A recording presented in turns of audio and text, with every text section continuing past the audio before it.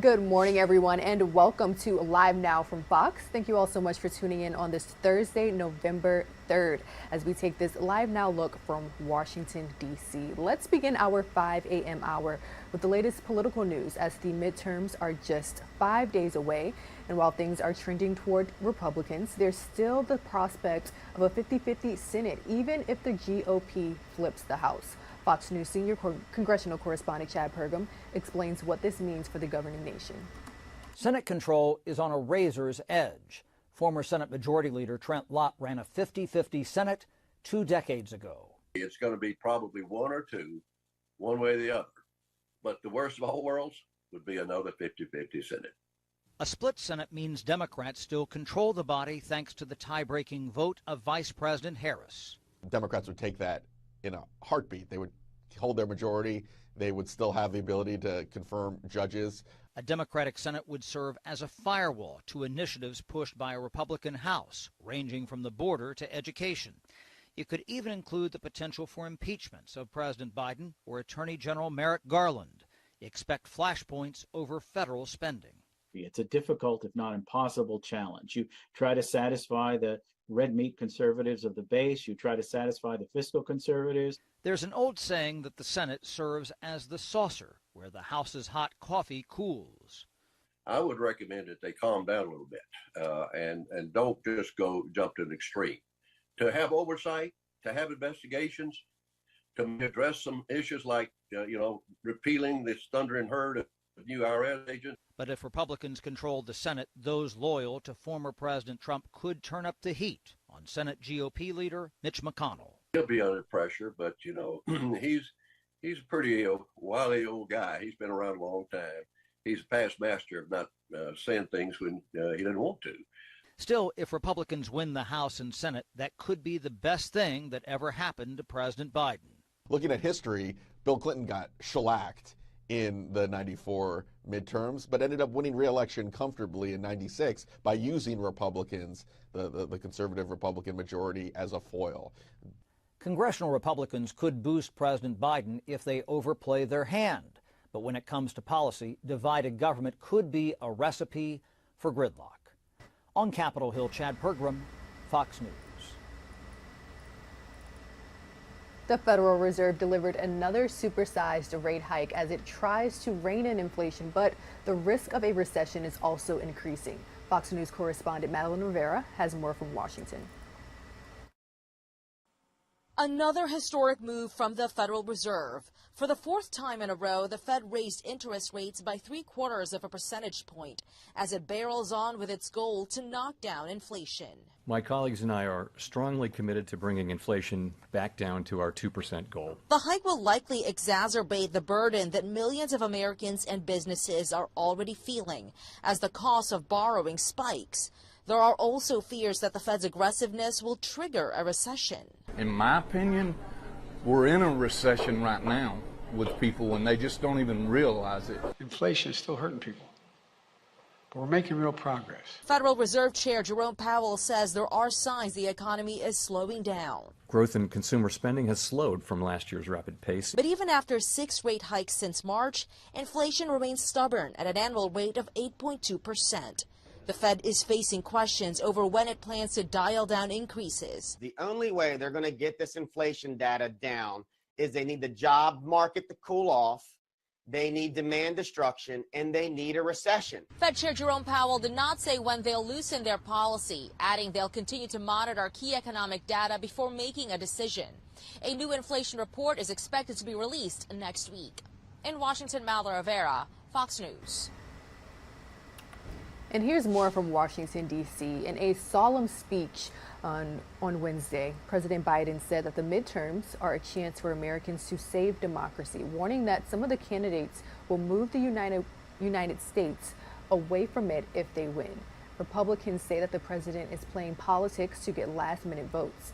Fox's Lauren Blanchard brings us that story.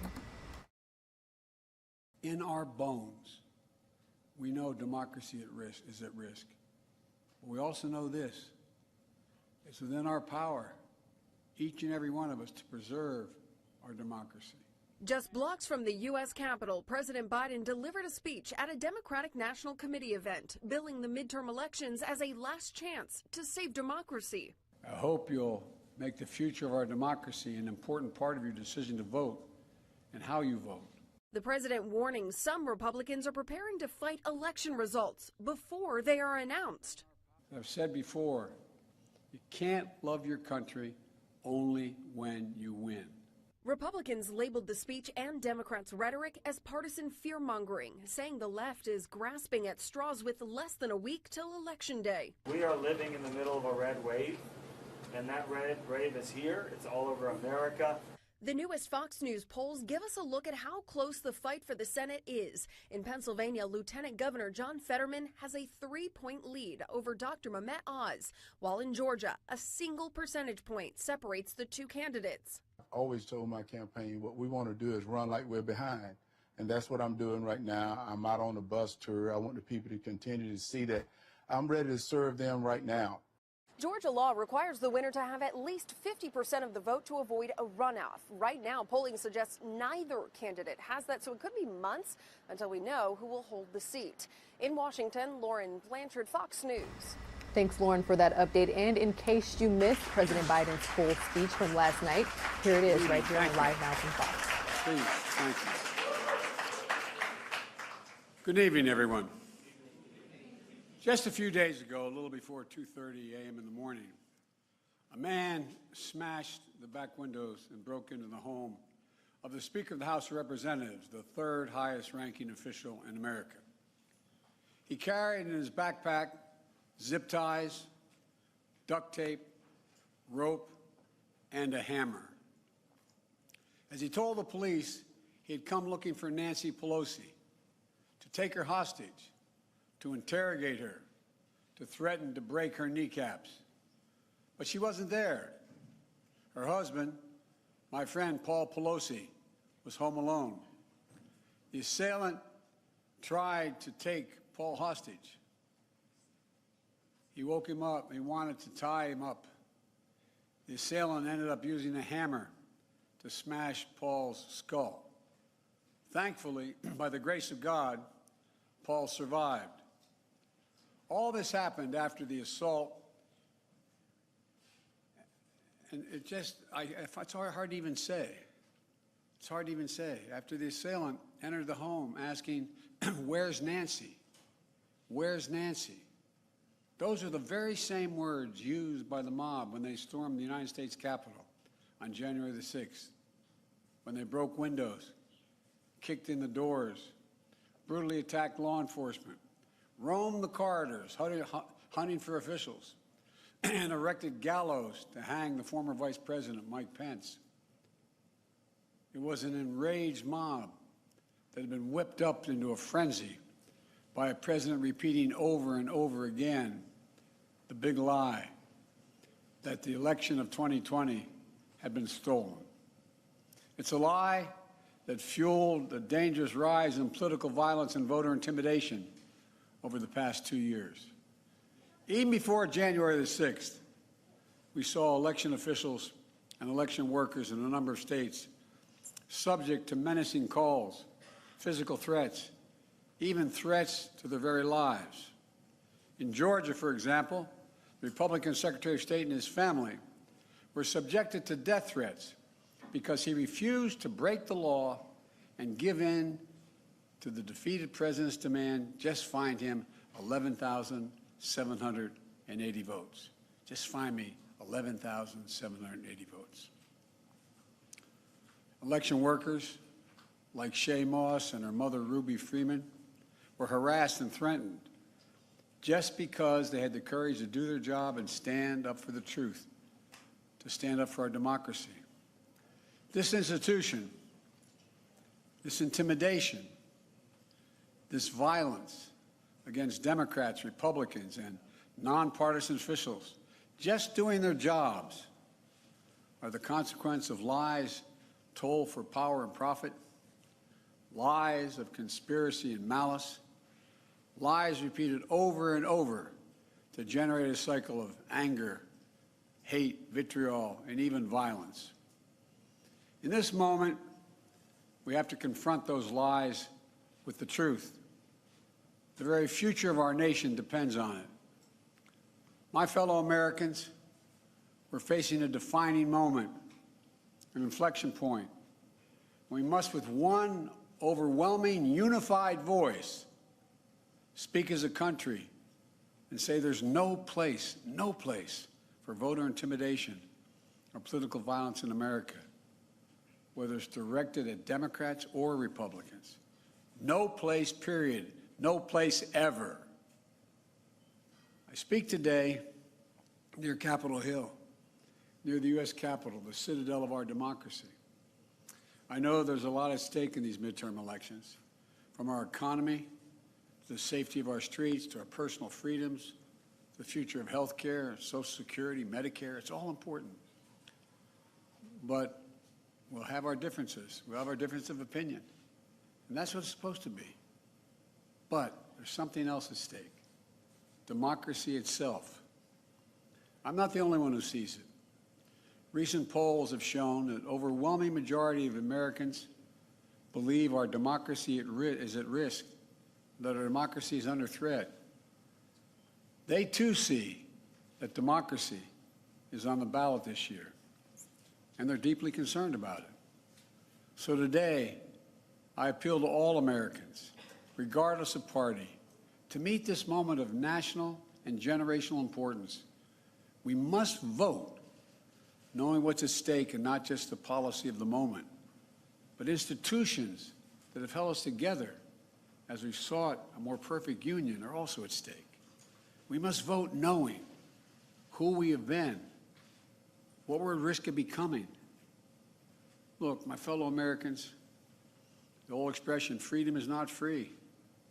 It requires constant vigilance. From the very beginning, nothing has been guaranteed about democracy in America. Every generation has had to defend it, protect it, preserve it, choose it. For that's what democracy is. It's a choice, a decision of the people, by the people, and for the people. The issue couldn't be clearer in my view. We, the people, must decide whether we will have fair and free elections, and every vote counts.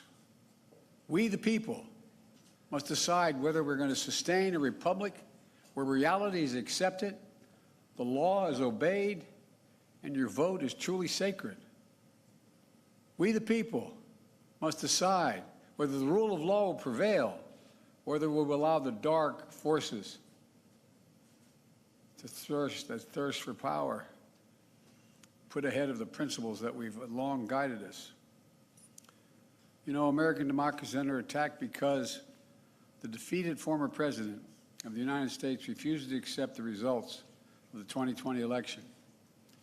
He refuses to accept the will of the people. He refuses to accept the fact that he lost. He has abused his power and put the loyalty to himself before loyalty to the Constitution. And he's made a big lie an article of faith in the MAGA Republican Party, the minority of that party. The great irony about the 2020 election is that it's the most attacked election in our history. And yet, there's no election in our history that we can be more certain of its results.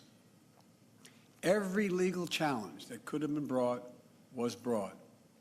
Every recount that could have been undertaken was undertaken. Every recount confirmed the results. Wherever fact or evidence had been demanded, the big lie has been proven to be just that, a big lie, every single time. Yet now, extreme MAGA Republicans aim to question not only the legitimacy of past elections, but elections being held now and into the future. The extreme MAGA element of the Republican Party, which is a minority of that party, as I said earlier, but is its driving force, is trying to succeed where they failed in 2020, to suppress the right of voters and subvert the electoral system itself. That means denying your right to vote and deciding whether your vote even counts. Instead of waiting until an election is over, they're starting well before it. They're starting now. They've emboldened violence and intimidation of voters and election officials. It's estimated that there are more than 300 election deniers on the ballot all across America this year. We can't ignore the impact this is having on our country. It's damaging, it's corrosive, and it's destructive. And I want to be very clear. This is not about me. It's about all of us. It's about what makes America, America. It's about the durability of our democracy. For democracies are more than a form of government. They're a way of being, a way of seeing the world, a way that defines who we are, what we believe, why we do what we do. Democracy is simply that fundamental. We must, in this moment, dig deep within ourselves and recognize that we can't take democracy for granted any longer. With democracy on the ballot, we have to remember these first principles. Democracy means the rule of the people, not the rule of monarchs or the moneyed, but the rule of the people. Autocracy is the opposite of democracy. It means the rule of one person, one interest, one ideology, one party. To state the obvious, the lives of billions of people from antiquity till now have been shaped by the battle between these competing forces, between the aspirations of the many and the greed and power of the few, between the people's right for self-determination and the self-seeking autocrat, between the dreams of a democracy and the appetites of an autocracy. What we're doing now is going to determine whether democracy will long endure. It, in my view, is the biggest of questions.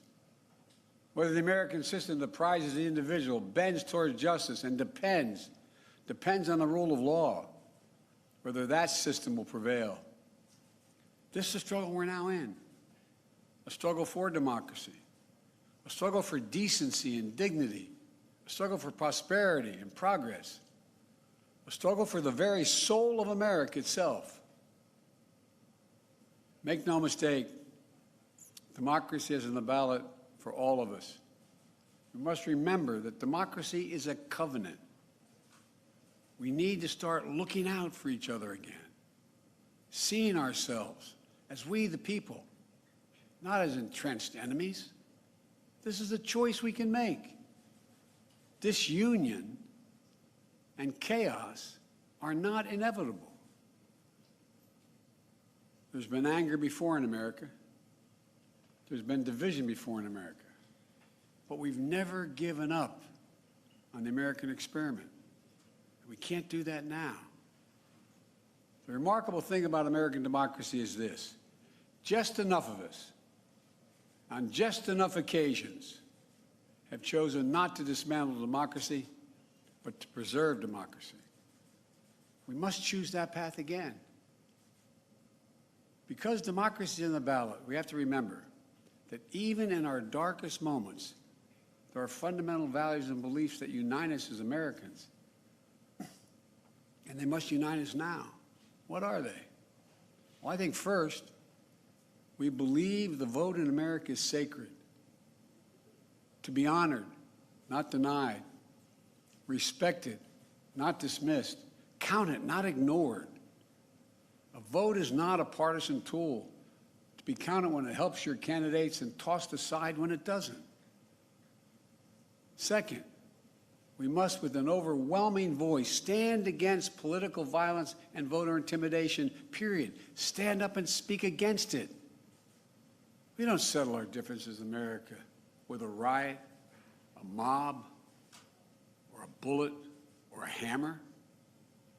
We settle them peaceably at the ballot box. We have to be honest with ourselves, though. We have to face this problem. We can't turn away from it. We can't pretend it's just going to solve itself. There's an alarming rise in the number of our people in this country condoning political violence or simply remaining silent, because silence is complicity. The disturbing rise of voter intimidation, the pernicious tendency to excuse political violence, or at least trying to explain it away. We can't allow this sentiment to grow. We must confront it head on now. It has to stop now. I believe the voices excusing or calling for violence and intimidation are a distinct minority in America, but they're loud and they are determined. We have to be more determined. All of us who reject political violence and voter intimidation, and I believe that's the overwhelming majority of the American people, all of us must unite to make it absolutely clear that violence and intimidation have no place in America. And third, we believe in democracy. That's who we are as Americans. I know it isn't easy. Democracy is imperfect. It always has been. But we're all called to defend it now. History and common sense tell us that liberty, opportunity, and justice thrive in a democracy, not in an autocracy. At our best, America is not a zero-sum society where for you to succeed, someone else has to fail. I promise America is big enough. It's big enough for everyone to succeed. Every generation opening the door of opportunity just a little bit wider. Every generation, including those who've been excluded before. We believe we should leave no one behind because each one of us is a child of God. And every person is sacred. If that's true, then every person's rights must be sacred as well. Individual dignity, individual worth, individual determination. That's America. That's democracy. And that's what we have to defend. Look, even as I speak here tonight, 27 million people have already cast their ballot in the midterm elections. Millions more will cast their ballots in the final days leading up to November the 8th. And for the first time, this is the first time since the national election of 2020, once again, we're seeing record turnout all over the country. And that's good. We want Americans to vote. We want every American's voice to be heard. Now we have to move the process forward. We know that more and more ballots are cast in early voting or by mail in America. We know that many states don't start counting those ballots until after the polls close on November 8th. That means in some cases we won't know the winner of the election for a few days until a few days after the election. It takes time to count all legitimate ballots in a legal and orderly manner. It's always been important for citizens in democracy to be informed and engaged. Now it's important for citizens to be patient as well. That's how it's supposed to work. This is also the first election since the events of January 6th, when the armed, angry mob stormed the U.S. Capitol. I wish I could say the assault on our democracy had ended that day, but I cannot. As I stand here today, there are candidates running for every level of office in America, for governor, Congress, Attorney General, Secretary of State, who won't commit. They will not commit to accepting the results of elections that they're running in. This is a path to chaos in America. It's unprecedented. It's unlawful. And it's un-American. As I've said before, you can't love your country only when you win. This is no ordinary year. So I ask you to think long and hard about the moment we're in. In a typical year, We're often not faced with questions of whether the vote we cast will preserve democracy or put us at risk. But this year we are. This year, I hope you'll make the future of our democracy an important part of your decision to vote and how you vote. I hope you'll ask a simple question of each candidate you might vote for. Will that person accept the legitimate will of the American people, of the people voting in his district or her district? Will that person accept the outcome of the election, win or lose? The answer to that question is vital. And in my opinion, it should be decisive. On the answer to that question hangs the future of the country we love so much and the fate of the democracy that has made so much possible for us. Too many people have sacrificed too much for too many years for us to walk away from the American project and democracy. Because we've enjoyed our freedoms for so long, it's easy to think they'll always be with us no matter what. But that isn't true today. In our bones, we know democracy is at risk. But we also know this. It's within our power, each and every one of us, to preserve our democracy. And I believe we will. I think I know this country. I know we will. You have the power. It's your choice. It's your decision. The fate of the nation, the fate of the soul of America lies where it always does, with the people, in your hands, in your heart, and your ballot. My fellow Americans, we'll meet this moment. We just need to remember who we are. We are the United States of America. There's nothing beyond our capacity if we do it together. May God bless you all. May God protect our troops. May God bless those standing guard over our democracy.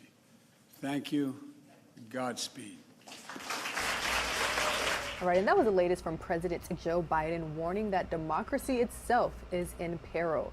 The president calling on Americans on Wednesday night to use their ballots in the next midterm elections to stand up against what he calls lies, violence, and dangerous ultra MAGA election disruptors who are trying to succeed where they failed in subverting the 2020 elections. We are just 5 days out until the midterms, and you can bet that we are covering every angle and every development. The time is now 5:27. We'll be back in 2 minutes.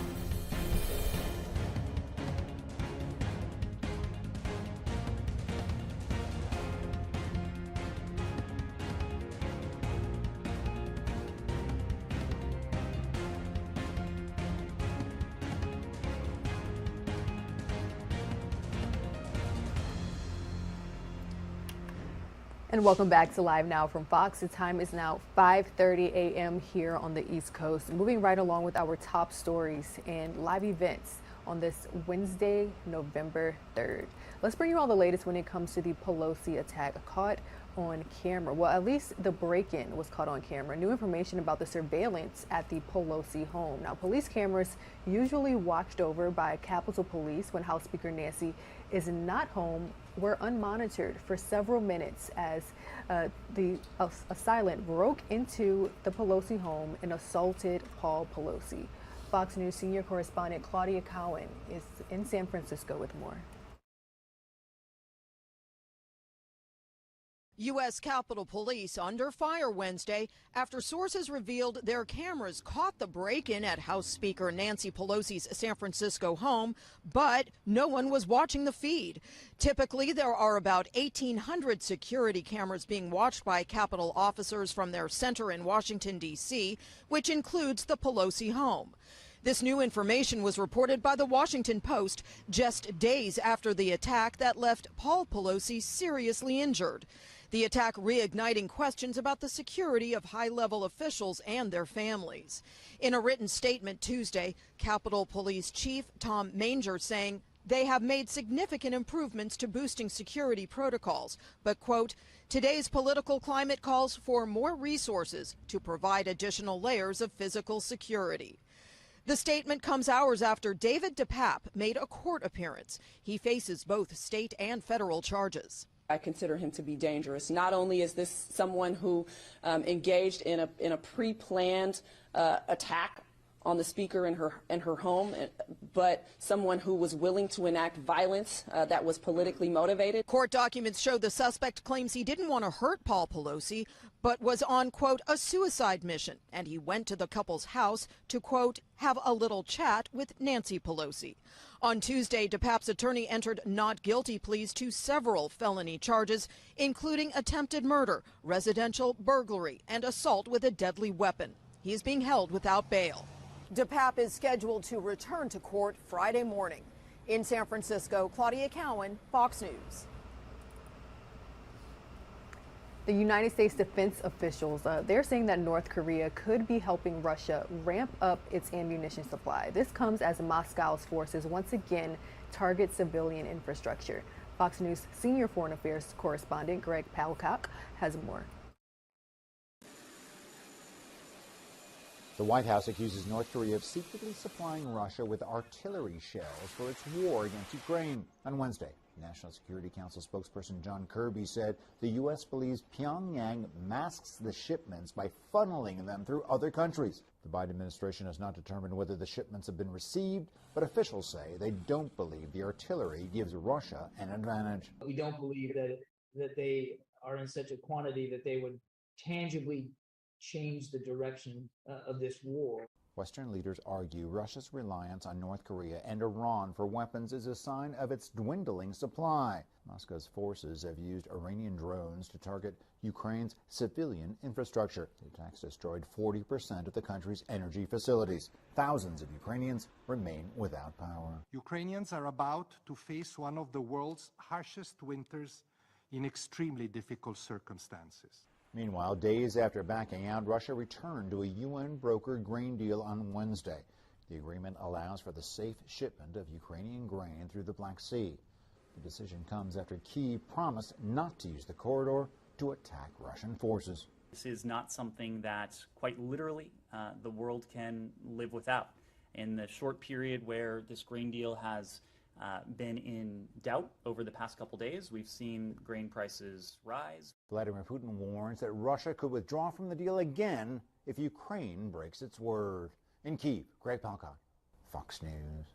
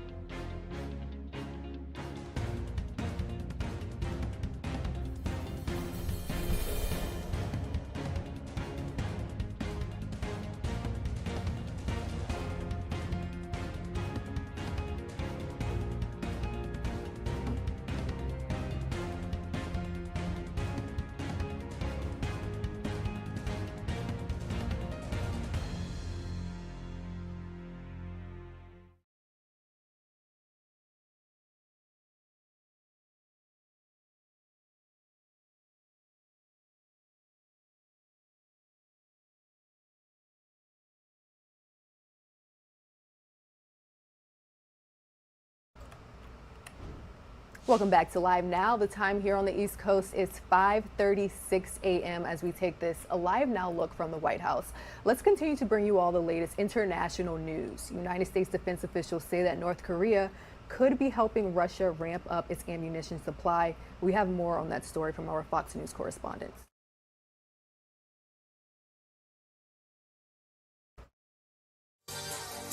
After the fifth round of Israeli elections in less than 4 years, former Prime Minister Benjamin Netanyahu is poised to take power once again after failing to form a government last year. Exit polls show the opposition leader has at least the 61 seats needed to control the Israeli parliament in Jerusalem, known as the Knesset. If indeed the real election results reflect the exit polls, I will establish a nationalist government that will see to all Israeli citizens, without any exceptions, to all. Once formal results are announced later this week, Netanyahu is expected to receive a mandate from Israeli President Isaac Herzog. He'll then have 28 days to form a coalition government that is expected to be one of the most conservative in the history of the Jewish state. Current Prime Minister Yair Lapid spoke overnight, encouraging his supporters to wait for the final results, since they could be different from the exit polls. Until the last envelope is counted, nothing is over or closed. We will wait patiently, even if we don't have patience, for the final data. And tonight, new reaction from the Palestinians, who could see a significant shift in policy toward Arabs in the West Bank, since Netanyahu has criticized the outgoing government's attempts to work with the Palestinian Authority. This election is as we expected. The parties that are more right-wing and more extreme are the ones winning in this election. Their policies eliminates any political potential, and that will lead to more escalation of aggression and crimes against the Palestinian people. Iranian officials are also weighing in tonight from Tehran, with a senior Islamic Revolutionary Guard Corps commander saying that a Netanyahu victory will create new challenges for the United States and Israel. In Jerusalem, Trey Inkst, Fox News. The air raid sirens started early Wednesday morning in coastal areas of South Korea, the North firing at least 23 missiles into the waters off the Korean peninsula, breaking a single-day record. For the first time in more than 75 years, one of those missiles landed south of the maritime border separating the two countries.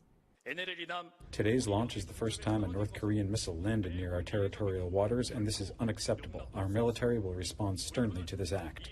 And that response came quickly. South Korean forces launching 3 precision-guided missiles landing about 16 miles north of the maritime border. This latest provocation is being seen as a response to Operation Vigilant Storm, the largest ever series of military drills between the U.S. and South Korea, involving hundreds of planes and thousands of service members. The White House says it prefers diplomacy to military moves, but North Korean leader Kim Jong-un has yet to respond to repeated offers to return to the bargaining table. I want to stress we're willing to sit down without preconditions. In the meantime, given that he hasn't shown any inclination to want to talk, we have to do what we must. But regardless of whether the North is open to diplomacy, the U.S. also says it will continue standing behind its Pacific allies, especially South Korea and Japan. Our commitment to defending both countries is ironclad. The Biden administration is now calling on China to use its influence to get North Korea to agree to a new round of denuclearization talks. In London, Alex Hogan, Fox News.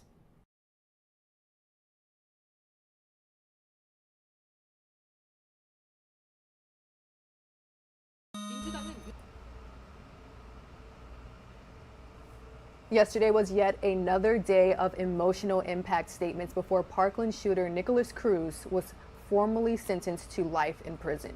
Fox News correspondent Jeff Paul has more from the hearings. My hope for you is that the pain of what you did to my family burns and traumatizes you every day. May your life be horrific, painful, and shown no mercy. One final day of verbal thrashing for Parkland school shooter Nicholas Cruz. My 70th birthday is February 2024. My hope, my prayer for my birthday present is to get word that you are dead, that the justice system was done in jail. This was the final time victims' families and survivors were able to confront Cruz for the 2018 massacre at Marjorie Stoneman Douglas High School. Wednesday capped 2 days of impact statements before a judge formally sentenced Cruz to life in prison without parole. A sentence that came after the jury was unable to reach a unanimous decision on the death penalty. It's not just that you killed and injured a total of 34 people. It's the fact that I'll have to live with the aftermath of this for the rest of my life. Cruz, shackled in a red jail jumpsuit, showed no emotion during the hearing. Instead, it was the judge who became emotional while reading the sentence, her voice cracking as she started reading off the names of the 17 people killed in the shooting. Count 1 of the indictment. Before the reading, she thanked families for their strength during the long and emotional 3-month trial. In total, Cruz was given 34 consecutive life sentences. That's one for each person he either killed or injured. Jeff Paul, Fox News.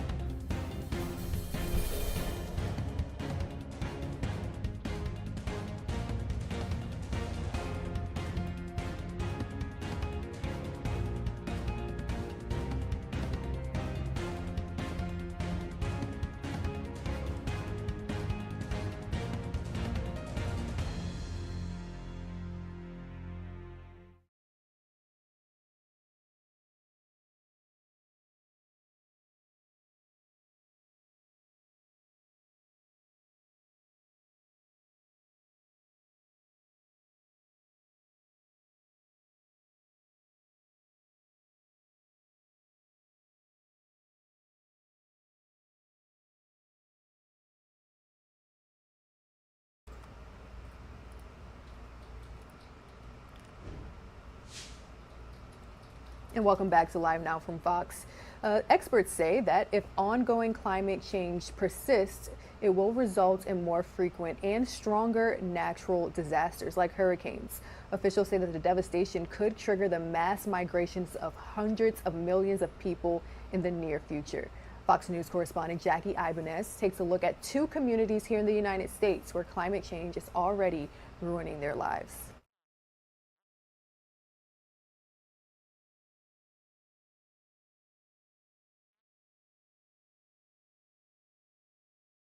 Over the next 30 years, natural disasters amplified by climate change are expected to drive roughly 143 million people worldwide out of their homes, according to a recent United Nations report.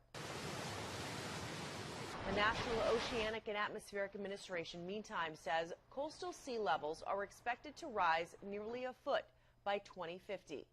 Scientists like Jesse Keenan of Tulane University predict the increase will trigger the migration of nearly 50 million Americans. Heartbreaking just to know that they won't be able to live the life I did when I was a kid, because it won't be here. But for 2 communities in the U.S., climate change is already threatening their way of life.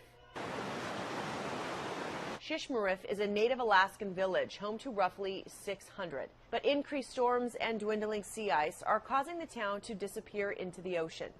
The worsening conditions are also impacting people's ability to hunt for their main sources of food. As that coastal erosion happens, the villages are getting closer and closer to the ocean, to the point where waves are breaking through the communities. Meanwhile, in northern New Mexico, members of the Tewa tribe are facing extreme wildfires and drought.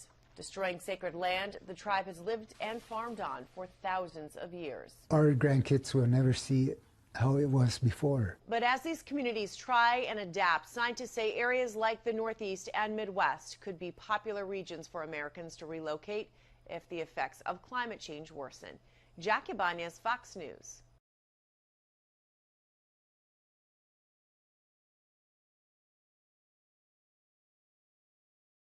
Over the next 30 years, natural disasters amplified by climate change are expected to drive roughly 143 million people worldwide out of their homes, according to a recent United Nations report. All right, and that was the latest from our Fox News partner, Jackie Ibanez. Switching gears and bringing you all the latest when it comes to a possible diesel shortage. While inflation continues to hit people's wallets, falling supplies of the diesel supply could make things even more challenging. Now, the United States Energy Information Administration says demand for diesel is skyrocketing, and the nation currently has less than a month's supply at a time. Fox's Tom Bakar has more. Right now, the nation's supply of diesel, less than a month's worth, is at its lowest level in about 14 years overall, and the lowest going into the winter in 40 years. Though refiners are still making diesel, low inventory plus extremely high demand equals consumers pay more. What caused that? Russia is a major exporter of diesel, and that's being disrupted by the war. And Western Europe is a major user of diesel, and they're having to import even more from us now. Various forms of diesel are necessities for trucks, trains, ships, jets, and farms worldwide. Add to that millions of American homes that use heating oil all through the late fall, winter, and into the spring. These prices are incredibly hard on shippers. They're incredibly hard on the trucking companies, and they're devastating to independent truckers. But let's face it, at the end of the day, you are paying for it in everything you buy. Diesel is running the economy. Bob Ramarino is president of Hayward-based Roadstar Truck and a former president of the California Trucking Association. Most truckers have in place fuel surcharge agreements with the shippers, but it's never enough. It never covers 100%, and it certainly impacts the consumer, and it impacts inflation. Diesel prices have increased 33% for November deliveries and are expected to go even higher. Diesel and inflation, absolutely. Yeah, those are huge issues, especially in the supply chain. Arizona trucker Michael Norb drives for a company because being an owner-operator is just too hard now. Diesel prices are astronomical.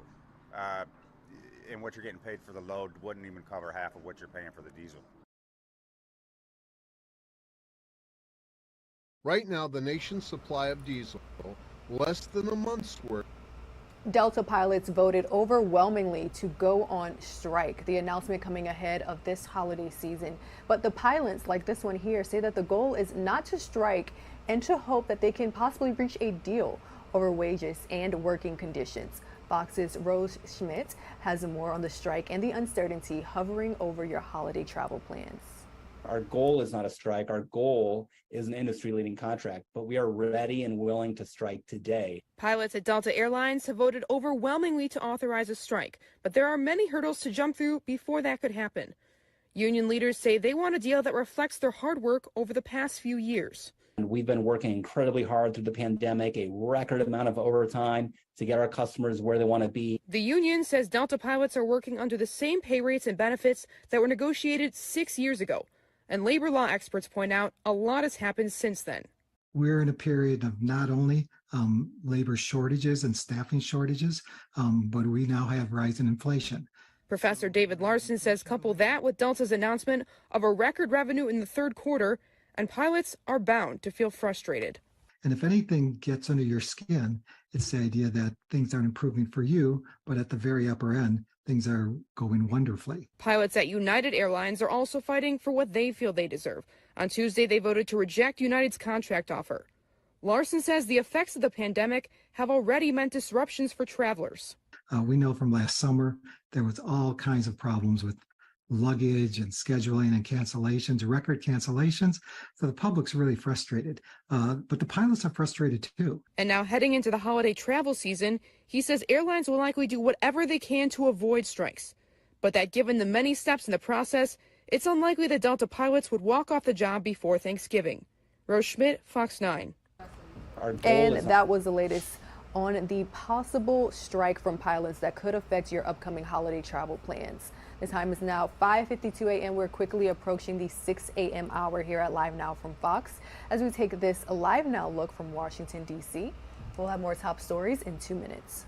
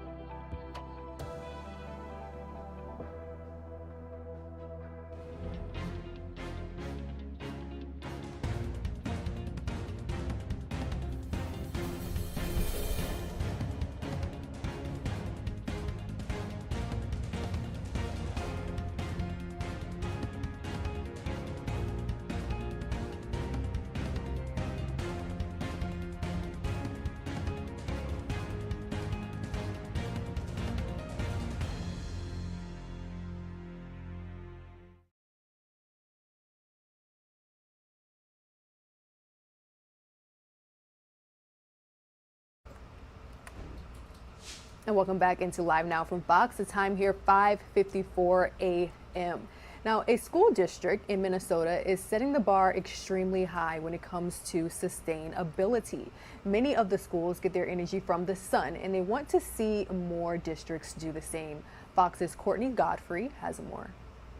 High above the hallways of this Eden Prairie Elementary School is the district's cost-saving secret. It didn't cost us money on the front end, but each year we receive savings from it. 2,200 solar panels at this school alone, powering learning one sunbeam at a time. The money that we save, which is up to $6.1 million over 25 years, is going to be invested right back into classrooms and be a benefit for our students. The district's executive director of business services, Jason Mutzenberger, says every single public school in Eden Prairie has solar panels on the roof. Along with subscribing to 3 local solar gardens, the district currently gets 85% of its energy from the sun. With plans for a massive expansion at Eden Prairie High School and Central Middle School next year. I think this is a great opportunity for you to help control your bottom line in the school district. Then why aren't more districts doing it? Mutzenberger believes the facility's maintenance intimidates decision makers. I think one of the drawbacks for school districts is putting a solar array on their rooftop. We often protect our roofs. We don't want water penetration within the building, and so we're often very careful about what ends up here on the rooftops.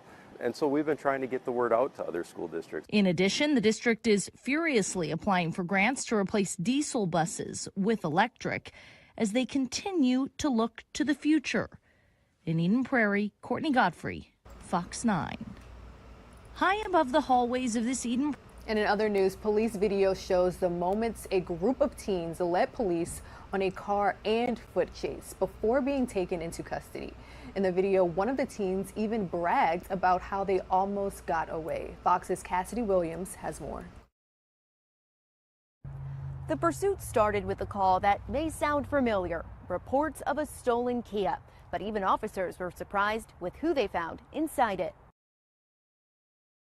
Around 3 a.m. on Saturday, October 22nd, a silver Kia swerves in between lanes of traffic down Loomis Road.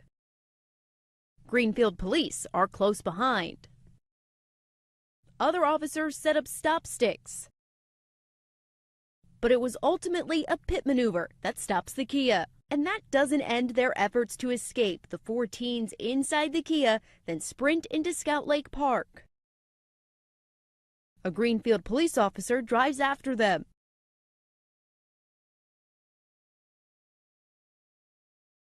Before he gets out too, he then places one of the teens in handcuffs.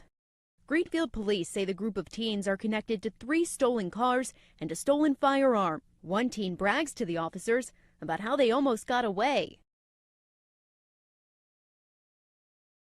Even the officers are surprised to learn how old that teen is.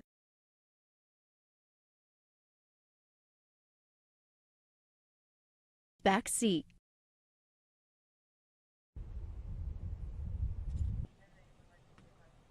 I called the Greenfield Police Department this afternoon to ask about the case and this video. I was told nobody would be available to answer questions until Wednesday. Cassidy Williams, Fox 6 News. The pursuit started with potential hope in combating the nation's deadly opioid epidemic, with CVS Health and Walgreens offering billions of dollars to settle thousands of opioid lawsuits. Fox News correspondent Ted Linder takes a look at the tentative deals that could help states prevent opioid use and overdoses. Pharmaceutical giants CVS and Walgreens striking tentative deals to pay a combined $10 billion to settle thousands of opioid-related lawsuits. It looks like they feel like the settlement is a way to get rid of this liability, contribute to a solution. Wednesday's announcements have been a long time coming for local, state, and tribal governments across the country, whose lawsuits sought to hold pharmacies accountable for their alleged role in contributing to the opioid crisis, claiming pharmacies unnecessarily filled prescriptions for opioids that they shouldn't have. We know that no amount of money is ever going to bring back our friends or families or repair the harms that have been caused by the opiate epidemic. More than 500,000 people in the U.S. have died from opioid overdoses over the last 20 years, with synthetic opioid deaths rising by 80% over the last 2 years. In their settlements, CVS and Walgreens did not accept liability. This has been a thorn in the business's sides. If lots of cases went to trial, it could end up costing the companies far more. This gives them some financial certainty and a chance to move ahead with their regular business operations. If the deals are successfully completed, CVS would pay $4.9 billion to local governments and roughly $130 million to Native American tribes over 10 years. Walgreens, meantime, would pay $4.8 billion to governments and $155 million to tribes over 15 years. Ted Lindner, Fox News.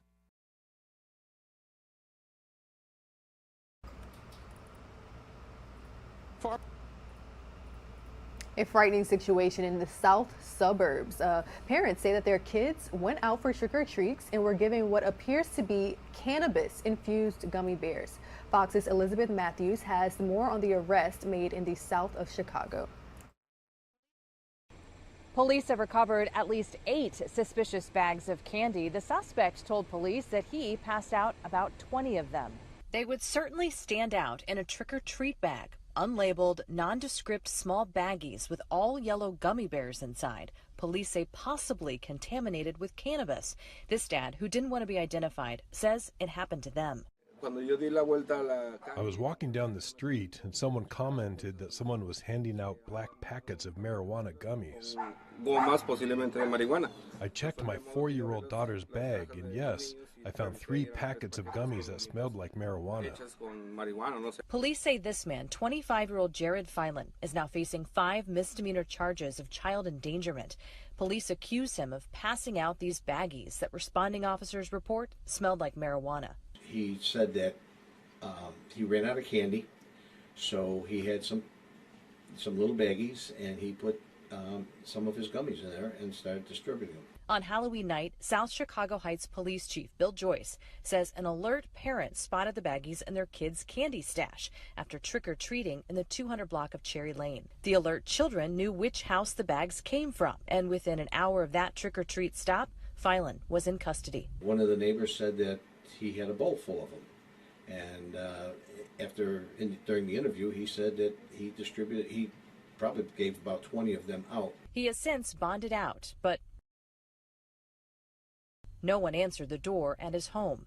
Now police are warning parents to double-check their kids' candy. I checked everything. Anything that seemed open, I threw it away. We as parents have to be responsible to check our candy or the stuff that's being distributed to our kids. The chief says they don't have any reports of anyone consuming that suspicious candy. He adds that a drug-sniffing dog confirmed that the bags were suspicious, but they're still waiting on official crime lab results. In South Chicago Heights, Elizabeth Matthews, Fox 32, Chicago. The time is just after the 6 a.m. hour here on the East Coast. We'll have more top stories in 2 minutes.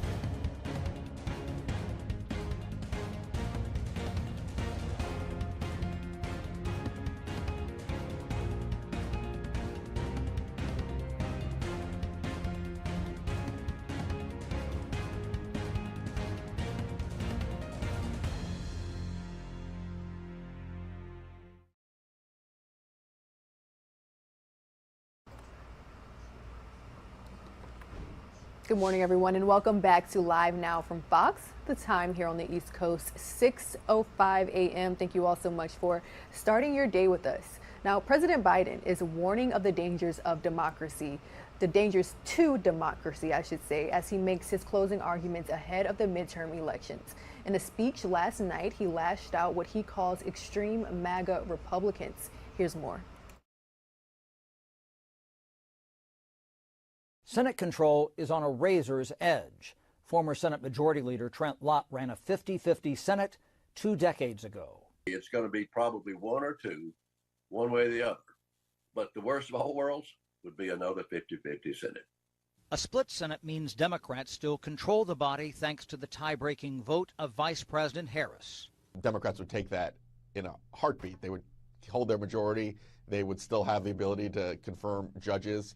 A Democratic Senate would serve as a firewall to initiatives pushed by a Republican House, ranging from the border to education.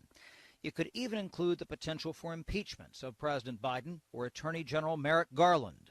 Expect flashpoints over federal spending. It's a difficult, if not impossible, challenge. You try to satisfy the red meat conservatives of the base. You try to satisfy the fiscal conservatives. There's an old saying that the Senate serves as the saucer where the House's hot coffee cools. I would recommend that they calm down a little bit and don't just jump to an extreme. To have oversight, to have investigations, to address some issues like, repealing this thundering herd of new IRS agents. But if Republicans controlled the Senate, those loyal to former President Trump could turn up the heat on Senate GOP leader Mitch McConnell. He'll be under pressure, but, he's a pretty wily old guy. He's been around a long time. He's a past master of not saying things when he didn't want to. Still, if Republicans win the House and Senate, that could be the best thing that ever happened to President Biden. Looking at history, Bill Clinton got shellacked in the 94 midterms, but ended up winning re-election comfortably in 96 by using Republicans, the conservative Republican majority, as a foil. Congressional Republicans could boost President Biden if they overplay their hand. But when it comes to policy, divided government could be a recipe for gridlock. On Capitol Hill, Chad Pergram, Fox News. And that's right, Election Day quickly approaching, and new polls show more troubling signs for Democrats as they try to hold on to their majority in the House and keep control of the Senate.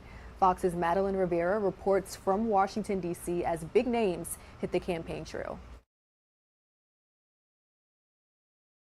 Good to see you. With less than a week to go before Election Day, candidates in key races are packing their schedules, making their last pitch to voters.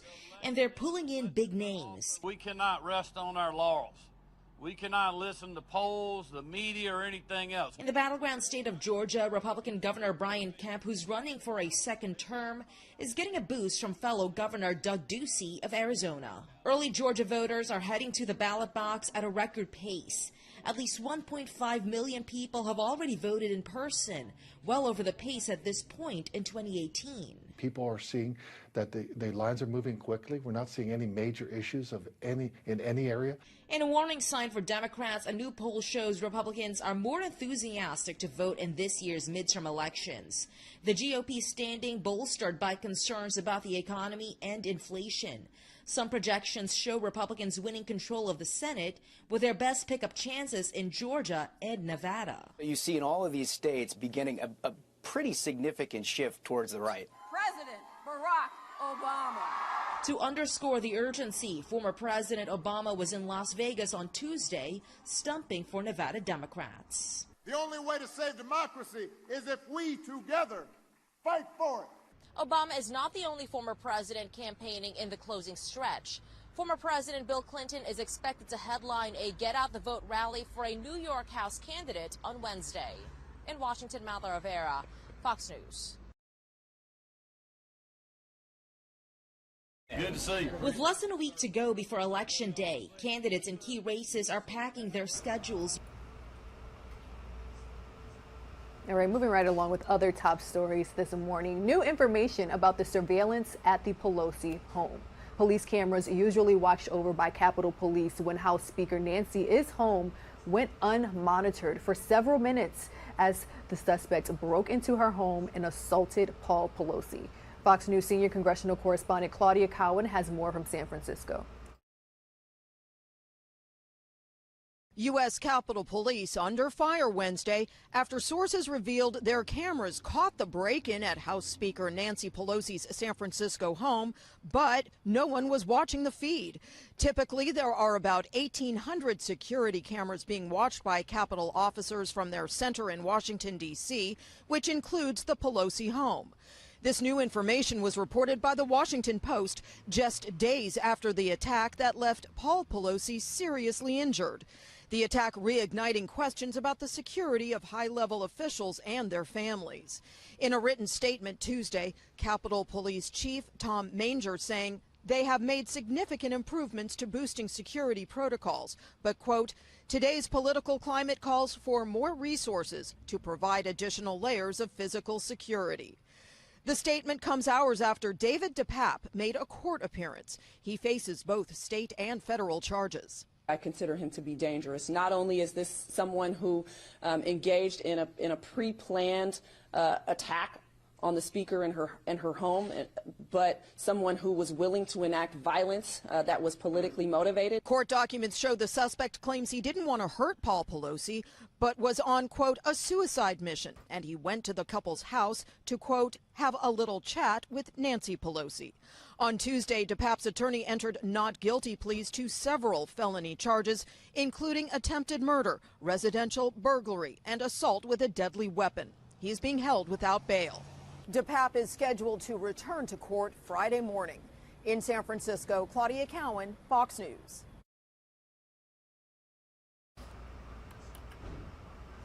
All right, guys, the time is now 6:12 a.m. We'll have more top stories after this quick commercial break.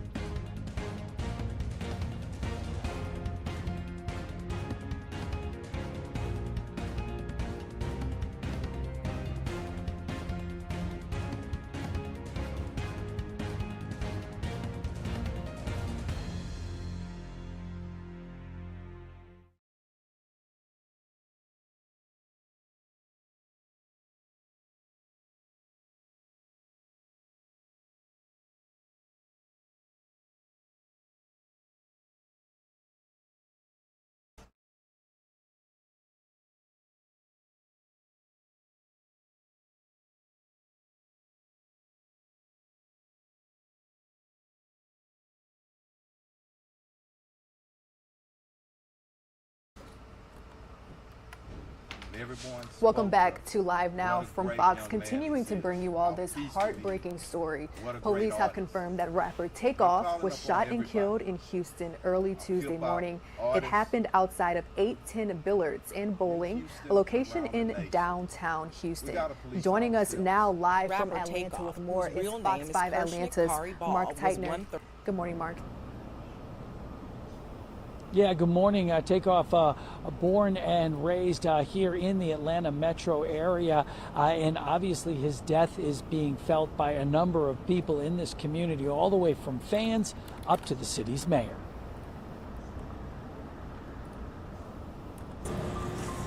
Mourners on the Beltline stopped to pay their respects to Takeoff at a mural put up in memory of the fallen rapper. The first thing I felt when I saw it was an immense wave of sadness, because Takeoff was my favorite Migo of the three. TMZ video captured the scene leading up to Takeoff's death, whose offstage name was Kirsnick Ball. An autopsy found the 28-year-old member of the Gwinnett-based Migos rap trio was killed by gunshot wounds to the head and torso. This after a fight broke out at a private party at a Houston bowling alley. Police think Takeoff was an innocent victim. People are mad and they got access to a gun. Anything can happen. Violence ensues. Atlanta Mayor Andre Dickens released a long video during which he talked about Takeoff's contribution to the metro area, as well as the importance of stopping gun violence. Takeoff is a bystander. This was unintended. He was not the target. This is innocent bystander's life is lost. That's devastating. A sentiment echoed back at the Beltline mural. Definitely hurt the community with the loss of Takeoff, though, because he's Atlanta's finest. Atlanta Mayor Dickens says he is speaking with his counterpart in Houston, who tells him although no arrests have been made, they are confident that they will eventually find the person responsible for this crime. The entire hip-hop community, as well as the community in Atlanta, mourning his death. Mark, do we know anything about funeral arrangements at this time? They haven't been announced as of yet.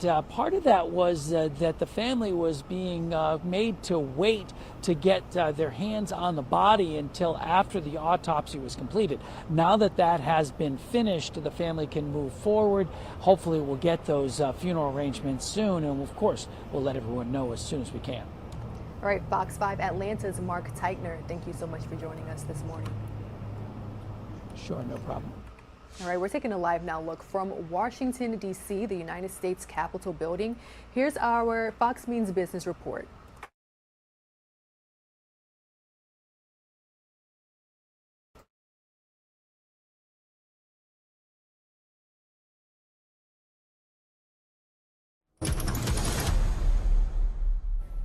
Well, the cost to borrow money is going up again. The Federal Reserve raising its key interest rate by another 0.75 percentage point on Wednesday. That's the 6th hike just this year. Of course, this means that loans for things like homes, credit cards, and cars will be more expensive now. Meanwhile, the Fed also signaled they will keep hiking rates as inflation remains high. The stock market falling on the news. The Dow, S&P 500, and the Nasdaq all closed down. The payroll firm ADP says that private companies added 239,000 jobs last month. That's more than expected and also more than they added in September. And the same report said that Americans are making more money, with wages jumping by 7.7% from the same time a year ago. That's the good news. The bad news, inflation is eating up those pay increases and then some. That's business. I'm Connell McShane.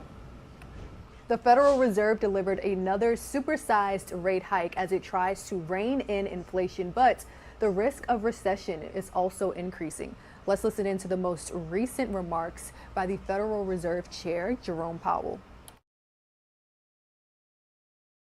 Monetary policy actions after briefly reviewing economic developments. The U.S. economy has slowed significantly from last year's rapid pace. Real GDP rose at a pace of 2.6% last quarter, but is unchanged so far this year. Recent indicators point to modest growth of spending and production this quarter. Growth in consumer spending has slowed from last year's rapid pace, in part reflecting lower real disposable income and tighter financial conditions. Activity in the housing sector has weakened significantly, largely reflecting higher mortgage rates. Higher interest rates and slower output growth also appear to be weighing on business fixed investment. Despite the slowdown in growth, the labor market remains extremely tight, with the unemployment rate at a 50-year low, job vacancies still very high, and wage growth elevated. Job gains have been robust, with employment rising by an average of 289,000 jobs per month over August and September. Although job vacancies have moved below their highs and the pace of job gains has slowed from earlier in the year, the labor market continues to be out of balance, with demand substantially exceeding the supply of available workers.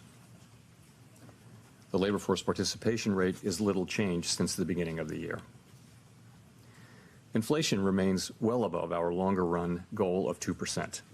Over the 12 months ending in September, total PCE prices rose 6.2%, excluding the volatile food and energy categories. Core PCE prices rose 5.1%.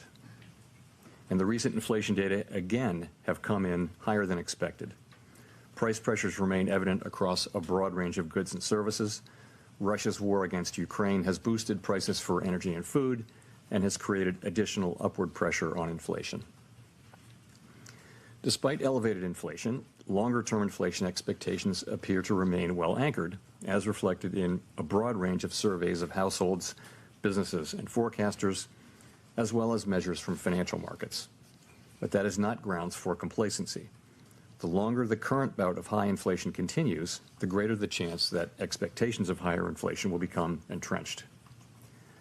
The Fed's monetary policy actions are guided by our mandate to promote maximum employment and stable prices for the American people.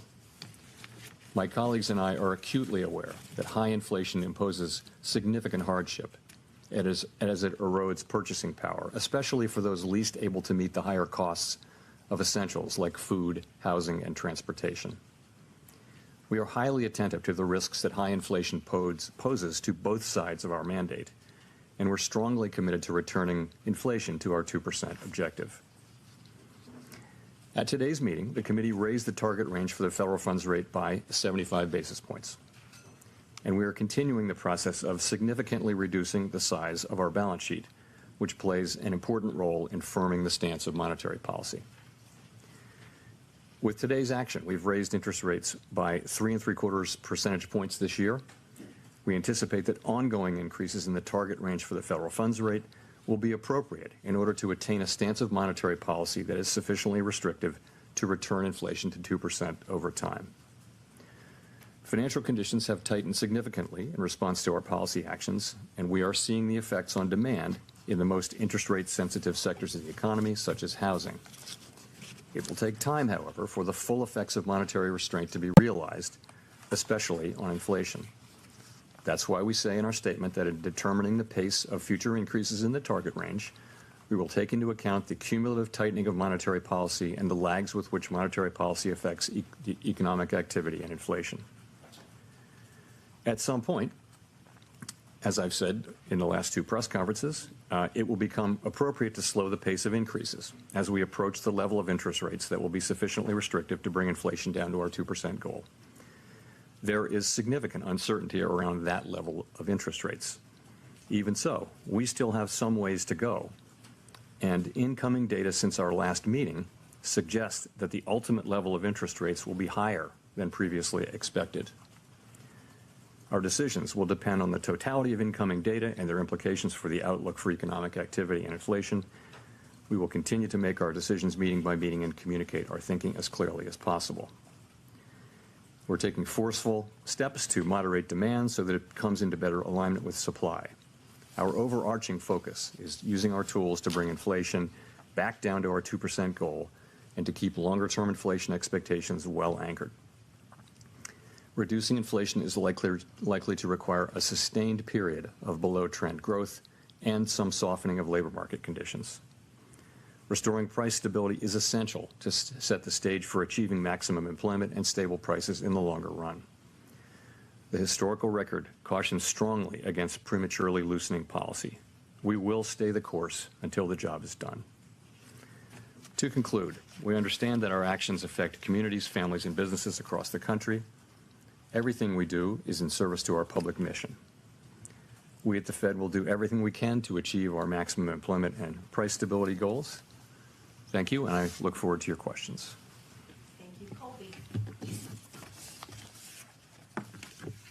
Thank you. Colby Smith with the Financial Times. On the need to slow the pace of rate increases at some point, is a downshift contingent on a string of better inflation data specifically between now and, let's say, the December meeting?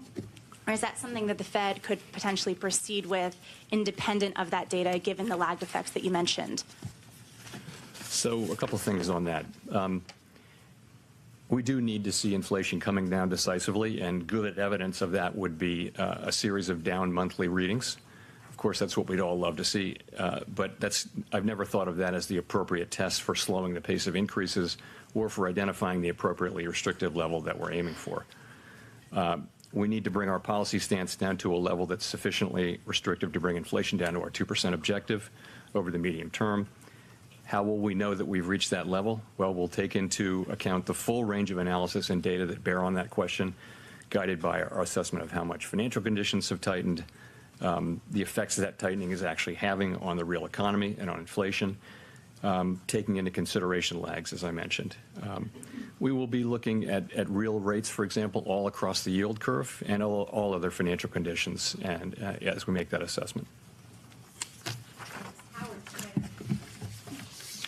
Hi, Howard Schneider with Reuters. Look, I'm sure there's going to be tons of confusion out there about whether this means you're going to slow in December or not.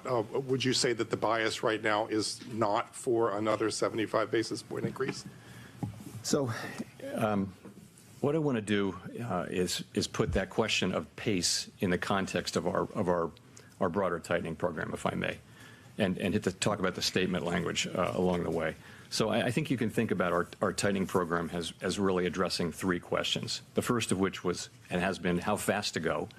The second is how high to raise our policy rate. And the third will be eventually how long to remain at a restrictive level. So on the first question, how fast to tighten policy, it's been very important that we move expeditiously, and we have clearly done so.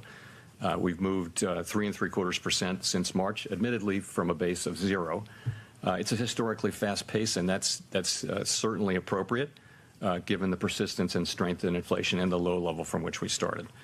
So now we come to the second question, which is how high to raise our policy rate, and we're saying that we'd raise that rate to a level that's sufficiently restrictive to bring inflation to our 2% target over time, and we put that into our post-meeting statement. Because that really does become the important question, we think now, is how far to go, and I'll talk more about that.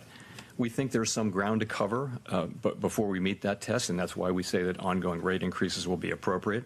And as I mentioned, incoming data between the meetings, both the strong labor market report, but particularly the CPI report, do suggest to me that we may ultimately move to higher levels than we thought at the time of the September meeting. That level is very uncertain, though, and I would say, we're going to find it over time.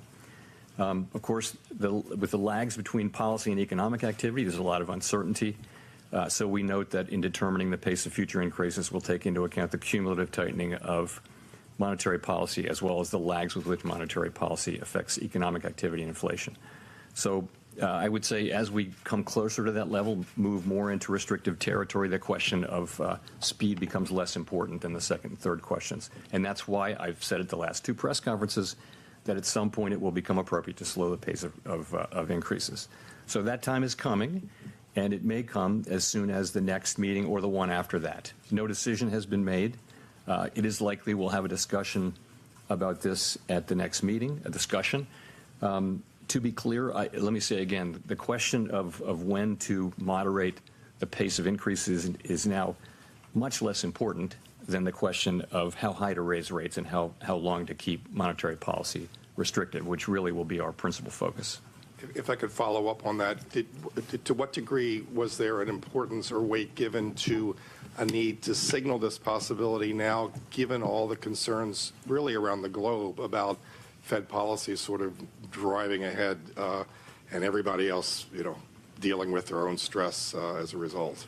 Well, I think I'm pleased that we have moved as fast as we have. I don't think we've over-tightened. I think there's very difficult to make a case that our current level is too tight, given that inflation still runs well above the federal funds rate. So I think that at this meeting, the last two meetings, as I've mentioned, I've said that there would come a point, and this was a meeting at which we had a discussion about what that might mean, and we did discuss this, and as I mentioned, we'll discuss it again in December. But there's I don't have any sense that we've over-tightened or moved too fast. I think it's been good and a successful program. That we've gotten this far this fast. Remember, though, that we still think there's a need for ongoing rate increases, and we have some ground left to cover here, and cover it we will. Nick?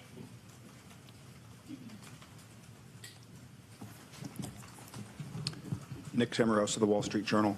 Chair Powell, core PCE inflation on a 3 or 6 month annualized basis and on a 12-month basis has been running in the high 4s, close to 5%.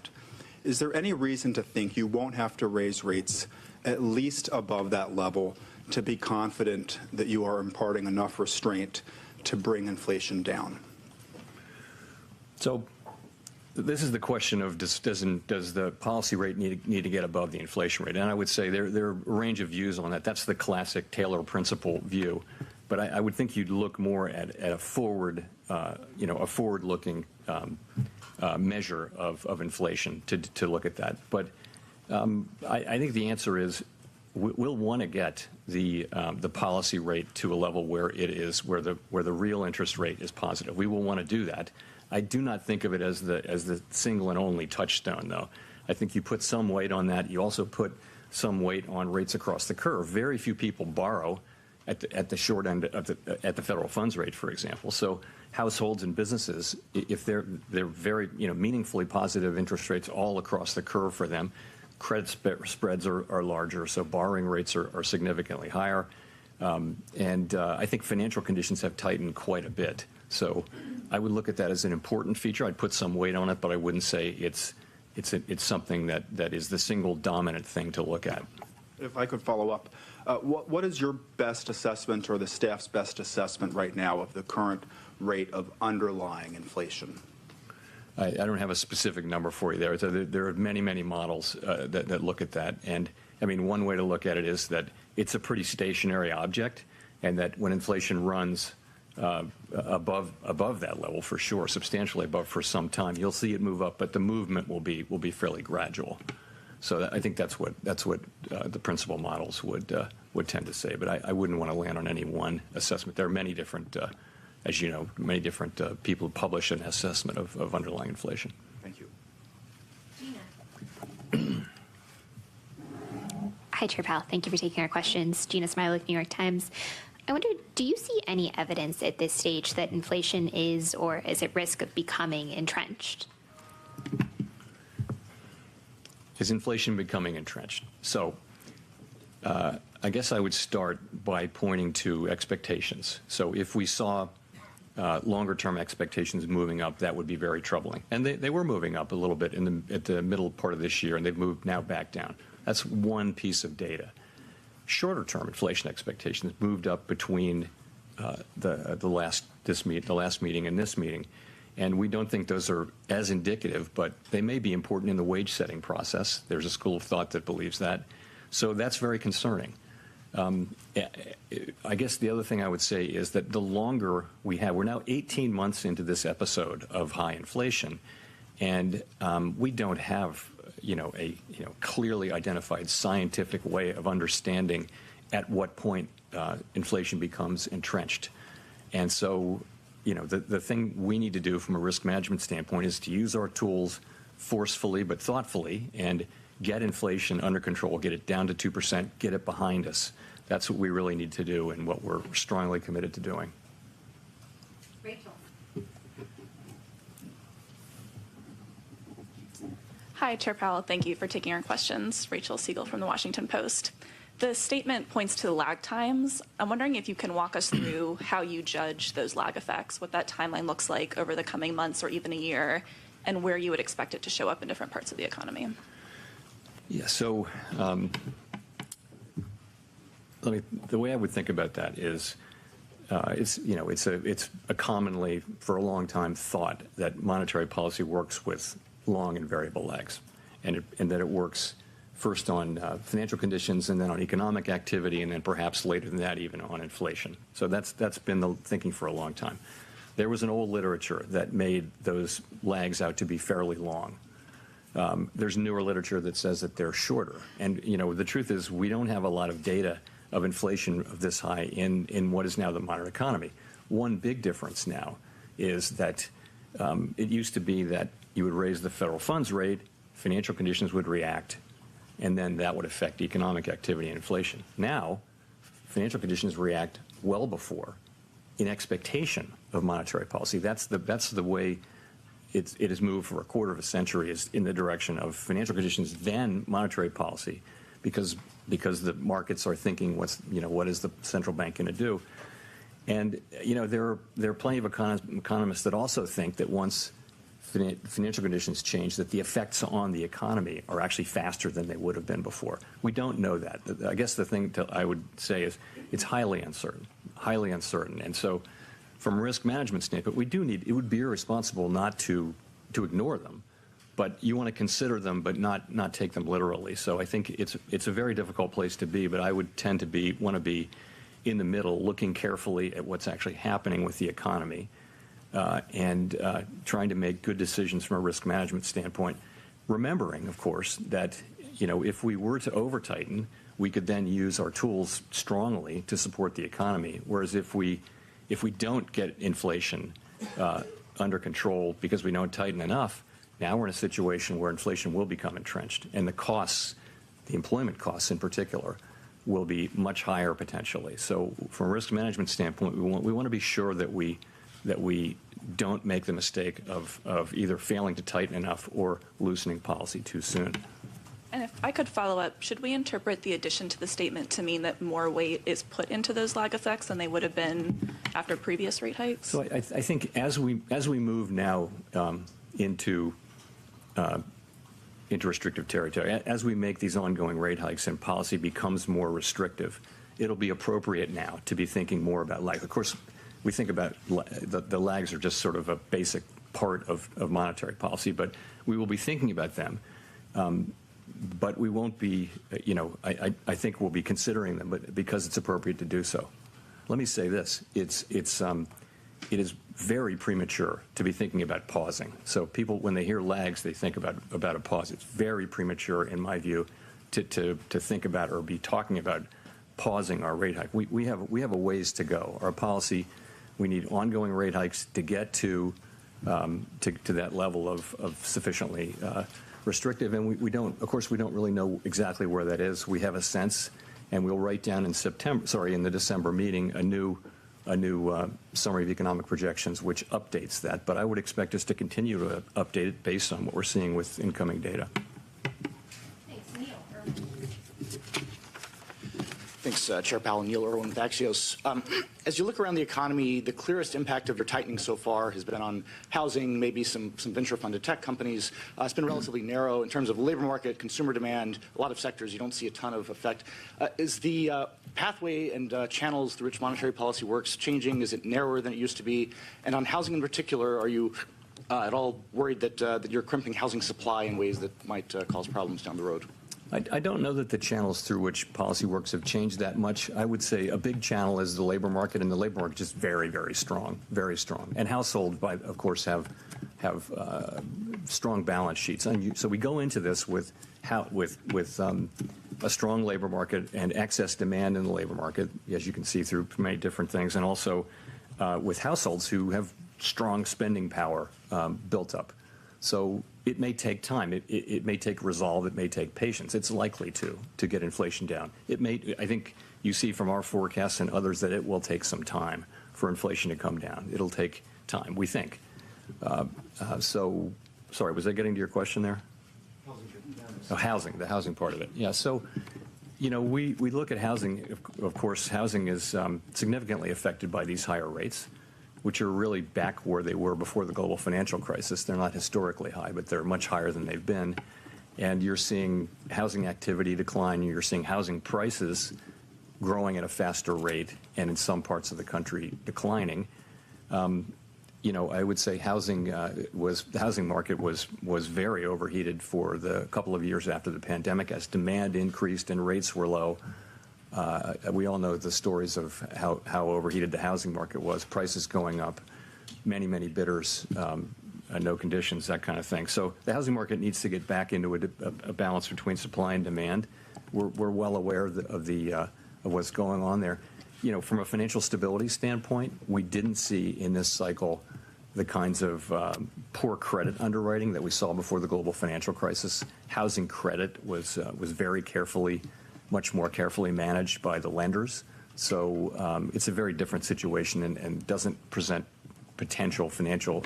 to present financial stability issues. But no, we do understand that's really where a very big effect of our policies is.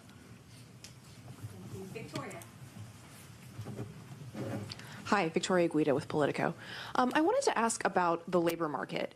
You mentioned early on again that job openings are very high compared to available workers, and I'm just curious to what extent you do and don't draw a signal from that. So, for example, if wage growth is slowing and if maybe the unemployment rate starts to tick up, will that make you sort of decrease your focus on job openings? What do you see? Are wages what's really important? How are you thinking about the labor market as it relates to inflation? So we talk a lot about vacancies and the vacancy to unemployed rate, but it's just one. It's just another data series. It's been unusually important in this cycle because it's been so out of line. But so has quits, so have wages. So we look at a very wide range of data on the labor market. So I'd start with unemployment, which is typically the single statistic you would look to, is at a 50-year low, 3.5%. We're getting really nothing in labor supply now. We had, I think, a very small increase this year, which we had really thought we would get that back. Most analysts thought we would get some labor supply coming in. You mentioned wages, so I guess I would characterize that as sort of a mixed picture. It's true with average hourly earnings you see, so I would call it a flattening out at a level that's well above the level that would be consistent over time with 2% inflation, assuming a reasonable productivity there. With the ECI reading this week, again, a mixed picture. The headline number was a disappointment. Let's just say it was high. It didn't show a decline. There's some rays of light inside, that if you look at private sector workers, that did come down. The compensation did come down. But overall, though, the broader picture is of an overheated labor market where demand substantially exceeds supply. Job creation still exceeds, the sort of the level that would hold the market where it is. So that's the picture. Do we see? We keep looking for signs that sort of the beginning of a gradual softening is happening. And maybe that's there, but it's not. It's not obvious to me because wages aren't coming down. They're just moving sideways at an elevated level, both ECI and average hourly earnings. We want to see. We would love to see vacancies coming down, quits coming down. They are coming down. Vacancies are below their all-time high, but not by as much as we thought because the data series is volatile. We never take any one reading. We always look at 2 or 3. So it's a mixed picture. I don't see the case for real softening just yet, but we look at, as I just showed you, we look at a very broad range of data on the labor market. So do you see wages as being a significant driver of inflation? I think wages have an effect on inflation, and inflation has an effect on wages. I think that's always been the case. There's always a going back and forth. The question is that really elevated right now? I don't think so. I don't think wages are the principal story of why prices are going up. I don't think that. I also don't think that we see a wage price spiral. But again, it's not something you can, once you see it, you're in trouble. So we don't want to see it. We want wages to go up. We just want them to go up at a level that's sustainable and consistent with 2% inflation. And we do think that given the data that we have, that this labor market can soften without having to soften as much as history would indicate through the unemployment channel. It can soften through job openings declining. We think there's room for that, but we won't know that. That'll be discovered empirically.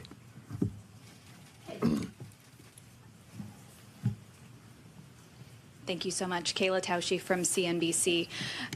Earlier last month, the United Nations warned that there could be a global recession if central banks didn't change course. The new UK Prime Minister warned of a profound economic crisis there.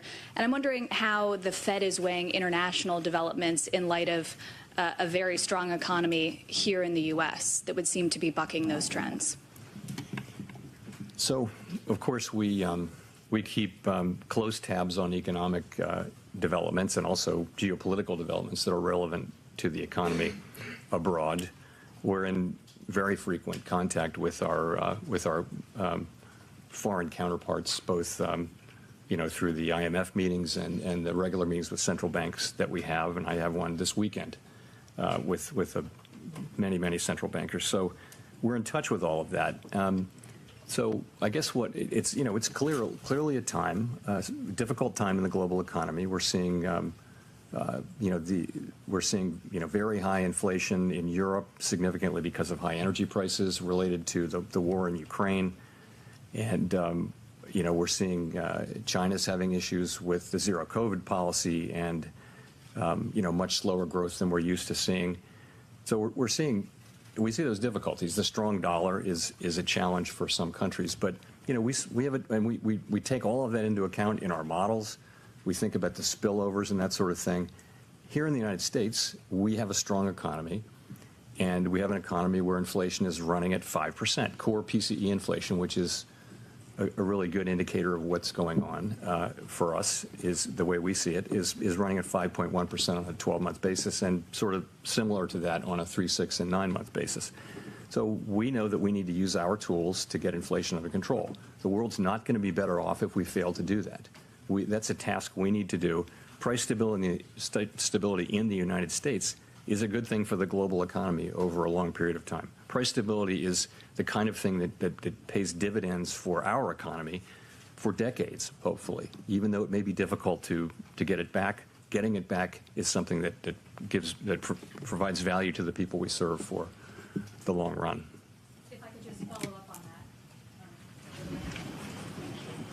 that. Thank you. The Fed has acknowledged in the past that the tools that you have don't affect things like energy and food prices that stem from some of those conflicts overseas, and they're some of the biggest pain points for consumers. So as you pursue the current path that you've outlined, is there a risk that some of those prices simply don't come down? So we don't directly affect, for the most part, food and energy prices, but the demand channel does affect them just at the margin. The thing about the United States is that we also have strong, in many other jurisdictions, the principal problem really is energy. In the United States, we also have a demand issue. We've got an imbalance between demand and supply, which you see in many parts of the economy. So our tools are well suited to work on that problem, and that's what we're doing. You're right, though. We don't, the price of oil is set globally, and it's not something we can affect. I think by the actions that we take, though, we help keep longer-term inflation expectations anchored, and keep the public believing in 2% inflation by the things that we do, even in times when energy is part of the story of why inflation is high.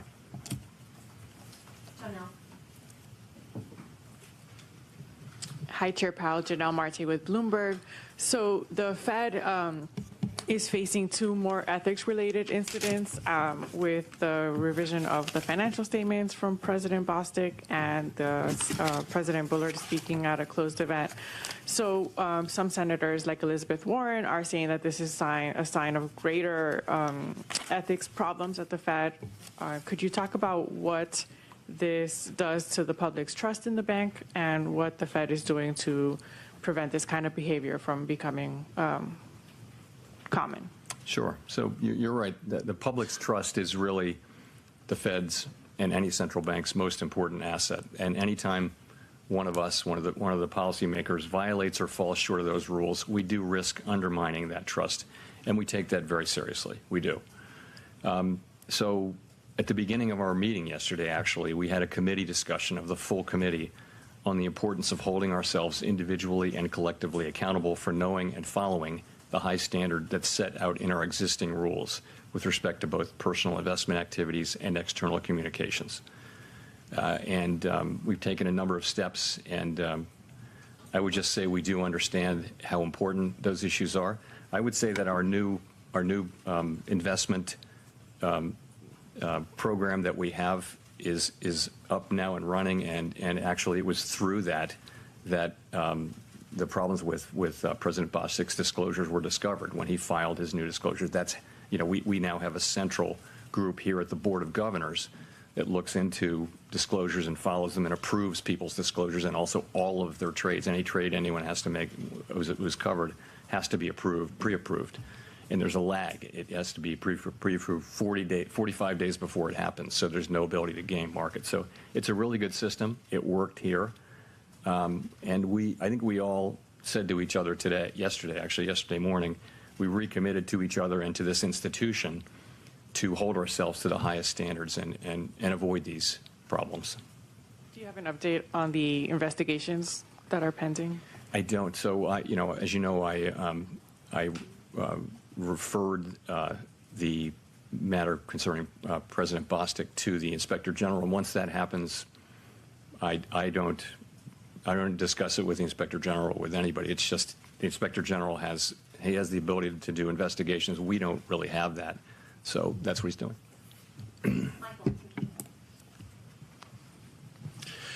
Michael McKee from Bloomberg Television and Radio. Earlier this year, you touted the 3-month bill yield out to 18 months as the yield curve with 100% explanatory power. And you said, quote, if it's inverted, that means the Fed's going to cut, which means the economy is weak. That curve is only 2 basis points away from inversion now. So I'm wondering why you are so confident that you have not over-tightened, particularly given that rates work with a lag. Well, so we do monitor the near-term forward spread. You're right, and that's been our preferred measure. We think it, just empirically, it dominates the ones that people tend to look at, which is 2s, 10s, and things like that. So it's not inverted. And also, you have to look at why things, why the rate curve is doing what it's doing. It can be doing that because it expects cuts or because it expects inflation to come down. In this case, if you're in a situation where the markets are pricing in significant declines in inflation, that's going to affect the forward curve. So yes, we monitor it. You're right, and that's what I would say. If I could follow up. You also said several meetings ago that the risk of doing too little outweighed the risk of doing too much. Is what you're trying to tell us today is that that risk assessment has changed a little bit? Well, what's happened is time has passed and we've raised interest rates by 375 basis points. I would not change a word in that statement, though. I think until we get inflation down, you'll be hearing that from me. Again, if we over-tighten, and we don't want to, we want to get this exactly right. But if we over-tighten, then we have the ability with our tools, which are powerful, to, as we showed at the beginning of the pandemic episode, we can support economic activity strongly if that happens, if that's necessary. On the other hand, if you make the mistake in the other direction and you let this drag on, then it's a year or two down the road and you're realizing inflation behaving the way it can, you're realizing that you didn't actually get it, you have to go back in. By then, the risk really is that it has become entrenched in people's thinking, and the record is that the employment costs, the cost to the people that we don't want to hurt, they go up with the passage of time. That's really how I look at it. So that isn't going to change. What has changed, though, you're right, is we're farther along now, and I think as we're farther along, we're now focused on that. What's the level we need to get to rates, and I don't know what we'll do when we get there. By the way, we'll have to see. There's been no decision or discussion around exactly what steps we would take at that point, but the first thing is to find your way there. Thanks, Chris. Thank you. Chris Rugaber at Associated Press. Just to go back to housing for a minute, you mentioned the impact that rate increases have had on housing. Home sales are down 25% in the past year and so forth, but none of this is really showing up, as you know, in the government's inflation measures. And as we go forward, private real-time data is clearly showing these hits to housing. Are you going to need to put a greater weight on that in order to ascertain things like whether there's over-tightening going on? Or will you still focus as much on the more lagging government indicators? So this is an interesting subject. So I start by saying, I guess, that the measure that's in the CPI and the PCE, it captures rents for all tenants, not just new leases. And that makes sense, actually, because for that reason, that conceptually, that's sort of the right target for monetary policy. And the same thing is true for owner's equivalent rent, which comes off of it's a reweighting of tenant rents. The private measures are of course good at picking up at the margin the new leases, and they tell you a couple things. One thing is, I think right now, if you look at the pattern of that series of the new leases, it's very pro-cyclical. So rents went up much more than the CPI and PCE rents did, and now they're coming down faster. So the implication is that there are still, as non-new leases roll over and become and expire, right? There's still in the pipeline. There's still some significant rate increases coming, okay? But at some point, once you get through that, the new leases are going to tell you that what they're telling you is there will come a point at which rent inflation will start to come down. But that point is well out from where we are now. So we're well aware of that, of course, and we look at it. And but I would say that in terms of what the right way to think about inflation really is to look at the measure that we do look at, but considering that we also know that at some point you'll see rents coming down. Great. And just a quick follow. It looks like stock and bond markets are reacting positively to your announcement so far. Is that something you wanted to see? Is that a problem, or how that might affect your future policy to see this positive reaction? We're not targeting any one or two particular things. Our message should be, what I'm trying to do is make sure that our message is clear, which is that we think we have a ways to go. We have some ground to cover with interest rates before we get to that level of interest rates that we think is sufficiently restrictive. And putting that in the statement and identifying that as a goal is an important step. And that's meant to put that question really as the important one now going forward. I've also said that we think that the level of rates that we estimated in September, the incoming data suggests that that's actually going to be higher, and that's been the pattern. I mean, I would have little confidence that the forecast, if we made a forecast today, if we were doing an SEP today. You're listening into the most recent remarks from Federal Reserve Chair Jerome Powell. He's also taking questions from reporters. We learned that the Fed has hiked interest rates by 75 basis points for the fourth straight meeting. Fox 13 Tampa brings us more. Welcome back. I'm Chris Cato. And I'm Linda Hurtado. Interest rates just shot up again. The Federal Reserve raised rates another 0.75%. This is the sixth hike this year, driving the sharpest spike since the 1980s. Our political editor, Craig Patrick, is here to explain what this means and how it could affect inflation and jobs. Craig. Well, it could weigh down inflation, which of course is good, but it could also weigh down the job market, which we do not want. The idea in doing this, though, is to depress demand, to make it harder and more expensive to borrow money. And doing that, you depress demand to buy stuff, especially major purchases. And the idea is to do that in order to curb inflation. We're taking forceful steps to moderate demand so that it comes into better alignment with supply. The Federal Reserve misjudged inflation last year when they could have nudged up interest rates and possibly nipped it in the bud. And now they're zapping us with interest rate hikes to try to tame it after it took root and took off. We will stay the course until the job is done. They could finally be fixing this for us. Or as some economists warn, they could now be misjudging in the other direction, overdoing the interest rate hikes, which would put us at risk of fixing inflation by breaking the job market. Here's where it gets tricky. The rising costs of homes are a big part of inflation, and that's where interest rate hikes are already having an impact. The Fed's interest rate hiking cycle is taking very clear effect. You can see this in Florida, by the way, but you can see it across the country in the housing market, okay? The rise in mortgage rates relates to the Fed's actions. At the start of this year, 30-year mortgage rates were around 3.2%. And then as the Fed raised interest rates, the mortgage rates more than doubled to more than 7%, the highest level in 20 years. And that's depressing home sales and with it the prices of homes. In Florida, average home prices peaked 6 months ago at nearly $411,000 and has since nudged down month by month more than $18,000. That's slowing down, cooling off a housing market that was pretty overheated.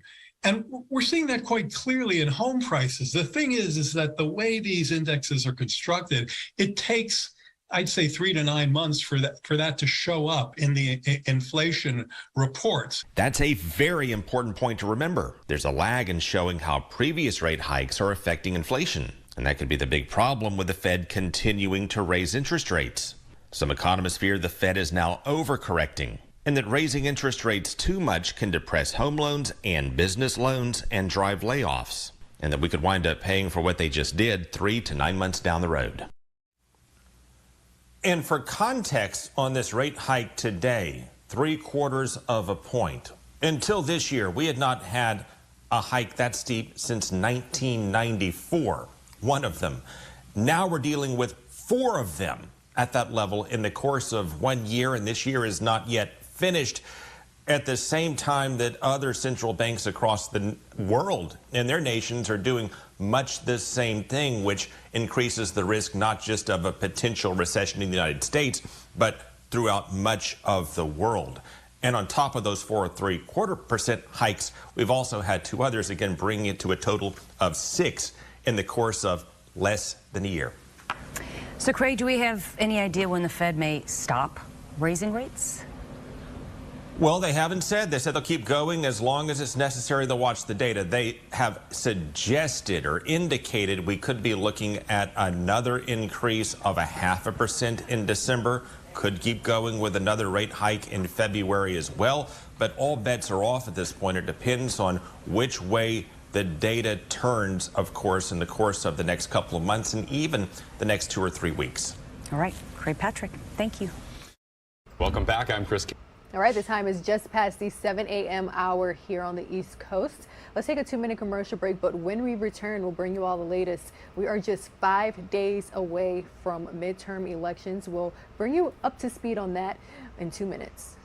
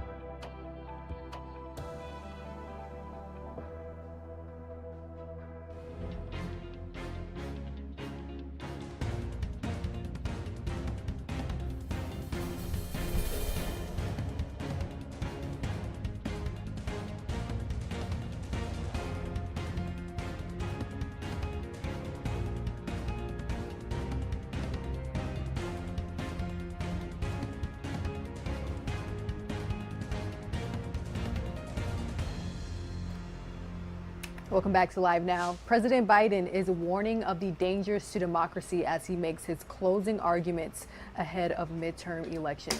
In a speech on Wednesday, he lashed out at what he calls extreme MAGA Republicans.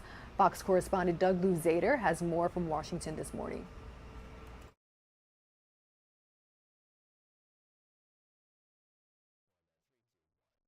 We've heard this tone from the president before as he argues that the future of the country hangs in the balance in next week's elections.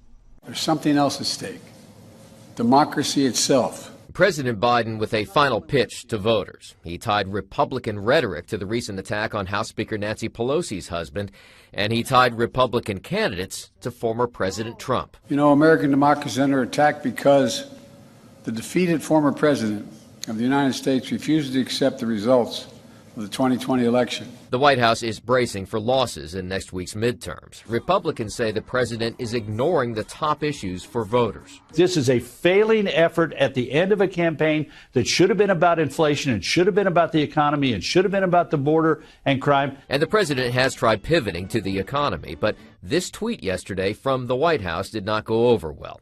Seniors are getting the biggest increase in their Social Security checks in 10 years through President Biden's leadership, it said.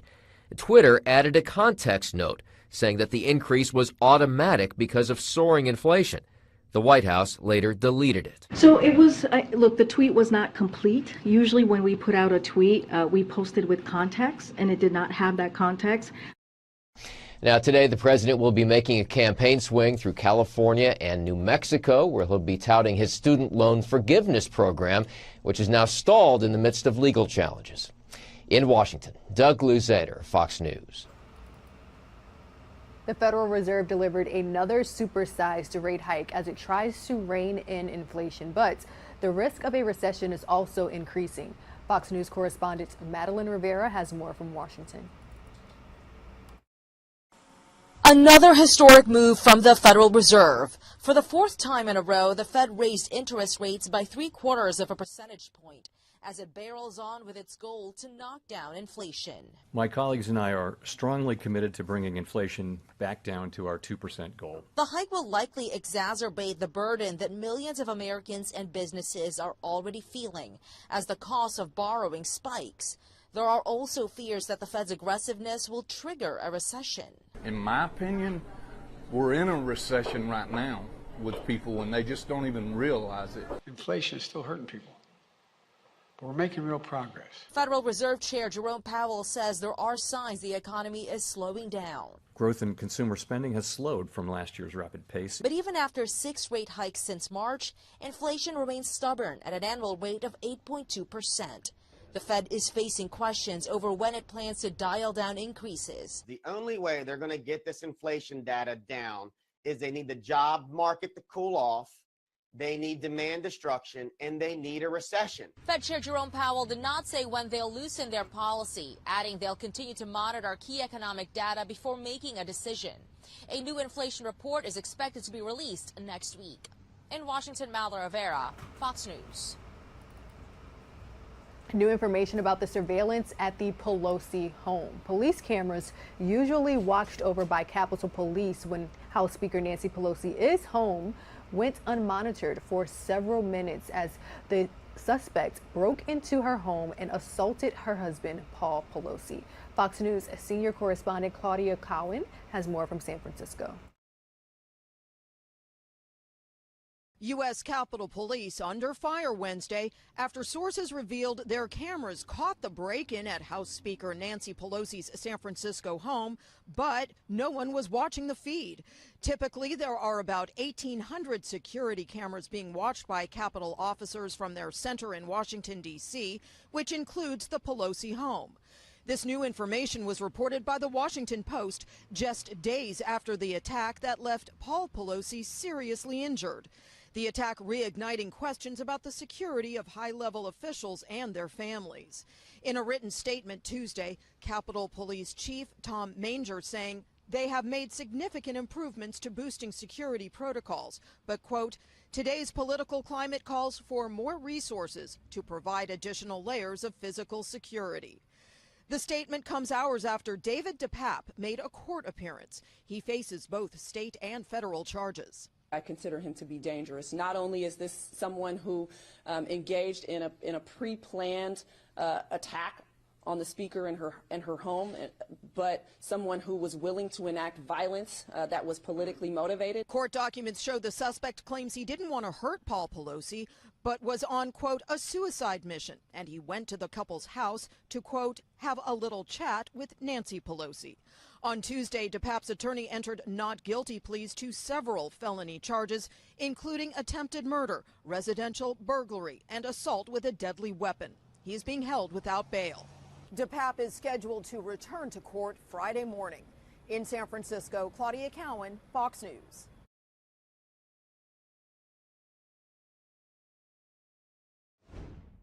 All right, a huge thank you to Claudia Cowan for bringing us that update. This time is now 7:10 as we take this Live Now look from New York City. Many people beginning to start their Thursday morning. We'll take a 2-minute commercial break, but don't go anywhere because when we return, we'll bring you all the latest on the death of Takeoff. Police say that they are seeking a person of interest. We'll have that story in 2 minutes.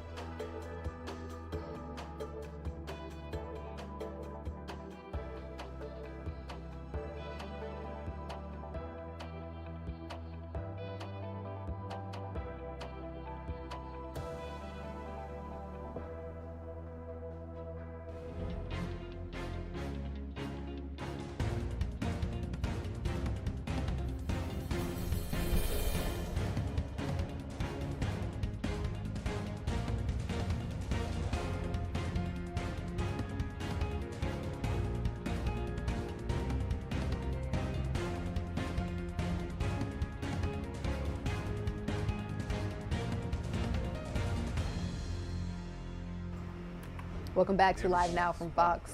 Migos rapper Takeoff is dead after an early morning shooting on Tuesday outside of a bowling alley in downtown Houston. Takeoff, who was 28 years old, was best known for being a part of the rap trio Migos, along with his uncle Quavo and first cousin Offset. Houston police confirmed they did respond to reports of a shooting at 810 Billards and Bowling just an hour after at 2:30 a.m., where dozens of people had gathered on a balcony for a private party. Police also said that other people were rushed to the hospital to undergo surgery. Police confirmed Quavo was also at the party but was reportedly uninjured. Now, it's not clear at this time who shot Takeoff. The shooting is still under investigation, but Fox 5 Atlanta's Mark Teichner is bringing us more. Mourners on the Beltline stopped to pay their respects to Takeoff at a mural put up in memory of the fallen rapper. The first thing I felt when I saw it was an immense wave of sadness because Takeoff was my favorite Migo of the three. TMZ video captured the scene leading up to Takeoff's death, whose offstage name was Kirsnick Ball. An autopsy found the 28-year-old member of the Gwinnett-based Migos rap trio was killed by gunshot wounds to the head and torso. This after a fight broke out at a private party at a Houston bowling alley. Police think Takeoff was an innocent victim. People are mad and they got access to a gun. Anything can happen. Violence ensues. Atlanta Mayor Andre Dickens released a long video during which he talked about Takeoff's contribution to the metro area as well as the importance of stopping gun violence. Takeoff is a bystander. This was an unintended. He was not the target. This is innocent bystander's life is lost. It's devastating. A sentiment echoed back at the Beltline mural. Definitely hurt the community with the loss of Takeoff, though, because he's Atlanta's finest.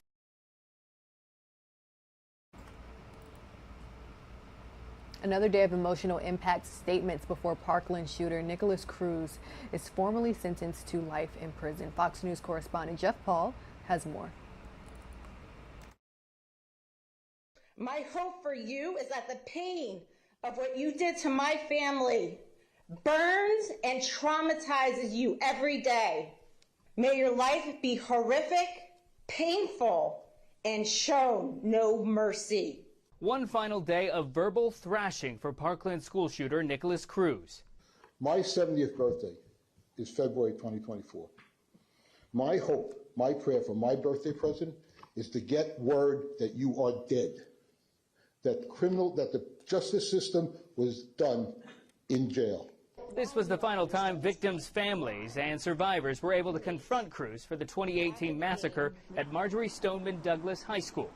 Wednesday capped 2 days of impact statements before a judge formally sentenced Cruz to life in prison without parole, a sentence that came after the jury was unable to reach a unanimous decision on the death penalty.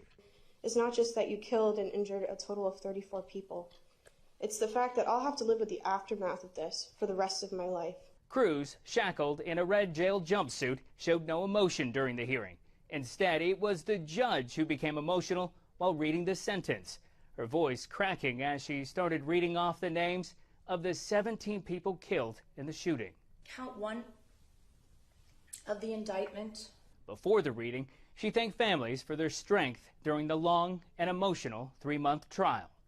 In total, Cruz was given 34 consecutive life sentences. That's one for each person he either killed or injured. Jeff Paul, Fox News. Live Now returns right after this quick commercial break.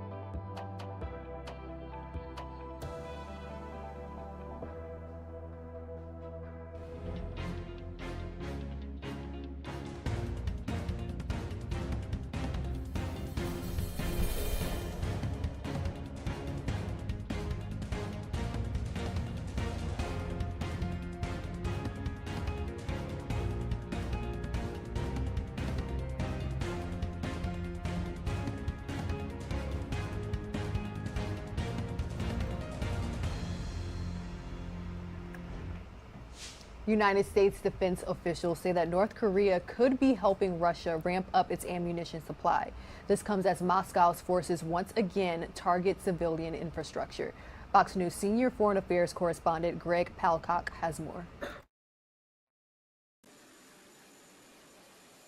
The White House accuses North Korea of secretly supplying Russia with artillery shells for its war against Ukraine. On Wednesday, National Security Council spokesperson John Kirby said the U.S. believes Pyongyang masks the shipments by funneling them through other countries. The Biden administration has not determined whether the shipments have been received, but officials say they don't believe the artillery gives Russia an advantage. We don't believe that they are in such a quantity that they would tangibly change the direction of this war. Western leaders argue Russia's reliance on North Korea and Iran for weapons is a sign of its dwindling supply. Moscow's forces have used Iranian drones to target Ukraine's civilian infrastructure. The attacks destroyed 40% of the country's energy facilities. Thousands of Ukrainians remain without power. Ukrainians are about to face one of the world's harshest winters in extremely difficult circumstances. Meanwhile, days after backing out, Russia returned to a UN-brokered grain deal on Wednesday.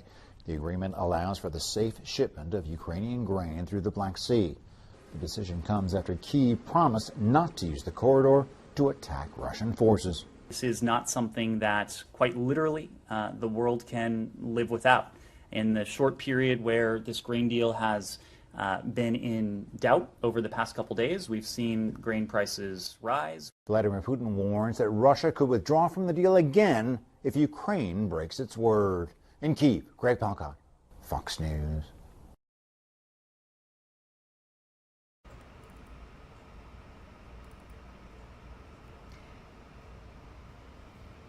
Preliminary indications suggest that voters may elect the most right-leaning government yet in Israel. Fox News correspondent Trey Yinks is in Jerusalem with more. After the fifth round of Israeli elections in less than 4 years, former Prime Minister Benjamin Netanyahu is poised to take power once again after failing to form a government last year. Exit polls show the opposition leader has at least the 61 seats needed to control the Israeli parliament in Jerusalem, known as the Knesset. If indeed the real election results reflect the exit polls, I will establish a nationalist government that will see to all Israeli citizens, without any exceptions, to all. Once formal results are announced later this week, Netanyahu is expected to receive a mandate from Israeli President Isaac Herzog. He'll then have 28 days to form a coalition government that is expected to be one of the most conservative in the history of the Jewish state. Current Prime Minister Yair Lapid spoke overnight, encouraging his supporters to wait for the final results, since they could be different from the exit polls. Until the last envelope is counted, nothing is over or closed. We will wait patiently, even if we don't have patience, for the final data. And tonight, new reaction from the Palestinians, who could see a significant shift in policy.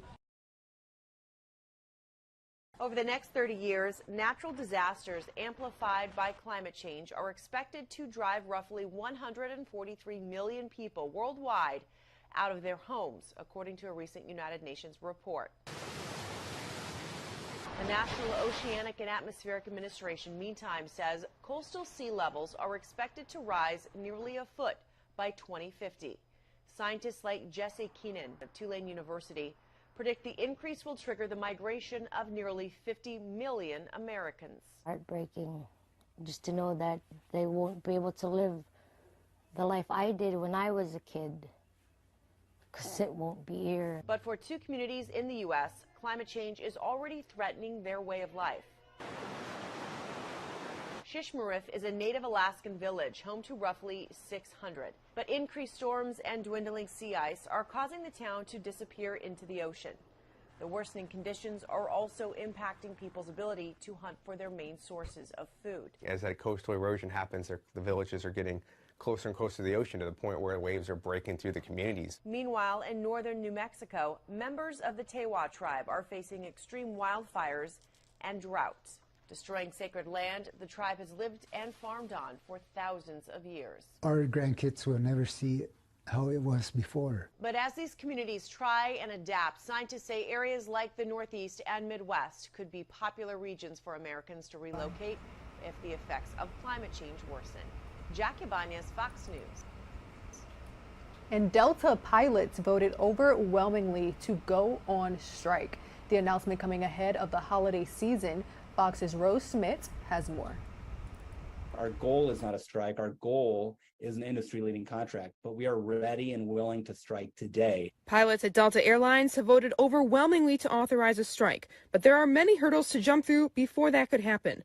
Union leaders say they want a deal that reflects their hard work over the past few years. We've been working incredibly hard through the pandemic, a record amount of overtime to get our customers where they want to be. The union says Delta pilots are working under the same pay rates and benefits that were negotiated 6 years ago. And labor law experts point out a lot has happened since then. We're in a period of not only labor shortages and staffing shortages, but we now have rising inflation. Professor David Larson says couple that with Delta's announcement of a record revenue in the third quarter, and pilots are bound to feel frustrated. And if anything gets under your skin, it's the idea that things aren't improving for you, but at the very upper end, things are going wonderfully. Pilots at United Airlines are also fighting for what they feel they deserve. On Tuesday, they voted to reject United's contract offer. Larson says the effects of the pandemic have already meant disruptions for travelers. We know from last summer there was all kinds of problems with luggage and scheduling and cancellations, record cancellations. So the public's really frustrated, but the pilots are frustrated too. And now heading into the holiday travel season, he says airlines will likely do whatever they can to avoid strikes, but that given the many steps in the process, it's unlikely that Delta pilots would walk off the job before Thanksgiving. Rose Schmidt, Fox 9. Our goal is not a strike. Our goal is... All right, and in other news, while inflation continues to hit people's wallets, falling supplies of diesel could make things even more challenging. The United States Energy Information Administration says that diesel demand is skyrocketing, and the nation currently has less than a month's supply at a time. Fox's Tom Bakar has more. Right now, the nation's supply of diesel, less than a month's worth, is at its lowest level in about 14 years overall and the lowest going into the winter in 40 years. Though refiners are still making diesel, low inventory plus extremely high demand equals consumers pay more. What caused that? Russia is a major exporter of diesel, and that's being disrupted by the war. And Western Europe is a major user of diesel, and they're having to import even more from us now. Various forms of diesel are necessities for trucks, trains, ships, jets, and farms worldwide. Add to that millions of American homes that use heating oil all through the late fall, winter, and into the spring. These prices are incredibly hard on shippers. They're incredibly hard on the trucking companies, and they're devastating to independent truckers. But let's face it, at the end of the day, you are paying for it in everything you buy. Diesel is running the economy. Bob Ramarino is president of Hayward-based Roadstar Truck and a former president of the California Trucking Association. Most truckers have in place fuel surcharge agreements with the shippers, but it's never enough. It never covers 100%, and it certainly impacts the consumer, and it impacts inflation. Diesel prices have increased 33% for November deliveries and are expected to go even higher. Diesel and inflation, absolutely. Yeah, those are huge issues, especially in the supply chain. Arizona trucker Michael Norb drives for a company because being an owner-operator is just too hard now. Diesel prices are astronomical. And what you're getting paid for the load wouldn't even cover half of what you're paying for the diesel. Switching gears here, a school district in Minnesota is setting the bar high when it comes to sustainability. Many of the schools get their energy from the sun, and they want to see more districts do the same. Here's more.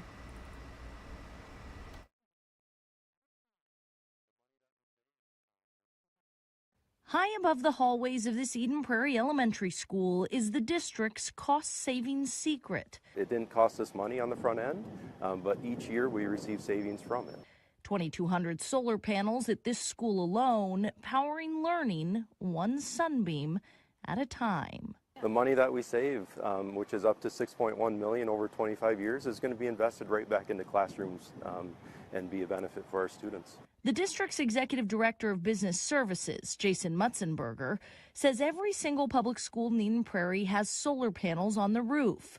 Along with subscribing to 3 local solar gardens, the district currently gets 85% of its energy from the sun. With plans for a massive expansion at Eden Prairie High School and Central Middle School next year. I think this is a great opportunity for you to help control your bottom line in the school district. Then why aren't more districts doing it? Mutzenberger believes the facility's maintenance intimidates decision makers. I think one of the drawbacks for school districts is putting a solar array on their rooftop. We often protect our roofs. We don't want water penetration within the building, and so we're often very careful about what ends up here on the rooftops. And so we've been trying to get the word out to other school districts. In addition, the district is furiously applying for grants to replace diesel buses with electric as they continue to look to the future. In Eden Prairie, Courtney Godfrey, Fox 9. Take a look at this police video. It shows the moments that a group of teens led police on a car and foot chase before being taken into custody. Now, in this video, one of the teens even bragged about how they almost got away. Fox's Cassidy Williams has more. The pursuit started with a call that may sound familiar, reports of a stolen Kia, but even officers were surprised with who they found inside it. Around 3 a.m. on Saturday, October 22nd, a silver Kia swerves in between lanes of traffic down Loomis Road. Greenfield police are close behind. Other officers set up stop sticks. But it was ultimately a pit maneuver that stops the Kia. And that doesn't end their efforts to escape. The 4 teens inside the Kia then sprint into Scout Lake Park. A Greenfield police officer drives after them.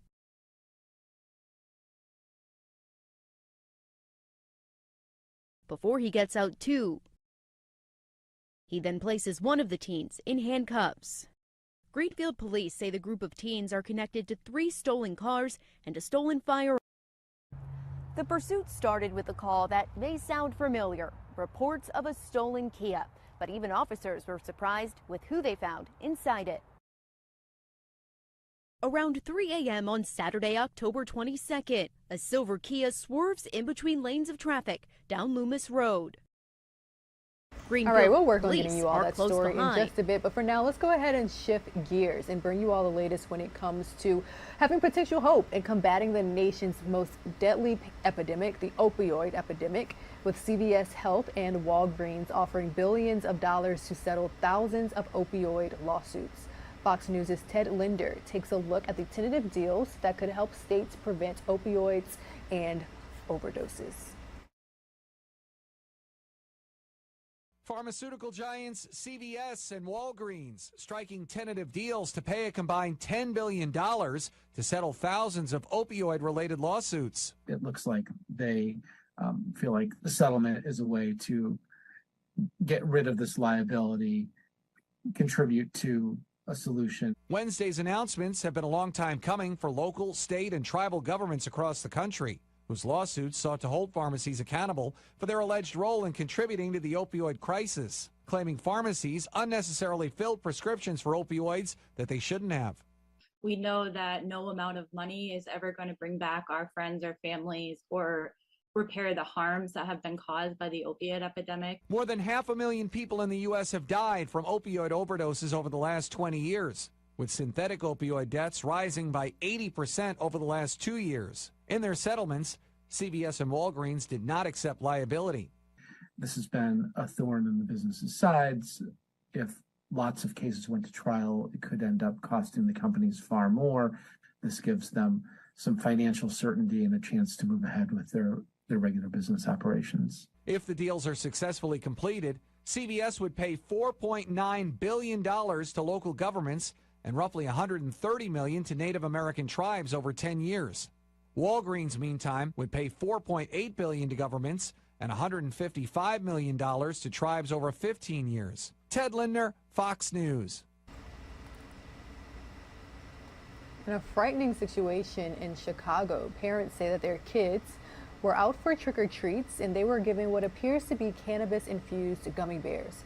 Fox's Elizabeth Matthews has more on the arrest made in South Chicago Heights. Police have recovered at least 8 suspicious bags of candy. The suspect told police that he passed out about 20 of them. They would certainly stand out in a trick-or-treat bag. Unlabeled, nondescript small baggies with all yellow gummy bears inside. Police say possibly contaminated with cannabis. This dad, who didn't want to be identified, says it happened to them. I was walking down the street and someone commented that someone was handing out black packets of marijuana gummies. I checked my 4-year-old daughter's bag and yes, I found 3 packets of gummies that smelled like marijuana. Police say this man, 25-year-old Jared Filan, is now facing 5 misdemeanor charges of child endangerment. Police accuse him of passing out these baggies that responding officers report smelled like marijuana. He said that he ran out of candy, so he had some little baggies, and he put some of his gummies in there and started distributing them. On Halloween night, South Chicago Heights Police Chief Bill Joyce says an alert parent spotted the baggies in their kids' candy stash after trick-or-treating in the 200 block of Cherry Lane. The alert children knew which house the bags came from, and within an hour of that trick-or-treat stop, Phelan was in custody. One of the neighbors said that he had a bowl full of them, and during the interview, he said that he probably gave about 20 of them out. He has since bonded out, but no one answered the door at his home. Now police are warning parents to double-check their kids' candy. I checked everything. Anything that seemed open, I threw it away. We as parents have to be responsible to check our candy or the stuff that's being distributed to our kids. The chief says they don't have any reports of anyone consuming that suspicious candy. He adds that a drug-sniffing dog confirmed that the bags were suspicious, but they're still waiting on official crime lab results. In South Chicago Heights, Elizabeth Matthews, Fox 32, Chicago. Several toddlers taken to the hospital after eating gummies tainted with THC, the active ingredient in marijuana. And now a daycare employee is facing charges. Fox's Penton Yeager has more. Tuesday, the Primrose School of Prosper sat empty to be searched and sanitized after a teacher was arrested for bringing gummies to school some 1-year-old children ate that had THC, the active ingredient found in marijuana. 35-year-old Anissa Burks was booked into the Collin County Jail Tuesday morning. The now fired daycare employee is facing 1 count of felony possession of a controlled substance and 4 counts of injury to a child. Prosper police say on Monday, officers were called out to the daycare due to several sick children. 4 1-year-olds were rushed to Children's Medical Plano. Prosper and Frisco Fire transported 3 of the students. The 4th was taken by their parents. Doctors determined all of the children had marijuana in their system. According to an arrest warrant affidavit Fox 4 obtained on Tuesday, Burks, the teacher for the toddler room, took off shortly after first responders arrived. Prosper detectives searched Burks's classroom and found a clear Ziploc bag containing 4 red gummy candies. Police say the candy was found in a black hooded jacket pocket, reported to belong and was left behind by Burks. A field test revealed the candy in the hoodie tested positive for THC. Court documents say Burks was contacted and interviewed late Monday evening at Prosper PD. It's unclear if she willingly came to the police department on her own, but Burks did admit to investigators she brought the THC candy to the classroom. Burks was then taken into custody. The arrest affidavit does not address how the toddlers obtained the edibles and whether they found them while Burks was out of the room or if they got mixed in with other candy. Primrose School of Prosper released a statement Tuesday evening saying, as part of our stringent safety measures, we conduct background checks on all teachers and staff members prior to their hire. The individual involved was subjected to those same background checks as all of our teachers. The school also states it believes this is an isolated incident and no other employees are involved. Burks was immediately terminated. Tuesday, the Primrose School of Prosper sat empty to be searched and sanitized after a teacher was arrested for bringing gummies to school some 1. All right, the time is now 7:38 a.m. Let's go to a commercial break as we take this live now look from New York City. On the other side, we'll bring you our Fox Means Business report.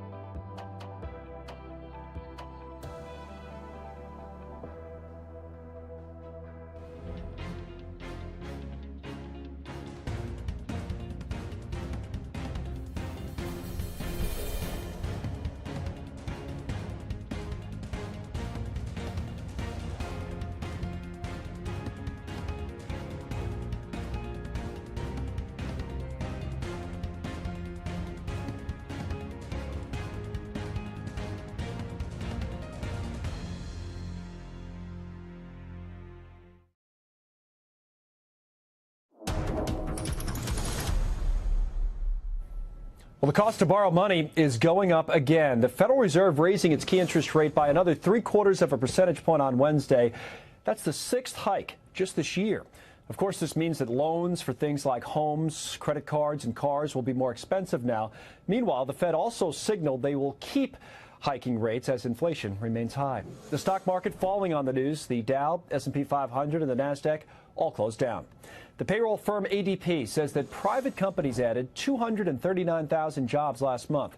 That's more than expected and also more than they added in September. And the same report said that Americans are making more money, with wages jumping by 7.7% from the same time a year ago.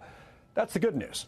The bad news, inflation is eating up those pay increases and then some.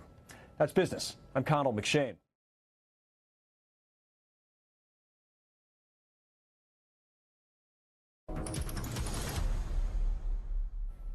Well, the cost to borrow money is going up again. The Federal Reserve raising its key interest rate by another 0.75 of a percentage point on Wednesday.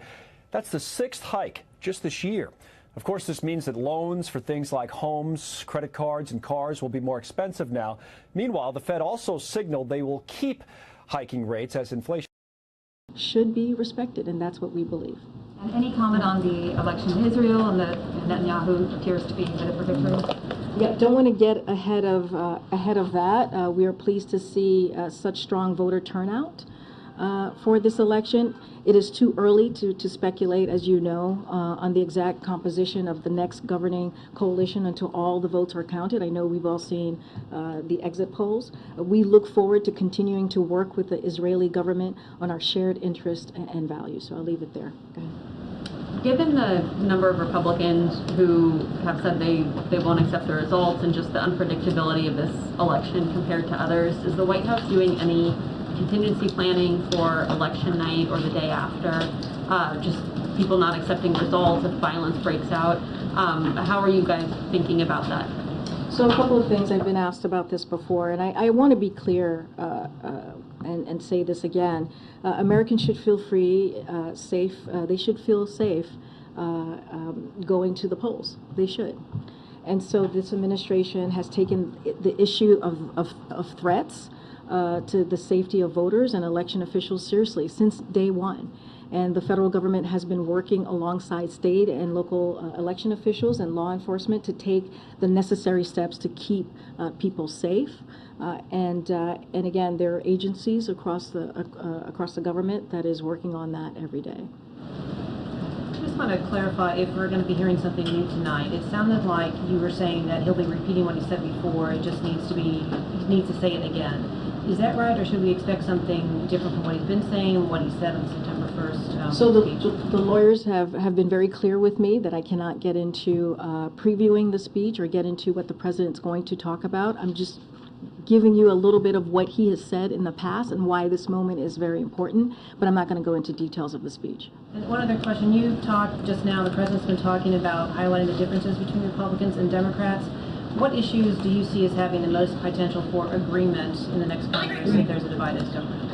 I'm not going to get into hypotheticals. What I can say right now is, as we have been for the past several months, is what's at stake and the choices that the American people are going to have to make. Again, I'm not going to get into any elections or politics from here. But again, the president has been very, very clear. So has the vice president. So has the first lady. So has the second gentleman. So has cabinet secretaries have been very clear about what's at stake and what we have been able to deliver for the American people and what we will continue to do regardless of any outcome. Go ahead, Ben.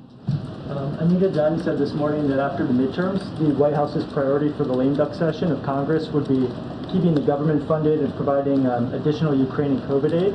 What about protecting same-sex marriage? Where does that fall in the president's priority? That's as you know, if you know the president's history when it comes to the LGBTQ+ community, this is an issue that has been a priority for him and will continue to be. I don't have anything to lay out on congressional priorities at this time, but when it comes to marriage equality, when it comes to protecting the community, this is something that he's been a strong voice for, a strong ally, and has delivered on. Will you be pushing for that in the lame duck session? I'm not going to get into what he's any congressional priorities at this time. I'm just saying that his history, his record speaks for itself. Okay. Nadia. Thank you. The administration has been leading the efforts at the UN today to expel Iran from the UN Commission on the Status of Women. Can you just talk us through this decision, and do we expect also that you will push for more for expelling Iran from international organizations? I'm going to let folks get up for a second. I know people have to gather.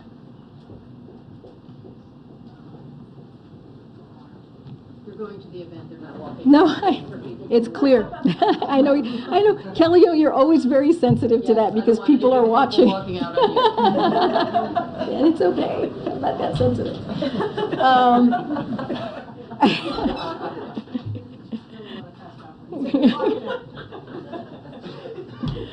All right, my friends. So Nadia, on your question, look, as it relates to what we've seen, the actions that we have seen the Iranian government take on the horrible actions that they've taken on protesters, women who are bravely seeking to speak for their basic rights. We have been very clear. The president has spoken against that. He has called out and lifted up the brave women and citizens of Iran for doing that, for being out there and speaking out. And he's called out the Iranian government. And we have, across the past several weeks, laid out just what we have been doing to make sure that we hold Iran into account. In the last week, the United States, the European Union, and Canada have sanctioned more Iranian officials for the ongoing crackdown that we've been seeing, the violent crackdown that we have seen. And I think you saw the reports, more than 200 people have died in Iran because they have been protesting. We have hosted a UN dialogue with the special situation of human rights in Iran, welcomed the joint statement by women foreign ministers on events in Iran, and supported Germany's recalibration of their Iran policy. We welcome civil society's call for the immediate expulsion of the Islamic Republic from the UN Commission on the Status of Women. The U.S. government will take action to ensure Iran is removed to freedom of expression and assembly. That is something that the president believes. That is something that this administration believes.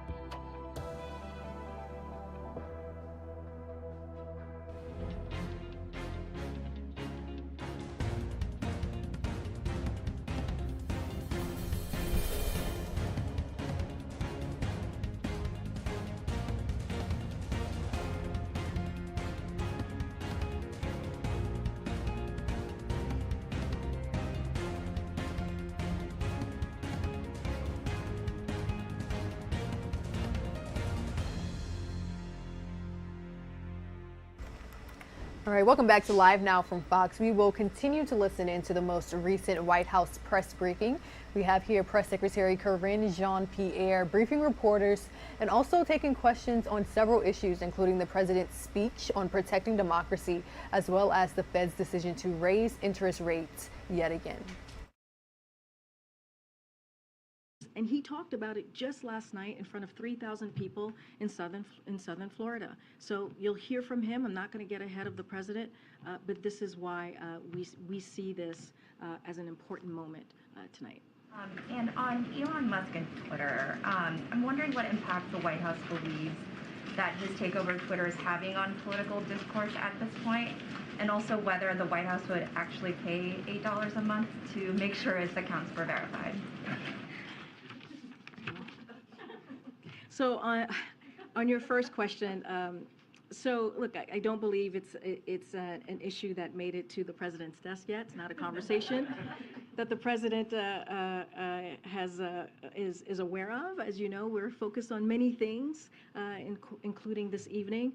But clearly, we will let you know if anything changes, and certainly give you all an update. What about on the second question? What was the, wait, can you say the second question again? Was it about? Actually pay $8 a month to make sure you're. Well, I know, I just answered that particular thing, that's something for the president that we need to talk to the president about. Certainly has not come across his desk, and so as soon as anything changes on that, we certainly will share that information. All right, go ahead.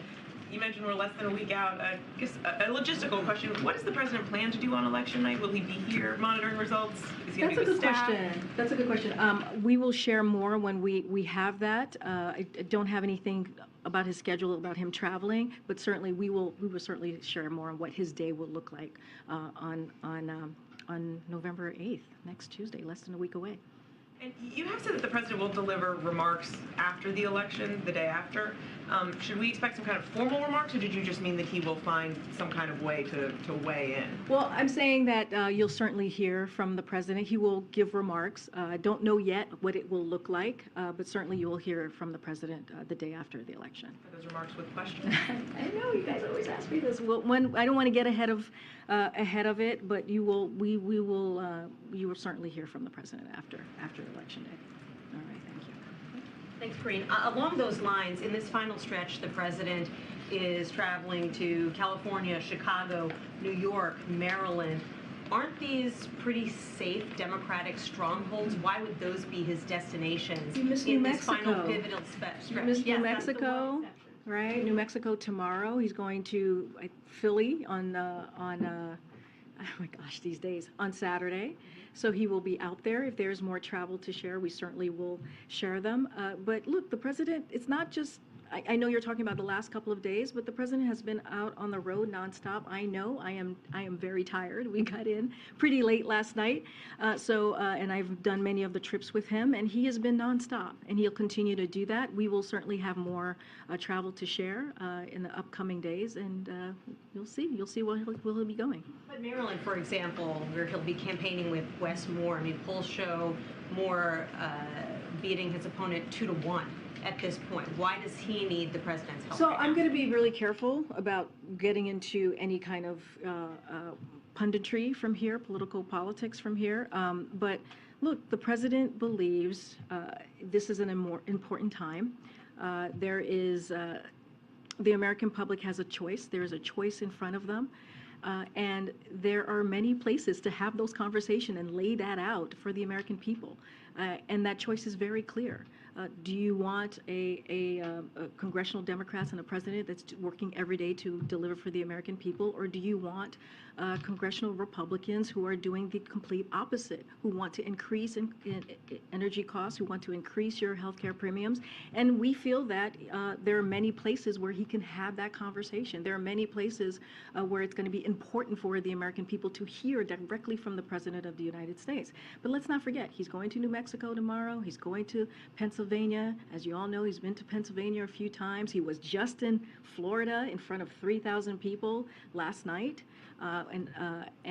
which was an important conversation and an event to have. I want to be very careful here, not to get into politics or elections. So I'm going to leave it there without again, we believe in the rule of law, so we want to be careful. Go ahead. Thanks, Karine. The White House removed a tweet that talked about the increase in Social Security benefits in 2023, quote, through President Biden's leadership. There was a contextual note, I'm not sure what the proper terminology is for the platform, that was added to that. Was it removed because of the addition of the note, or was it removed because of the concern about the veracity of the message? So it was, look, the tweet was not complete. Usually when we put out a tweet, we posted with context, and it did not have that context. So in the past, we've pointed out that for the first time in over a decade, seniors' Medicare premiums will decrease even as their Social Security checks increase. That's a little bit of context that was not included. This means that seniors will have a chance to get ahead of inflation due to the rare combination of rising benefits and falling premiums.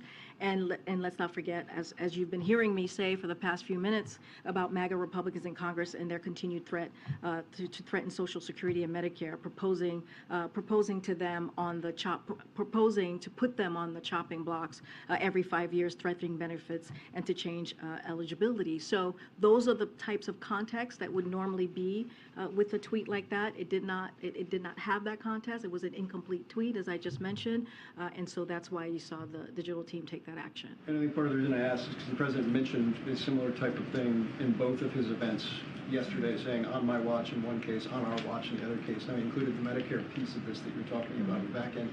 You believe that as long as the Medicare piece is included, that's not claiming credit for something that is quite literally tied to the cost of living. We believe that we want to lay our argument out fully. And that was important to do as we put out, information like that, or as we put out a tweet, and that was an incomplete tweet. So we do think it is important to do. Okay, thank you. Karine, does the White House think that another rate hike from the Fed will be positive for the economy or negative? So as you know, and you hear us say this many times, the Fed is independent.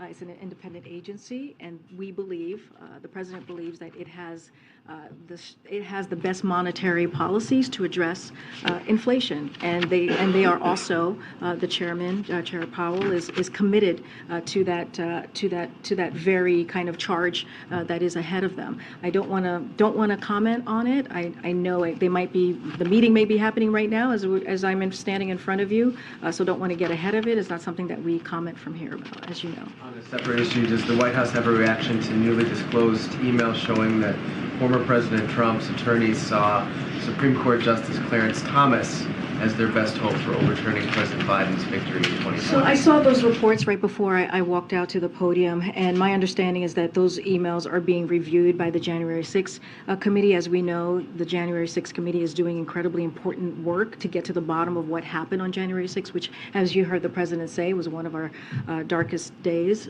in our nation's history. It was, as we all know and we all saw and you all reported, an attack on our democracy. So we will defer to the committee on this investigation. I don't want to get ahead of that, but as far as I know or understand, they are reviewing the emails. I'll get to you. To what degree could you characterize how much the Pelosi attack influenced the president's decision to give this address tonight? How much of a catalyst is that? And kind of as a related question, has the president made any personal outreach or considered making personal outreach to Republican leaders to ask them for a more forceful response to condemn that attack, other violence? I understand the power of the bully pulpit tonight, but has he done any direct contact to Republican leaders? And I appreciate your question, and I understand your question. I'm going to start with the last one first. It should not be controversial to speak out against political violence. It should be something as political leaders should automatically do in a forceful way. And you all have reported on what happened to Paul Pelosi and how horrific it was and how devastating it was and how dangerous that action was. And the rhetoric that we're seeing, that rise of rhetoric that we are seeing, you have people out there who listen and who take that rhetoric very seriously. And so the president believes that it shouldn't have to, he shouldn't have to call them to say, hey, you need to condemn what happened a little more forcefully. That is something that it should just be something that's automatic, and they should just do that. Look, the president, again, is making this speech because we're seeing an alarming number of Republican officials who are saying, they're being very clear, they're not going to accept the results of these elections. That's a problem. And yes, when we see what happened to Paul Pelosi, and again, the president spoke. You all know, you've heard us say this. The president spoke to the speaker on Friday. He spoke very forcefully at his event Friday evening. He spoke to this again on Saturday, and just yesterday in Florida, he spoke in front of Florida Floridians about this attack. And so, look, he's going to continue to call this out. What we're seeing is a attack on our democracy, and the president has been very clear. We need to protect our democracy. We need to strengthen our democracy, and he feels it is important, as the president of the United States, to continue to speak to this. Good, Stephen. Given the stakes, let me ask you a big question. Good morning, everyone. If you are just watching us here on Live Now from Fox, my name is Josh Breslow, and I'm here to bring you all of your top stories from across the country and across the world. It is now 8:02 a.m. on the East Coast and 5:02 on the West Coast. Thanks so much for starting your day with us here at Live Now. You were just hearing White House Press Secretary Karine Jean-Pierre speaking about the attack on Paul Pelosi, providing some more information and saying that it shouldn't be taboo or scandalous to talk about political violence, and saying that it should not be happening. So I do want to listen back in as she talks a little bit more about that. Then we will bring you a look at some of your headlines here from across the country and across the world. We're seeing from Americans, a majority of Americans. I'm just not going to get into hypotheticals from here. In his speech yesterday in Florida, the president suggested that shutdowns and default are likely outcomes if the Republicans take control of the House of Representatives and he doesn't agree with their demands on Social Security and Medicare. To what extent should Americans be braced for those outcomes? I mean, the president is saying that because Republicans are saying that. Republicans in Congress have been very, very clear that if they do not put Medicare and Social Security on the chopping block, right? You have one senator that suggested 5 years and another senator from Wisconsin who suggested we should put it on the chopping blocks every year. And they said if they don't get those demands, if they are not able to do that, then they're going to put our economy at risk. They're going to put it into a spiral downturn. That's what they said they're going to do. And again, this goes into what the president has been saying. There's a clear choice for the American public. There's a stark choice for the American public. This is what the president has been talking about almost every day for the past several months. So again, I'm not going to get into hypotheticals, but we should take them by their word, right? We should. This is what they're saying that they're going to do. Go ahead, JJ. The news just broke. The Fed did raise rates by the 75 basis points. Just following up to see if you did want to share anything now that the news is out. This happens to me all the time up here. Okay, so I'll say a couple of things. Again, we see this presidency. Our view is that the Fed is a independent agency, and we respect their independence. The Fed actions help bring inflation down. And as mortgage rates increase, demand in the housing market should continue to cool, and inventory should increase, which should have the effect of lowering housing inflation.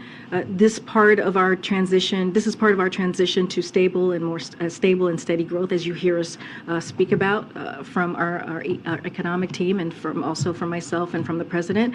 And again, stable and steady growth with lower inflation. This is the kind of economy that delivers for working families, and that's how we see the work of the Fed. I'm not going to go into any specifics, any more details from here. And then one other thing on violence, political violence. Do you know if the president has had a chance to speak directly to Paul Pelosi yet?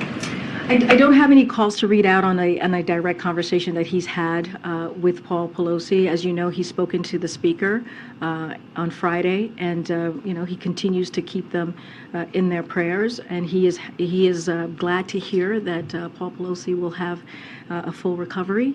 And I'll just leave it as that for now. Go ahead, Tam. Yeah, I just wanted to go back to Kelly's first question. Was the attack on Paul Pelosi an impetus for the speech to happen? Was it an inspiration? Had the president already been working on it? What's the timeline on the speech? Just a little, just to share.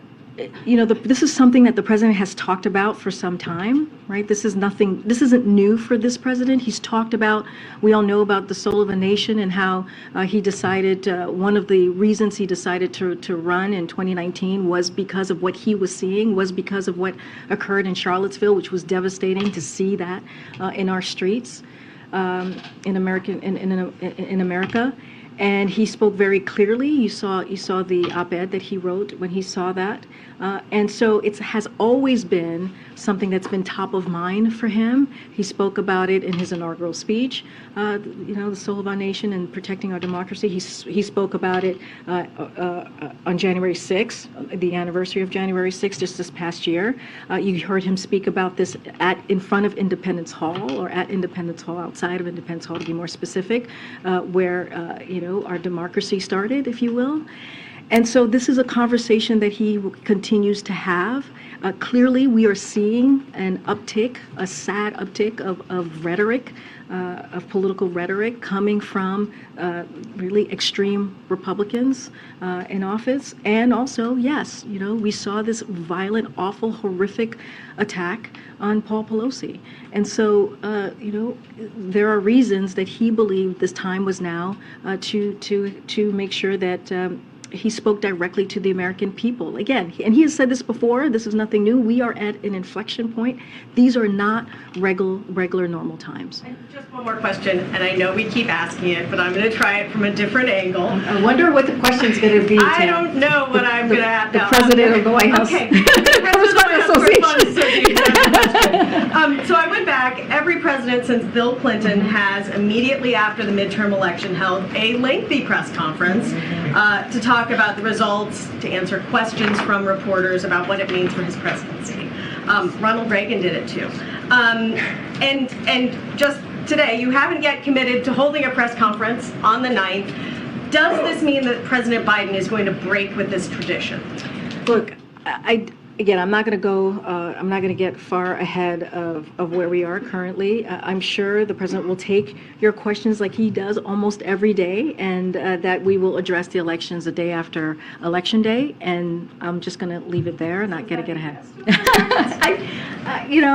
I'm sure that the president again will make his voice very clear the day after Election Day, and I'll leave it there. I understand the question. I appreciate the question, and I'm happy to answer it every time it's asked.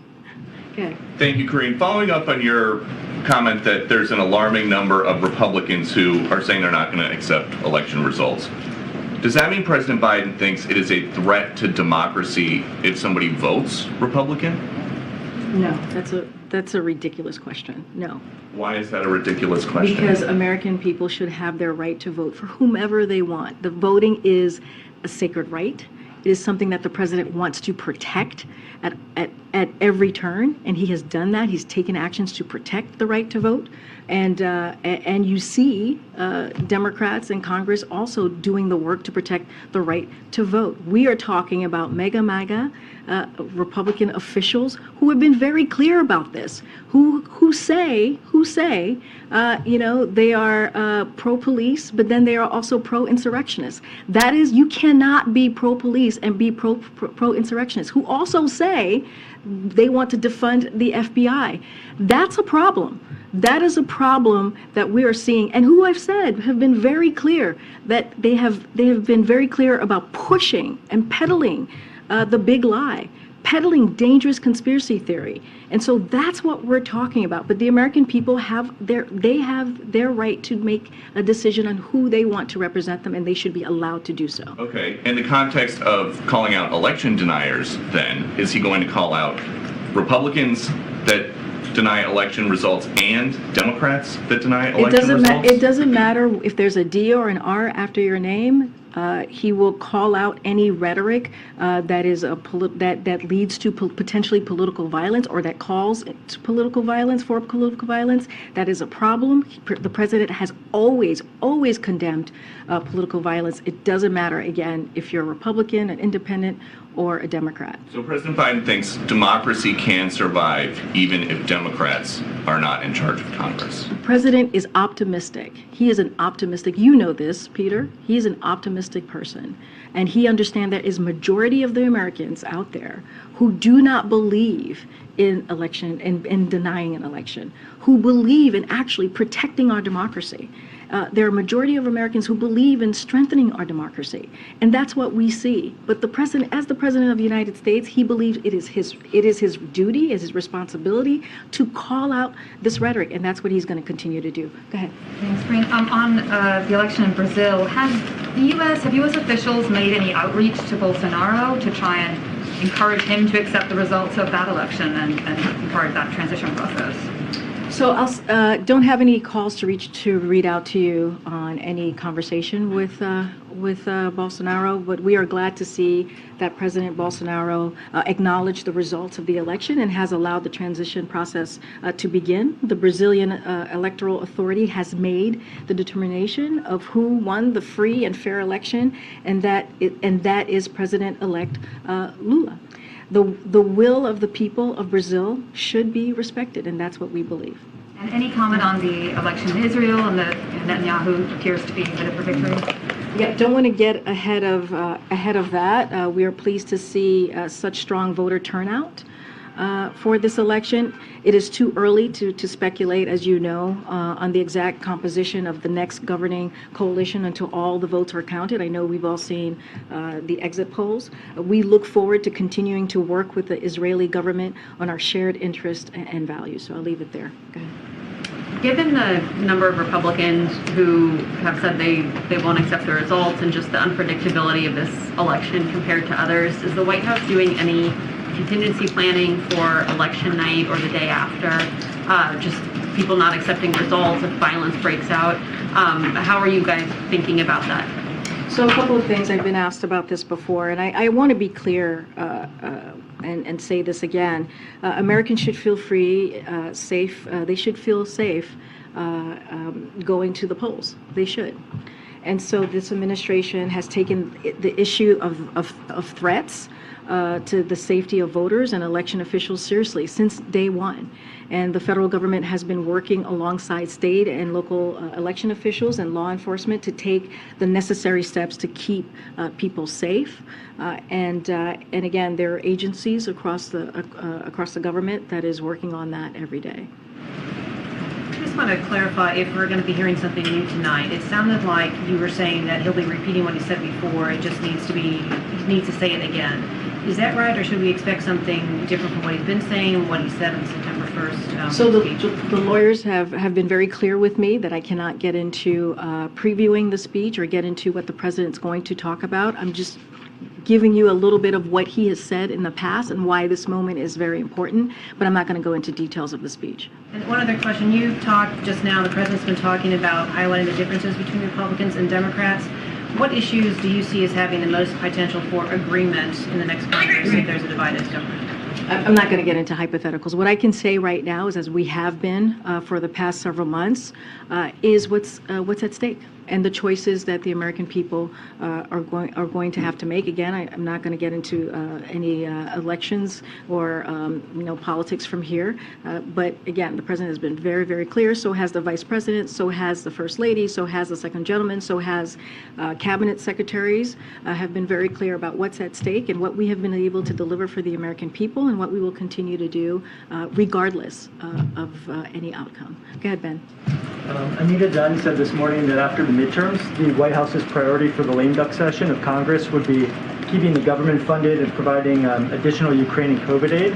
What about protecting same-sex marriage? Where does that fall in the president's priority? That's as you know, if you know the president's history when it comes to the LGBTQ+ community, this is an issue that has been a priority for him and will continue to be. I don't have anything to lay out on congressional priorities at this time, but when it comes to marriage equality, when it comes to protecting the community, this is something that he's been a strong voice for, a strong ally, and has delivered on. Will you be pushing for that in the lame duck session? I'm not going to get into what any congressional priorities at this time. I'm just saying that his history, his record speaks for itself. Okay, Nadia. Thank you. The administration has been leading the effort at the UN today to expel Iran from the UN Commission on the Status of Women.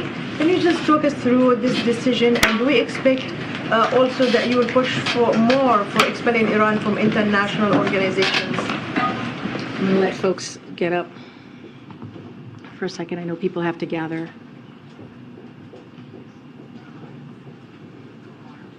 We're going to the event, they're not walking. No, it's clear. I know, Kelly, you're always very sensitive to that because people are watching. Walking out on you. And it's okay. I'm not that sensitive.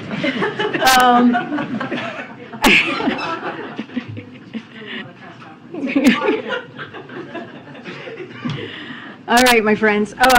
So, Nadia, on your...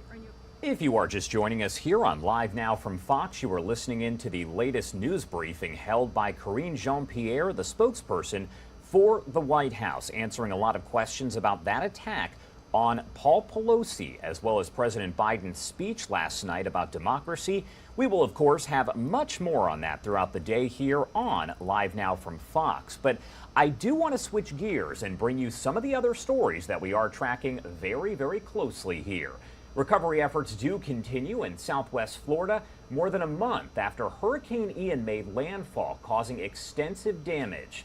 So the ground level of the Calusa Nature Center and Planetarium completely destroyed there in Fort Myers. Fox Weather's Will Nunley joins us live from Fort Myers to bring us more about that and those recovery efforts. Will, as always, thanks for being here.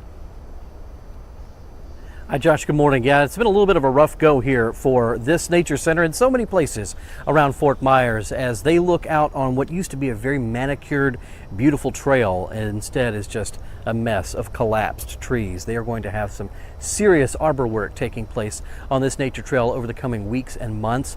Their building's still standing, but they had lots of flooding here. They estimate their damages at about $200,000 at this point. And this is a vital resource for the community. This is a place that all the school groups come and make part of their annual field trips to come and learn about a variety of animals. Out here we have housed bald eagles, different raptors, a hawk, turtles, things like that, even a couple of alligators. And they were all able to actually shelter inside the storm in the building and have some safe shelter. But let me show you exactly what they were facing, Josh, at the height of all of this. About 2 feet of standing floodwater here below the building. They've done a lot of work with the concrete to go ahead and scrape off the mud, scrape out the debris, and it's a much better picture, I'm told, than in how it was looking here even just a matter of weeks ago. So there are some signs of improvement, but there has been considerable damage throughout this campus, and this is still about 4 or 5 miles away from the river, from the actual waterfront. So a lot of flooding that they've contended with here, even though they're so far back from the area of kind of landfall and main impact there. I spoke with one of the center's employees just a moment ago, and he describes the damage for us. Take a listen.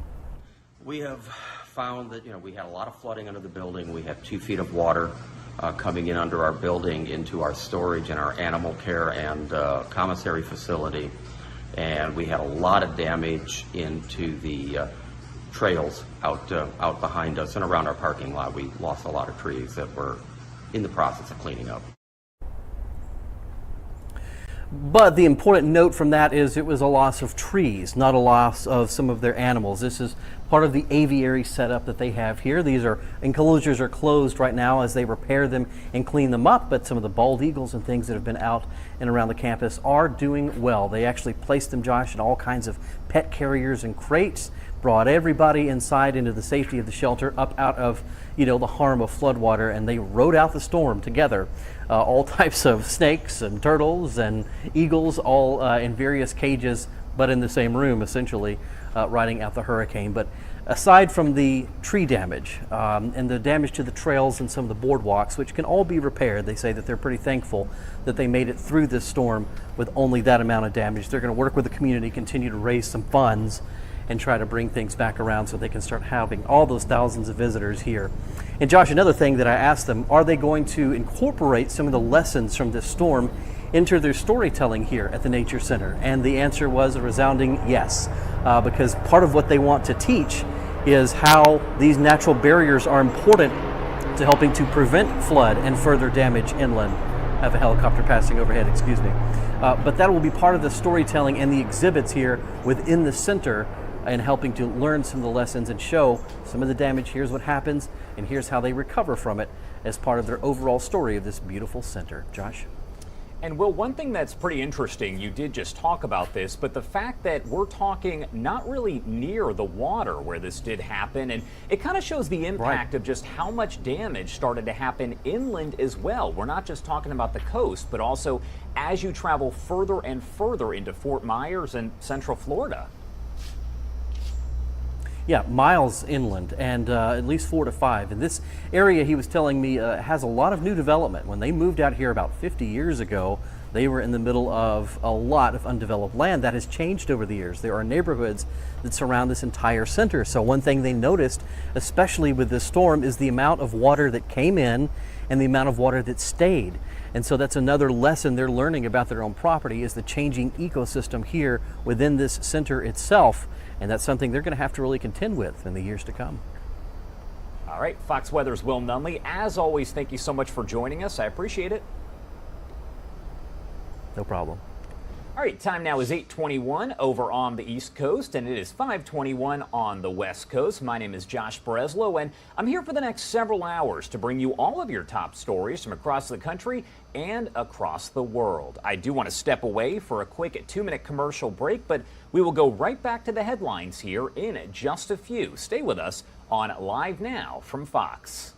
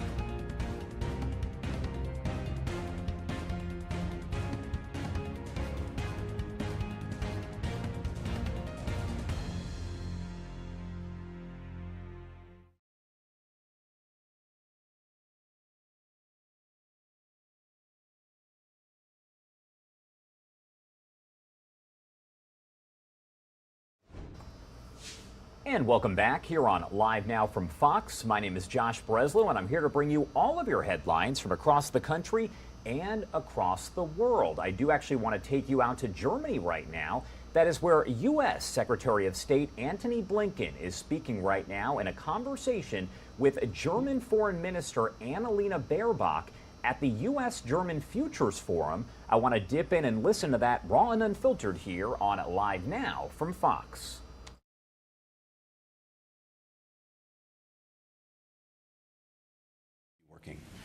Even more closely together, precisely if we're going to meet the challenges. I have to say I'm in violent agreement with everything that Annalena said, which is not unusual at all, on the contrary. But let me just put it this way, and I'll add quickly a couple of thoughts that are totally coincident with what Annalena said. We're at an inflection point in history. The post-Cold War era is over. There is a competition on now to shape what comes next. And technology is at the heart of that competition. One way or another, it is going to retool our economies. It's going to reform our militaries. It's going to quite literally reshape our lives. As we know every day, from the phones that we carry in the computers that we carry in our pockets. And we know the profound effects that's having on our lives. Germany and the United States together have a very positive, affirmative vision for what that reshaping looks like. It's about finding new ways to cure diseases. It's about using technology to make sure that we can actually deal with climate change. It's about using technology to make sure that we can have our societies and economies powered in ways that don't rely on fossil fuels. It's about making sure that we have sustainable, healthy supplies of food around the world. It's about finding ways to have truly resilient supply chains. And ultimately, it's also about making sure that we have good jobs for our people for the future. And there are challenges inherent in each of those. But as Annalena said, and as you all know, and as you've been talking about not just today, but over many days, we also know that technology can be profoundly misused. And I thought the way that Annalena put it is exactly right. It has to be for people, not used against them. But it is being used against them. It's being used against them in different ways to undermine their privacy, to repress their human rights, to quite literally harass people online, particularly women and minorities, as we see around the world. It's used profoundly for misinformation and disinformation, which is, along with corruption, I think the two most corrosive things of any democracy. And of course, there are profound questions of security that we're responsible for and others are responsible for, where technology can be used for ill, including cyber attacks on infrastructure. The fundamental point that Annalena made that I strongly, strongly agree with is that in order both to capture the upsides of technology, but also to deal with the downsides, there's a number one imperative in working together. No single country, whether it's the United States, whether it's Germany, can actually effectively meet these challenges alone. There's a premium, more than at any time since I've been engaged in these issues, and it's now coming on 30 years, for finding ways to cooperate, to coordinate. And that is no more true than when it comes to technology, when it comes to the digital world we're living in. Annalena talked about the work that we're doing together to try to set standards, to put in place the rules for how technology is used. That is more important than ever. To the extent that values infuse technology, we want to make sure that the values that we stand for together, the United States and Germany, carry the day.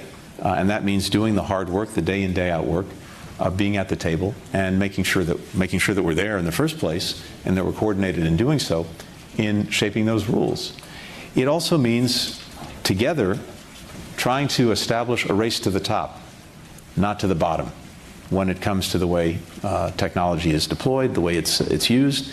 And if we're successful in doing that, then those countries that may now be engaged in a race to the bottom will have a choice to make, whether actually to join us in this race to the top or probably over time fail, if we get it right. But all of this starts with the coordination, all of this starts with the work that we do together. And there I have to say, one of the things that I've been most grateful for, the United States has been most grateful for, is this partnership with Germany, and in particular in my case, the partnership with and the leadership of the German foreign minister. Over the past year, this has been quite extraordinary. We've, as you've heard, met many times through the work of the G7, but also together on a bilateral basis in other groupings that we're a part of. And so much of this is about the leadership that she's bringing to these issues every single day. It's made a huge difference in our ability to tackle these problems. But fundamentally, we have all of these tensions between what we stand for as democracies and how technology fits into that, and either advances our democracies or undermines them. We're each living that every single day. When I was growing up, the thinkers that I was influenced by were many of the classic social thinkers of centuries past, like John Stuart Mill. And the basic concept that John Stuart Mill had was that we're engaged in a marketplace of ideas. And if we have a marketplace that functions properly, the best ideas will compete against each other, and ultimately the best idea will prevail. It's a wonderful vision. It's not the reality that we're living, precisely because technology, when it's misused, is distorting the marketplace. We have to find ways together. And by together, I mean exactly what Annalena said. This is not just between governments. It can't be.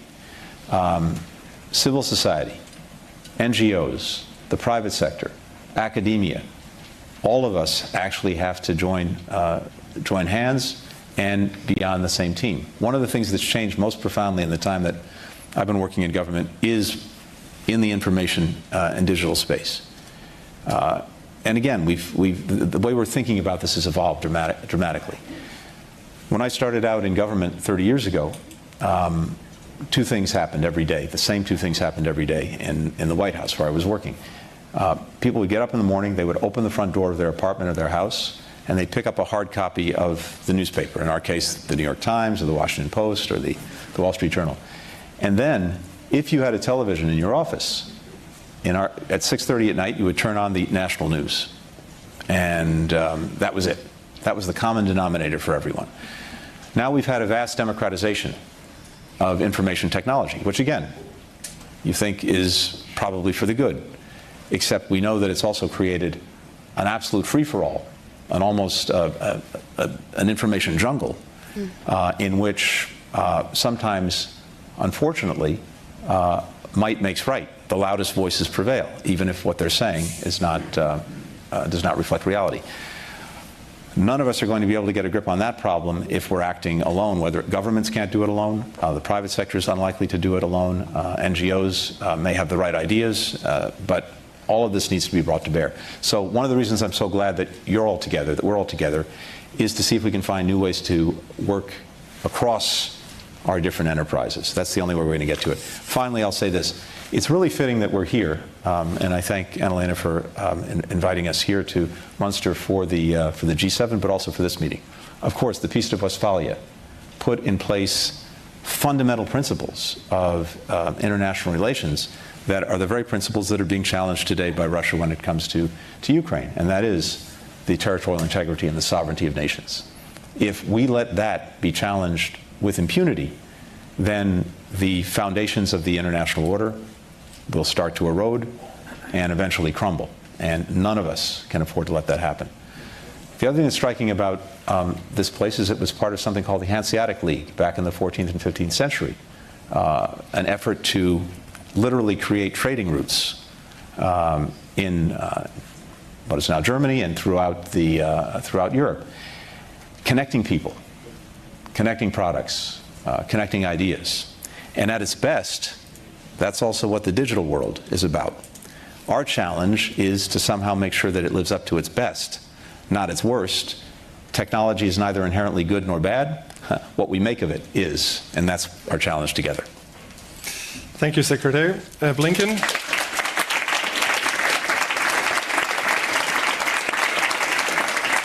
Both of you actually touched upon a couple of questions I already had and covered it already, so let's go into a little more detail on some of these fields. But you both outlined the perils and the advantages, of course, that technology has, but also the danger, the tools it gives authoritarian governments and regimes, and also the opportunities for fake news that exist. Would you say that there's been a bit of a disenchantment with social media, with digital opportunities, and that if you sum it up, the negatives somehow outweigh the benefits? Oh, please. Well, no, my short answer is no. Well, and this counts actually for everything. I think if you're in politics and think the glass is half empty, you shouldn't be there. I mean, then you have given up anyhow. And this counts for me then also for the digitalized world, but I think also the facts are on this side, and not only because I want to believe in a better future. Because yes, obviously. Good morning, everyone, and thank you so much for joining us here on Live Now from Fox. You are taking a live listen in to Germany. That is where U.S. Secretary of State Antony Blinken is speaking alongside the German foreign minister, answering press questions and questions there from the foreign minister herself. As we do get back to that, we will bring you a bit more information, but I do want to switch gears right now and head back here to the U.S. and talk about a social media giant.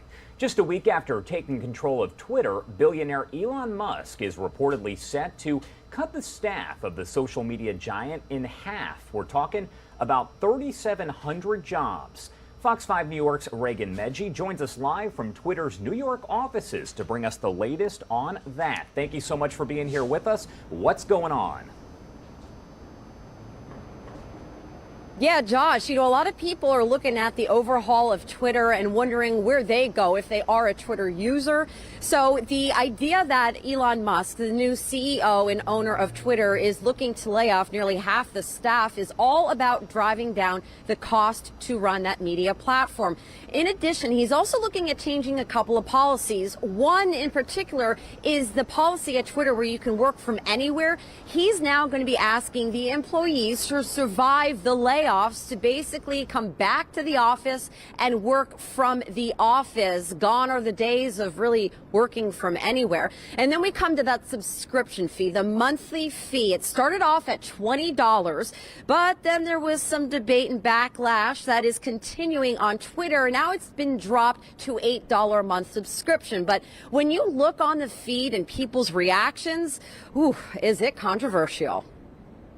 Here's a recent contentious exchange between Twitter owner and CEO Elon Musk and Congresswoman Alexandria Ocasio-Cortez over the $8 monthly fee to keep the blue check mark on your account. It all started Tuesday when AOC tweeted, LMAO at a billionaire earnestly trying to sell people on the idea that free speech is actually a $8 month subscription plan.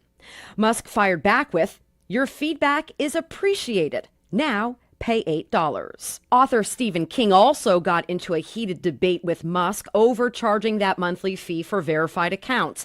King tweeting, $20 a month to keep my blue check? They should pay me. If that gets instituted, I'm gone like Enron.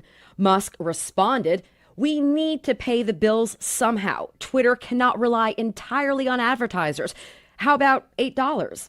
And that is why Musk says a monthly fee is needed to eliminate the need for all the advertisements users see clogging their feeds. But the monthly fee backlash continues as a growing number of public figures say they are quitting Twitter, concerned about its new leadership under Musk. Singers Sarah Bareilles and Toni Braxton, actor Tia Leone, producer Shonda Rhimes, to name a few. All this as Elon Musk plans to cut 3,700 jobs at Twitter, half of the workforce at the social media company. Musk also says anyone who's been banned will not be allowed back on the platform until a clear process is in place. This includes former President Trump. Musk believes this will take a few weeks to complete. The decision comes after a number of companies temporarily pulled their ads over concerns Twitter will no longer monitor content. And according to a Bloomberg report, it could be as soon as tomorrow where Twitter employees find out if they have a job there or not. Josh, back to you. The big question is, what about super important people like us who do have that blue check mark? What do we expect is going to happen? Because I know there's been debate over whether we're going to get charged for that, and obviously thousands, if not millions of people have that same check mark. What's going to happen with that?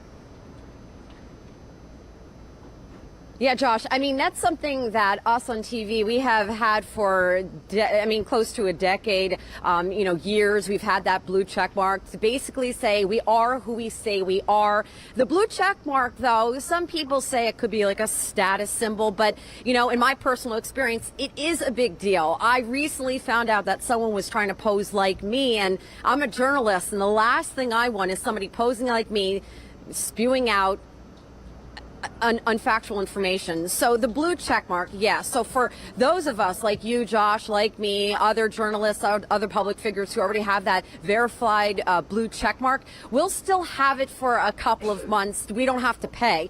We'll have a month-long grace period where we do not have to pay that $8 a month subscription fee.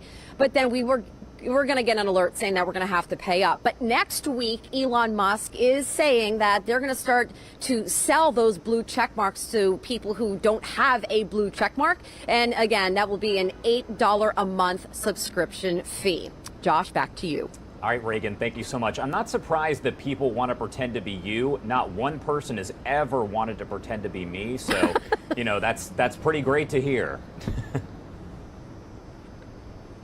Give it time, Josh. Give it time. There you go. All right, Fox 5 New York's Reagan Medji, thank you so much for joining us here. It is now 8:40 on the East Coast and 5:40 on the West Coast. My name is Josh Breslow, and I'm here to bring you all of your top stories from across the country and across the world. I do want to step away for a quick 2-minute commercial break, but we will get right back to those headlines coming up here in just a few. Stay with us on Live Now from Fox.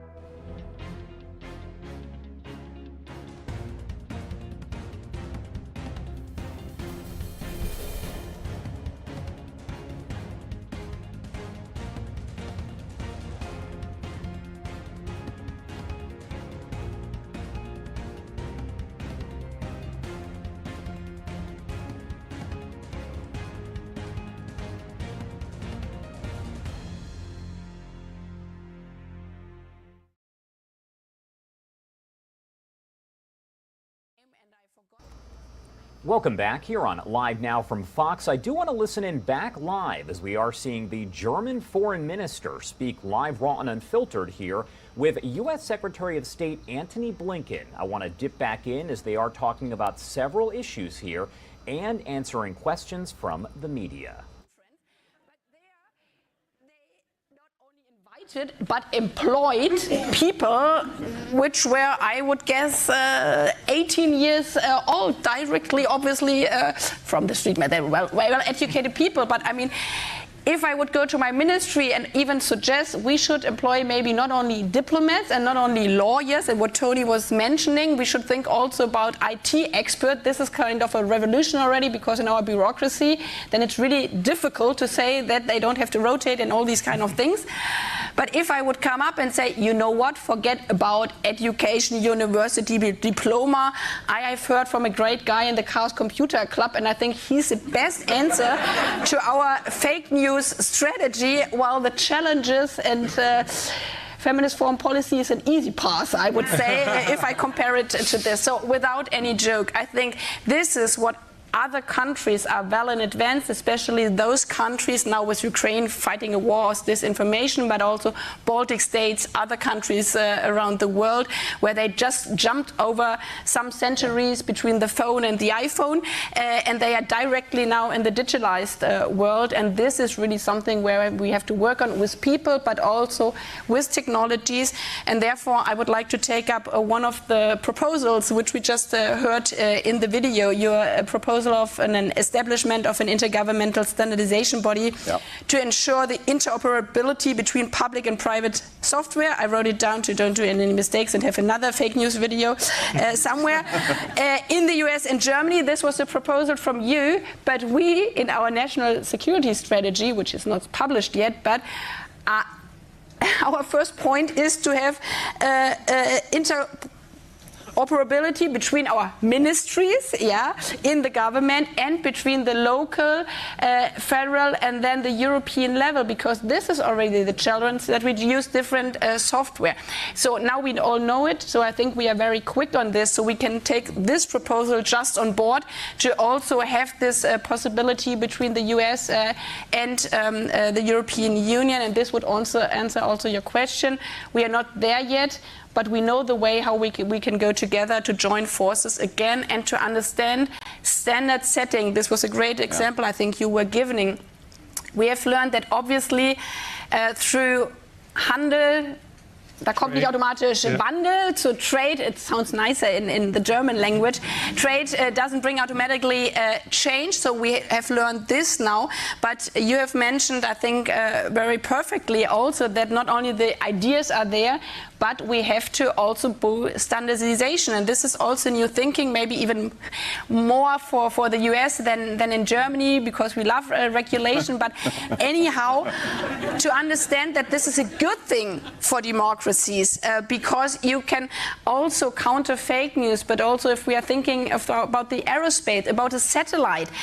So if we don't have regulated the aerospace in this regard, and if we don't have the standardization, and then it comes also, thanks God, back to diplomats, lawyers in foreign ministries, because drafting these kind of treaties is crucial in the end and will be, I think, the way forward. Despite Shakespeare, there'll always be room for lawyers. All right, and there's not much room for questions left, so I would like to actually pitch it to the audience, and we gathered a few questions, and the first one is from Heather Thompson. If you would please stand up and just give it. We don't have a lot of time because we also want to take a picture with all of you, so if you could keep it brief. Hi, thank you. It's a pleasure to be here. My name is Heather Thompson. I am an American, but I work in German civil society now for a nonprofit called Democracy Reporting International. My question is about digital foreign policy. I believe it's a vital part of our response to disinformation, digital inclusion, and online human rights. I'm wondering, how can the US and Germany work better together to strengthen our digital foreign policy and combat these threats online? Thank you. Well, just very quickly, I think one of the things that we both been spending a lot of time on is building the structures, the organizations to do exactly that, precisely because, like you, we've identified this as a critical necessity and a critical challenge. Annalena mentioned something that was established between the United States and the European Union, the Trade and Technology Council. A big part of the work of the Council is exactly what you just described, to actually have an aligned, to the greatest extent possible, approach to digital policy. Annalena said as well, we're competing in ways too. We have to recognize that, and also not be shy about that. Competition is good, as long as it is pursuant to agreed rules, and ideally, as long as I said, it's a race to the top, not the bottom. But what we're doing with the TTC is exactly that. We're trying to align our digital policies in a whole variety of ways, particularly when it comes to trying to establish the norms, the rules, the standards by which all sorts of critical technology is used, whether it's AI, whether it's quantum, lots of discussions, of course, about 5G and what comes next, et cetera. So we're doing that. We're also doing that bilaterally between the United States and Germany. There are other fora in which this is done. This is actually an important part of the work of the OECD, increasingly. It's something that I think is being re-energized at a really important time. Well, we move ahead to the next question so we can cover a little more. Martin van der Putten has a question. Good afternoon. My name is Martin van der Putten, and I'm the Director of International Relations of the city of Dortmund, close to Münster. It is a question that touches urban diplomacy, the subnational diplomacy topic. So my question is, how do you intend to involve the city level? I do not mean the civil society, I mean the civil administrations, the city administrations, more systematically in your policy strategies, e.g. the China strategy, the Rebuild Ukraine strategy, and the climate foreign policy strategy. So my request is please use the power of the cities as a strategic tool in foreign policy. Thank you very much. Let me just say quickly to that, I couldn't agree with you more. One of the things that we've done, I just had the joy of naming someone to be at the State Department our senior official for subnational relations, because increasingly we found that we're working directly with cities, with municipalities, with regions, not just with our counterparts in national governments. And for a whole variety of reasons that you know very well from what you're doing every single day, cities are often the laboratories where all of these things are playing out. And we get a chance to test out ideas and their application, including with things in the digital space. So that's incredibly powerful. It's also very powerful because at times when national governments, for one reason or another, as we would say colloquially, can't get their act together, it may well be that states, regions do. And so that's increasingly vital too. Would you like to add to that? Or? Yeah, well, first of all, thanks for your question, but also thanks for participating in our national security strategy, because this was also for the first time while we're drafting it right now. I did a tour in summer through Germany. Many people ask, so why is the foreign minister doing a tour in Germany? But because obviously security matters are also security matters touching, and we see it again with Ukraine, but touching the daily life. And in many cities, we were just discussing what you've been saying, with regard to our infrastructure, with regard to data protection. Well, it doesn't help if we have the great ideas in foreign ministry, but in the town hall of Düsseldorf or Dortmund or somewhere else, even smaller cities, we have the next cyber attack. So therefore, we are integrating now in our national security strategy the cooperation with infrastructure, and now we are discussing here, everybody knows this, about China investment, for example. Again, they are not investing into our ministry in Berlin main town, but they are investing all over the country. It's also the question of cooperation between universities and other countries. So I think this is something which we are already on a good track, but obviously we can intensify it even more. And again, also on the other parts, when we go outside, when I travel to other countries, my credo is always, I don't want to only meet foreign ministers, even though I like many of them a lot, but also go to school classes to hear what the people are saying and to go to towns. When I was in Bosnia and Herzegovina, I said, okay, I visit Sarajevo, but I would like to have also a meeting with the mayors of 2 other cities. And it was not by coincidence that those mayors were way younger than those partners I met on the federal level, fighting for 30 years already the same fight. The mayors of these 3 towns from different ethnic backgrounds met for the first time, because I said, I can only meet all the 3 of you together. I don't have enough time, so it would be great if you could all come together. Otherwise, I can meet nobody. So this can be also like a small instrument of actually using foreign policy totally different if you go to a different level segment. And again, also giving then power to different people, different age, different gender, different religion. So this is why I would also play the ball back to you, because you're employed by a city.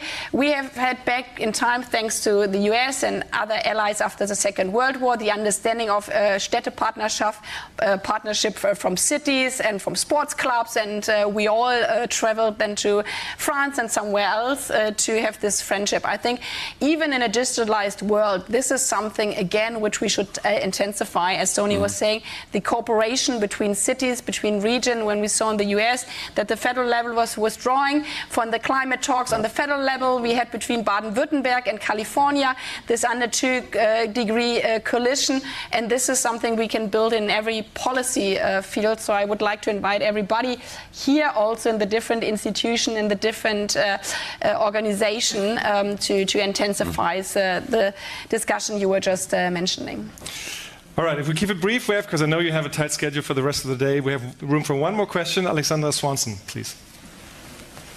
Thank you so much. Honored to be here. My name is Alexandria Swanson, also a U.S. citizen based in Berlin. I work at the Federation of German Industry Digitalization Innovation Department, where I lead an initiative called She Transforms IT. And my question is going back to the topic of a feminist foreign policy. So Minister Baerbock, you mentioned this briefly at the beginning, and I would be interested to know, so we know that you've implemented this in Germany for the first time. What is that looking like since the implementation? And Secretary Blinken, are there any discussions about implementing this at the U.S. Department of State? Thank you. You each have a minute. Well, the strategy is so long, and then people always say, well, she doesn't explain the whole strategy. Well, it's about right resources and representation, and I just stick to the point, resources, representation here, because I think it's always totally underestimated. It doesn't make a difference only if after 150 years you have the first female foreign minister, and Tony suffers under this question because we had a time at G7, well, there were many elections in between where there was a majority of women. Anyhow, I've been asked very hard a couple of weeks because he wasn't allowed on the women's picture. So, but anyhow, a couple of weeks ago, I was asked whether I felt well in this group of men, and I said, well, just look at the picture. This is no group of men, but it's no coincidence that there feel two female ambassadors sitting here at the front row. So behind all representation issues on different parts, it is something also which touches our own ministry where we can make the biggest difference. It's my decision who I send as the most important ambassadors to the most important capitals in the world. I can decide who I send there and who I don't send there. So I think it's many policy fields with regard to rights, Iran, women's rights, with regard to Afghanistan and all these kind of things. But at the end, it comes always back to yourself in your own ministry. And I think there we can do many things. And again, there's room for improvement. So Tony was doing the advertisement for the IT experts. I do the advertisement for female future generation wanting to serve in the foreign ministry office. You're more than welcome. All right, everyone, if you are just joining us here on Live Now from Fox, the time is 8:57 on the East Coast, and it is 5:57 over on the West Coast. My name is Josh Breslow, and I'm here to bring you all of your top stories from across the country and across the world. As always, a lot going on. What you were listening to right there was U.S. Secretary of State Antony Blinken speaking with the German foreign minister. Right now, they are answering questions there from people in the audience in Germany about a variety of topics. I do want to get you up to speed on your headlines, though, from across the country and the world. So let's step away for a quick 2-minute commercial break. On the other side of that, we'll take a look at all of those top stories. Stay with us here on Live Now from Fox.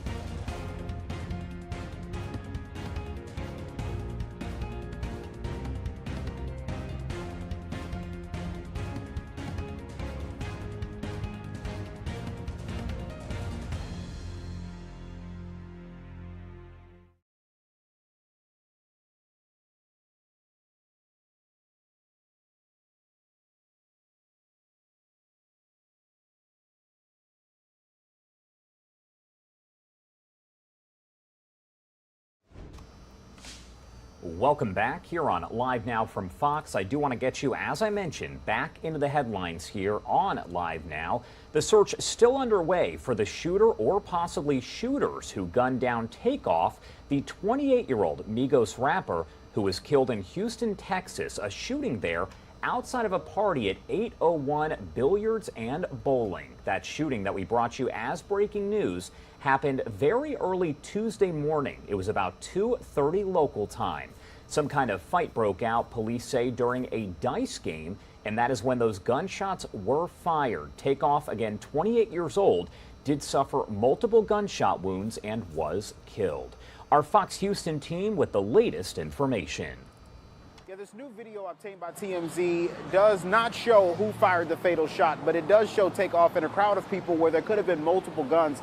It also shows how quickly violence can escalate. Who fired the shots that killed global rap star Takeoff is still a mystery tonight, but new video shows someone police are interested in talking to.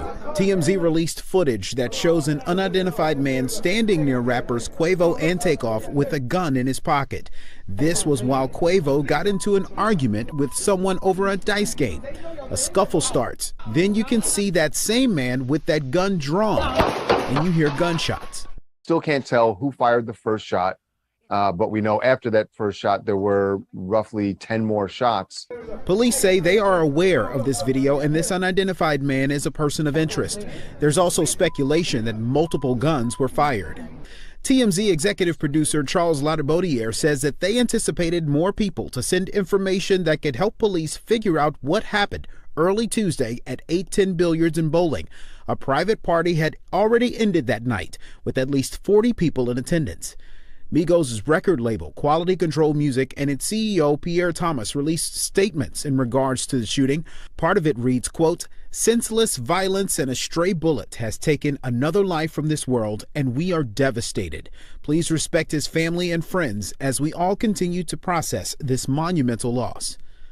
Fans also share their grief for a recording artist that left a lasting impression. Traumatic things, tragic things happen to them. Their fans feel it also, and I've certainly seen plenty of that emotion being poured out on social media. Now, we're still waiting to hear from Houston police to see if they have any more evidence on this case, including possible surveillance video. This is a business off of San Jacinto that's surrounded by cameras. If you have any information that can help police solve this crime, contact Crime Stoppers or HPD. Reporting from Houston, Sherman DeSalle, Fox 26 News.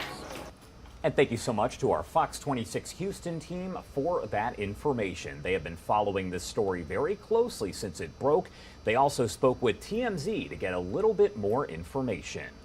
There is a man on video who has his hand on what appears to be a handgun. Now, he doesn't pull out the weapon on the video, but he certainly does have his hand on the grip and looks ready to go. Now, just moments after, literally seconds after, gunfire erupted, sounded like 10 shots, and of course, Takeoff wound up on the floor. Quavo was very much involved, and it doesn't appear that Quavo was trying to start a fight or be violent in any way, but there was certainly a heated altercation, verbal altercation that was happening in the moments before the shooting. We're also hearing from several officials there in Houston, Texas. Our Fox Houston team even getting comment from the mayor there about this shooting and other shootings all across the city. Young men who are with guns, and let me underscore with guns, when they're getting into an argument, it's no longer just a fist fight, okay? It's no longer just pushing and shoving. Everybody is carrying guns.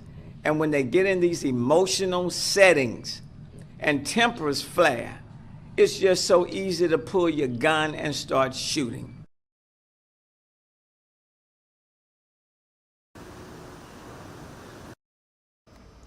right, so that was the mayor of Houston there speaking about the shooting of Takeoff. So if you're not familiar with everything that we know so far, let's go over it.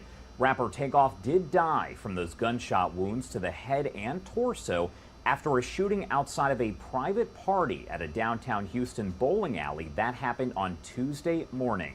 So the announcement about the autopsy did follow that autopsy by the Harris County Institute of Forensic Sciences in Houston. It comes as police are still seeking the public's help in tracking down the person or persons responsible for the rapper's murder. Takeoff's primary cause of death was listed as, quote, penetrating gunshot wounds of head and torso into arm, and his manner of death on that report called a homicide. Takeoff formed 1/3 of the Grammy Award-nominated rap duo Migos with Uncle Quavo and cousin Offset from suburban Atlanta. People across Atlanta are now in mourning. Our Fox 5 Atlanta team with more on that. Mourners on the Beltline stopped to pay their respects to Takeoff at a mural put up in memory of the fallen rapper. The first thing I felt when I saw it was an immense wave of sadness because Takeoff was my favorite Migo of the three. TMZ video captured the scene leading up to Takeoff's death, whose offstage name was Kirsnick Ball. An autopsy found the 28-year-old member of the Gwinnett-based Migos rap trio was killed by gunshot wounds to the head and torso.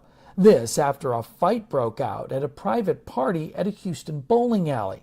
Police think Takeoff was an innocent victim. People are mad and they got access to a gun.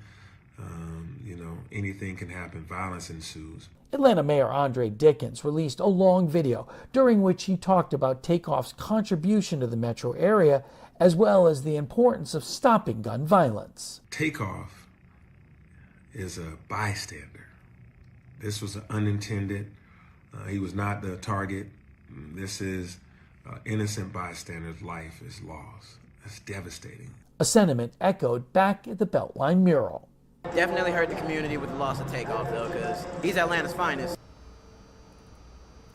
Many entertainment reporters throughout the Atlanta area have spoken with Takeoff and the other members of Migos. I do want to play for you just a short soundbite here. This is from one of those reporters remembering the time with Takeoff and what this death means for Atlanta. He was a son, he was a brother, he was a great friend, a producer, a writer, and he was someone who really enjoyed being with his family. He was a very family man and very unproblematic. Like every time we've seen him out, he's always been to himself, always been just, about good vibes, and has always been very, very humble.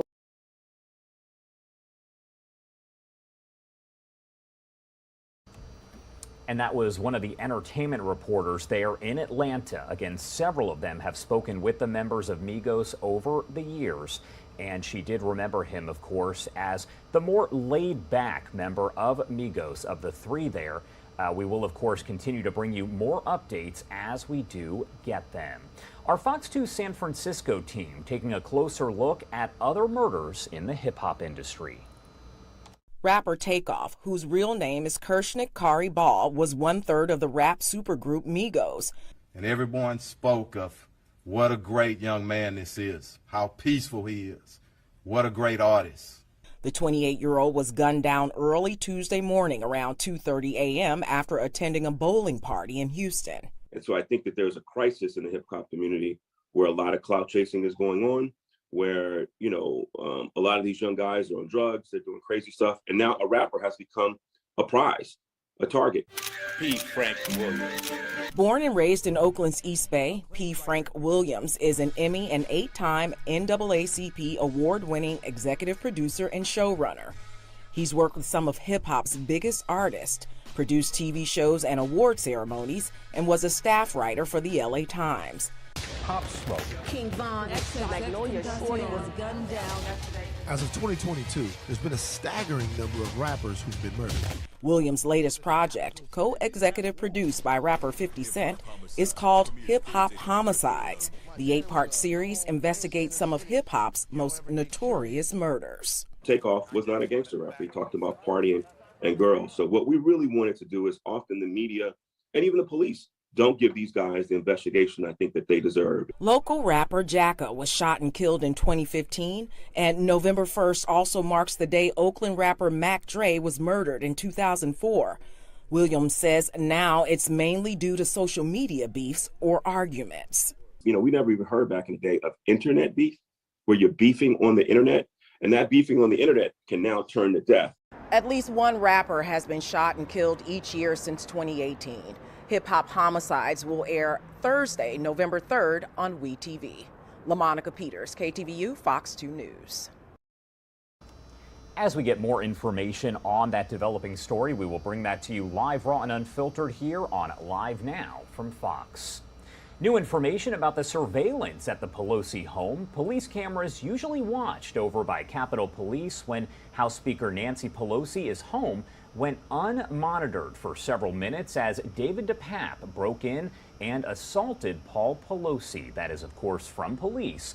Fox News senior correspondent Claudia Cowan has more for us from San Francisco. U.S. Capitol Police under fire Wednesday after sources revealed their cameras caught the break-in at House Speaker Nancy Pelosi's San Francisco home, but no one was watching the feed. Typically, there are about 1,800 security cameras being watched by Capitol officers from their center in Washington, D.C., which includes the Pelosi home. This new information was reported by the Washington Post just days after the attack that left Paul Pelosi seriously injured. The attack reigniting questions about the security of high-level officials and their families. In a written statement Tuesday, Capitol Police Chief Tom Manger saying they have made significant improvements to boosting security protocols, but, quote, today's political climate calls for more resources to provide additional layers of physical security.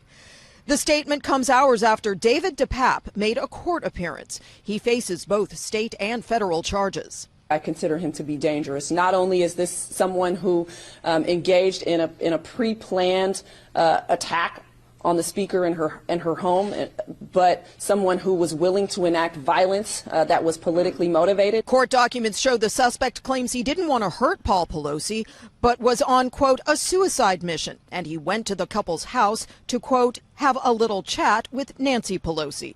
On Tuesday, DePape's attorney entered not guilty pleas to several felony charges, including attempted murder, residential burglary, and assault with a deadly weapon. He is being held without bail. DePape is scheduled to return to court Friday morning. In San Francisco, Claudia Cowan, Fox News. Well, another day of emotional impact statements before Parkland shooter Nicholas Cruz is formally sentenced to life in prison. At the very end of that hearing, after the families had a chance to address Cruz, that is when the judge sentenced him to that life sentence. Fox News correspondent Jeff Paul has more from the courtroom. My hope for you is that the pain of what you did to my family burns and traumatizes you every day. May your life be horrific, painful, and show no mercy. One final day of verbal thrashing for Parkland school shooter Nicholas Cruz. My 70th birthday is February 2024. My hope, my prayer for my birthday present is to get word that you are dead. That the justice system was done in jail. This was the final time victims' families and survivors were able to confront Cruz for the 2018 massacre at Marjorie Stoneman Douglas High School. Wednesday capped 2 days of impact statements before a judge formally sentenced Cruz to life in prison without parole. A sentence that came after the jury was unable to reach a unanimous decision on the death penalty. It's not just that you killed and injured a total of 34 people. It's the fact that I'll have to live with the aftermath of this for the rest of my life. Cruz, shackled in a red jail jumpsuit, showed no emotion during the hearing. Instead, it was the judge who became emotional while reading the sentence, her voice cracking as she started reading off the names of the 17 people killed in the shooting. Count 1 of the indictment. Before the reading, she thanked families for their strength during the long and emotional 3-month trial. In total, Cruz was given 34 consecutive life sentences. That's one for each person he either killed or injured. Jeff Paul, Fox News. Let's get to some more information here on an ongoing story. Police investigating a smuggling incident in West Houston, Texas, over on Sam Houston Parkway South, if you are familiar with that area. The city's police department says 2 of the victims were shot and escaped from a motel. They ran to ask for help at a nearby business, and 2 others showed up at a hospital. Investigators say 9 people were detained at that motel, but are not sure who are victims or, in this case, possible suspects. They are still working to sort all of that out. Our Fox 26 Houston team piecing it all together for us. Police say it all began when 4 men believed to be victims of a human smuggling operation escaped from a room at this Days Inn in the 2900 block of Sam Houston Parkway South. 2 of the men ran to a nearby IHOP for help. When they arrived, they found 2 males, including one with a gunshot wound to his arm.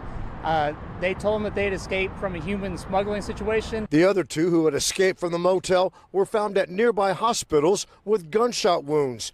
When police arrived at the motel, they say they spotted 2 vehicles fleeing the scene, which they stopped, and they detained the occupants who they believed are related to this incident. Police detained a total of 9 people who were inside the vehicles, but we're not sure which of them are victims and which are possible suspects at this time. A total of 3 people were shot, and police say they are trying to locate a 4th possible shooting victim. They're all in stable condition. They're approximately 30 to 40 years old at this time. We believe one of the victims is possibly, one of those people might possibly be a suspect, but we have not made that determination yet. The men told police they were shot at an unknown location 2 hours west of Houston in the greater San Antonio area. All the people involved in the smuggling situation are men. It's not known how long they had been held captive or where they originally came from. Police say the investigation will be turned over to Homeland Security. Reporting from the southwest side, Randy Wallace, Fox 26 News. And thank you so much to our Fox 26 Houston team for that report. The great thing about Live Now from Fox is we are a culmination of all of our local affiliates across the country. They provide their reports to us, and we can bring them to you in one central hub here at Live Now. You're taking a look at the stock board as the market will open here in just about 10 minutes or so. It is questionable how the market will do, though, based on yesterday's announcement by the Fed that once again they are raising the interest rate by 75 basis points. Coming up here also in about 10 minutes, Dr. Mike Walden, who joins us quite a bit, will talk to us about what that Fed rate hike even means and also the newest jobs report. We talk to him a lot when anything economic happens because he's great at breaking it all down for us. 9:17 on the East Coast and 6:17 on the West Coast. My name is Josh Breslow, and I'm here for the next several hours to bring you all of your top stories from across the country and across the world.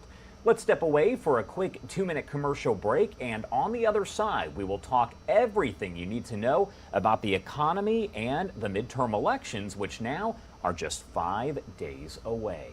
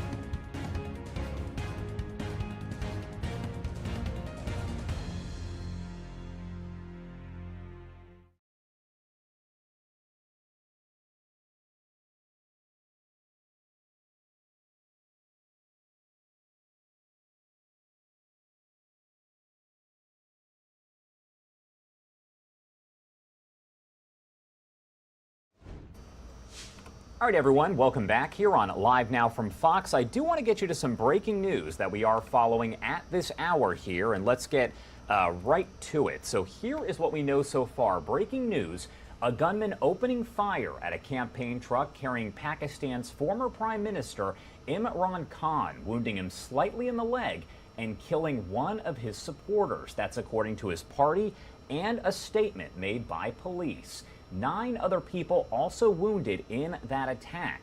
The identity of the gunman who was arrested at the scene has not been released just yet. No group has claimed responsibility for that deadly shooting. The attack did raise some new concerns about growing political instability in Pakistan, a nuclear-armed nation with a massive population of 225 million people. Since his ouster in a no-confidence vote in Parliament back in April, Khan has mobilized mass rallies across the country where he has whipped up crowds with claims that he was a victim of a conspiracy by his successor, and the United States involved as well. Both the new premier and Washington have denied those allegations. Pakistan does have a decades-long history of political assassinations, including that of several other people, including the first democratically elected female leader of a Muslim country back in 2007. Again, a gunman has opened fire at a campaign truck carrying Pakistan's former Prime Minister Imran Khan, wounding him slightly in the leg, killing one of his supporters and wounding 9 other people. As we do get some more information on that, we will bring that to you live, raw, and unfiltered here on Live Now from Fox. Let's get to the latest on the midterm elections, because we do know that midterm election day is coming up, and it is coming up fast. We are now less than 1 week away, and President Biden warning of dangers to democracy as he makes his closing arguments ahead of those elections. In a speech last night, he lashed out at what he calls extreme MAGA Republicans. Fox correspondent Doug Luzader has more from Washington this morning. We've heard this tone from the president before as he argues that the future of the country hangs in the balance in next week's elections. There's something else at stake: democracy itself. President Biden with a final pitch to voters. He tied Republican rhetoric to the recent attack on House Speaker Nancy Pelosi's husband, and he tied Republican candidates to former President Trump. You know, American democracy is under attack because the defeated former president of the United States refuses to accept the results of the 2020 election. The White House is bracing for losses in next week's midterms. Republicans say the president is ignoring the top issues for voters. This is a failing effort at the end of a campaign that should have been about inflation and should have been about the economy and should have been about the border and crime. And the president has tried pivoting to the economy, but this tweet yesterday from the White House did not go over well. Seniors are getting the biggest increase in their Social Security checks in 10 years through President Biden's leadership, it said. Twitter added a context note saying that the increase was automatic because of soaring inflation. The White House later deleted it. So it was, look, the tweet was not complete. Usually when we put out a tweet, we posted with context, and it did not have that context. Now, today, the president will be making a campaign swing through California and New Mexico, where he'll be touting his student loan forgiveness program, which is now stalled in the midst of legal challenges. In Washington, Doug Luzader, Fox News. All right, Doug, thank you so much. I do want to continue our coverage of those upcoming midterm elections. In a solemn speech in Washington, D.C. on Wednesday night, Biden said the midterms are a chance for Americans to save democracy, warning that some candidates will move the U.S. away from it if they win. Republicans say the president is playing politics to get some last-minute votes. Fox's Lauren Blanchard breaks it all down from Washington. In our bones, we know democracy is at risk. But we also know this: it's within our power, each and every one of us, to preserve our democracy. Just blocks from the U.S. Capitol, President Biden delivered a speech at a Democratic National Committee event, billing the midterm elections as a last chance to save democracy. I hope you'll make the future of our democracy an important part of your decision to vote and how you vote. The president warning some Republicans are preparing to fight election results before they are announced. As I've said before, You can't love your country only when you win. Republicans labeled the speech and Democrats' rhetoric as partisan fear-mongering, saying the left is grasping at straws with less than a week till Election Day. We are living in the middle of a red wave, and that red wave is here. It's all over America. The newest Fox News polls give us a look at how close the fight for the Senate is. In Pennsylvania, Lieutenant Governor John Fetterman has a 3-point lead over Dr. Mehmet Oz, while in Georgia, a single percentage point separates the two candidates. I've always told my campaign what we want to do is run like we're behind, and that's what I'm doing right now. I'm out on a bus tour. I want the people to continue to see that I'm ready to serve them right now. Georgia law requires the winner to have at least 50% of the vote to avoid a runoff. Right now, polling suggests neither candidate has that, so it could be months until we know who will hold the seat. In Washington, Lauren Blanchard, Fox News. The midterms, as I've mentioned here, 5 days away. While things are trending toward Republicans, there's still the prospect of a 50-50 Senate, even if the GOP flips the House. Fox News senior congressional correspondent Chad Pergram explains what this means for governing the nation. Senate control is on a razor's edge. Former Senate Majority Leader Trent Lott ran a 50-50 Senate 2 decades ago. It's going to be probably one or two, one way or the other. But the worst of all worlds would be another 50-50 Senate. A split Senate means Democrats still control the body thanks to the tie-breaking vote of Vice President Harris. Democrats would take that in a heartbeat. They would hold their majority. They would still have the ability to confirm judges. A Democratic Senate would serve as a firewall to initiatives pushed by a Republican House, ranging from the border to education. It could even include the potential for impeachments of President Biden or Attorney General Merrick Garland.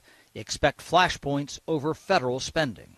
It's a difficult, if not impossible, challenge. You try to satisfy the red meat conservatives of the base. You try to satisfy the fiscal conservatives. There's an old saying that the Senate serves as the saucer where the House's hot coffee cools.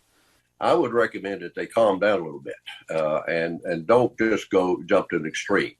To have oversight, to have investigations, to address some issues like, repealing this thundering herd of new IRS agents. But if Republicans controlled the Senate, those loyal to former President Trump could turn up the heat on Senate GOP leader Mitch McConnell. He'll be under pressure, but, he's a pretty wily old guy. He's been around a long time. He's a past master of not saying things when he didn't want to. Still, if Republicans win the House and Senate, that could be the best thing that ever happened to President Biden. Looking at history, Bill Clinton got shellacked in the 94 midterms, but ended up winning re-election comfortably in 96 by using Republicans, the conservative Republican majority, as a foil. Congressional Republicans could boost President Biden if they overplay their hand. But when it comes to policy, divided government could be a recipe for gridlock. On Capitol Hill, Chad Pergram, Fox News. Thank you so much, Chad. You're taking a live look here at the U.S. Capitol. Pretty dark, but I promise it is back there somewhere. Election day quickly approaching, and new polls show more troubling signs for Democrats as they try to hold on to their majority in the House and keep control of the Senate. Fox's Madeline Rivera reports from Washington as some big names hit the campaign trail. Good to see you. With less than a week to go before Election Day, candidates in key races are packing their schedules, making their last pitch to voters. And they're pulling in big names. We cannot rest on our laurels.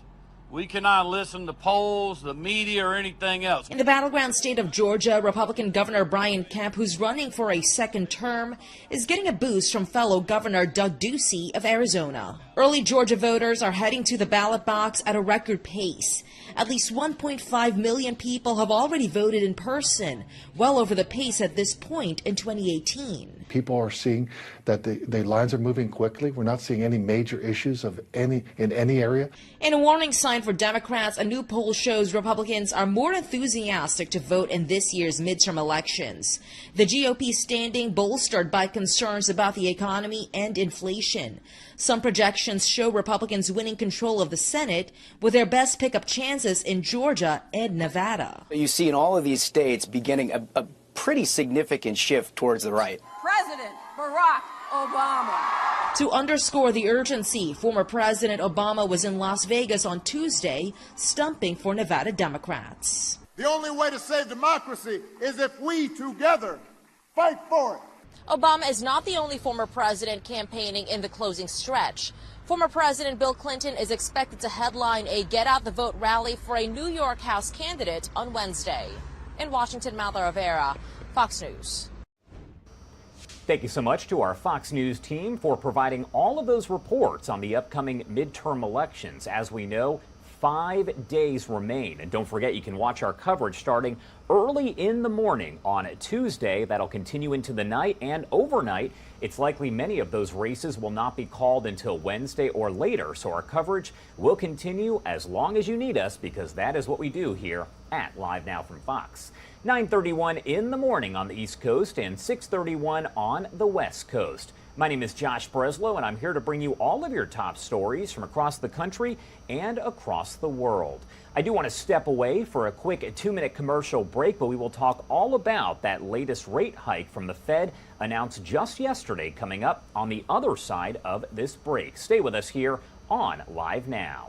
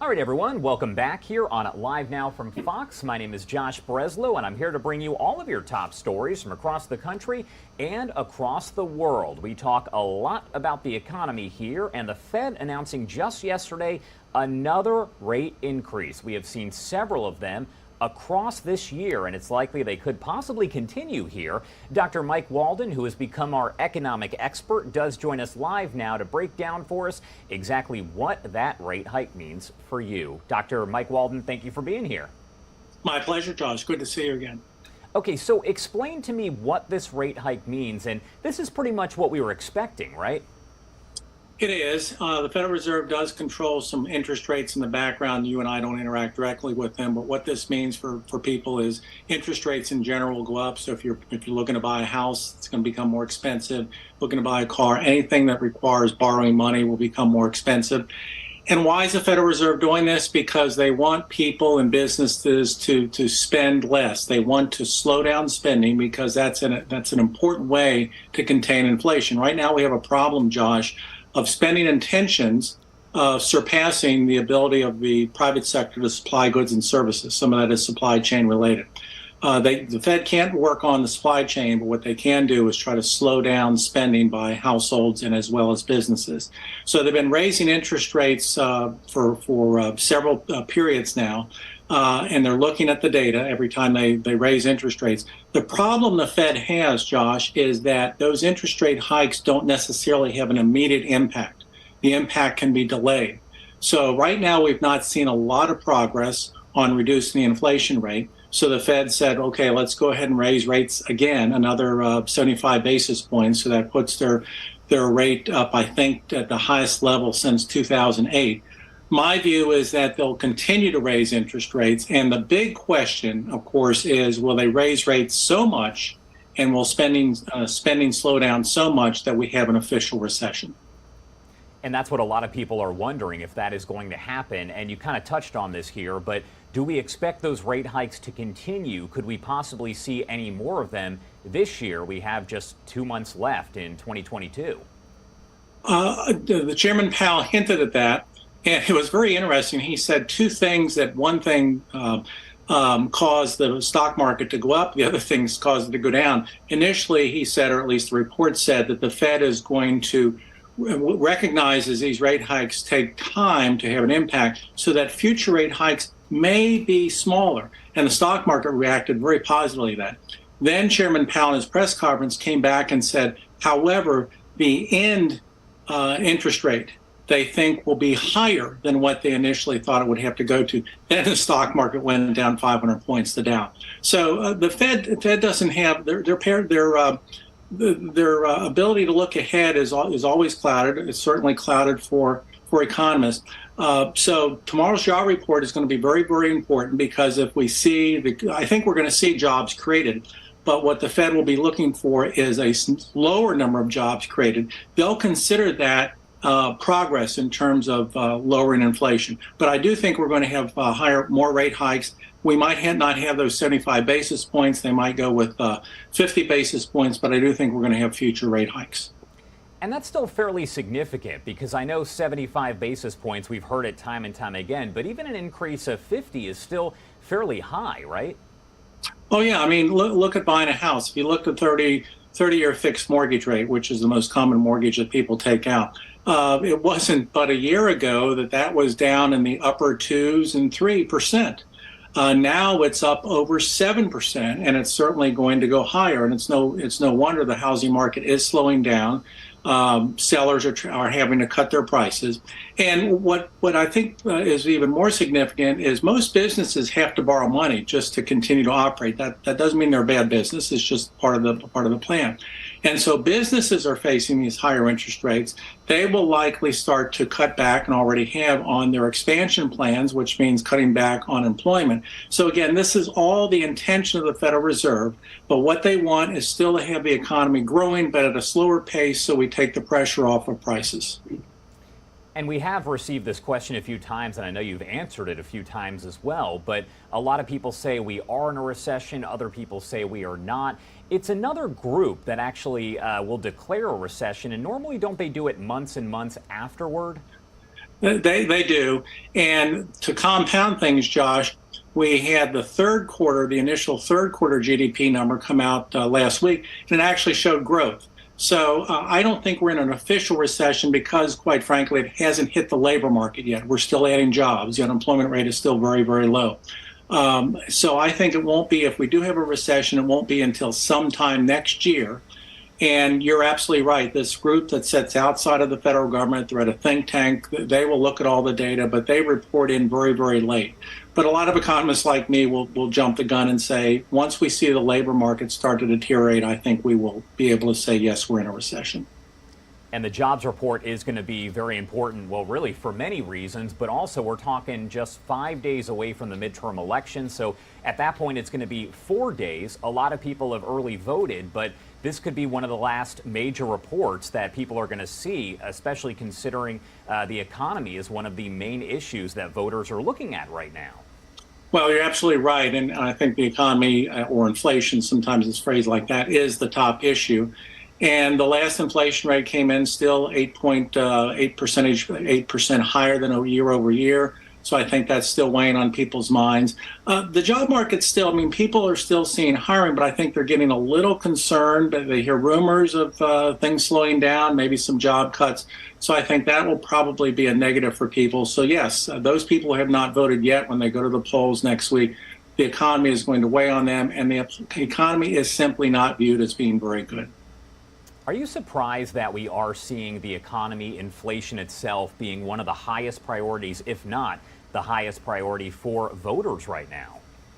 No, I'm old enough to have been around for many election cycles. And when the economy is going well, it sort of gets pushed to the side because people think, well, it's going to continue to go well. But whenever we have bumps in the road with the economy, whether it's recession, whether it's inflation, whether it's other things, trade, whatever, then that does rise to the top. Because quite frankly, in terms of things that concern households, having a job, having enough money to buy the things you need to do and raise your children, et cetera, that reaches really the top of the list. And when there are problems there, I think people do carry those problems with them into the voting booth. On the other hand, when things are going swimmingly, jobs are plentiful, wages are going up, inflation's low, then people assume that's going to continue and other issues rise to the top. But there's no question right now the economy is the top issue. All right, Dr. Mike Walden, we appreciate your insight as always. You're great at helping us to break down things like this that don't make sense to the average American, myself included. Dr. Walden, is there anything else that you want to add before I let you go? Well, I think that I always like to end on a high note, and when I give talks, people say, Walden, when is this going to end? I think a year from now, we're going to be in a much better place. I think the Fed will have succeeded in its fight against inflation. I think if we had some rising unemployment, that'll start to dissipate. So I think people need to be concerned for the next year, but I think this time next year, we'll have many more people have smiles on their faces. That's what I want to hear, so thank you for that good news. We appreciate it, especially right now. Thank you, Josh. Dr. Walden, thank you as always. We'll talk to you again, I'm sure, in the coming days. Thank you. All right, time now is 9:42 if you are joining us over on the East Coast and 6:42 on the West Coast. My name is Josh Breslow, and I'm here to bring you all of your top stories from across the country and across the world. I do want to step away for a quick 2-minute commercial break, but back to the headlines here on the other side of that break. Stay with us on Live Now from Fox.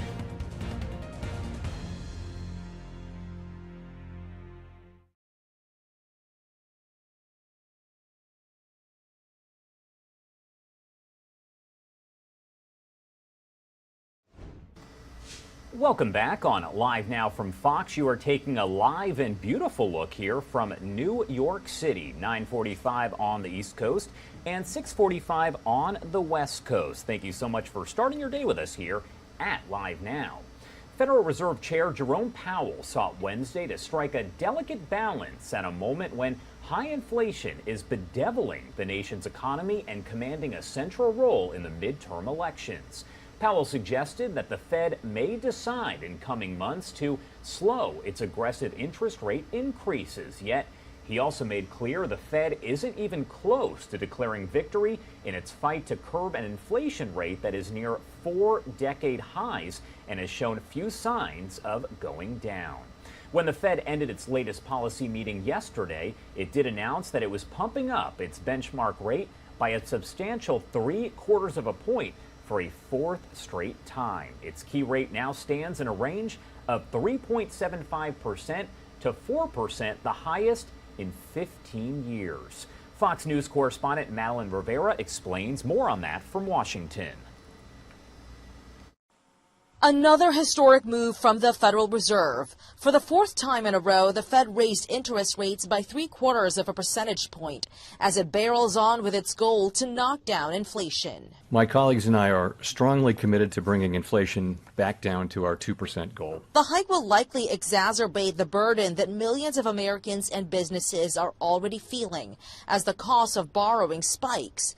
There are also fears that the Fed's aggressiveness will trigger a recession. In my opinion, we're in a recession right now with people and they just don't even realize it. Inflation is still hurting people, but we're making real progress. Federal Reserve Chair Jerome Powell says there are signs the economy is slowing down. Growth in consumer spending has slowed from last year's rapid pace. But even after 6 rate hikes since March, inflation remains stubborn at an annual rate of 8.2%.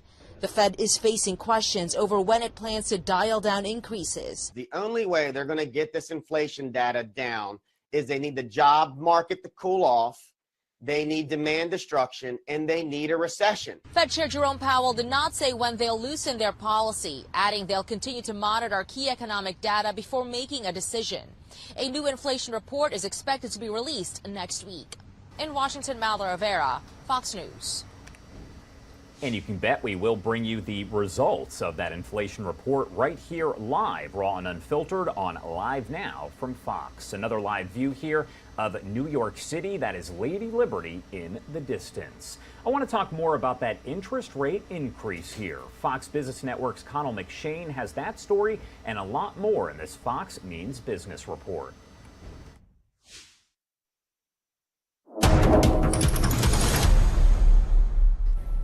Well, the cost to borrow money is going up again. The Federal Reserve raising its key interest rate by another 3/4 of a percentage point on Wednesday.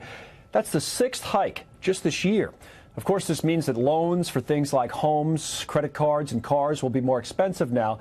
Meanwhile, the Fed also signaled they will keep hiking rates as inflation remains high. The stock market falling on the news. The Dow, S&P 500, and the NASDAQ all closed down. The payroll firm ADP says that private companies added 239,000 jobs last month. That's more than expected and also more than they added in September. And the same report said that Americans are making more money, with wages jumping by 7.7% from the same time a year ago. That's the good news. The bad news, inflation is eating up those pay increases and then some. That's business. I'm Connell McShane. All right, Connell, thank you for that report. Another live view of New York City. Love showing you these different cameras that we do have all over the country, and as we mention a lot, all over the world. Here at Live Now from Fox, we can take you anywhere in just a matter of seconds. Well, possible pilot strikes could lead to a holiday travel nightmare if you are planning to go anywhere. Short-term rentals are still in demand, and grocery stores are prepping for a Thanksgiving set against high inflation. Fox's CJ Papa has today's Fox Business Briefs. Airline chaos looming ahead of the busy Thanksgiving travel season as United Airline pilots reject a new contract that includes a 14.5% pay raise. 10,000 United pilots are once again threatening to walk the picket line if their demands are not met. Last year, over 27 million Americans hit the skies during the long Thanksgiving holiday weekend. AAA estimates over 109 million Americans took flights for the December holiday season. Another sign people are still traveling, Airbnb reporting record revenue for the summer quarter. Its profit topped $1 billion for the first time since it went public in 2020.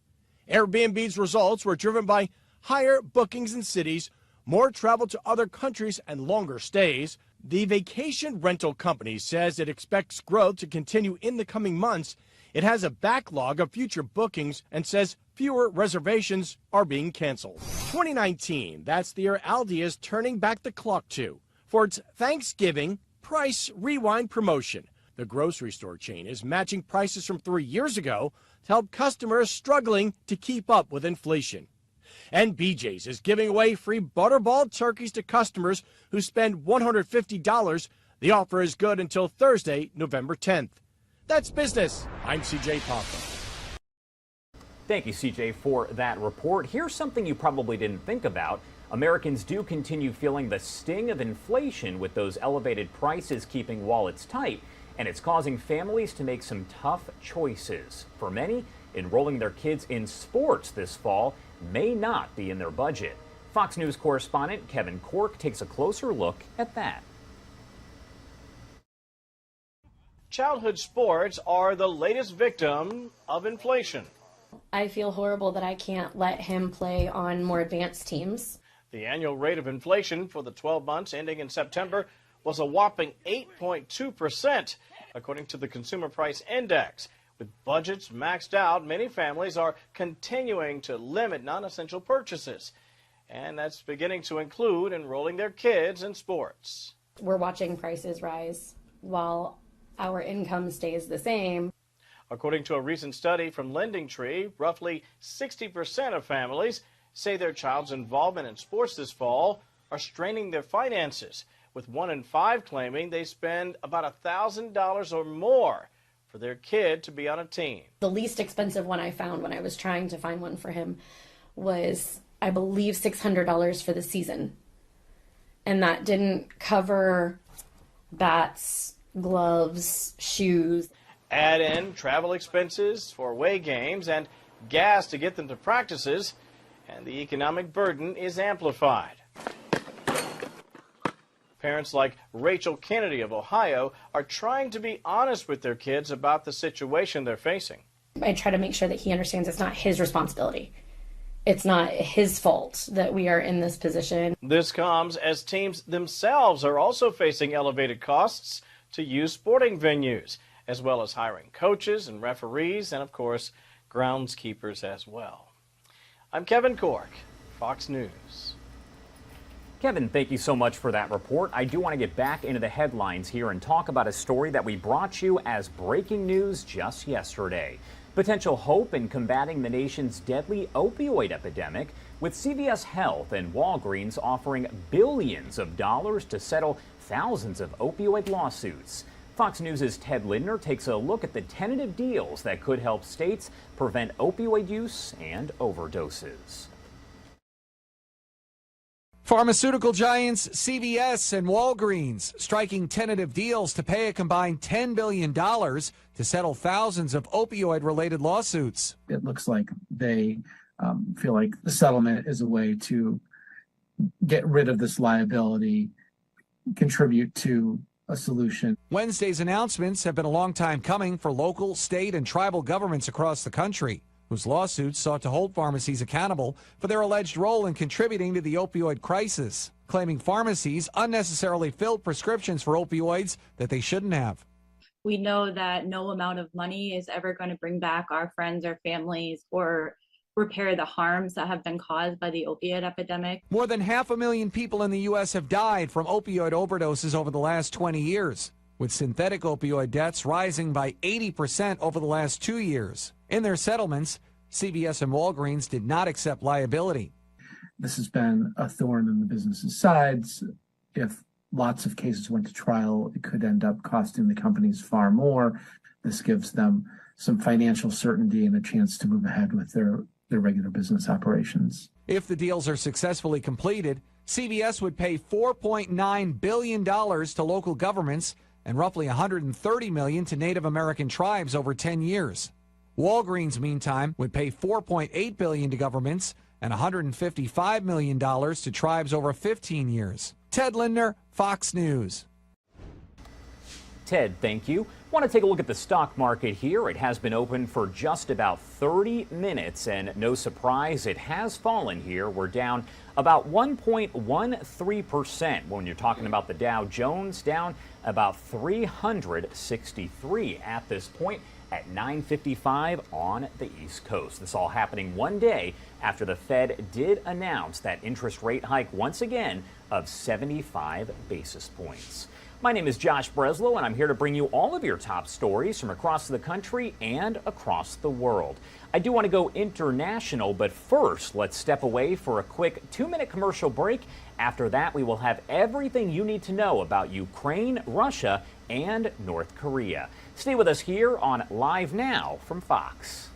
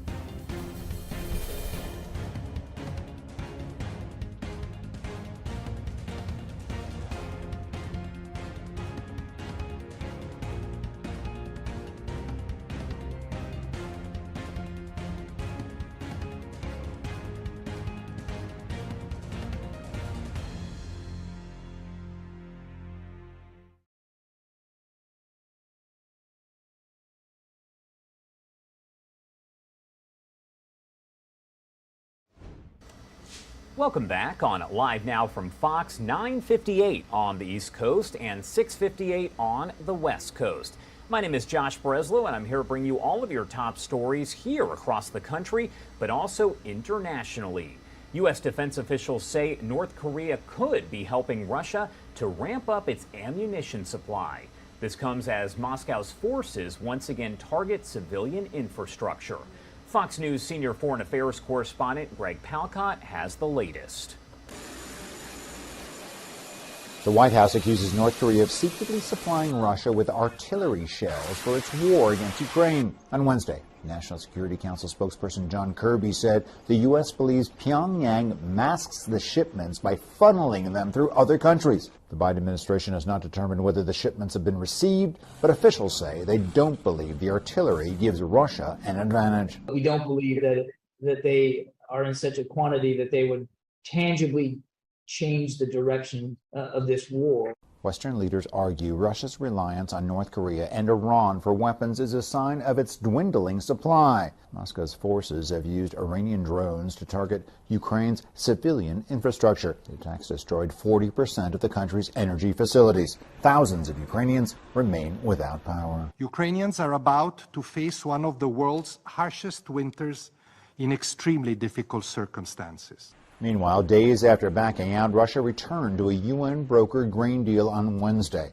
The agreement allows for the safe shipment of Ukrainian grain through the Black Sea. The decision comes after Kyiv promised not to use the corridor to attack Russian forces. This is not something that, quite literally, the world can live without.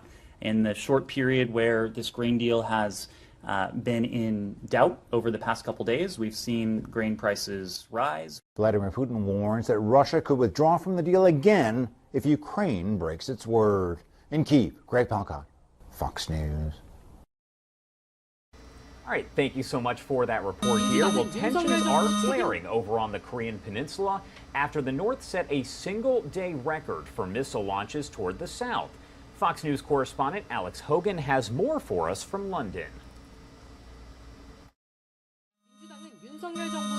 The air raid sirens started early Wednesday morning in coastal areas of South Korea. The North firing at least 23 missiles into the waters off the Korean peninsula, breaking a single-day record. For the first time in more than 75 years, one of those missiles landed south of the maritime border separating the two countries. Today's launch is the first time a North Korean missile landed near our territorial waters, and this is unacceptable. Our military will respond sternly to this act. And that response came quickly. South Korean forces launching 3 precision-guided missiles landing about 16 miles north of the maritime border. This latest provocation is being seen as a response to Operation Vigilant Storm, the largest ever series of military drills between the U.S. and South Korea involving hundreds of planes and thousands of service members. The White House says it prefers diplomacy to military moves, but North Korean leader Kim Jong-un has yet to respond to repeated offers to return to the bargaining table. I want to stress we're willing to sit down without preconditions. In the meantime, given that he hasn't shown any inclination to want to talk, we have to do what we must. But regardless of whether the North is open to diplomacy, the U.S. also says it will continue standing behind its Pacific allies, especially South Korea and Japan. Our commitment to defending both countries is ironclad. The Biden administration is now calling on China to use its influence to get North Korea to agree to a new round of denuclearization talks. In London, Alex Hogan, Fox News. All right, thank you so much to our Fox News International team for providing those reports. We are going to step away for a quick 2-minute commercial break, but when we come back, we will be talking all about the story we told you about. The White House here saying that North Korea could be providing some artillery shells over to Russia amid that ongoing war in Ukraine. Stay with us here on Live Now from Fox.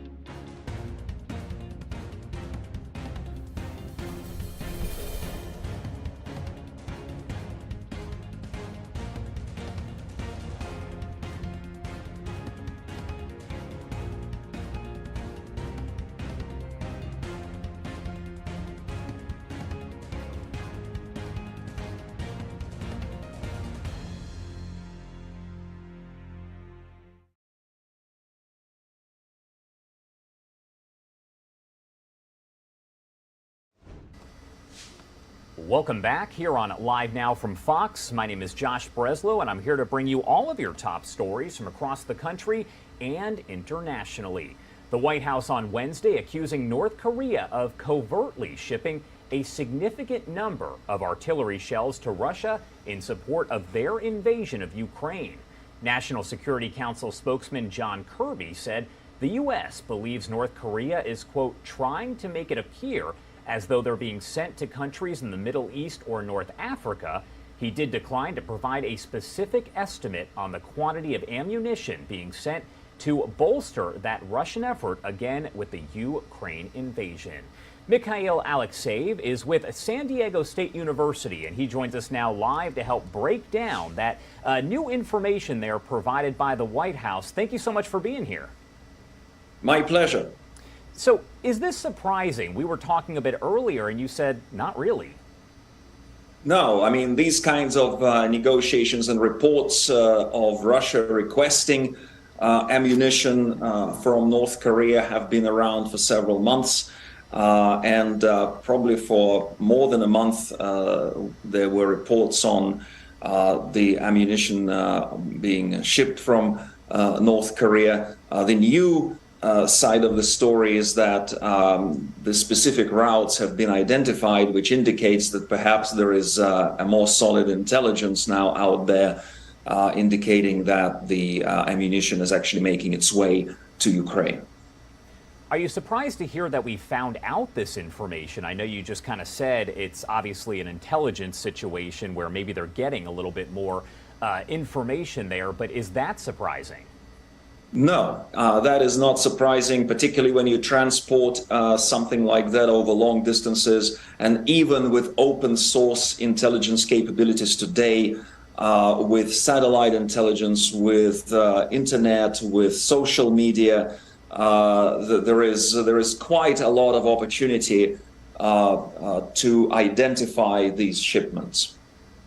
So where do we stand currently in the war with Ukraine? We are several months in, of course, more than 6 months at this point, and rising. Is there any end in sight, and where does the war stand right now?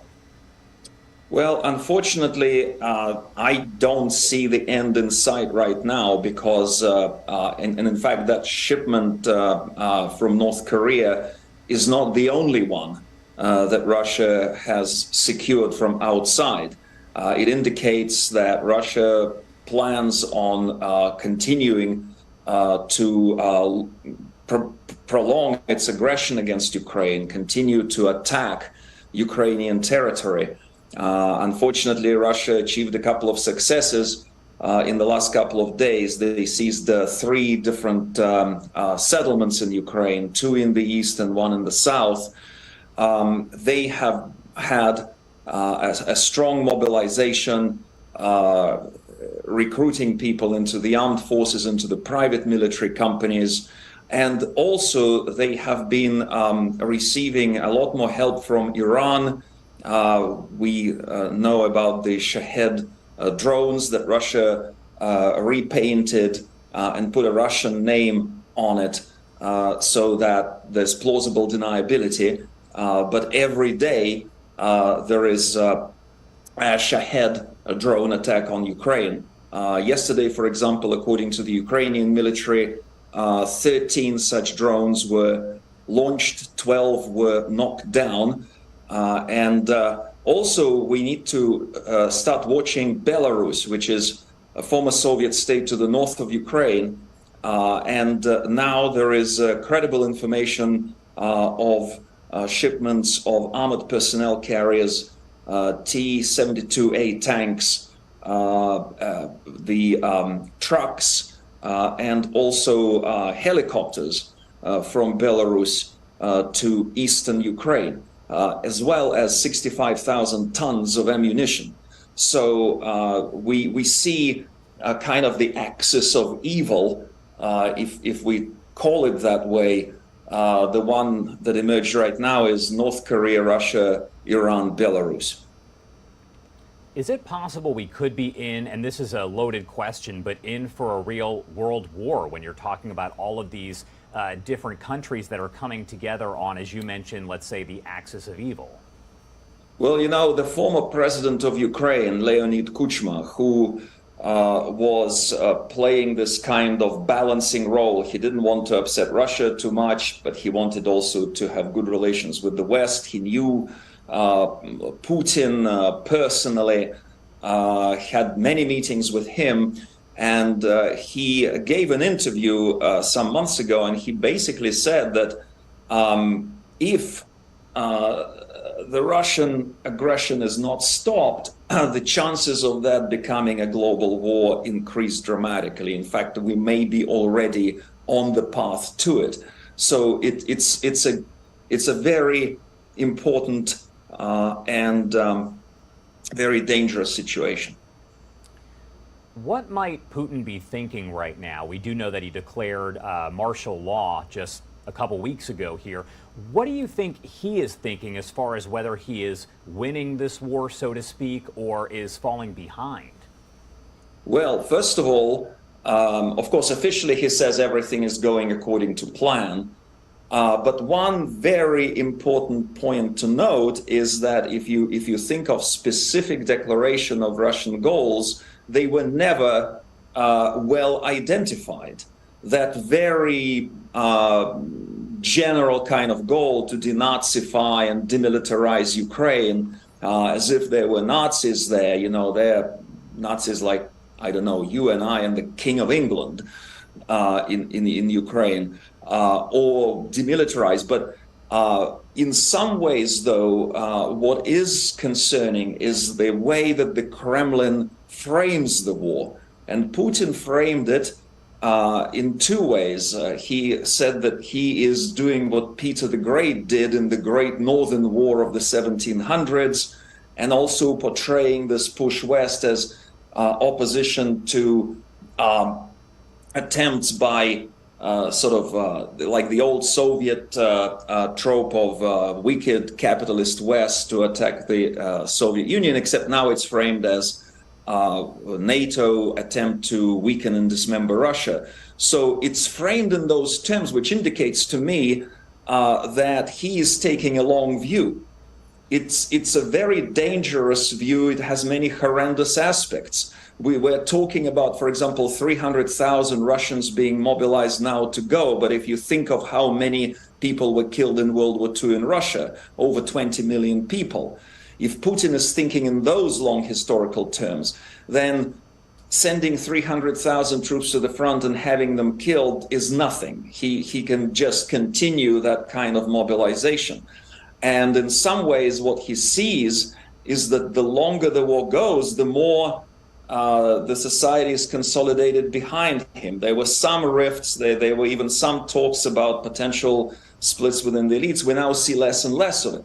So the calculation there is that with a longer war, we in the West would lose the commitment to support Ukraine.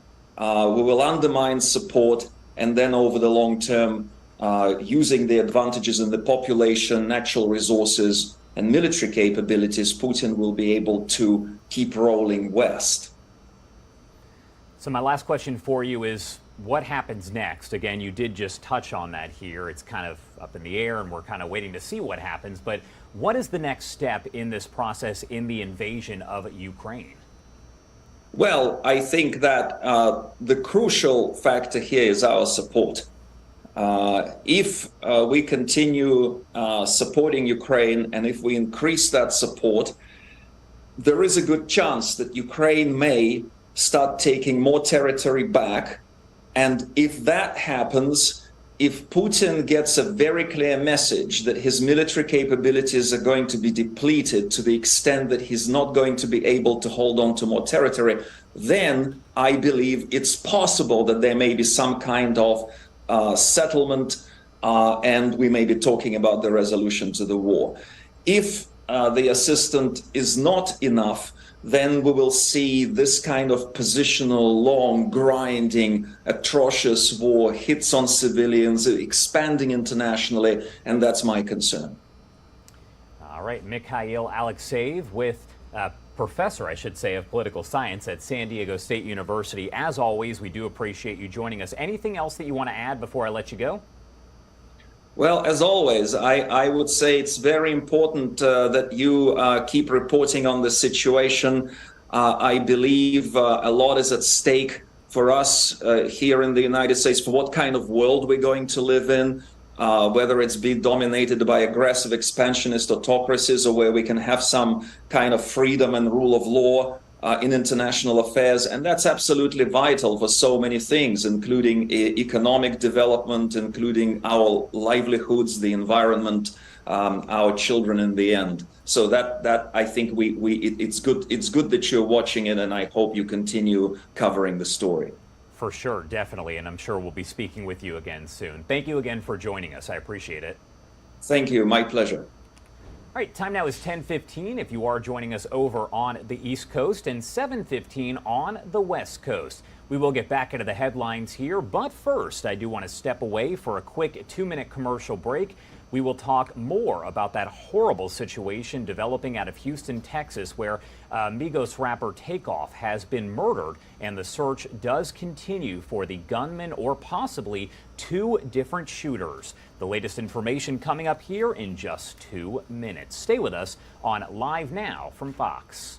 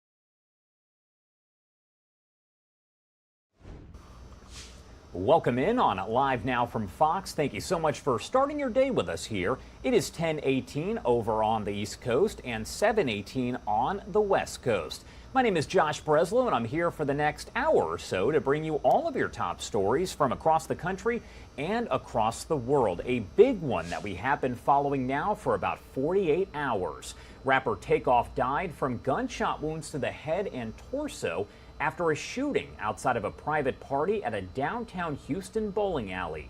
The announcement following an autopsy by the Harris County Institute of Forensic Sciences in Houston, Texas, comes as police are still seeking the public's help in tracking down the person or possibly persons responsible for the rapper's death, which happened early Tuesday morning about 2:30 a.m. local time. Takeoff's primary cause of death was listed as, quote, penetrating gunshot wounds of head and torso into arm, and his manner of death was called a homicide. Takeoff formed 1/3 of the Grammy Award-nominated rap trio Migos with Uncle Quavo and cousin Offset from suburban Atlanta. The 28-year-old rapper was killed around 2:30 a.m. Tuesday when gunfire did erupt outside of 810 Billiards and Bowling following a private party there in Houston. Our Fox 26 Houston team brings us the latest. Yeah, this new video obtained by TMZ does not show who fired the fatal shot, but it does show Takeoff in a crowd of people where there could have been multiple guns. It also shows how quickly violence can escalate. Who fired the shots that killed global rap star Takeoff is still a mystery tonight, but new video shows someone police are interested in talking to. TMZ released footage that shows an unidentified man standing near rappers Quavo and Takeoff with a gun in his pocket. This was while Quavo got into an argument with someone over a dice game. A scuffle starts. Then you can see that same man with that gun drawn, and you hear gunshots. Still can't tell who fired the first shot. But we know after that first shot, there were roughly 10 more shots. Police say they are aware of this video and this unidentified man is a person of interest. There's also speculation that multiple guns were fired. TMZ executive producer Charles Lauderdale says that they anticipated more people to send information that could help police figure out what happened early Tuesday at 810 Billiards and Bowling. A private party had already ended that night with at least 40 people in attendance. Migos' record label, Quality Control Music, and its CEO, Pierre Thomas, released statements in regards to the shooting. Part of it reads, quote, "Senseless violence and a stray bullet has taken another life from this world, and we are devastated. Please respect his family and friends as we all continue to process this monumental loss." Fans also share their grief for a recording artist that left a lasting impression. Traumatic things, tragic things happen to them. Their fans feel it also. And I've certainly seen plenty of that emotion being poured out on social media. Now, we're still waiting to hear from Houston police to see if they have any more evidence on this case, including possible surveillance video. This is a business off of San Jacinto that's surrounded by cameras. If you have any information that can help police solve this crime, contact Crime Stoppers or HPD. Reporting from Houston, Sherman DeSalle, Fox 26 News. Thank you so much. And our Fox 26 Houston team, as you saw there, did speak with TMZ to get a little bit more information about that newly released video. There is a man on video who has his hand on what appears to be a handgun. Now, he doesn't pull out the weapon on the video, but he certainly does have his hand on the grip and looks ready to go. Now, just moments after, literally seconds after, gunfire erupted, sounded like 10 shots, and of course, Takeoff wound up on the floor. Quavo was very much involved, and it doesn't appear that Quavo was trying to start a fight or be violent in any way, but there was certainly a heated altercation, verbal altercation that was happening in the moments before the shooting. And that's just one topic there that police are working to investigate and figure out. They are talking to witnesses, trying to piece all of this together. Our Houston team also getting comment from the mayor there in Houston about this shooting and other gun violence across his city. Young men who are with guns, and let me underscore with guns, when they're getting into an argument, it's no longer just a fist fight, okay? It's no longer just pushing and shoving. Everybody is carrying guns. And when they get in these emotional settings and tempers flare, it's just so easy to pull your gun and start shooting.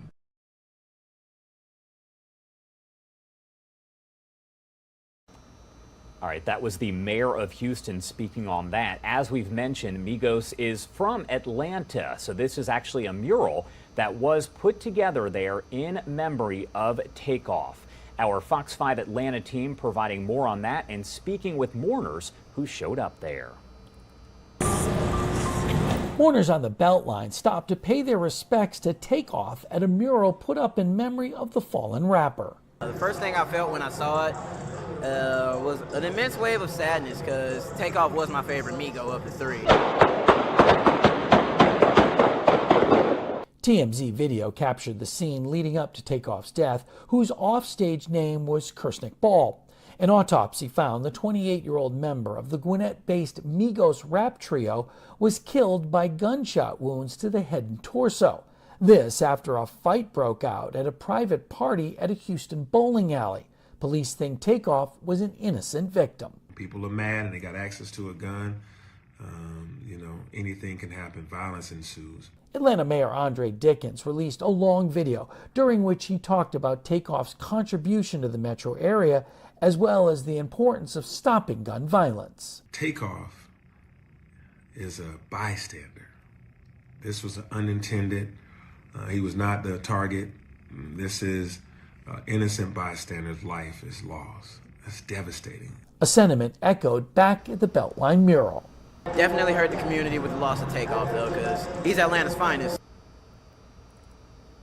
And that is another look at that mural set up for 28-year-old Migos rapper Takeoff, who was gunned down Tuesday morning around 2:30 a.m. there outside of 801 Billiards and Bowling in Houston. Now, our Fox stations across the country have been covering this from each and every angle. Our Fox San Francisco team looking into other hip-hop murders across the country. Rapper Takeoff, whose real name is Kershnik Kari Ball, was one-third of the rap supergroup Migos.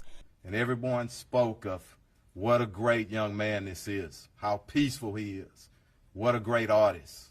The 28-year-old was gunned down early Tuesday morning around 2:30 a.m. after attending a bowling party in Houston. And so I think that there's a crisis in the hip-hop community where a lot of clout chasing is going on, where, a lot of these young guys are on drugs, they're doing crazy stuff, and now a rapper has become a prize, a target. P. Frank Williams. Born and raised in Oakland's East Bay, P. Frank Williams is an Emmy and 8-time NAACP award-winning executive producer and showrunner. He's worked with some of hip-hop's biggest artists, produced TV shows and award ceremonies, and was a staff writer for the LA Times. Pop Smoke. King Von, Magnolia Shorty was gunned down yesterday. As of 2022, there's been a staggering number of rappers who've been murdered. Williams' latest project, co-executive produced by rapper 50 Cent, is called Hip Hop Homicides. The 8-part series investigates some of hip-hop's most notorious murders. Takeoff was not a gangster rapper. He talked about partying and girls. So what we really wanted to do is often the media and even the police don't give these guys the investigation I think that they deserve. Local rapper Jacka was shot and killed in 2015, and November 1st also marks the day Oakland rapper Mac Dre was murdered in 2004. Williams says now it's mainly due to social media beefs or arguments. We never even heard back in the day of internet beef, where you're beefing on the internet, and that beefing on the internet can now turn to death. At least one rapper has been shot and killed each year since 2018. Hip Hop Homicides will air Thursday, November 3rd on WeTV. LaMonica Peters, KTVU, Fox 2 News. And no question, that is a big story that does have implications all over the country, not just in Atlanta or Houston, but as you saw there in San Francisco as well as New York, where fans have come together to mourn the murder of Migos rapper Takeoff. As we do get more information on that ongoing investigation, we will bring it to you live or on Unfiltered on Live Now from Fox. Time now is 10:28 if you are watching us on the East Coast and 7:28 on the West Coast. My name is Josh Breslow, and I'm here to bring you all of your top stories from across the country and across the world. I do want to step away for a quick 2-minute commercial break, but on the other side, we will take a look at more of the stories making headlines both here in the U.S. and internationally. Stay with us on Live Now from Fox.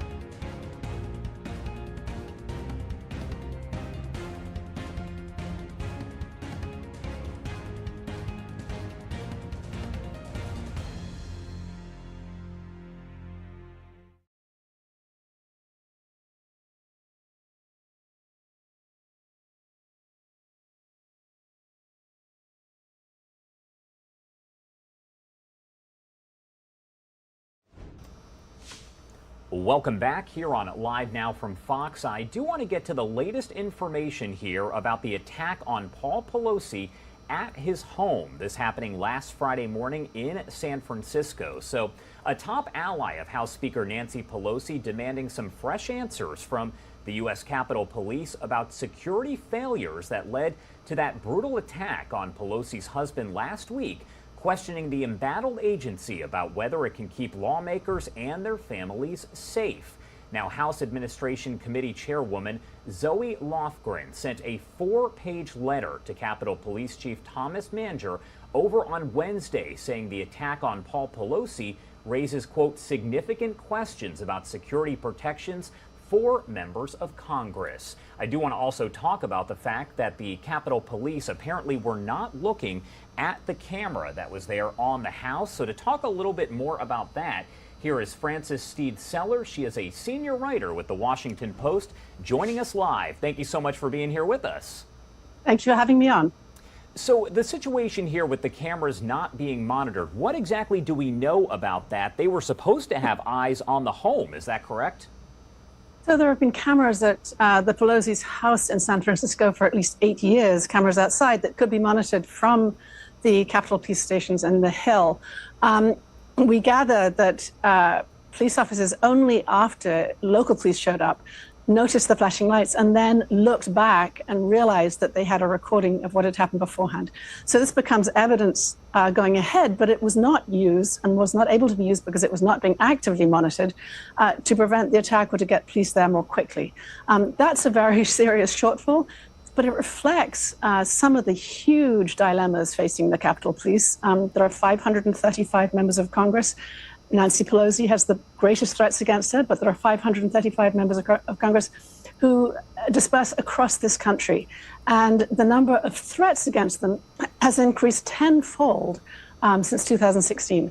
So the level of threat has gone up enormously. The budget, the staffing, and everything else for the Capitol Police has not gone up in a commensurate way. And another question would be here about the implications of that injury. We're talking an 82-year-old man who was hit in the head with a hammer. I mean, those are some pretty serious injuries, and thankfully it does sound like he is recovering. Well, there's some reports that he may still be in the ICU, which would be unusual this number of days after a head injury like that. It may suggest that his intracranial pressure is still being monitored or that there are other complications. But it's safe to say he's still hospitalized. It's very hard to predict after a head injury what will happen. We do know some promising signs. We know that he was able to recall details. This was released in documents at the moments of the half hour leading up to the attack on him. And that's key, that he had that recall in the immediate past before the attack. We know, because the attack happened in front of police officers, how long he was unconscious, which seems to have been about 3 minutes.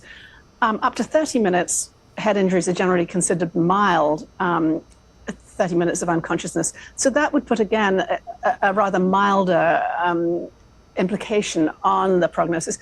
But you never know. And he's 82 years old. It's much harder at 82 to recover from an injury like this. There may be secondary factors that come up. All of these things, of course, are going to be monitored very carefully in San Francisco by the people looking after him. And that's something else I was thinking about. Of course, when you have an injury like that at that age, there could be some other ramifications or maybe other situations that arise as a result of a head injury like that at that age, correct? Well, of course, and you don't know what's going to be found on an MRI that might have been pre-existing. I don't think you can generalize from any one case. Having said that, age acts against you as you get older. Your sort of cognitive reserve, your ability to spring back. As I said, both cognitively and also from the physical effects of injury are just slowed down as you get older. Now, there is also evidence that people's general fitness can stand to their advantage. So having, strong heart and lungs, those sorts of things are going to work well.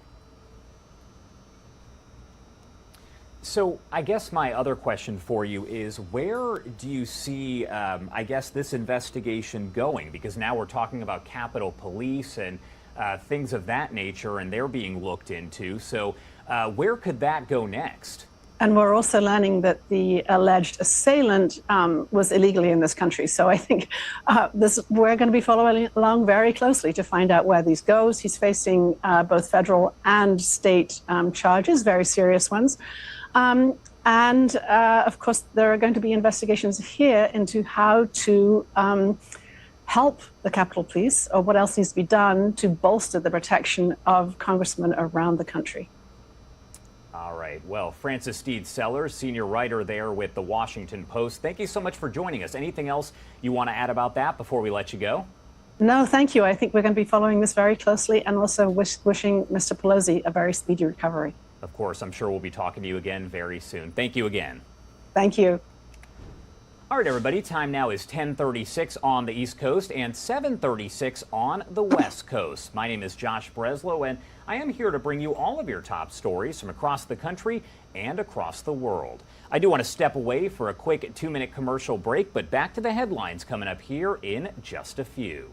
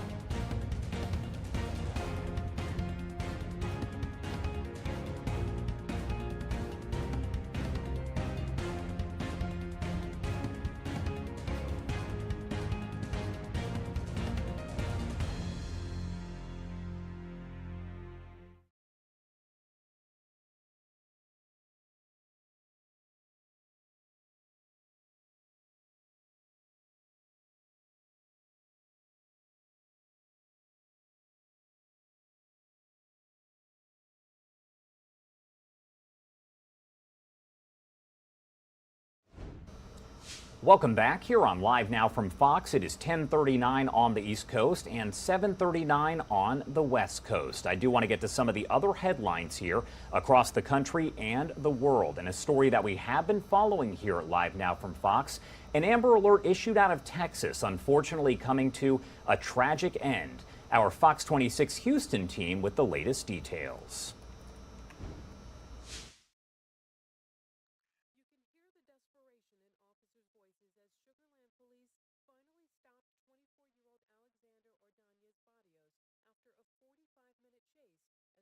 To say, looks like the child is with the driver.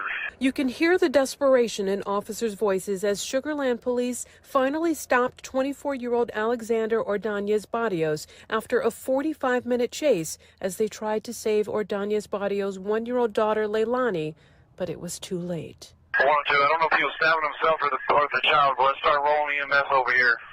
Detectives say the father stabbed his 1-year-old baby to death and then stabbed himself and was also pronounced dead at the hospital. I can't believe it. But now these days, you just can't trust nobody. That's sad. That's when we living in the last days.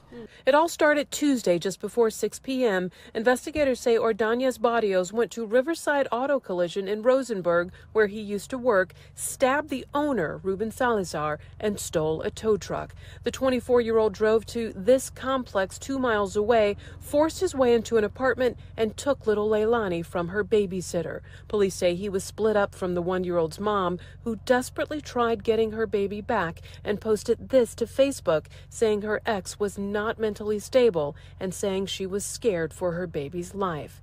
Neighbors who had been praying for Leilani's safe return were visibly heartbroken at news that the 14-month-old was killed by her own father. Oh my God, no.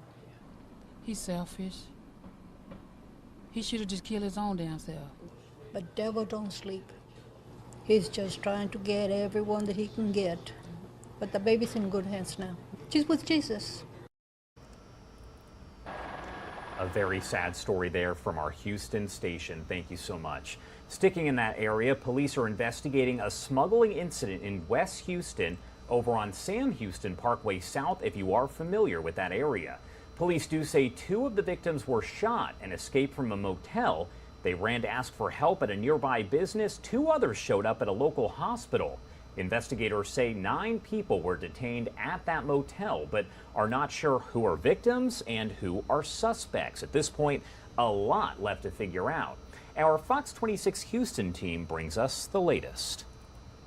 It all began when 4 men believed to be victims of a human smuggling operation escaped from a room at this Days Inn in the 2900 block of Sam Houston Parkway South. 2 of the men ran to a nearby IHOP for help. When they arrived, they found 2 males, including one with a gunshot wound to his arm.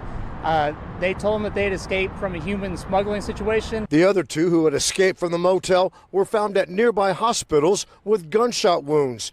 When police arrived at the motel, they say they spotted 2 vehicles fleeing the scene, which they stopped, and they detained the occupants who they believed are related to this incident. Police detained a total of 9 people who were inside the vehicles. But we're not sure which of them are victims and which are possible suspects at this time. A total of 3 people were shot, and police say they are trying to locate a 4th possible shooting victim. They're all in stable condition. They're approximately 30 to 40 years old at this time.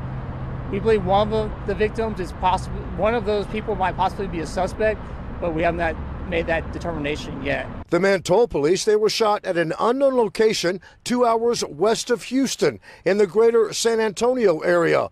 All the people involved in the smuggling situation are men. It's not known how long they had been held captive or where they originally came from. Police say the investigation will be turned over to Homeland Security. Reporting from the southwest side, Randy Wallace, Fox 26 News. Let's head over to Florida and another day of emotional impact statements before Parkland school shooter Nicholas Cruz was formally sentenced to life in prison. That was a 2-day series of court dates there inside of a Broward County courtroom in South Florida. Fox News correspondent Jeff Paul has more from the courtroom. My hope for you is that the pain of what you did to my family burns and traumatizes you every day. May your life be horrific, painful, and show no mercy. One final day of verbal thrashing for Parkland school shooter Nicholas Cruz. My 70th birthday is February 2024. My hope, my prayer for my birthday present is to get word that you are dead. That the justice system was done in jail. This was the final time victims' families and survivors were able to confront Cruz for the 2018 massacre at Marjorie Stoneman Douglas High School.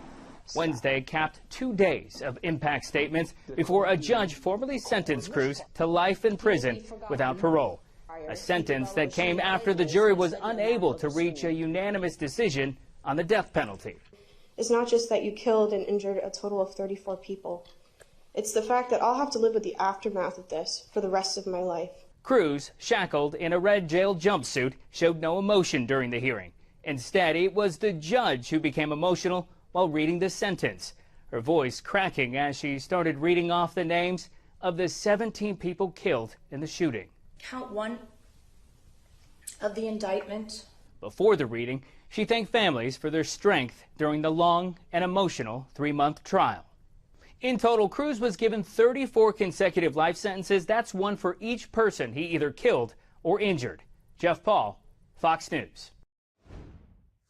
Jeff, thank you so much for that report. You're taking another live look here at New York City. Here at Live Now from Fox, we do have cameras just about everywhere across the country and the world, and I do love to take you around the world. So again, this is New York City. Let's talk politics now. President Biden warning of dangers to democracy as he makes his closing arguments ahead of the midterm elections. In a speech last night, he lashed out at what he calls extreme MAGA Republicans. Fox correspondent Doug Luzader has more from Washington this morning. We've heard this tone from the president before as he argues that the future of the country hangs in the balance in next week's elections. There's something else at stake. Democracy itself. President Biden with a final pitch to voters. He tied Republican rhetoric to the recent attack on House Speaker Nancy Pelosi's husband, and he tied Republican candidates to former President Trump. You know, American democracy is under attack because the defeated former president of the United States refused to accept the results of the 2020 election. The White House is bracing for losses in next week's midterms. Republicans say the president is ignoring the top issues for voters. This is a failing effort at the end of a campaign that should have been about inflation and should have been about the economy and should have been about the border and crime. And the president has tried pivoting to the economy, but this tweet yesterday from the White House did not go over well. Seniors are getting the biggest increase in their Social Security checks in 10 years through President Biden's leadership, it said. Twitter added a context note saying that the increase was automatic because of soaring inflation. The White House later deleted it. So it was, look, the tweet was not complete. Usually when we put out a tweet, we posted with context, and it did not have that context. Now, today, the president will be making a campaign swing through California and New Mexico, where he'll be touting his student loan forgiveness program, which is now stalled in the midst of legal challenges. In Washington, Doug Luzader, Fox News. Doug, thank you so much. And as we mentioned, the midterms are 5 days away. While things are trending toward Republicans, there's still the prospect of a 50-50 Senate, even if the GOP flips the House. Fox News senior congressional correspondent Chad Pergram examines what this means for governing the nation. Senate control is on a razor's edge. Former Senate Majority Leader Trent Lott ran a 50-50 Senate 2 decades ago. It's going to be probably one or two, one way or the other. But the worst of all worlds would be another 50-50 Senate. A split Senate means Democrats still control the body thanks to the tie-breaking vote of Vice President Harris. Democrats would take that in a heartbeat. They would hold their majority. They would still have the ability to confirm judges. A Democratic Senate would serve as a firewall to initiatives pushed by a Republican House, ranging from the border to education. It could even include the potential for impeachments of President Biden or Attorney General Merrick Garland. Expect flashpoints over federal spending. It's a difficult, if not impossible, challenge. You try to satisfy the red meat conservatives of the base. You try to satisfy the fiscal conservatives. There's an old saying that the Senate serves as the saucer where the House's hot coffee cools. I would recommend that they calm down a little bit and don't just jump to an extreme.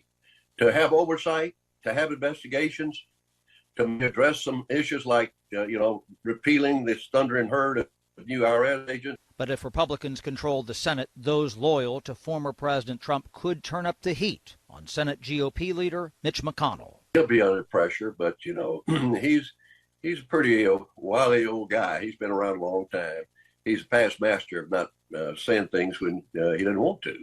Still, if Republicans win the House and Senate, that could be the best thing that ever happened to President Biden. Looking at history, Bill Clinton got shellacked in the 94 midterms, but ended up winning re-election comfortably in 96 by using Republicans, the conservative Republican majority, as a foil.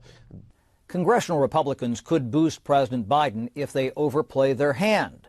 But when it comes to policy, divided government could be a recipe for gridlock. On Capitol Hill, Chad Pergram, Fox News. All right, Chad, thank you so much. Well, as you know, Election Day is quickly approaching, and some new polls show more troubling signs for Democrats as they try to hold on to their majority in the House and keep control of the Senate. Fox's Madeline Rivera reports from Washington as some big names hit the campaign trail. Good to see you. With less than a week to go before Election Day, candidates in key races are packing their schedules, making their last pitch to voters. And they're pulling in big names. We cannot rest on our laurels. We cannot listen to polls, the media, or anything else. In the battleground state of Georgia, Republican Governor Brian Kemp, who's running for a second term, is getting a boost from fellow Governor Doug Ducey of Arizona. Early Georgia voters are heading to the ballot box at a record pace. At least 1.5 million people have already voted in person, well over the pace at this point in 2018. People are seeing that the lines are moving quickly. We're not seeing any major issues in any area. In a warning sign for Democrats, a new poll shows Republicans are more enthusiastic to vote in this year's midterm elections. The GOP standing bolstered by concerns about the economy and inflation. Some projections show Republicans winning control of the Senate with their best pickup chances in Georgia and Nevada. You see in all of these states beginning a pretty significant shift towards the right. President Barack Obama. To underscore the urgency, former President Obama was in Las Vegas on Tuesday, stumping for Nevada Democrats. The only way to save democracy is if we together fight for it. Obama is not the only former president campaigning in the closing stretch. Former President Bill Clinton is expected to headline a Get Out the Vote rally for a New York House candidate on Wednesday. In Washington, Madeline Rivera, Fox News. No question, during those midterm elections, a key point for many people is going to be the economy and inflation. So let's talk a little bit about that. Federal Reserve Chair Jerome Powell sought Wednesday to strike a delicate balance at a moment when high inflation is bedeviling the nation's economy and commanding a central role in those midterm elections. Powell suggested the Fed may decide in coming months to slow its aggressive interest rate increases, yet he also made clear that the Fed is not even close to declaring victory in the fight to curb an inflation rate that is near a 4-decade high and has shown a few signs of possibly going down. When the Fed ended its latest policy meeting Wednesday, it did announce that it was pumping up its benchmark rate by a substantial 3/4 of a point for a fourth straight time. It's a key rate that now stands in a range of 3.75% to 4%, the highest in 15 years.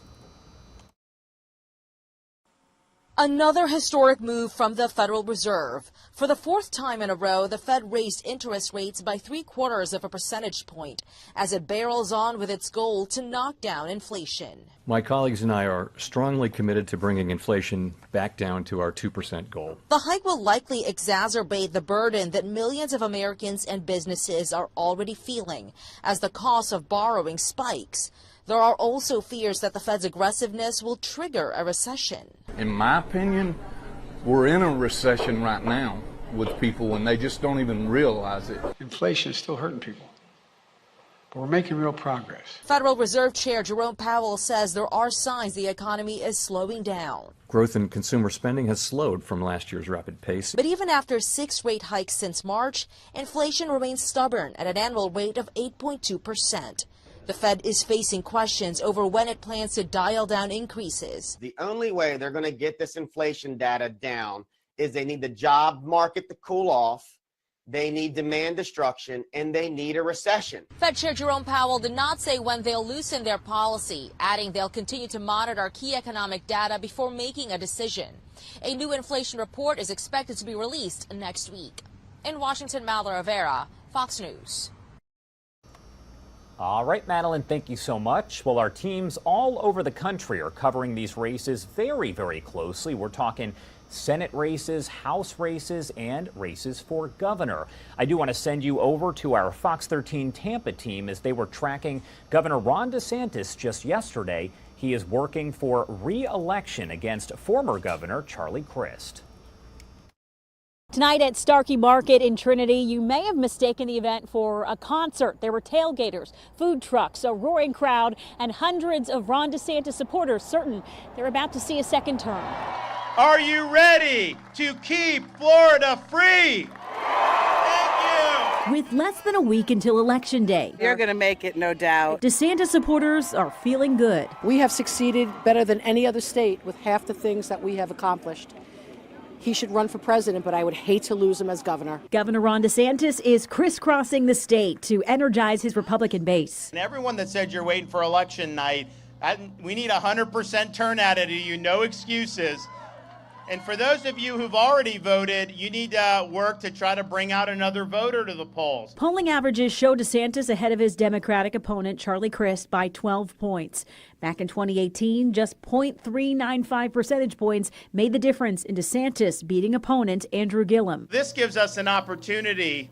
We dodged that bullet. Now we can solidify our state as the nation's citadel of freedom. They will not be able to stop us. Bringing his Keep Florida Free tour to Pasco County's Starkey Market, DeSantis hit his usual talking points, from opposing vaccine mandates to gender ideology in schools, while celebrating progress in Hurricane Ian recovery. We had millions of people without power, and you had the quickest power restoration in recorded hurricane history. And he got the backing of Pasco Sheriff Chris Nocco. Governor Ron DeSantis, it's about common sense.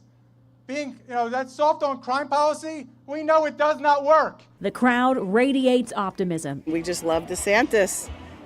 Can't get any better than him. That the governor will remain in the mansion. Are you ready to send your governor back to Tallahassee?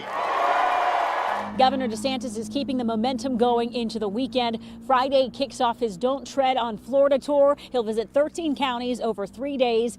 He'll be in Pinellas County on Saturday, Hillsborough and Sarasota counties on Sunday.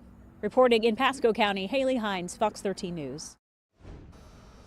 And we are tracking each and every candidate. We are only 5 days, as you see there on your screen, from Election Day. This is the midterm elections, and we are the place to be for everything you need to know about each and every candidate. We are studying hard right now and learning everything that you need to know. You can join us Tuesday morning on Election Morning, where we'll bring you everything that we do have from each and every candidate. Later in the day, we'll be tracking those races and give you up-to-the-minute results. And then the next day, it is likely the results will not all be in for all the races, so we'll be right back here to bring that to you.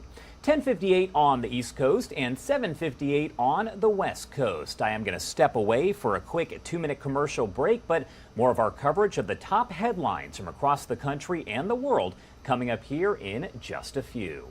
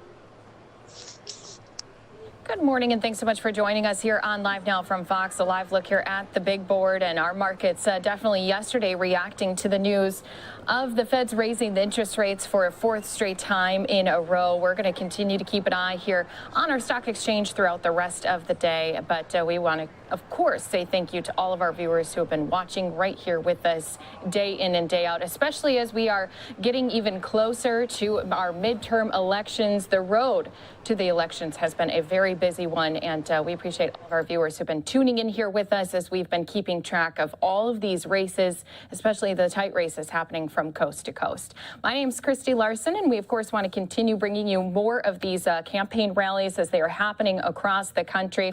Just a live picture in New York. We'll take you into some of these rallies that are happening in that area a little bit later here today.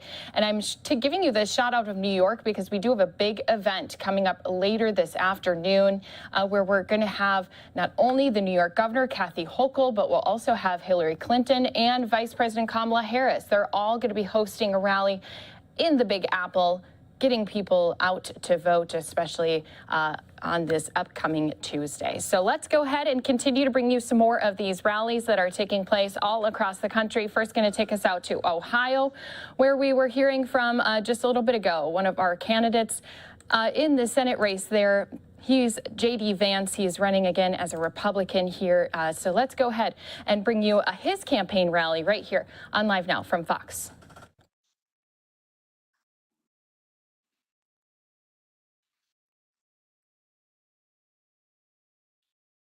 Favor in the state Senate. I can tell you the man is a watchdog when it comes to making sure that government efficiency is maintained and rooting out fraud, waste, and abuse. He's the guy that protects your hard-earned taxpayer money. Ladies and gentlemen, my friend, our state auditor, Keith Faber.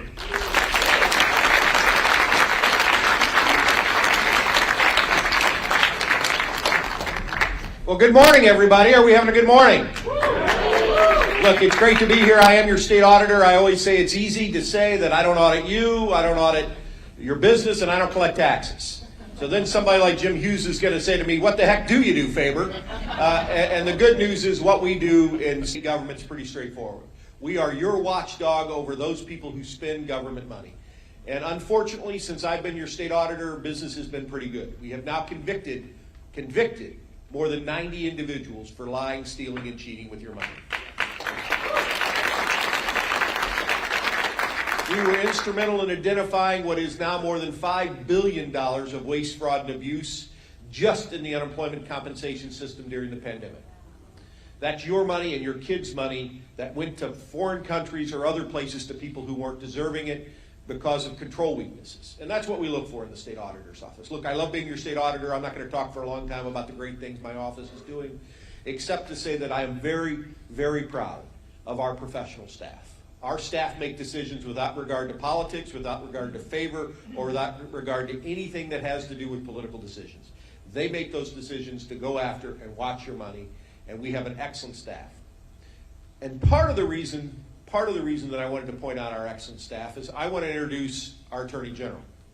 Dave Yost was my predecessor in the state auditor's office, and he left me what I say is a turnkey state agency. He had made sure that the professionalism of the state auditor's office was maintained at such a high level that when I became state auditor, I might be one of the first state auditors in state history that I didn't replace anybody. Other than filling positions with people that went to him at the AG's office, we kept all the staff.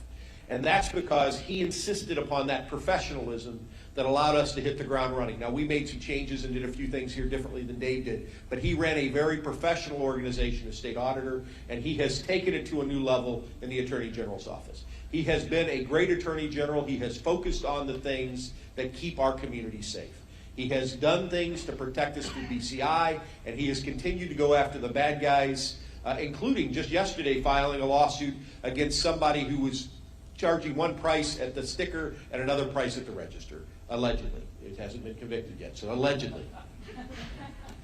The good news is that as our Attorney General, Dave has continued to fight for right. So let me introduce my friend Dave Yost.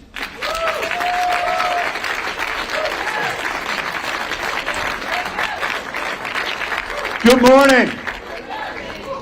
Hey, and Keith, thank you for that kind introduction. And I have to tell you, I am proud of the staff that we left behind, but Keith's leadership is taking that to a new level too. I thought that we had probably cleaned the place up, but he's found even more corruption that he has brought people to justice, and I'm proud of the work that he's doing there. So my job, you might have noticed that there's some federal overreach. My job is to go to court and try to enforce the rule of law and the constitutional norms, and I'm proud to do that. We've been going to court, fighting for you, fighting for the rule of law, and we've been winning.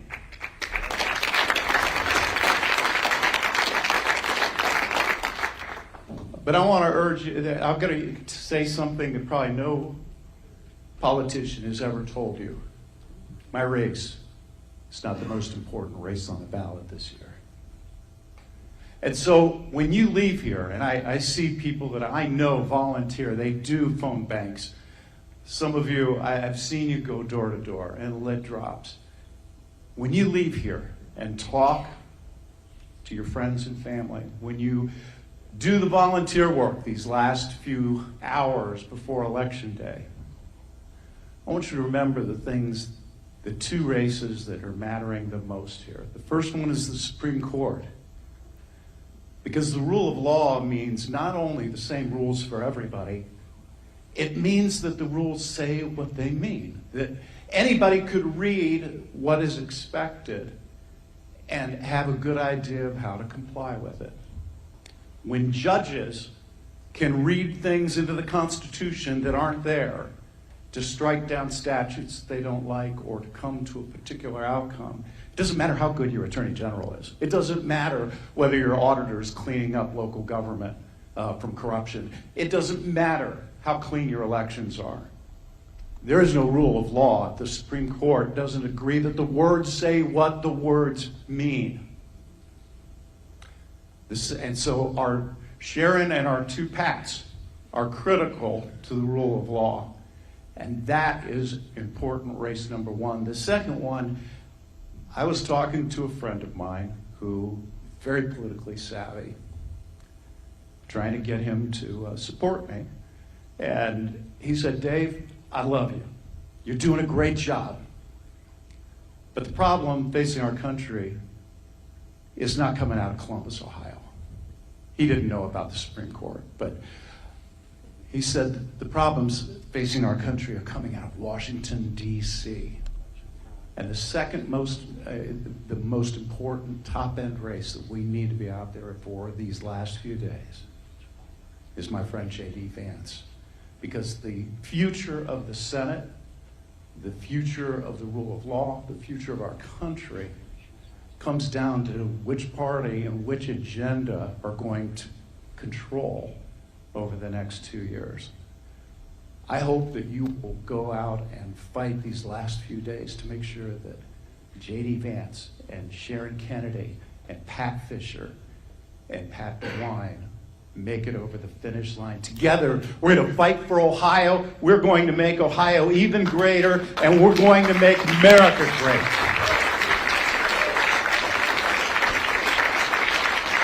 Now, it's my great pleasure and my honor to introduce a good friend of mine. And this is a guy who doesn't need an introduction, but I'm going to do it anyway because I want to be on public record that I have immense respect for John Husted. This man is a competitor. He's tough. But beyond that, he has a organized business mind. And the things that he's done to help lead our state in economic development, to help make government work more like a business, to be efficient and oriented toward the ends and not the process, is as good a work as anybody's doing anywhere in the country right now. Will you welcome my friend, the Lieutenant Governor of Ohio, John Husted.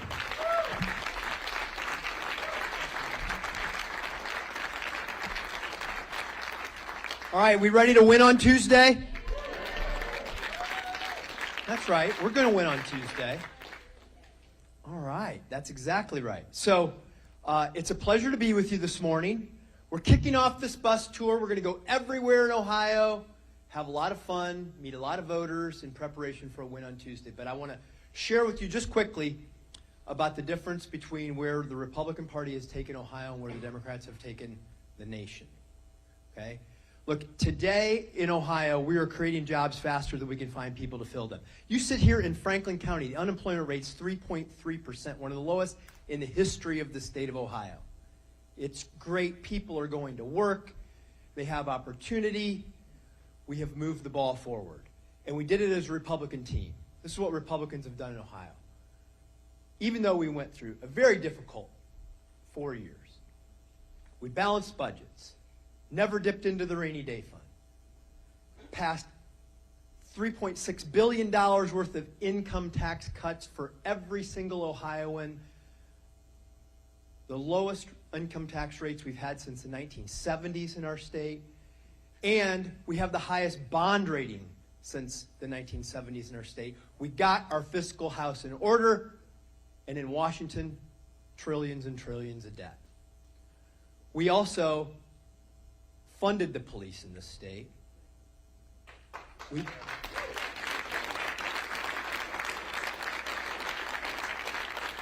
backed the men and women in blue. We value the sacrifice and the service they have, and then our opponent in this race defunded the police in Dayton, Ohio, including canceling the police academy to help train the next generation of officers. And we also, under Governor DeWine's leadership, protected the border.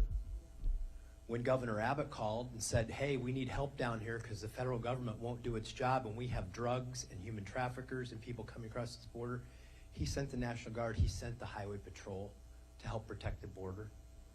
We've done the things in this state to support the Ohio agenda and a national agenda to move our nation forward. The Democrats, they've gone in the other direction. We're a state on the rise. We're a state on the rise. But in Washington, they do things like the president started out by saying, hey, we're gonna cancel the Keystone XL pipeline. We're gonna restrict refinery expansions. And then they achieve their goal of cutting off oil supplies, gas production in the United States, and then they get inflation. They say, well, how'd that happen? How'd that happen? The inflation that you experience at the pump and in your back pocket when you're in the grocery store is a completely Washington-created problem. Completely. And we, in Ohio, we're getting it right.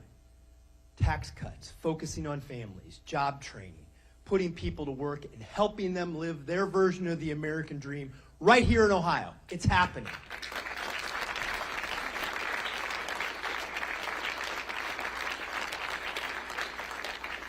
But those things are not accidents. It takes a team. You've met many of the members of the team.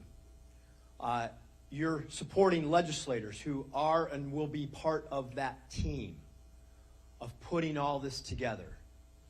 But there always has to be a team captain.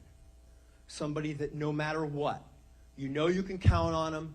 They're a rock. They've got a vision. They stay true to it. And they will work tirelessly to make sure that it happens.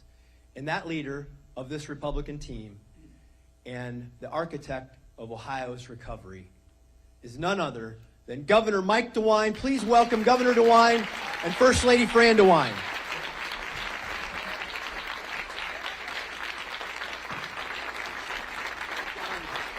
Thanks, John.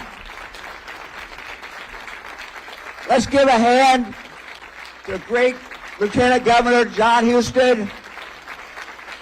John has done a fantastic job. I could not have a better partner than John Husted. John, thank you very, very much for all that you do. We're looking forward to 4 more years working together, 4 more years moving this state forward, 4 more years of bringing jobs to Ohio. And John's been a real leader in doing that. John, thank you very, very, very much. We start today a 2-day bus trip around the state of Ohio. And we kick it off this morning. Thank you all very, very much for being here.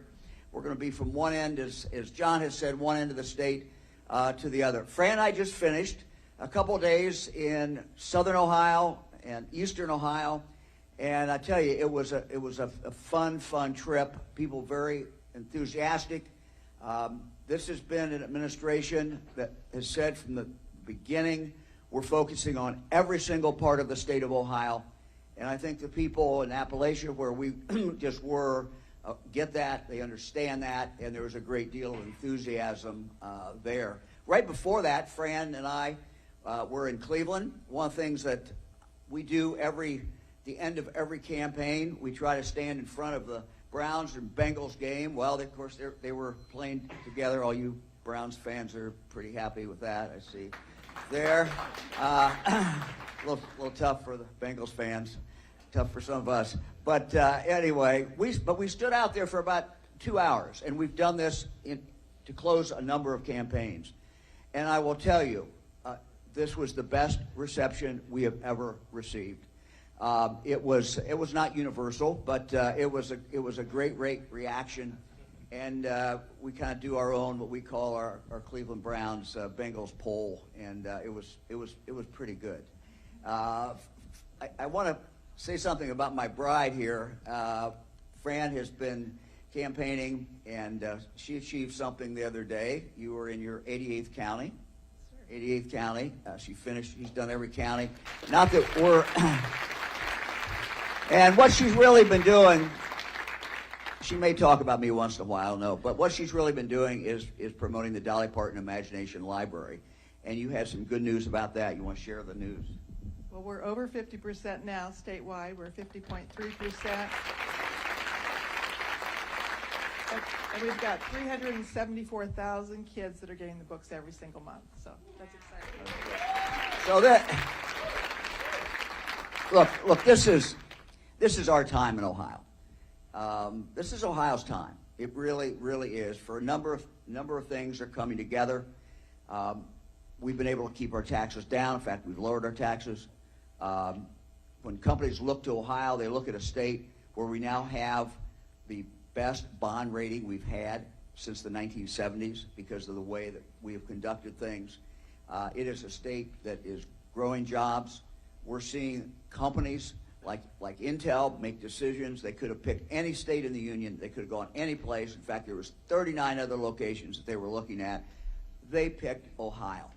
And they picked Ohio because of the business climate, the stability in Ohio, the hard workers that we have, the colleges, the universities that we have, the abundance of water we have, the fact that we take care of our water.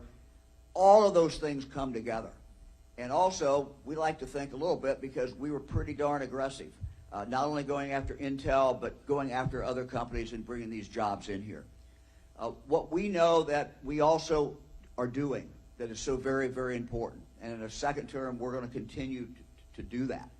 And we're actually in the process now of working on the budget. But I said when I first talked to the state legislature, and they've been a great partner, I said to the legislature, look, I'm going to be asking you to invest in people.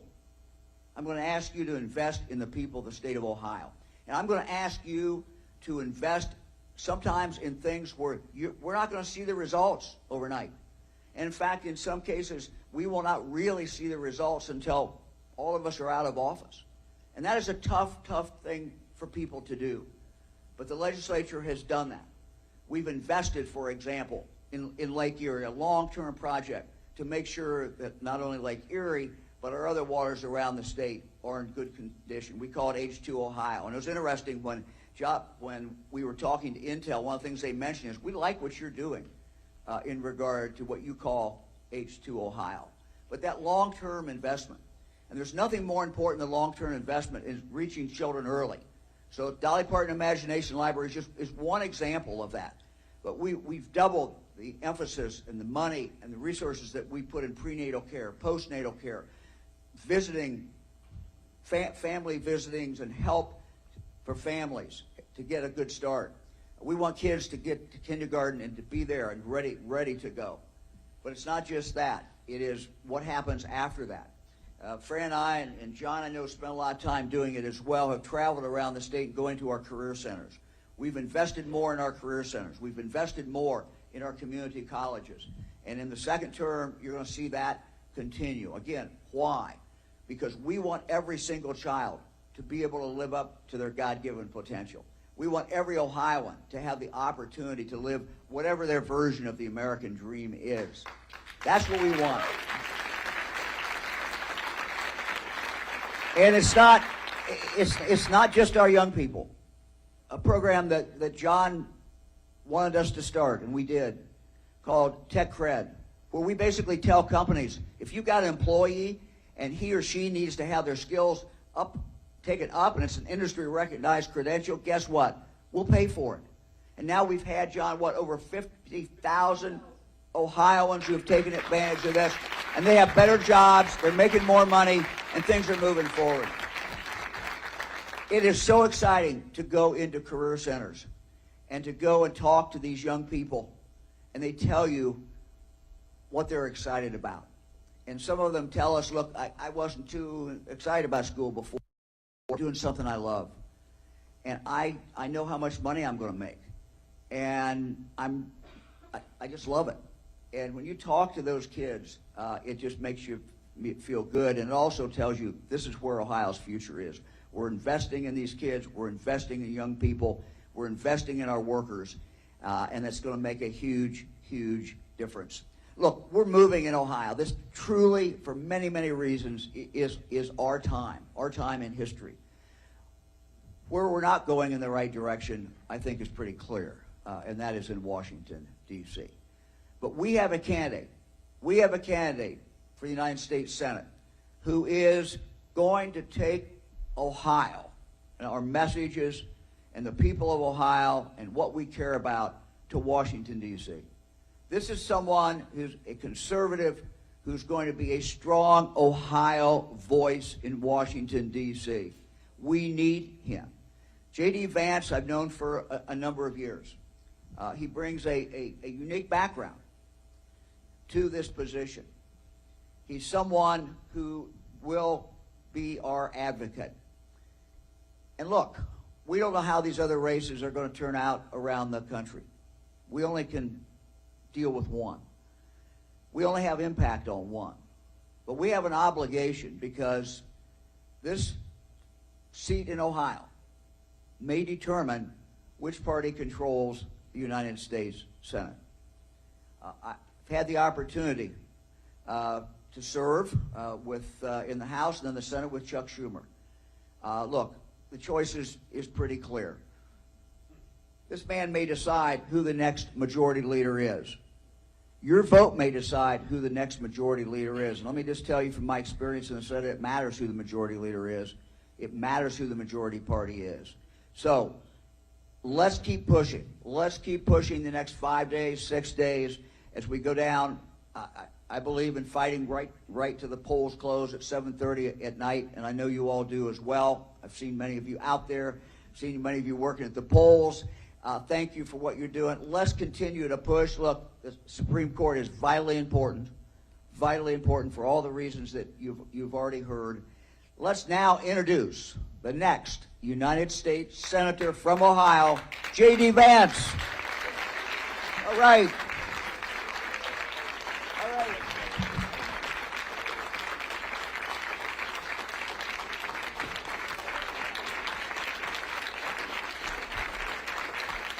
Thank you.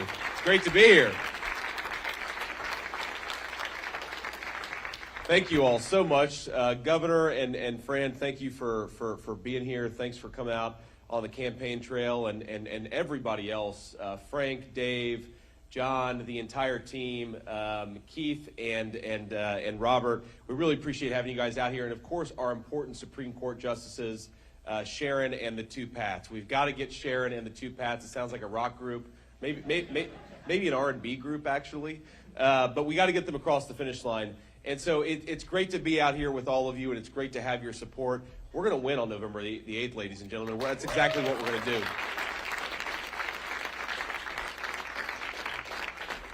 You know, I want to tell you a story about a guy who passed away recently, and he went up to the pearly gates, and he was talking with St. Peter. And St. Peter said, "Would you like to go to heaven or would you like to go to hell?" And the guy said, "Well, honestly, I've never been to either place. Could I check him out?" And so St. Peter said, "Sure, why not?" And so they hop on the elevator, They go down, they check out hell, and the guy's, pretty surprised by it. There's loud music, people are partying and having a good time. It's a really fun place, and he says, this is not at all what I was led to believe. Can I go and check out heaven? And so they hop back on the elevator, they go up, and heaven's a beautiful place filled with very friendly people, but the guy looks at St. Peter and says, this is pretty unconventional, but I actually think that I'd prefer to go to hell. And St. Peter says, well, look, man, that's your choice. So they hop back down on the elevator, they go down, down, down, the door opens. It's hot, it's smelly, people are complaining and bothered, and the guy sees the devil over in the corner, and he says, hey, man, what's going on? This is not at all what I was led to expect. And the devil says, well, when you were down here a couple hours ago, I was out on the campaign trail. So you know who told me that joke was Herschel Walker, the Senate candidate in Georgia. So I think about that a lot, but look, we've got such a great slate of candidates, and let me tell you just a little bit about myself. So I was raised by my working class grandparents, my mama and papa, and a lot of you know my story, and a lot of you probably don't. And so, my story is really the story of the American dream and the story of what happens when our state and when our country works for our young people. You heard the governor talk about giving every kid an opportunity in the state of Ohio, and that's ultimately what we're trying to do. I was raised by a woman who didn't go to high school. She was an unusual woman in a lot of ways. She was a woman of very, very deep Christian faith. Even though she hadn't graduated from high school, she was the most thoughtful Christian that I ever met. She also really loved the F word, so there was sort of a contrast. Mamaw had both things going on at the exact same time. But that discipline and that love and that dedication is what was necessary for me to be able to live my dreams and to have a good chance. And, when I was a kid, all I really wanted to do was be a good husband and a good father. I wanted to be able to give my kids the things that I didn't have. And that's the way in which the state of Ohio, and that's the way in which this country has been so good to me, is it's given me the opportunity to provide for my family in a way that we maybe didn't have when I was growing up in a working class family in Middletown, Ohio. And that's what we want, and that's what we're fighting for every single child in the state of Ohio. And that's what is on the ballot on November the 8th.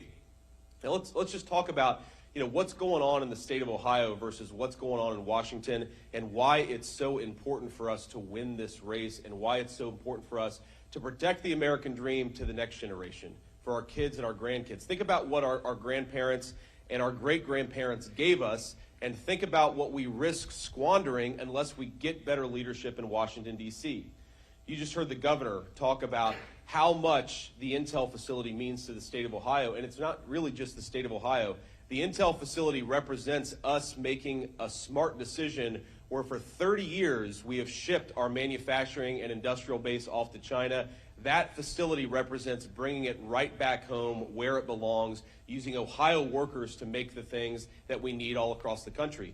Has national security implications. You don't want the Chinese making the computer chips that our troops may rely on in their tanks and their missiles, in their jet engines, but that's what's going on right now, and that's why we have to bring these facilities back home to Ohio and back home to America. But here's the thing.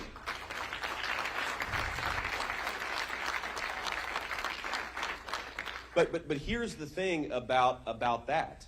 You can't manufacture computer chips or anything else unless you have high quality energy, low cost energy, and ladies and gentlemen, we've got plenty of it. Right here in the state of Ohio, we've got plenty of it right here in the United States of America, and yet we have a president who goes to every tin-pot dictator in the world and begs for energy when we've got plenty of it here in our own home. Let's get it out of the ground and refine it with Ohio workers and Ohio hands. Let's stop begging other people for it.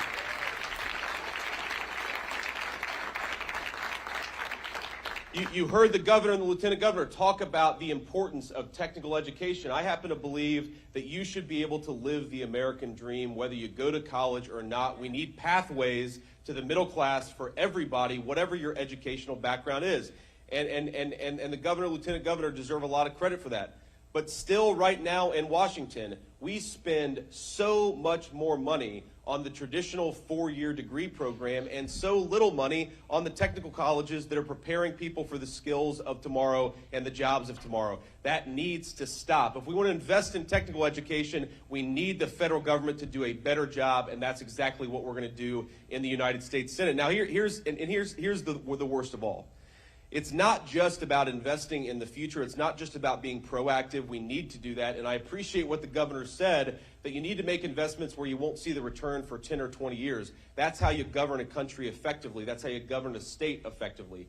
But we've also got to be reactive to some of the bad things coming out of Washington, D.C. This inflation crisis is directly caused by the reckless spending and the terrible energy policies of Joe Biden and Tim Ryan. Okay? We know it. We know what happens when you go to war against your own energy sector. You put a lot of your workers out of job and you raise prices for everybody else. That is a disaster, ladies and gentlemen, and the middle class is paying the price. Remember, when Joe Biden ran for president, he said he wouldn't raise taxes on the middle class, yet the average Ohio middle-class family is paying thousands more today for the same life that they were paying 18 months ago. Right? That's crazy, and that's a tax. Whatever they want to call it, that is a tax on our middle class. We need to stop it. Here's the other thing. When I was growing up in a poor family in Middletown, we didn't have a whole lot of money, but you know what we had? We had safety and security.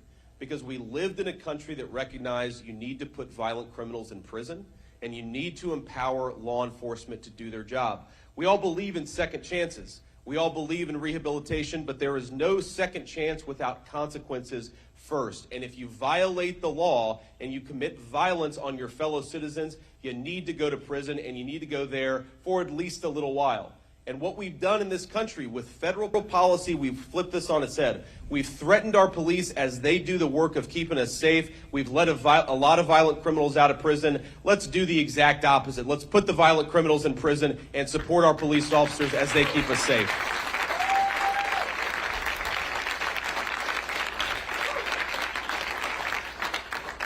And while we're on the subject of second chances, I stand here very proud of my mom because, like a lot of people who suffered with addiction, she kept on getting on the road to recovery, and she's now been clean and sober for 7 years. What an incredible thing and a blessing for our family.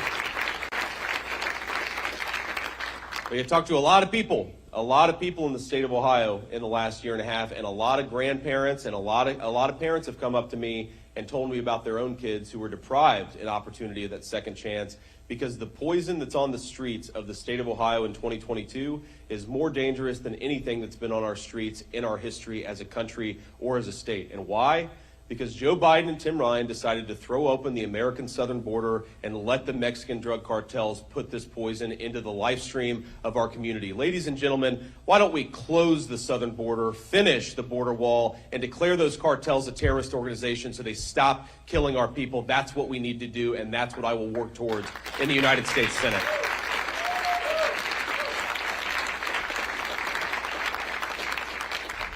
But we got to get there first. And we have a race against a guy who basically is running as a Republican. We should invite him on the bus, actually. He pretends to be a Republican, yet he votes with Nancy Pelosi 100% of the time. He pretends to support our police, yet he voted 2 years ago to strip them of the legal protections that allow them to do their jobs and keep us safe. He says he supports Ohio energy, and yet he supported a ban on fracking and a ban on gas-powered cars even sooner than Bernie Sanders has proposed doing the exact same thing. We need to send Tim Ryan to the private sector where he's never been. We need to force Tim Ryan to get a real job, and we need to promote me to the United States Senate so I can go and do good work for the people of Ohio. That's exactly what we're going to do in this party.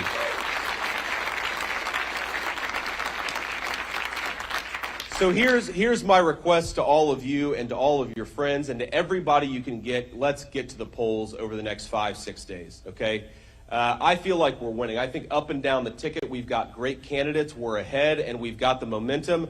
As our state chairman, Bob Paduchik, often tells me, you can tell the difference between a winning campaign and a losing campaign because a winning campaign is a lot of fun, and we're having a lot of fun right now. But when you're winning, the worst thing that you can do is to fumble the football, okay? And I'm sorry, I'm a Bengals guy, and I feel very heartbroken right now. We fumbled the football quite a bit a couple of days ago. But here's the thing. We've got to get out there and we've got to get people to vote. We've had great early voting numbers, but do you realize that probably only 20% of the people who are going to cast ballots have actually cast ballots? That means the game is very, very much left to be played, and here's the request. Get out there, text as many people as you can, talk to as many people as you can, make as many phone calls, talk to people at the grocery store, at your kid's school. Hopefully by Tuesday, everybody you know says, this weirdo won't stop talking to me, telling me to get out to vote. Because that's what we need to do. We need to constantly hammer that message. And 2 messages: tell them why you're voting for J.D. Vance. Tell them why you're not voting for Tim Ryan. Tell them why you're voting for our Republican Supreme Court justices and you're not voting for the alternative. If we do that, ladies and gentlemen, we are going to win this race, and that's exactly what we're going to do. Thank you, guys. God bless you. Let's get to work. Now, I'm gonna invite our friends up here on the stage. We'll take a photo. Everybody, come on up.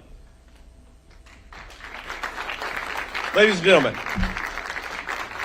J.D. Vance out campaigning. It has been a busy road to the election. Live Now from Fox has you covered when it comes to all of these rallies on both sides of the parties happening across the country. A quick live look here at the stock exchange. Live Now from Fox going to take a brief break. When we come back, continuing to keep our eye on all of these live events happening across the country. More to come here in just a moment.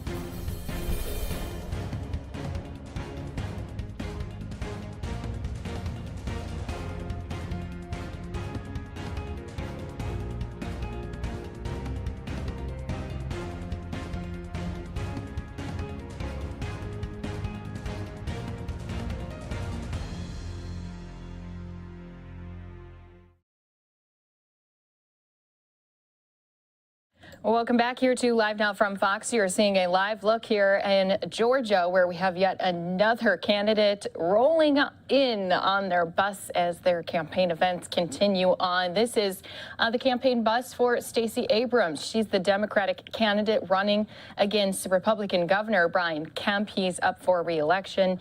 So this has been a race we've been following here for you on Live Now from Fox, bringing you all of these different events from both of the candidates. You can see her bus just arriving here to this area in Macon, Georgia. We'll be giving you some of her campaign here, some of her rally at this bus stop tour coming up here on Live Now from Fox. But we've had a number of these candidates already out in full force, including down in Texas. We saw a rally happening with Governor Greg Abbott. He, again, is the Republican running. But I'm going to take us out to Wisconsin, where we have Senator Ron Johnson. He's also running in that race for his Senate seat. Let's go ahead and bring you his campaign rally that happened just earlier this morning. For Brian's speeches here. So, first of all, let me just thank Tom for coming here, to thank Brian for being our MC. He's been faithful. But, you know, Tom is a person of real integrity. I'm so glad and so happy you support him and send him to Congress to work within the dysfunction, but he represents you well.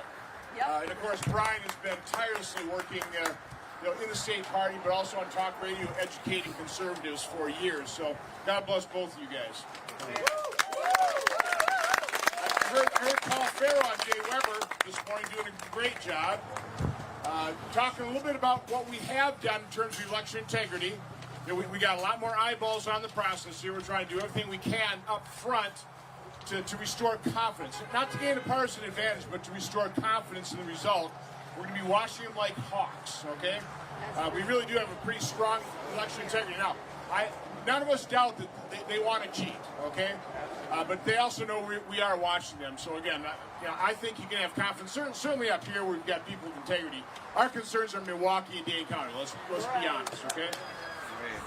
Now, I heard the divider-in-chief gave another one of his little angry speeches last night. By the way, classic liberal tactics, right? Falsely accuse your political opponents of doing exactly what you do, right? Does it drive you nuts? Shameless. You know, we had who all knows who Jordan Peterson is? You know, he's a Canadian psychologist. I don't know that much about him other than he said some politically incorrect things and the left just despises him, so he's pretty much okay in my book. He came to Senate lunch just a couple of months ago now. Had a couple good points, but the one that really resonated with me, he said, you know, as conservatives, we just do a terrible job defending our values. But then he granted us immediate absolution. He said, because we never thought we'd have to. I mean, think about it. Whoever thought we'd have to defend the benefit of having a family, and that our government ought to be supportive of families? I mean, whoever thought that biological males would be competing with our daughters and like that's okay? And then even worse, demanding to take showers in the girls' locker rooms, then have a judge say that they can do it. Or how about having to push back on school administrators that want to inject our children with gender-blocking drugs and not even tell their parents? This is what's happening in our schools. I mean, again, we think this is insane. I mean, I could go on. We never really thought that our federal government and members of Congress in both parties would literally bankrupt this nation. You'll drive up the debt to $31 trillion. You'll spend trillions of dollars of money that we don't have and imperil our financial situation. We didn't think that would happen. We certainly never thought that you'd have a president say he was going to end fossil fuel when he should have known that 80% of our economy was powered by fossil fuel, and that's not going to end anytime soon. And of course, by doing that, drive up the price of gasoline to record levels, and also contributing to our inflation. You know, we never thought we'd have government officials that would be this soft on crime. That we would have a governor and a lieutenant governor that their goal would be to release 50% of the prison population in Wisconsin. You know, we're already down 15%. And they paroled 884 criminals. You think they started the nonviolent ones, right? Nope. Only 10% were nonviolent. 784 violent criminals, including 44 child rapists and 270 criminals that primarily committed or at least attempted murders, and they were horrific. You know, we never thought we'd have a president that would completely open the borders, allowing more than 3 million people in less than 2 years to come to this country, either encountered, processed, and dispersed, or come in as known or unknown gotaways, opening up lanes for deadly drugs, killing our citizens in every community in this country. We never thought that would happen. We never thought we'd have a commander-in-chief that would turn tail and run and surrender in a place like Afghanistan and embolden our enemies. We never thought these things would happen, but they're happening. And you know, as we all travel around here, you know, I know it's on all of your minds. It's like, well, how did this happen? I mean, how do we get to a point where literally instead of commander-in-chief, we have a divider-in-chief? Well, I think we all know what happened. You just kind of got to go back in history a little bit. Back in the 60s when college administrations capitulated and the radical left took over our university systems, right? And through that education system, now over the decades, they've infiltrated the radical left. Not your garden variety liberals. I mean the radical left have infiltrated every institution of this country. And they brought this nation to a moment of truth. They're not telling the truth. They're telling nothing but lies. But we're at a hinge point in history. You know, and unfortunately now, you know, I'm running against somebody who's been a product of this education system. A man, Mandela Barnes, who almost every day we get a new tweet or a new video clip or audio clip that demonstrates the disdain and contempt he has for America, that he has for law enforcement, that he has for Wisconsinites. Let me start with Wisconsinites. You realize... All right, so Wisconsin Senator Ron Johnson here out campaigning. He has been on a bus tour all leading up to the election night. Now, he just mentioned his opponent, who is Mandela Barnes, who's running as a Democrat in the state of Wisconsin. He's a politician who has been the 45th Lieutenant Governor of Wisconsin since 2019 and was the first African-American to serve as Wisconsin's Lieutenant Governor as well. So he is taking on Senator Ron Johnson, who's up for re-election. We're just a few days away now from that big Tuesday night. So live now from Fox, the destination you can tune into all the way up to the election, and then, of course, on election night and those days following for those latest poll results. Live now from Fox, going to step away for a 2-minute break. When we come back, we do have a live event taking place, as I mentioned, down in Georgia. Stacey Abrams out with her campaign bus trying to rally up more votes from Democrats in the state of Georgia. Again, Georgia being a state that has been shattering records when it comes to those early voting numbers. They've been pouring in. So we'll be taking you into this event live, run unfiltered, when we return here in just 2 minutes.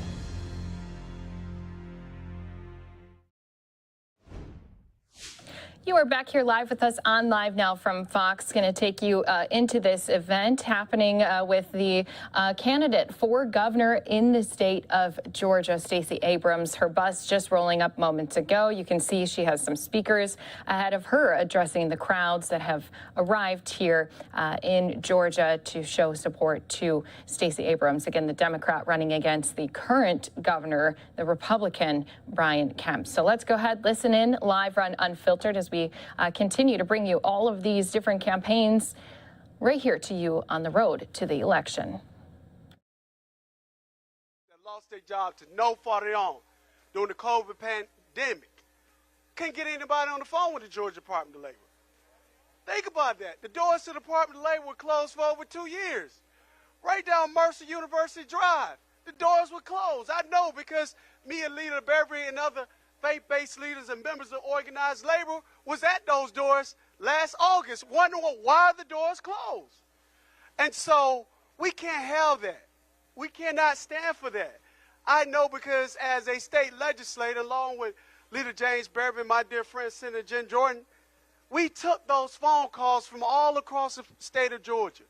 Citizens that were out of work due to no fault of their own, calling Representative Bodie, I don't know how I'm going to pay my bills on Friday. We had citizens contemplating suicide because they did not know how they're going to pay their bills on Friday, because they did not receive their unemployment check. We had seniors having to make the choice between whether they were going to pay their light bill and whether they're going to pay their prescription medication because they did not receive their unemployment check. That's not going to happen under my watch. That's not going to happen in my administration. We're going to make sure that the Department of Labor is accessible to all Georgians. We're going to make sure we're going to have a call center. So when you call the Georgia Department of Labor, you get a live human being on the telephone. And that representative is going to ask you, how can I help you? That's what we call common courtesy and good customer service. During the Great Recession of 2008, 2009, this quick story from my dear friend, the last Democrat to serve as Labor Commissioner, Michael Thurman. It was a gentleman, yes, clap for that. It was a gentleman that lost his job right here in Macon, Georgia, right here in 2007, 2008, lost his job. And that gentleman did not receive his unemployment check in a timely manner. Check got lost in the mail for whatever reason. But on a Thursday, he called the Department of Labor, and the message got to then Labor Commissioner Michael Thurman that this young man that lived in Macon-Bibb could not pay his rent the next day, and he was going to be evicted. Michael Thurman sent a car from the Department of Labor main headquarters on Andrew Young International in downtown Atlanta to Macon, Georgia, to hand deliver that check on a Thursday so that gentleman did not get evicted on Friday. That's servant leadership. And that's the type of leadership you're going to have with me as your next Georgia Labor Commissioner. That's the type of leadership you're going to have with Governor Abrams. And that's the type of leadership you're going to have with my dear friend, the next Attorney General, Jen Jordan. But we need y'all help. We need y'all help. Macon, Georgia, y'all been showing out. The vote has been up. But we got to push even more. We can do better. Right now, I'm very happy to say that out of the early votes here in Macon, 52% of that early vote is from African-American voters right here in Macon. But to be able to do our jobs, we have to get elected. And so we need y'all to keep pushing. We need y'all to be accountable for 30 of your friends, family members, to get out to vote early today. Because right now we got a voting precinct 3 minutes away, right there at the Elaine Lucas Senior Center. Right down the street, 3 minutes away. So the polls are open right now. So before you all leave or when you guys leave here, make sure you call, text family members to please, if they haven't voted, go vote early. 30 people, be accountable for them. Because you all remember, but when Barack Obama was on the ballot in 2008, I never forget. At 7:36 in the morning, I had 6 missed calls and 4 missed text messages like, Bodie, have you voted yet? We need that same type of energy. We have a generational ticket that's going to help all Georgians in the state of Georgia. And this Democratic ticket is going to be for all the citizens in every corner of the state to make sure that we put people over power and people over politics, because the people are the reason why we get elected, and we are there to serve the people. So if you want a labor department that's going to make sure we take care of our returning citizens from incarceration, to make sure they have living wage paying jobs, that our veterans returning from honorable service have living wage paying jobs, that our seniors have living wage paying jobs, and our disabled workers have living wage paying jobs, and our next generation of workers have living wage paying jobs. Elect Democrats up and down the ballot, and let's get this done on November 8th. Make a bill. Let's be the change that we want to see. And go labor. I see organized labor. Thank you all for all the support. Now bring up my dear friend, the next Attorney General for the state of Georgia, Senator Jen Jordan. She is going to be amazing. Thank you, my friend. Hello, Macon. How y'all doing? Come on. Y'all can be a little bit louder than that. Come on. Hey, y'all, my name is Jen Jordan. I'm a state senator, and I represent large parts of Fulton County and Cobb County. To kind of tell y'all where that is where the Braves Stadium is. Y'all know that, right? It's also where the governor's mansion is, right? Right. Current governor doesn't really like it. I represent him, but I'll tell you what, the future governor sure does. Now, I represent parts of Atlanta, so y'all probably thinking I'm Atlanta because this accent, right, just tells you. But I'm originally from Dodge County, and I know y'all know where Dodge County is, right? Right? So I grew up in the heart of Middle Georgia. I am one of your own. And my mama was a hairdresser, and so she had a beauty shop, and that's what I did every day after school. I'd just go to that beauty shop, and I would sit there and do anything that my mama needed me to do. But I'll tell you what I really did. I sat there and listened. And y'all know, in these small towns, beauty shops, barber shops, that's where people go. They go to be in fellowship with each other. They go to talk and sometimes talk about people. You know, a lot of bless your heart going on, right? But the one thing that I realized, you know, growing up, especially in a small community like that, is that it didn't matter who you were, how important, what title, how much money, what kind of car, how much you went to church, anything. That bad things can happen to you and your family through no fault of your own. And when it does, you need somebody that's going to fight for you, but also somebody who's going to fight with you, right? That's what it means to be a community. And for whatever reason, we have seemed to get away from that, the divisiveness of our politics that tries to pit people against each other, group against group, right? When really we know the only way we make true progress in this country, in this state, is if we come together. Y'all know that. Y'all know that. So let me tell y'all, one of the things, well, y'all know that voting's been under attack forever. It's nothing new. It's not a news story. I mean, it's been around ancient, especially in Georgia. It's part of our history. But I will tell you, the last couple of years have been really rough with respect to how intentional and deliberate the efforts have been to try to disenfranchise voters, and specifically black voters in Georgia. We know that, right? And I will tell you, it became so clear to me when in December of 2020, Rudy Giuliani and his clown car came down, and they were at the state capitol, y'all. The state capitol. They were invited in by elected officials, and they sat there and they put on a show. They put on a show and tried to tell folks this election was stolen. They told the elected officials, it is your job to go in and overturn the election. It is your job to tell Mike Pence that he doesn't have to accept the electoral votes. Y'all, it literally was in plain sight. Yeah, they did it. It was a potential insurrection, potential coup in clear sight. We cannot let that happen again. I have to tell y'all, right? So it's not just about who's on the ballot, these good people. It's about what's on the ballot. It's about voting rights is on the ballot, right? It's about women's rights. It's on the ballot. It's about health care, right? It's about education, opportunity, justice, all the things that all of us want. It's about safety. Everybody just wants to feel safe. Whether it's, you know, you don't feel safe because out of control gun violence. Maybe you don't feel safe because you go outside and you can't breathe clean air or drink clean water. Y'all know that in Middle Georgia is a problem. Or maybe you don't feel safe if you're a woman walking into the doctor's office just to have a conversation, right? Y'all, it's all on the line. And I know we said that in 2020, but let me tell you something. That was just the first half of the game. This is the second, and it's time to finish the drill. And, of course, I got to say go Dogs, right, because of tomorrow. Y'all, I want to welcome up just an outstanding young man, Mr. Destin White. He's Central High School senior. I know, isn't he handsome? Look at this.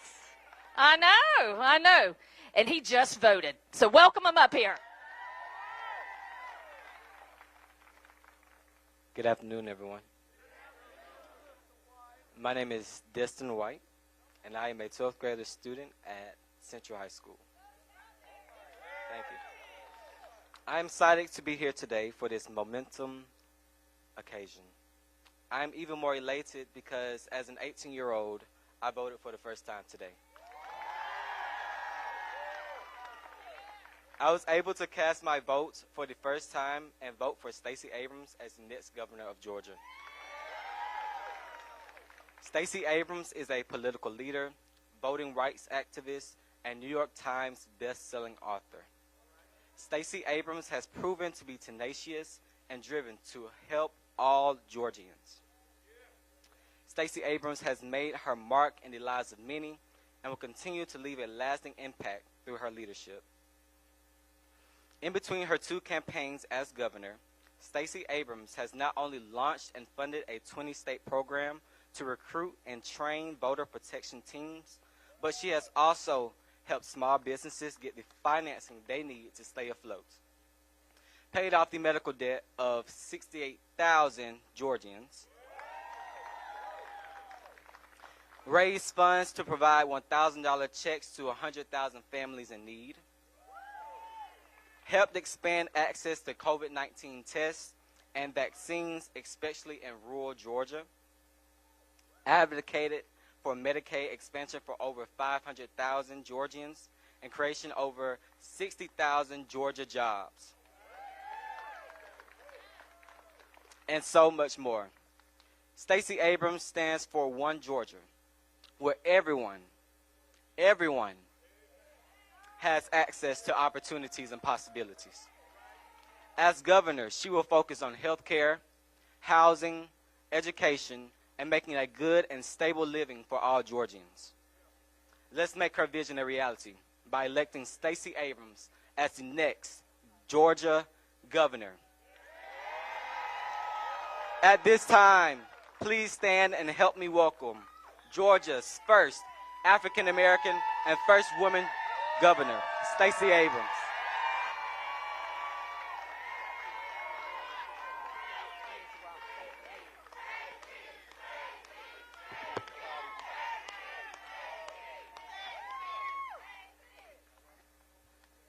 Okay. Sometimes I forget my name, so it's helpful. Thank you, guys.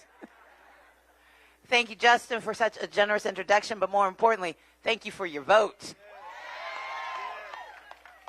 I am honored to be here with my friends, the next Attorney General of the great state of Georgia, Jen Jordan, the next Labor Commissioner of the great state of Georgia, William Bodie. And just in case there's some confusion, my name is Stacey Abrams, and I intend to be the next governor of the great state of Georgia. Now, I grew up in Mississippi, came of age in Georgia. When I lived in Mississippi, my mom was a librarian. My dad was a shipyard worker. My mother was the head librarian who sometimes made less money than the janitor who cleaned the college where she worked. My father was a shipyard worker who didn't have the opportunity to join an extraordinary labor union like the labor unions we have here in Georgia. And so when my father got hurt on the job, it took 7 years to get his workers' comp claim processed because he didn't have a labor commissioner like William Bodie standing behind him. My parents were what people call working poor. My mother didn't like that, so she called us the genteel poor. We didn't have any money, but we read books and we watched PBS. My parents raised us with 3 values: go to church, go to school, and take care of each other.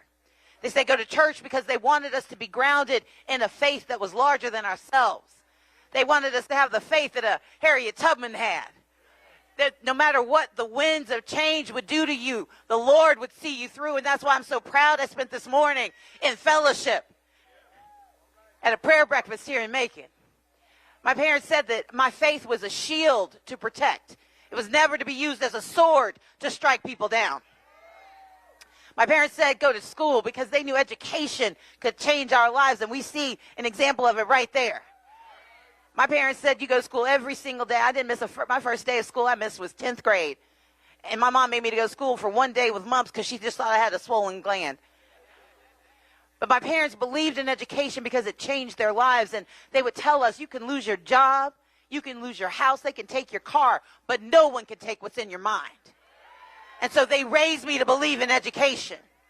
My parents would also tell us that our job was to serve others. Now, there are 6 of us, so part of that was just the free babysitting. But what my parents really wanted us to know was that no matter how little we had, there was someone with less. Your job was to serve that person. My dad's way of putting it was a lot simpler. He said having nothing is not an excuse for doing nothing. And I'm standing here because I plan to do for the state of Georgia. Well, we moved here when I was a junior in high school, and both of my parents got called into the ministry. We were working poor in Mississippi. We got to Georgia, we were just broke. My mom and dad went to Emory University to do their Masters of Divinity, and I went to DeKalb County High Schools. I graduated in 1991 as the valedictorian of my high school. Well, thank you. That was 30 years ago, but I'm still proud. But when you're graduating as valedictorian in Georgia, one of the perks is that you get invited to the governor's mansion. Now, I was mildly interested in meeting the governor. I was very interested in going to a mansion. I watched a lot of General Hospital as a child, and I really wanted to see this mansion. And so that morning, my mother and my father got up with me, and we took my brothers and sisters to church. And when we came home, we went outside and got back on the bus. You see, my parents didn't have a car. We had one in Mississippi. It broke down when we got to Georgia, and my parents could never afford a new one. And so we took MARTA all over the city of Atlanta. We didn't think anything of it. There was public transit, and we used it. And that Sunday, we got on the MARTA bus, and we went from Decatur all the way to Buckhead. We get off the bus, we walk across West Paces Ferry, walk up the driveway, we get to the top where the guard gate is sitting, and the guard comes out, and he looks at me, and he looks at my parents, and he says, "This is a private event. You don't belong here." And my dad says, no, this is my daughter Stacy. She's one of the valedictorians. But the guard doesn't ask my mother for the invitation that's tucked in her purse. He doesn't look at the checklist that's in his hand to see if my name is on it. Instead, I remember with clarity him looking over my shoulder at the MARTA bus that was pulling away, a bus that had workers on it and families on it, that had students on it, people who needed to get around. And the sneer on his face when he looked back at me said that he hadn't changed his mind. And he made sure I knew it because he said, "Look, I told y'all this is a private event. You don't belong here." Now, my parents moved us to Georgia to become ministers, but they were not pastors yet. And so my mother may have questioned the quality of his upbringing. My father absolutely told him where he was going to spend eternity if he didn't find my name on that list. And after a little bit of engaged discussion, this gentleman finally checked the checklist and he found my name on it and he let us inside. But the thing of it is, I don't remember meeting the governor of Georgia. I don't remember meeting my fellow valedictorians from 180 school districts. My only clear memory of that day is standing in front of the most powerful place in Georgia, looking at this man and having him look at me and tell me I don't belong. But in 5 days, I plan to open those gates wide in the state of Georgia. We're going to open those gates wide in the state of Georgia. And Macon-Bibb County, you're going to make it so. You're going to make it so children grow up knowing a better Georgia is possible. They're going to grow up knowing they have a governor who sees them and who serves them and who believes that power does not belong to the powerful. It belongs to the people of Georgia. And we're going to get this done. In 5 days, we are going to show Georgia what we are and what we're capable of. We are going to make certain that we invest in education from cradle all the way to career, so that when this young man gets the Hope Scholarship I know is coming his way, that he doesn't have to worry that if he decides to stretch his wings and try something hard, he could lose his opportunity to stay in college. Because I am planning to expand the Hope Scholarship so a C student could see their way through college in the state of Georgia. I'm going to work with my friend William Bodie to make sure we make technical college free again so we can get the jobs that pay well in the state of Georgia. And I'm going to make sure we have apprenticeships, 20,000 of them, working with our labor unions, working with our friends, so children can earn while they learn and build the skills they need for the future. That's what we can do in the great state of Georgia. I'm going to make sure we have access to health care in the state of Georgia. On Tuesday, instead of standing in front of an extraordinary place like this museum, and I've had the opportunity to tour it before, this time on Tuesday, I was standing in front of what used to be known as the Atlanta Medical Center. What had been known before that as Georgia Baptist. This is a hospital that sits in the home district of Martin Luther King Jr. This is a hospital that survived 120 years. It survived recessions and depressions. It has survived economic turmoil, but it could not survive 4 years of Brian Kemp. And the problem, Middle Georgia, is that the shutting down of this hospital means that Georgia has 4 level 1 trauma centers and only 1 in metro Atlanta. So from the Tennessee border to Atlanta, there is no other level 1 trauma center besides Grady, which has been diverting ambulances every single day for the last few years. And it used to be that those ambulances could go over to AMC. Well, now they've got to come to Atrium because the closest level 1 trauma center from metro Atlanta is right here in Macon. And I drove down this morning. I don't know that people have an hour and 45 minutes when their lives are on the line. And Brian Kemp doesn't care. He is sitting on $3.5 billion, money that right now could be saving lives in Georgia. And he is refusing the money. But the confounding thing is the hypocrisy of Brian Kemp. You see, Brian Kemp is campaigning this week with Mike Pence, who is governor of Indiana, expanded Medicaid and created 30,000 jobs and did not lose 6 hospitals. He's campaigning with Chris Christie, who expanded Medicaid as the governor of New Jersey, created 50,000 jobs and did not lose 6 hospitals. He's campaigning with Doug Ducey, who is the governor of Arizona, who said he was going to eliminate Medicaid expansion when he got elected and quietly decided not to because he knows it works. And so if Doug Ducey and Chris Christie and Mike Pence all think Medicaid expansion works, what is wrong with Brian Kemp? I'm here to tell you math doesn't work differently in Georgia than it works in any other state. And his refusal to accept Medicaid expansion has cost us lives, it has cost us jobs, and it needs to cost him his occupation, and he needs to get out of the way so we can have Medicaid in the state of Georgia. Brian Kemp is bad for Georgia.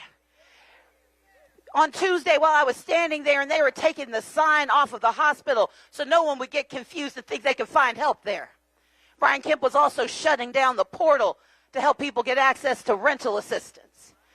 The account has $400 million in it. And Brian Kemp has quietly shut it down so that no one doubts that he has no interest in helping you stay in your house. He shut down that portal on veterans who are going to be facing eviction in the state of Georgia. He shut it down on seniors who need just a little bit of help to stay in their homes. He shut that portal down not because we don't have the money, but because he doesn't have the heart for Georgians. And it is time for Brian Kemp to get his eviction notice and put somebody else in that mansion. We need a governor who believes in education, in health care, in housing, and in helping our families make a good living. Brian Kemp's been busy this week. He did release a report on the fact that right now, 48% of the population, which is people of color in Georgia, only get 1.5% of the contracts. And let's put that in numbers. We are half the population, but only 1.5% of almost $6 billion in contracts every year. Now, a few weeks ago, we were on a debate stage together, and I asked him about it, and he gave a very long answer that said he doesn't know and don't care. But then he put out a report. And the report says, well, now I know and I still don't care. I have a plan for Georgia. I have a plan to create a $10 million small business investment fund so small businesses get the same resources that big companies get in Georgia. I have a plan to expand purchasing so we don't just buy things from the folks that Brian Kemp knows. We buy things in Middle Georgia to serve Middle Georgia. And I have a plan to make sure that if you are a person of color who has a small business, you get the same opportunity to compete for opportunity in the state of Georgia. I plan to be the Maynard Jackson of Georgia if you help me get there. But I can't get there alone. And we've got to get there because we're in crisis. Because there is one thing Brian Kemp is very good at. He has been exceptional at attacking our freedoms. He attacked our freedom to vote while he was Secretary of State. And lest we forget, he decided to do it again in 2021 when he was frustrated by the results of that election. But now we were going to have a Secretary of State, not one who gets credit for not committing treason, but a B. Wynn who's going to get credit for saving our right to vote and protecting the people of Georgia. Because we be winning when B. Wynn becomes our Secretary of State. All right, we are listening in here to a campaign event out of Georgia. Stacey Abrams running for governor. She's the Democrat up against the Republican and current governor, Brian Kemp. Live Now from Fox, going to send some viewers out to a 2-minute break as we continue listening in live, raw, and unfiltered here to you on Live Now from Fox. His attempt to stop us from being heard. I find it very convenient that he doesn't understand that in the state of Georgia there have been obstacles put in place. That there are those of us who've actually had our right to vote challenged, our citizenship questioned. I'm here to tell you, just because there are more people in the water doesn't mean there are fewer sharks. But we're going to show them who we are, aren't we? We're going to show up and we're going to show out and we're going to show America that SB 202 will not shut us down. It's going to make us stand up and vote, make us stand up and win, because that's our right. But Brian Kemp has also made it less safe for us in Georgia. He has attacked our freedom to be secure by weakening gun laws. This is a man who banned a background check in the state of Georgia and stood on the debate stage with me and said it wasn't true because he didn't understand the law he signed. I don't know if he was lying or confused, but either way, he needs some time off to understand things. Now look, I believe in the Second Amendment. My great-grandmother Moo Moo taught me how to shoot. And she said 2 things. Number 1, you don't point that weapon at anything you don't plan to shoot, even in a commercial. But she also said that the person holding the weapon is the one responsible. And when Brian Kemp eliminated a background check in the state of Georgia, he made the rest of us less safe. Everyone is law-abiding until they break the law. And I believe, look, I rarely quote Ronald Reagan, but he said trust but verify. And that's why we need background checks. Look, I'm here to tell you, Macon, I know you all are facing violent crimes. Gun violence is outrageous. And when you've got a governor who is weakening gun laws and flooding our streets, you need a governor who knows you can protect the Second Amendment and protect second graders at the exact same time. And that's why I'm here. That's what I'm going to do as the next governor of Georgia. He has attacked our freedom to vote. He has attacked our freedom to be safe. And he's attacked a woman's right to choose. And in yet another moment of clarity and hypocrisy, he has said that Herschel Walker is entitled to his personal life, but the women of Georgia are not. And I asked him on that stage, what's the difference? The equipment? Brian Kemp stood on that stage and said that he might indeed sign more legislation to take more of our rights from us. He got caught on a hot mic saying he would take away a right to contraception. He got caught on a hot mic saying he was open to the idea of limiting women's access to IVF. And the reality is Brian Kemp isn't lying to us now. And we need to believe him. He is willing to strip women of their bodily autonomy. He is willing in a state that is already number 1 for maternal mortality to make it even more dangerous for women to live here. He is willing to investigate women who experience pregnancy loss. Imagine having a sheriff knocking on your door after you've had a miscarriage. That's Brian Kemp's Georgia. It took a man to break the promise. It's going to take a woman to put it right.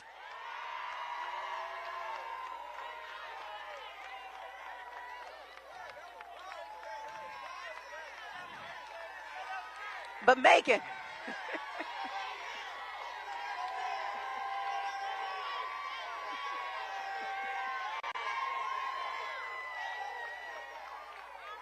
but I can't get there without you, Macon. I can't get there without you. We need more in the state of Georgia. So I need you to do what my friend William Bodie said. He said 30 people. I'm gonna knock that down. I need y'all to find 5 people today and call them up. 5 people that you owe money to. 5 people who owe you money. 5 people you're mad at. 5 people who are mad at you. I need you to find 5 people you broke up with. Because some of y'all know you think you're cute. And I need you to maybe find one or two you want to get together with. But we've got to find folks who don't know that they have the right to change in the state of Georgia, that they have the right to more in the state of Georgia. And if you agree with me, I need you to say more. Say more. If you want more money in your pocket, say more. If you want more opportunity in your community, say more. If you want more opportunity in your business, say more. If you want more freedom in your lives, say more. If you want more for our children, say more. If you want more for our seniors, say more. If you want more for labor, say more. If you want more for our veterans, say more. If you want more for Georgia, say more. Say more. Say more. Now let's get it done.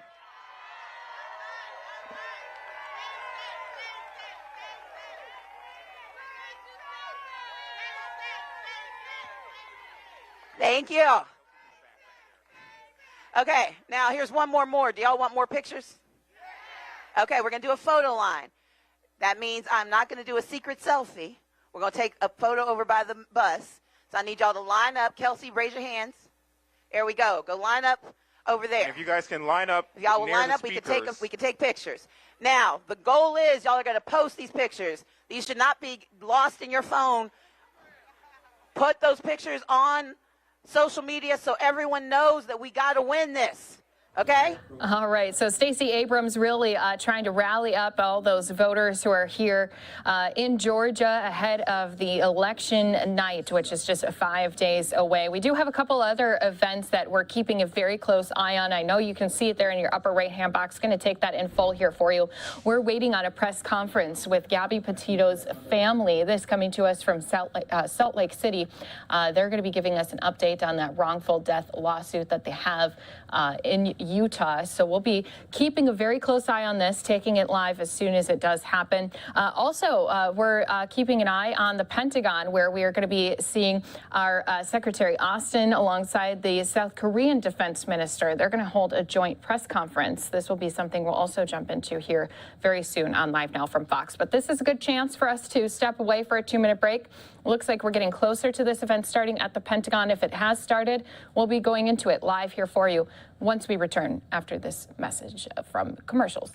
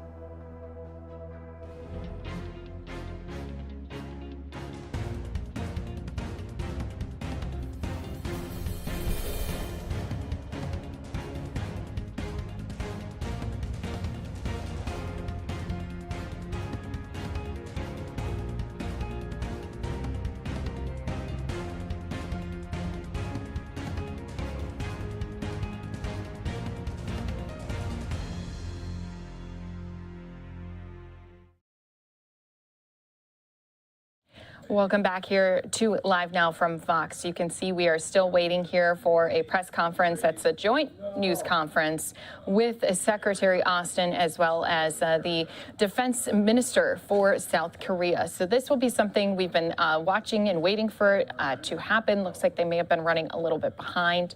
But of course, as soon as we see this, we're going to be bringing you into this event at the Pentagon. Again, as our U.S. Secretary of Defense, Lloyd Austin's going to be speaking alongside South Korea's Minister of National Defense. So this it will be just one of those items we're looking at. Also looking at as another live picture coming to us out of Salt Lake City. This is going to be with the family of Gabby Petito. They're supposed to be holding a press conference in Utah regarding the filing of the wrongful death lawsuit. Again, Gabby Petito was the one who had been killed by her boyfriend, Brian Laundrie. There was a massive manhunt down in the state of Florida after he had returned from a trip that they'd went on together. Her body eventually being found in Grand Teton National Park. So that was a big story. Her family still obviously grieving the loss of Gabby. They've also set up a number of different funds and memorials in her name, and also now have a new lawsuit against Utah again for that wrongful death. Let's go ahead and continue to take a live look at more things we have right here at our Live Now from Fox desk, including, yes, I know you see a Papa Green up there, but our big board down 10 points. This on the heels of yesterday's announcement and press conference with Chairman Powell on the Fed's raising interest rates. This was, again, the fourth straight time in a row that they have done so. And it's a matter of time until we see them have another meeting to see where exactly this direction will need to go to try to curb inflation. So a lot of things to still keep track of. The great thing about watching here with us on Live Now from Fox is we keep track of it all for you. All you have to do is tune in and watch, and you get to go out to all these different press conferences happening across the country. As I mentioned, since we're waiting for a couple of these live press conferences to start, I do want to continue to listen into some other feeds we have. We do have the United Nations meeting right now in New York City. Let's go ahead, listen in here live. I'm going to put up those other live pictures, too, of the Petito family lawsuit press conference, as well as Secretary of Defense's Austin's news conference as well. Once one of those does start, we'll be listening into that here for you on Live Now from Fox. But until that time, we're going to be listening in here. United Nations out of New York. Let's go ahead, listen in live, raw and unfiltered. Second, the humanitarian development peace nexus should be strengthened to address the root causes of conflicts. Close coordination with the UN country teams and the regional organization is necessary. We continue to support UN-AU cooperation, including through our contribution of $16.4 million to the AU's peace and security activities since 2016. In line with its HDP Nexus implementation strategy adopted last year, the Republic of Korea is partnering with UNICEF in South Sudan to enhance water supply and access to education and medical services, creating synergy with the CIMIC activities conducted by the Korean contingent in UNMISS. Third, the mandates of the missions should point in the direction of sustaining peace throughout the life cycle of peace operations. Early engagement in peace building can facilitate a smooth transition and lasting peace. In particular, we should counter violent extremism and terrorism, and in doing so, it is crucial to count on the capabilities of women and youth. In this regard, we encourage the Security Council to actively consult with the Peace Building Commission in drafting and adjusting mandates and coming up with political guidelines. Lastly, all of the aforementioned efforts require sustained financing. It is important to make use of flexible mechanisms such as multi-year appeal of TPPA, extra budgetary funds for TPODOS, as well as the Peace Building Fund. The ROK will continue its contribution to these funds.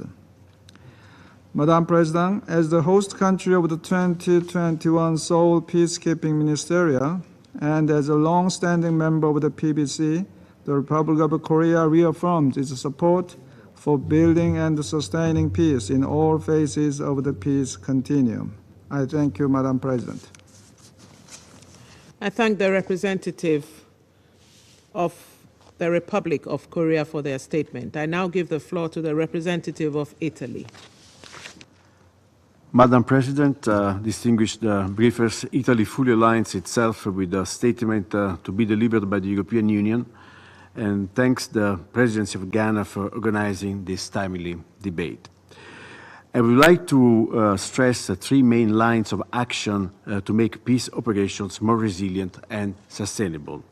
First, we need to embrace and enforce the strategic transition of peacekeeping operations. Today's conflicts environments are often marked by geopolitical tensions, proliferation of armed groups, exclusions, inequalities, social and political marginalization, climate insecurity, violent extremism, terrorism, and the spread of misinformation and disinformation, food insecurity, all factors that, inter alia, often transform local conflicts in regional crises. There is no standard solution for this kind of challenges.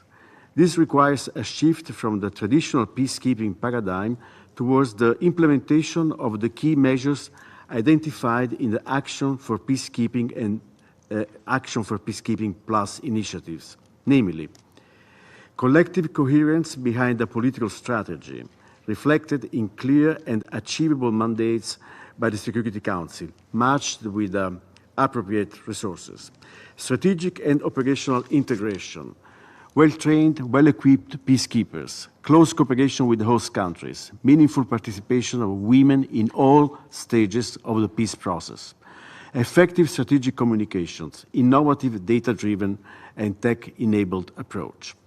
Second, peacekeeping operations should be considered not only as a standalone initiatives, but as essential components of a peace process.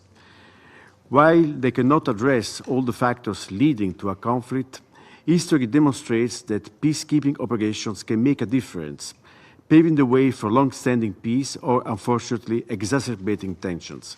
Therefore, they must be designed to achieve sustainable political solutions, promote conditions for endurable peace, and reflect the drivers of conflicts. Third, we should consider peace building and peacekeeping as complementary. Peace processes do not end when the last soldier leaves the ground. Before, during, and after a peacekeeping mission, we must take full advantage of our peace toolbox, such as smaller civilian-only peace-building missions, police-focused rule of law missions, special political missions designed to support political processes, regionally based special envoys. We must recognize the centrality of peace building to break the vicious cycles of underdevelopment, uneven growth, unfair politics, and the militarization of political systems. We need a more ambitious and structured collaboration between the Peacebuilding Commission and the Security Council, as the Commission is ideally placed to raise the Security Council's awareness on regional efforts, local communities' understanding, expertise, and the cross-border dimension of conflict. And we need more coordination between the UN and the relevant international, regional and sub-regional organizations, including the African Union and the European Union, recognizing their added value and the cross-border dimension of conflicts. Madam President, making peace sustainable over time is our greatest challenge. It requires political solutions, inclusive peace processes, conflict prevention, and solid after-conflict peace building, and a strong belief in multilateralism.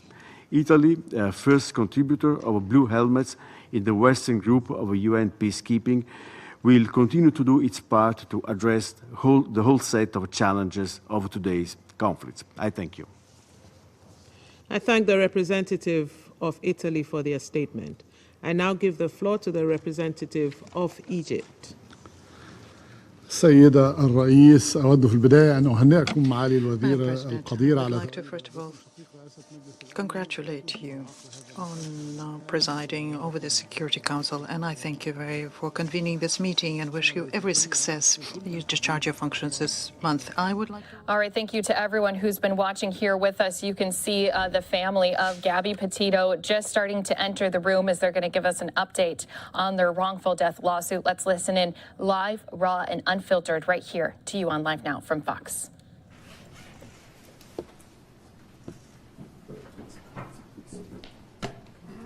I'd like to welcome members of the press here today. Thanks for coming.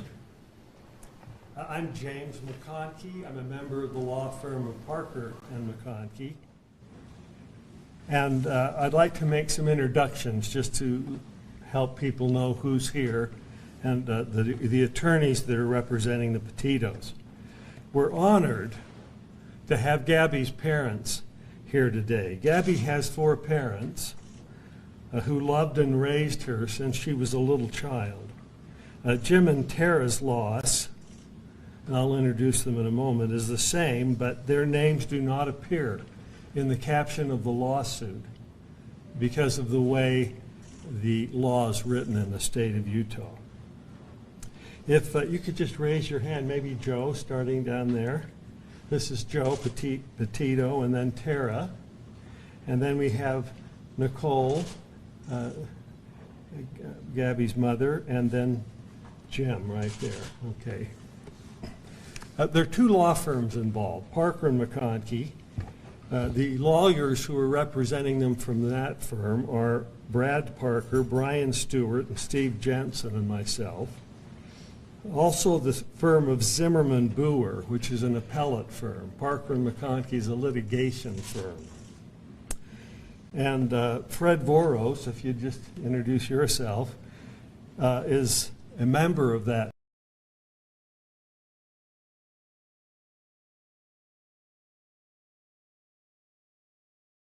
Looks like the feed frozen here. Going to give it just a moment to see if we can get it back, as we're just beginning to hear a little bit more when it comes to not only the family that's here of course, in the lawsuit, but also here showing their support still for the death of their daughter, but then also attorneys as well speaking about this case who have teamed up together to file that wrongful death lawsuit. I know we lost that feed. We're going to give it just a moment, see if we're not able to get it back here for a second, especially since this has been a case we've been following ever since Gabby Petito had went missing. And remember how vocal her family was back before her body had been found. Her dad pleading for anyone who knew information on the pair to come forward. And just recently, too, we've seen some new video footage that has come into light of the pair, her and Brian, again, who was accused of her death, of killing her. Again, they were seen walking through a grocery store shortly after a fight inside of a restaurant. It looked like the pair had definitely been a pair who had been walking and treading very carefully with each other throughout that store. We did get the feedback. Let's go jump into that live again here for you on Live Now from Fox.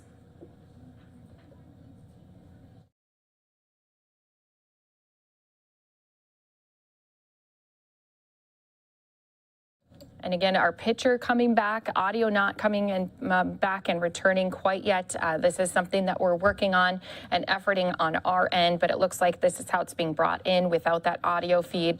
So we're going to continue to try to look for more sources that are in this press conference out of Utah, as Gabby Petito's family, again, has this wrongful death lawsuit filed against the state. Again, we heard from multiple different people, especially from the family, that when the couple had been pulled over in that camper van when they were touring through the national park, when they had been separated for an evening, there should have been more that had been done. There should have been more signs that they had recognized for the interactions that had happened between the couple.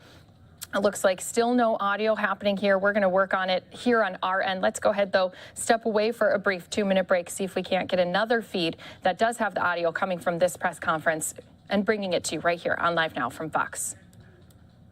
About some of the successes that they have had and the things that they have done to make life safer for those who are involved in intimate partner violence. Intimate partner violence and domestic violence is an insidious problem in our society because the signs and the symptoms to a layperson don't seem threatening. And they're often hidden, and they go unrecognized. All these signs and symptoms were present when the police interviewed Gabby and Mr. Laundrie in Moab. And although these signs and symptoms are not recognized by members of the general public, They are recognized by police officers who are trained to stop and intervene in these kinds of situations. Many times, they're the last stop on a course of conduct that can lead to serious violence and death. The signs and symptoms were there when the police interviewed Gabby, but they were not acted upon, even though Utah law required it.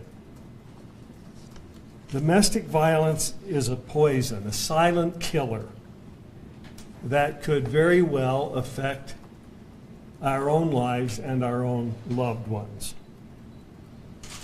I'll ask Dick now to speak briefly on the causes of action.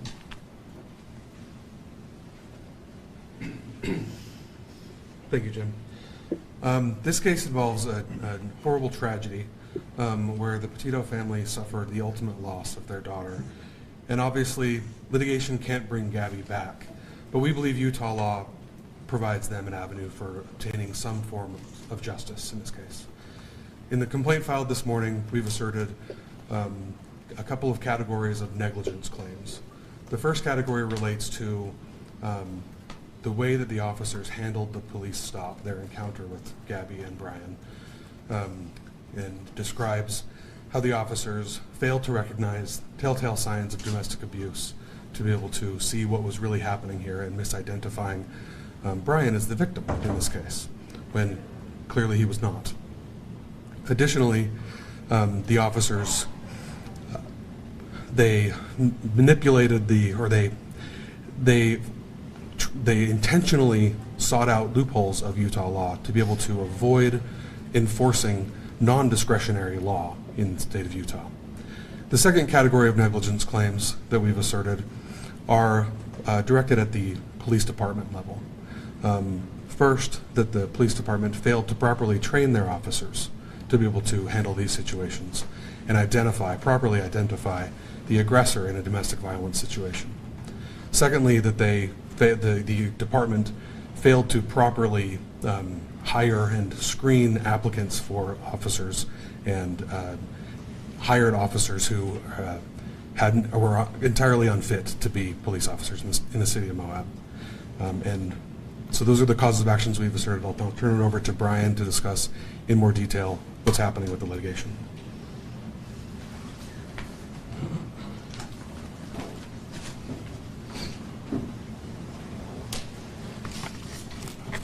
Thank you, Dick, and thank you, Jim. We appreciate you being here today. I'm going to read a brief statement regarding the lawsuit that was filed this morning and some of the information that we've been learning in just recently, and that you've been learning just recently through the lawsuit and through some reports that have already been published. And then I will take any questions that you have and give you the best answers that we can now based on the information that we have. It is an honor to represent Gabby here today, and it has been an honor to represent her parents, Nicole and Jim, and Joe and Tara. Their resilience and determination to use their tragedy to effect positive change and save lives has been an inspiration to millions. Gabby's story has already saved many lives by giving victims the courage to report abuse and to leave violent relationships. They did not take this decision to file a lawsuit lightly. Their desire has never been to simply blame police for their loss. They are grateful for the many devoted officers that take an oath to uphold the law, to serve and protect. They relied on these officers to uphold the law, to serve and protect their daughter. However, when it became clear that the officers involved did not fully investigate the threat that Gabby faced and did not follow the law, they knew they owed it to Gabby to demand accountability and change. They will continue to do that difficult work through the Gabby Petito Foundation and through this civil lawsuit. Now, recently, brave witnesses have come forward with other evidence that has come to light that add new dimension and understanding to how the officers performed in their investigation and their treatment of Gabby that day. The witnesses and evidence that have come forward have demonstrated that Officer Pratt himself has been a domestic abuser who has misused authority and threats of violence to control and intimidate sexual partners, making clear why Officer Pratt was fundamentally biased in his approach to the investigation, identifying with Gabby's abuser, ignoring the victim and her injuries, and intentionally looking for loopholes to get around the requirements of Utah law and his duty to protect Gabby. Based on what we have learned from these multiple sources, we believe that the Moab City Police Department knew or should have known that Officer Pratt, who has a history of pervasive professional and sexual misconduct, including sexual harassment and intimate partner violence, was unfit and unsafe to be a police officer. We hope that they will do that investigation now and take appropriate action. The legislature foresaw the risk of injury and death that happened in this case. And they wrote the statute in such a way that they gave the responsibility to intervene to police officers, to law enforcement, to enforce the law as written by the legislature. And Officer Pratt understood that. Gabby's death was foreseeable and preventable.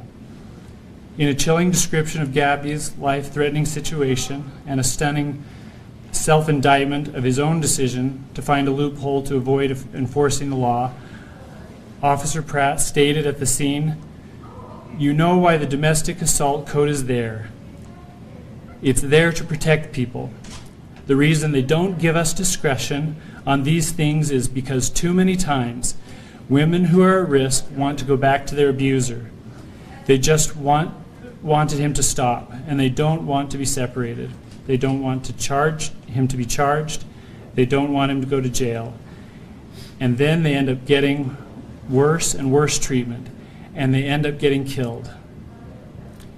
Nevertheless, Pratt intentionally chose not to follow the statute and even stated, "I don't care if we use the actual letter of the law." We believe that Gabby would be alive today if he had done his job to enforce the law as written and protected Gabby that day. I'll now take a few questions and do my best to elucidate any points that are unclear. The Supreme Court has a high threshold for law enforcement lawsuits. Are you laying out the case why you believe that this is you can overcome that? Because the Supreme Court's been pretty adamant. Well, I mean, we believe that these officers in this situation clearly did not follow the law, and it's clear that the statute is not discretionary. It's mandatory that they effect an arrest and intervene when these circumstances are present. And so this wasn't an act of discretion. It was a knowing violation of the requirement of the law. So are you saying that all police departments need to be making arrests in situations like this? I'm saying that Use the word all, mandatory. I'm saying that all police departments need to follow the law as it is written. Since government immunity shields people from torts in Utah, why does statute matter? And can you explain the constitutional arguments on page 4 of the complaint? Right, and I'm going to let Dick answer the questions on the governmental immunity. I think he's the best person to answer those. So without getting too much into the weeds, a unique feature of Utah is that Utah's Constitution, since its founding, has protected the right of action for wrongful death. And the Utah Constitution provides that that right shall not be abrogated. And so our argument, or we believe that Utah law protects a claim, including against officers or people who've been given immunity for acts, including negligence or anything else, that leads to a wrongful death under the Utah Constitution as it was originally understood, and an originalist framework for the Utah Constitution. Are there any other questions with respect to the pleadings or the I wanted to statute? ask about what Moab City said in their statement to us this morning, and that is that no one could have predicted the tragedy that befell Gabby based on that one encounter. How would you respond to that? I would respond to that saying that the legislature foresaw this situation, and that's why they wrote the law the way that they did. And Officer Pratt also foresaw that outcome. Not that it would happen every time, but that it was a potential outcome when these circumstances were present. And he said in no uncertain terms that this is why they don't have discretion to not arrest. And nevertheless, he chose to try and find a way to not follow the statute that day. And so we believe, in response to Moab's statement that their officers should have followed the law, and that if they had done that, that Gabby would still be alive. Okay. I think we'll probably allow some time to ask questions. You're welcome to address your questions to a particular member of the family. They won't answer questions on the facts of this case, the ongoing investigation, but they will respond on how they feel and why they're bringing this lawsuit. So feel free to go ahead. Are they going to approach the mics, or are they going to be? Well, I think if you'll ask the question, then I'll have them come up and stand here, recognizing that you need to have their voices loud and clear. Joseph, can you tell us a little bit about the intentions of this lawsuit? I know James talked a little bit about it, but from the family's perspective, could you talk a little bit about that and why you're doing this, pursuing this?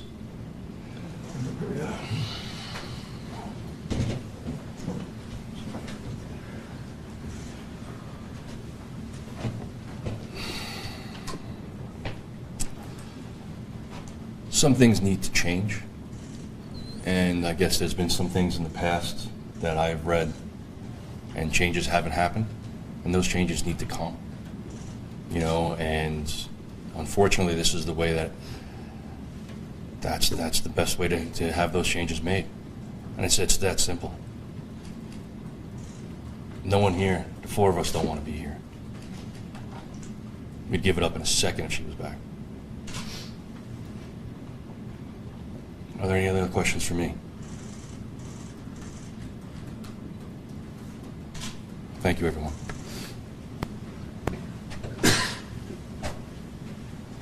Nicole, can we ask you a couple of questions as well, too? I'll try. Try my best. Part of the lawsuit was the loss of you and Joseph, and your loved ones have suffered on this. Can you expand a little bit about that? Tell the public what this has done to you and your family. Well, we're pretty broken because of it. We miss her so much. But We saw it as an opportunity to help other families. Again, I would reiterate that we'd have her back in a heartbeat because she's what's important. But we feel we need to bring justice because she could have been protected that day. There are laws put in place to protect victims, and those laws were not followed. And we don't want this to happen to anybody else. And it keeps happening. They know it keeps happening. So we just want to stop it. Notice this picture behind here. Obviously, I'm thinking that maybe perhaps you guys chose this. Can you say why you're seeing this picture? What does it mean to you? Is this one of your favorite photos? She's so happy.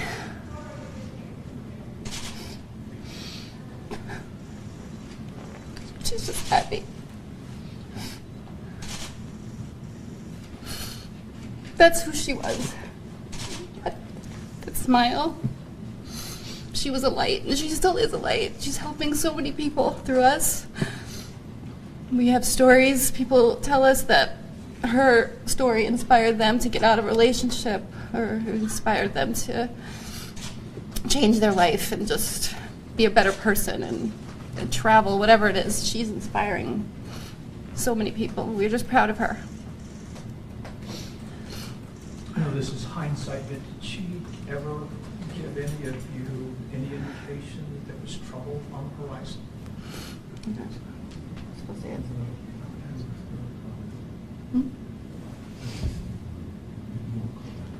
Yeah, we're not really, I've said it before, we didn't know that Brian was who he was. We just didn't know.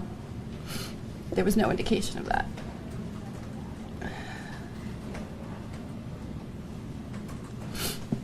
Talk about your foundation.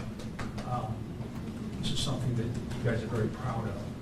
And I think the attorney said that many lives have been saved because of this, because of Gabby. She's a light to many people. Talk about that. We just, like I said, saw it as an opportunity to help people, and through the foundation, we were able to reach millions of people all over the world.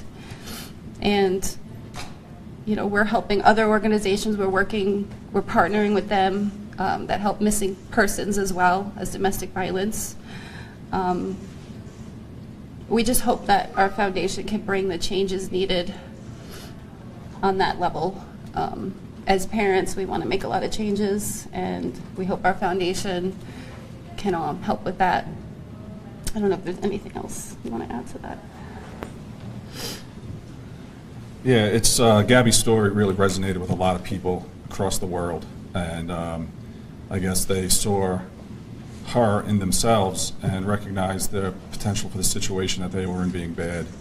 And we've received a lot of messages from people that since we had started the foundation and we started partnering with a lot of these other organizations out there and trying to bring more awareness to the world about it, that it helped recognize that they were potentially in bad situations and now they're doing better.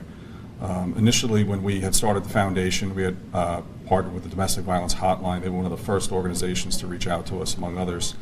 And they allowed us to put a link on our website directly to their website, where someone could go to them for help 24 hours a day, 7 days a week. They can get online assistance with that. They can speak to somebody right there, and they have additional services they can provide. And in the short time from the time in October of last year when we got that up on our website, linked to their website to get help, to right around the beginning of December, they had told us that in that short time alone, that they were able to track over 350 people that had come to our website looking for help, looking for assistance, and were directed to them. And not only went to their website and just looked at it, but were actively receiving help for their situation that they were in. So for us, that was monumental to hear that, you know, in just a short time, that many people were impacted, and that number has grown since that point on. And we've had more organizations that specialize in domestic violence, even missing persons, search and rescue organizations reach out to us, mainly because of the notoriety of Gabby's case, we believe, but because people seem to respond to it and listen to it And we've been able to start working with them behind the scenes and quietly do what we can to assist other people.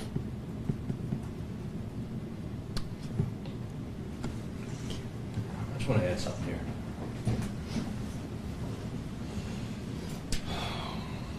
To everybody that's watching or watching this later, if you're in a situation where you feel you're in a domestic violence issue, there are numbers to call, organizations to help you. Reach out. They will help. You know, you guys have a lot of affiliates here and stuff like that. I would ask you to go back to them and put up a link to those organizations, whether it be the National Domestic Violence Hotline or a local or national missing person site, so that people can get help, because they are the ones that matter now. And they might not know where to turn, so when they see something like this, because this story resonates with them, hopefully they can get the help and not end up on a picture behind us. I ask for that from everybody. Thank you. Okay, any other questions? And we'll bring it to a close. Yes. The witness statements that you referenced earlier on the Officer Pratt, is that just witnesses? Is there other evidence that you can point to his behavior before he was hired?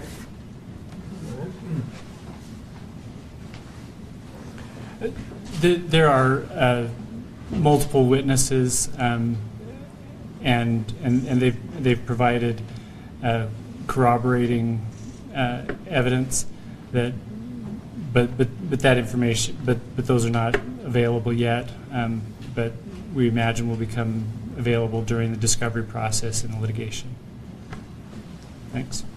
You had also mentioned the term $50 million in the lawsuit. Can you talk about damages you're seeking specifically?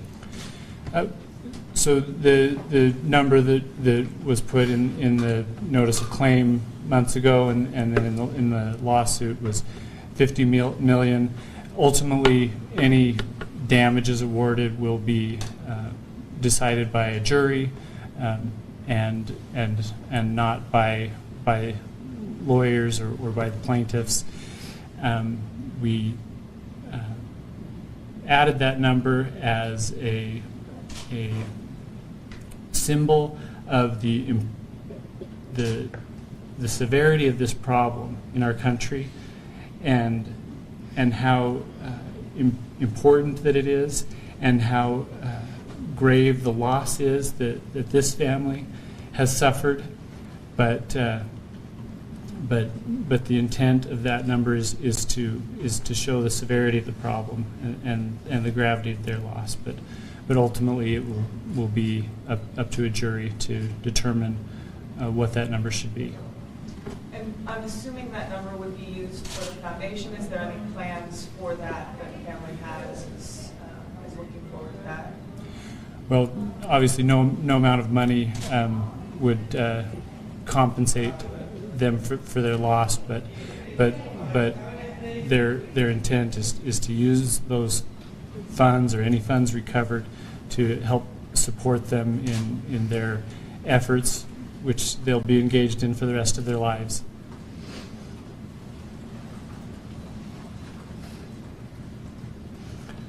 Thank you so much. We appreciate you being here. And yeah, thank you. We'll call it a close, and thanks for coming. Thank you, everyone. Let's go out this way. Once again, the family of Gabby Petito has filed a lawsuit for wrongful death in the town of Moab, Utah. Again, this has been filed in results of her death, Gabby was killed by her fiance, Brian Laundrie, back in 2021. It was a story that, as you heard her family just mention, had grabbed the nation's attention and still does even here today. They said that if there's anything that can come of this good, it is that they can help prevent other domestic situations like this from happening in the future.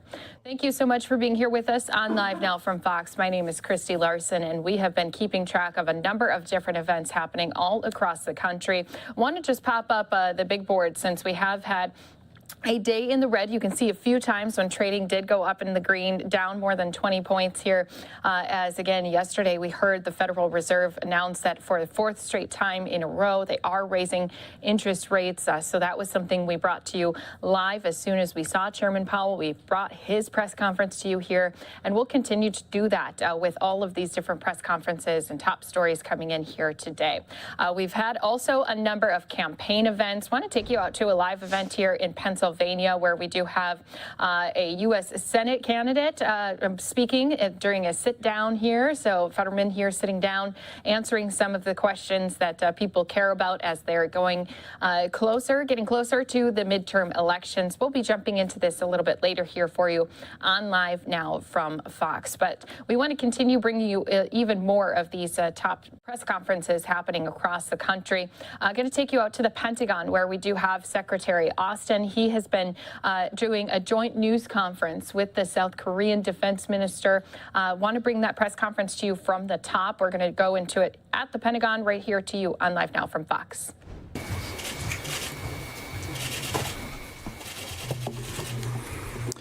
Well, thank you everyone for being here today. It is my pleasure to introduce Secretary of Defense Lloyd Austin III and Republic of Korea Minister of National Defense Lee Jong-suk. The Secretary and the Minister will deliver opening remarks, and then we'll have time to take a few questions. I will moderate and call on the journalists. And with that, Secretary Austin, over to you, sir. Thanks, Pat. Good afternoon, everyone. Let me again warmly welcome Minister Lee and his team to the Pentagon for the 54th Security Consultative Meeting. Mr. Lee, it's great to have you here. And before I begin, I'd like to express my deepest condolences for the terrible tragedy that occurred in Seoul this past weekend. Our hearts go out to the families of all the victims from across South Korea and around the world, including 2 young Americans. And we stand together with the people of South Korea during this time of national mourning. Now, it's highly unfortunate that the DPRK has chosen to interrupt this solemn period with the illegal and destabilizing launch of an intercontinental ballistic missile last night. Launches today. I've consulted with Minister Lee, and we've decided to extend Vigilant Storm, which is our long-scheduled combined training exercise to further bolster our readiness and interoperability. And we'll continue to work closely together to develop options to protect the United States and our allies in the region. Now, let me turn to the work of the Security Consultative Meeting. As you know, it's the annual capstone event for the U.S.-ROC Alliance. And it brings our defense leaders together to discuss shared challenges and opportunities and to deepen our cooperation and friendship. Next year will mark the 70th anniversary of the signing of the U.S.-ROC Mutual Defense Treaty and the establishment of our alliance. For nearly 7 decades, this alliance has been an anchor of peace and security on the Korean Peninsula and across the broader Indo-Pacific. And today, the ROK is a tremendously capable ally and a provider of security in the region and a defender of the rules-based international order that keeps us all secure. Now, Minister Lee and I had an outstanding discussion today. We talked about the DPRK's continued provocations and destabilizing actions. And at this time of heightened tension, our alliance is ironclad. The United States remains fully committed to the defense of the ROK, and our extended deterrence commitment is firm. And it includes a full range of our nuclear and conventional and missile defense capabilities. Minister Lee and I also talked about the tremendous progress that we've made in recent months to deepen our cooperation and bolster our shared security. Just within the past year, we have conducted a very successful summit between our presidents that charted a shared vision for our alliance's future. In July, we deployed fifth-generation fighters to the Republic of Korea. And in late September, the USS Ronald Reagan conducted its first port call to the ROK in 5 years. On the peninsula, we're returning to large-scale exercises to strengthen our combined readiness and our ability to fight tonight if necessary. We're committed to building on these efforts to strengthen integrated deterrence and to ensure that this alliance continues to bolster security and stability on the Korean Peninsula and throughout the Indo-Pacific. You know, for decades, U.S. and ROK service members have fought side by side to defend the ideals of freedom. This alliance is founded on that shared sacrifice. So we will confront the challenges of the future the same way that we have for nearly 70 years, by standing shoulder to shoulder as proud allies. I'm enormously proud of what we've accomplished together, and I'm very grateful for the Republic of Korea's partnership. So thank you, and let me turn it over to Minister Lee for his comments. Hello, I'm Rock Minister of Defense. First of all, thank you very much for your sincere condolences to the tragedy happened in Korea. Also, thank you for your effort for the peace and security in the Korean Peninsula and development of ROK-US alliance and your support. Thank you very much for that. Today, through the 54th Security Consultative Meeting hosted for the first time since the inauguration of the Yoon administration, we once again affirmed the robustness of the ROK-US military alliance and the steadfastness of the combined defense posture. Furthermore, reaffirmed that ROK-US alliance is developing into a global comprehensive strategic alliance based on shared values such as liberal democracy, human rights, and the rule of law. Secretary Austin and I held 2 ministerial meetings this year to work on the details of the agreements on defense areas as agreed upon during the May ROK-US Presidential Summit. Today was my 3rd time to meet Secretary Austin, and we made a lot of achievements during this 54th SCM. First, Secretary Austin and I assessed the daily advances of DPRK nuclear and missile threats as a grave security challenge to the peace and stability not only on the Korean Peninsula and in the Northeast Asia, but for the international community. And in order to practically deter and respond to such threats, we agreed to further strengthen the alliance capabilities and posture.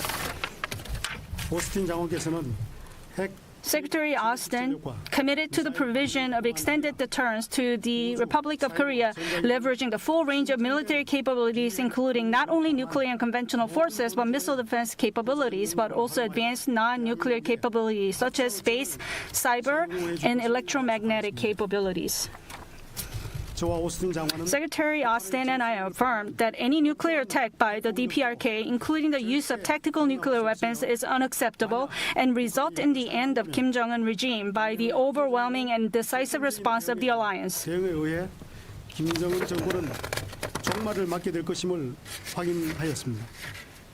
This is a strong warning against the DPRK.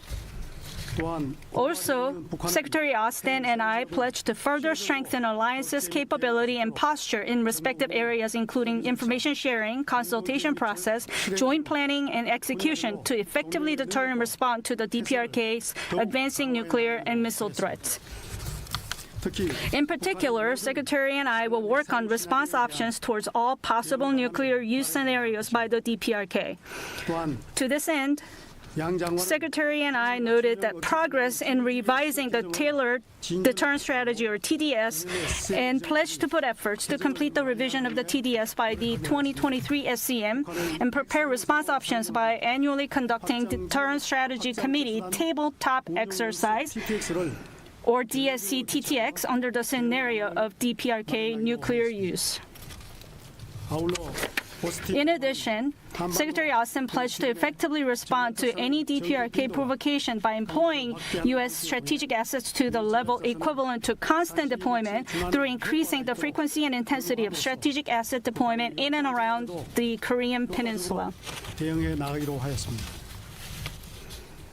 Along with the efforts of the alliance to deter and respond to DPRK nuclear threats, Secretary Austin and I pledged to encourage DPRK to choose denuclearization and the path for a brighter future.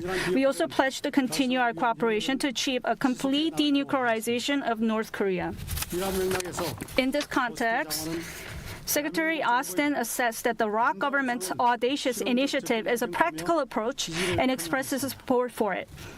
ROK government's audacious initiative is along the same line as the U.S. approach to the DPRK, an approach of deterring DPRK threats based on overwhelming combined defense capability and posture, while in parallel seeking for a diplomatic solution by keeping the window of dialogue open.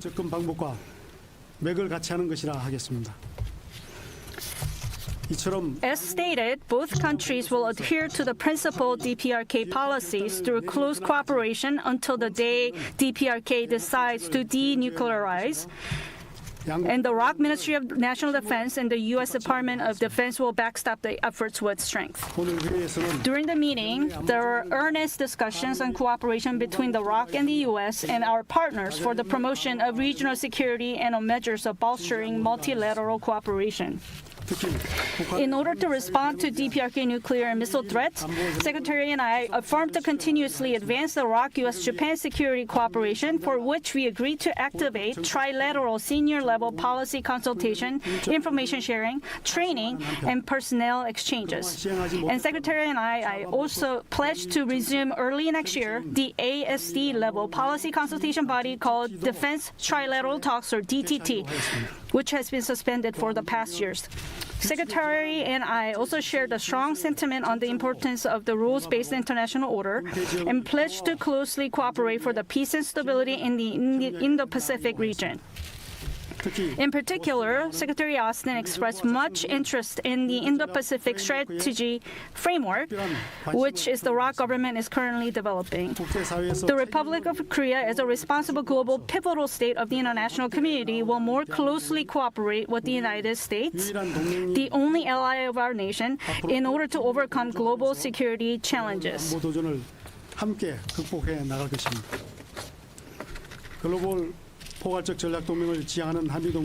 Next year marks the 70th anniversary of the ROK-U.S. alliance while pursuing the goal of global comprehensive strategic alliance. Secretary Austin and I concur to plan and hold various joint events in celebration of the 70th anniversary for future advancement of the alliance. The event will serve as an opportunity for us to commemorate the noble sacrifices made in the battlefields by the ROK and U.S. service members and to consult on the challenges which alliance faces today and to envision the path forward for ROK-U.S. alliance. By reaffirming the unwavering U.S. defense commitment to the Republic of Korea, efforts to strengthen the capabilities to implement the extended deterrence, as well as a robust combined defense posture based on the capability and resolve of our two nations through the 54th SCM, Secretary Austin and I assess that we have demonstrated values and trust of the ROK-U.S. alliance to the people of both nations and a grave message of warning to the DPRK and the robustness of the alliance to the international community. Lastly, I once again extend my sincere gratitude to Secretary Austin and the staff at the Department of Defense for their warm hospitality towards myself and the ROK delegation. Thank you very much. Secretary Austin, Minister Lee, thank you, gentlemen. Ladies and gentlemen, we'll be switching to consecutive translation for the question and answer portion, so would ask you to kindly remove your headsets. All right, so they are going to be taking some media questions live now from Fox. We're going to step away for a brief break. We'll come back right here to this point of this news conference when we return here in just a moment.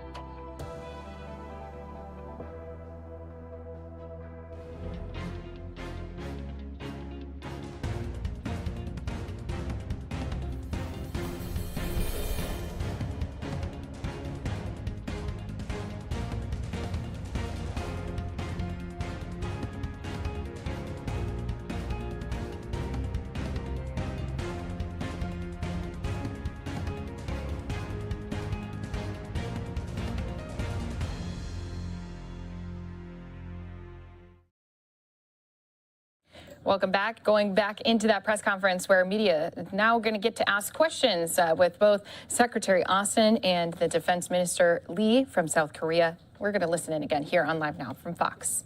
Look like? And do you believe the U.S. needs to consider reintroducing tactical nuclear weapons to the Korean Peninsula? Thank you.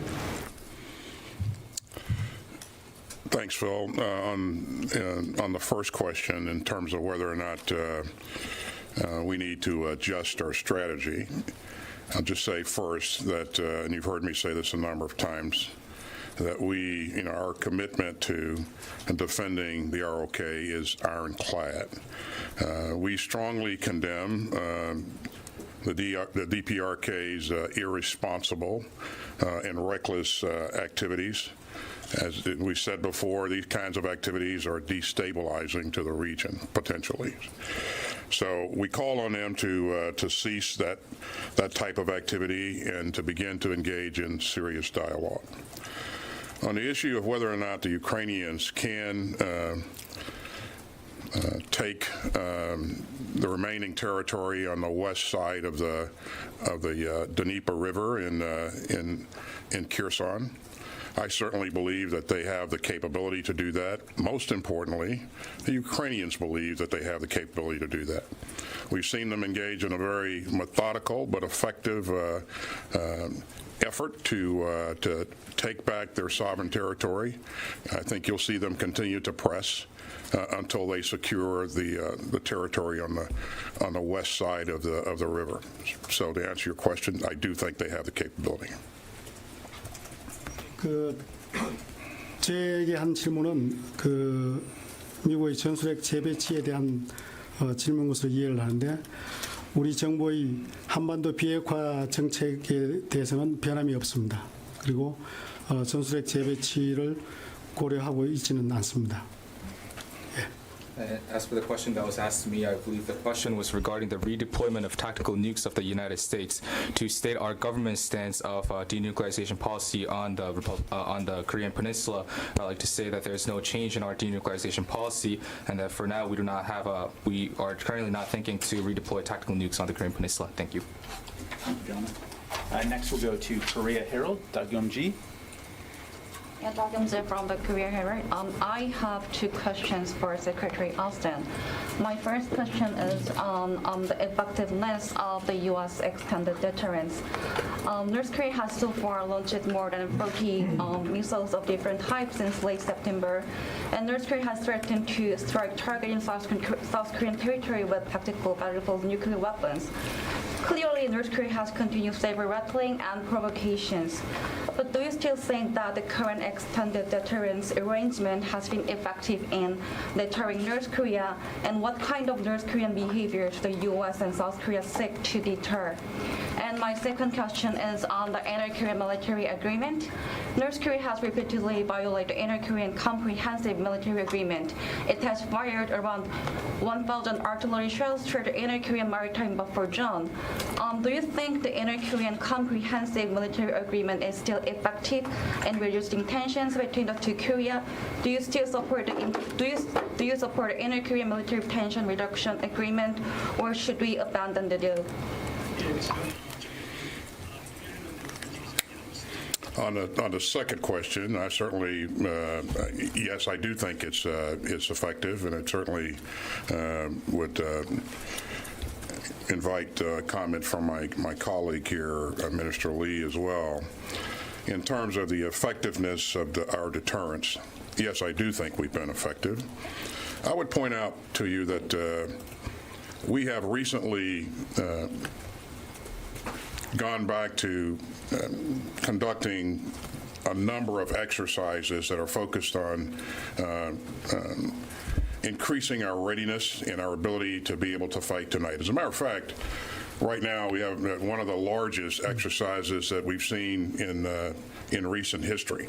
There's over 240 aircraft that are part of that exercise, and they're doing a number of high-end types of training events, conducting a number of high-end types of training events, and all of that is designed to ensure that we have the ability to defend the peninsula if called to do so. And so I think this increased focus on readiness, our ability to redeploy or deploy strategic assets to the peninsula, as you've seen us do here with fifth-generation fighters recently. You've also seen us move a carrier into port there recently, and I think that sends a pretty strong signal as well. But it could be that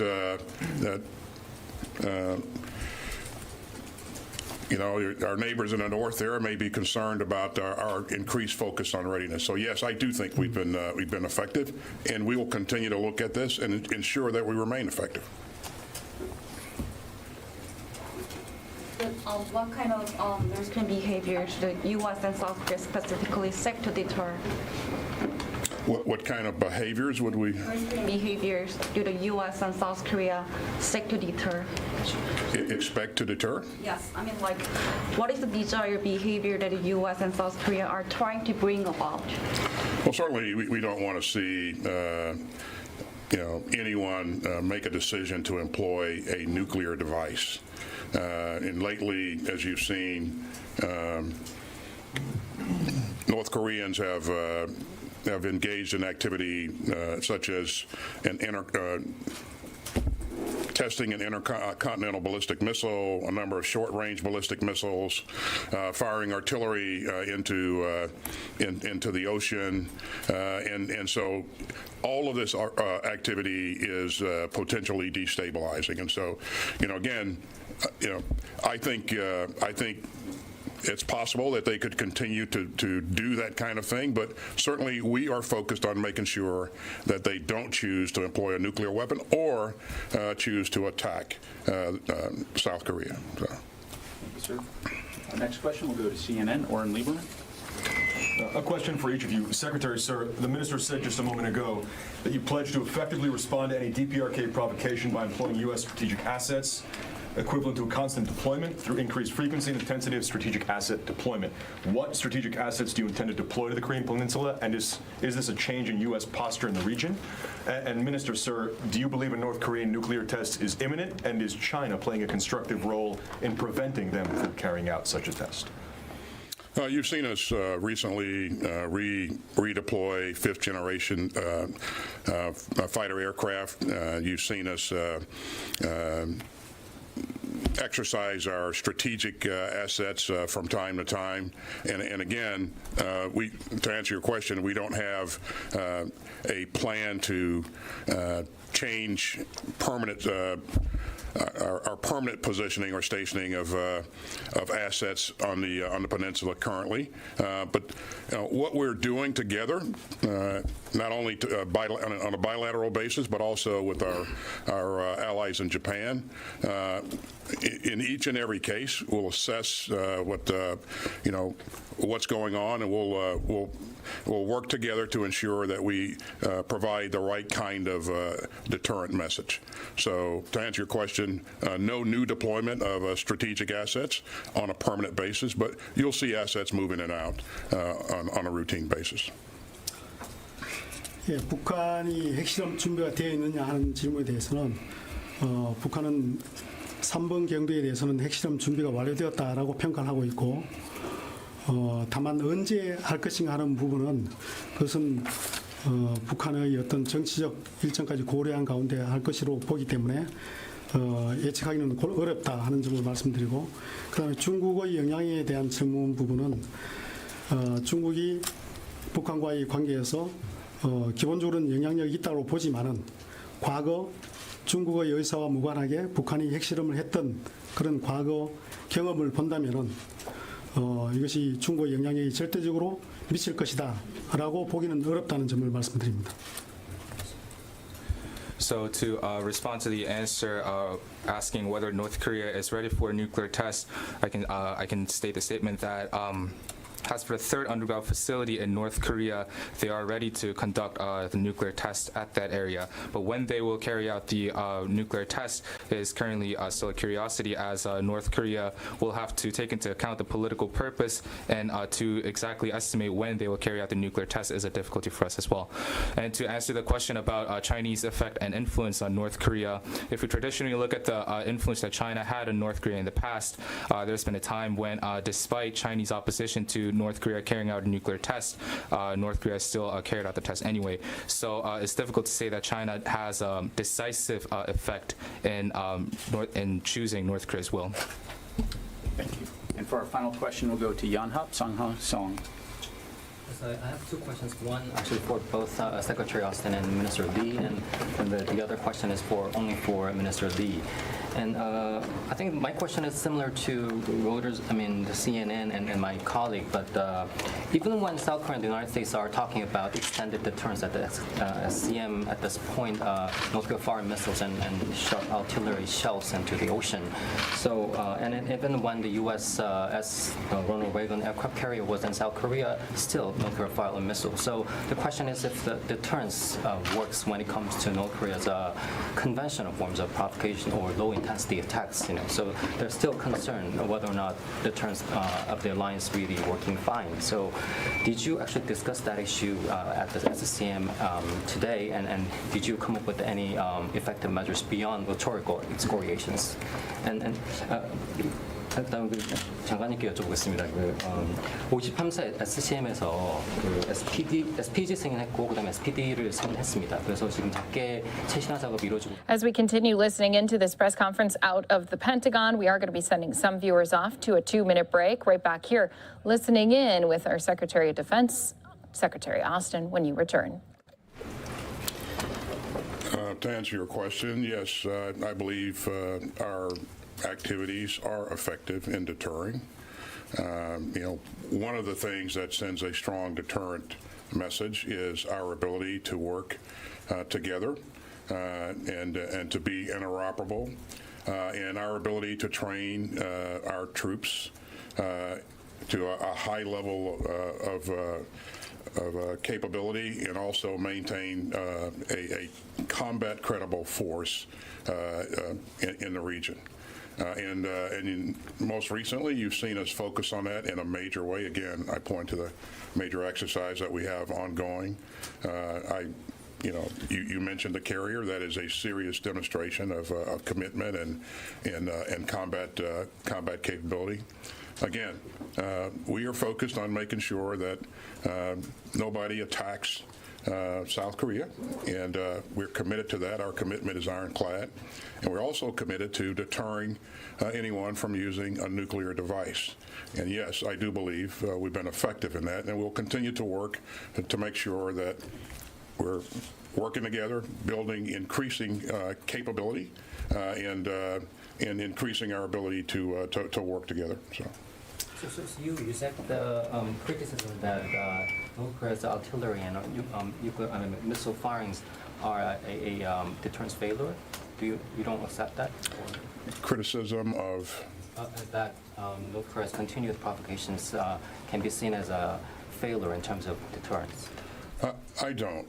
I believe that they are deterred from attacking South Korea, excuse me, and I also believe they are deterred from employing a nuclear device, either against in the peninsula or against our homeland here in the U.S. Yes, I do believe that. 작계 발전 관련한 질문을 하셨는데 지난해 SM 때 SPD하고 SPG가 합의가 돼가지고 그걸 근거로 해서 작계를 보완하고 발전시켜 나가고 있죠. 지금 있는데 언제까지 완료할 것인가라는 질문이 핵심인데 이 작계라고 하는 것은 한번 완료되면 그것으로 끝나는 것이 아니라 지속적으로 그런 상황과 여건을 반영해서 보완 발전시켜 나가는 과정이기 때문에 단정적으로 언제까지 완료한다라고 말씀드리기는 좀 제한되고 다만 가속화해서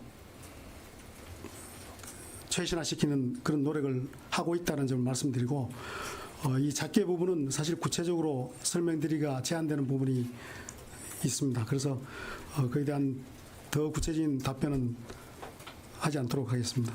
예, 고맙습니다. So the question was regarding the development of O-Plan and how the endorsed SPD and SPG from Security Consultative Meeting last year and how the O-Plan is developing on top of those agreements that were made in SCM. The question is about how the process was going and when the O-Plan was going to be completed. And as for O-Plan, to provide my answer, when you're developing the O-Plan, it's not a one-and-done deal. It's something that you continue to develop given the taking into account the environment of the situation. So it is difficult to say when it will exactly complete it. However, what I can say is that we will, in the process of developing the O-Plan, we are seeking to expedite the upgrade.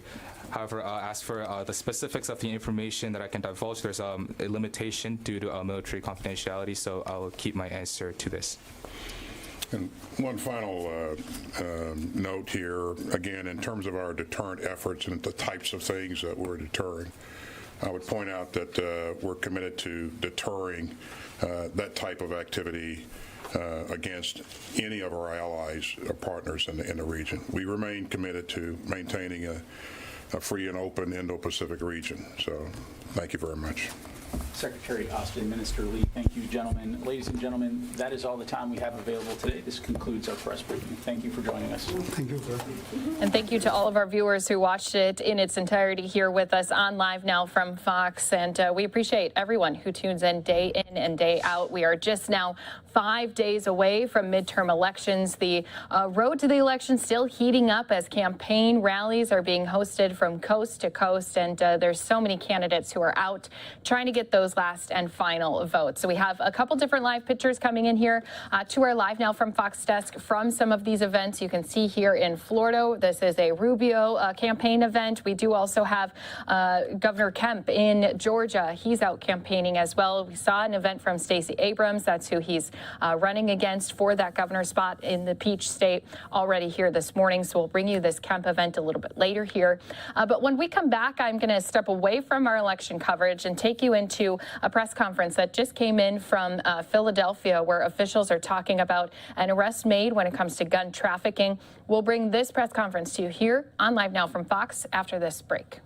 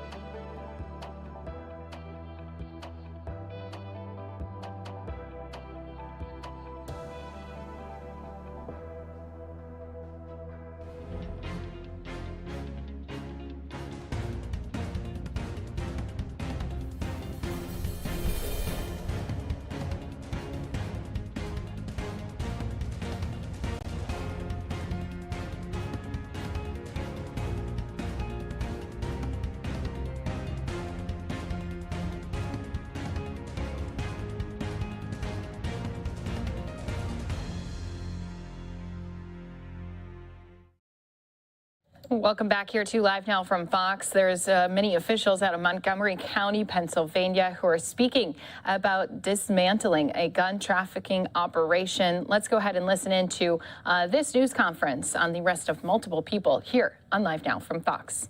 Operating a corrupt organization.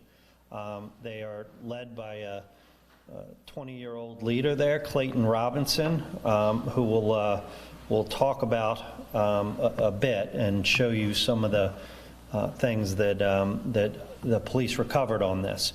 But there are a number of charges that are facing these folks, and these criminal charges are corrupt organizations, conspiracy, dealing in proceeds of unlawful activities, unlawful transfer of a firearm, criminal use of communication facilities, and material false statements, and multiple related offenses. Now, when we talk about straw purchases, we are talking about individuals that can legally buy guns. And they are buying guns and putting them in the hands of criminals. There is a specific statute that is very important to all of us, and it's called the Brad Fox Law. And so when somebody does this more than once, they are looking at a 5-year mandatory regarding the straw purchases. And we are prosecuting these cases, and we are prosecuting these cases successfully. So you have Clayton Robinson, 20. You have his two brothers, Julian Robinson and Kenneth Robinson. You have Maurice Baker as one of the one of the individuals engaging in the straw purchases. Brett Portner of Jenkintown, who purchased firearms, and Lynch. Now, Lynch we are looking for right now, and we are going to be asking for help in finding him. Now, when we talk about dismantling an operation here, I want to quote Clayton Robinson on this, because we recovered messages that he said in this, and there's a specific line. He says, "I'm not trying to end up in a Tri-County Thule ring. You feel me?" All right, Thule is a firearm. And that's exactly what these individuals have done, is end up in a Tri-County firearms ring where they are going to be prosecuted for their actions. Now, a few specifics on how this began, and one of the reasons why we stand in Abington here.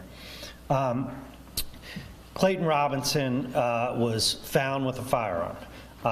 And found to be in possession of an illegal firearm, despite being 20 years old. Okay, can't buy a firearm until you're 21. And then this joint investigation, which began here in Abington, involved the Bucks County detectives, Abington detectives, and our Montgomery County detectives that are assigned to the violent crime ring or violent crime unit. And you know, this led us to all of these other straw purchasers. And from there, our law enforcement and our partners in this, and I should mention there are many.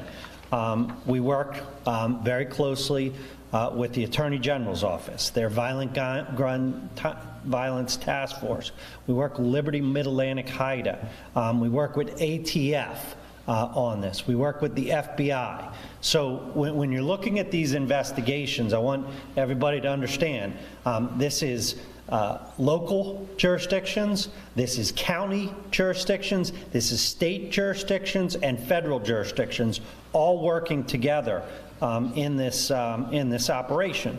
And what we were able to do, and it is outlined in the affidavit of probable cause, is look through and find through the ARROW system, the electronic record of sales, and through copies of ATF and Pennsylvania state gun forms that are at local gun stores. And then detectives used surveillance, they used interviews, they used information from law enforcement agencies, call detail records and cell phone downloads, social media analysis, and inspection of forms to look and follow all of these guns. And when we talk about 34 guns, That's the minimum. We believe there's more, and we're going to keep investigating this. But the investigation found that Lynch purchased 17 firearms for the gun trafficking organization. Portner purchased 5 guns from the gun trafficking operation, and Baker purchased 12 firearms over a period of time.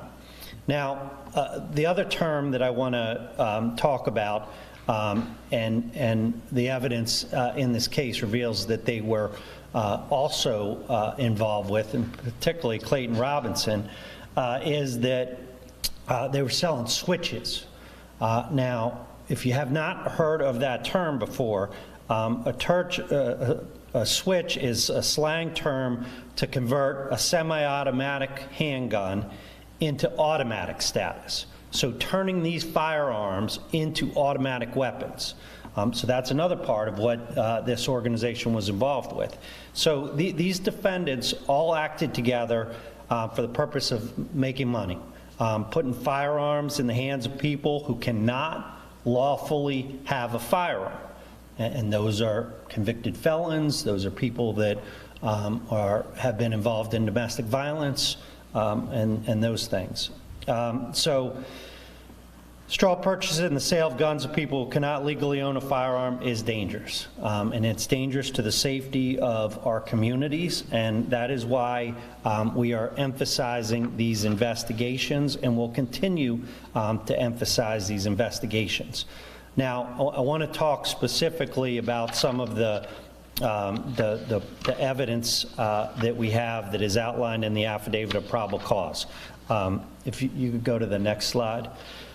So specifically, and I want to talk about this gun here, and you're going to get to see some of this. It's a Canic, and this was recovered by Abington Township Police. And this gun was involved in a straw purchase, and that gun was had by Clayton. So we recovered a number of photographs. That's one of him holding the gun. If you go to the next one, another one of him holding the gun in a different angle. And next, what I want to go to is a video that we were able to obtain. And this video is important because it shows what he was doing when he was involved with these type of crimes. I'll let it play.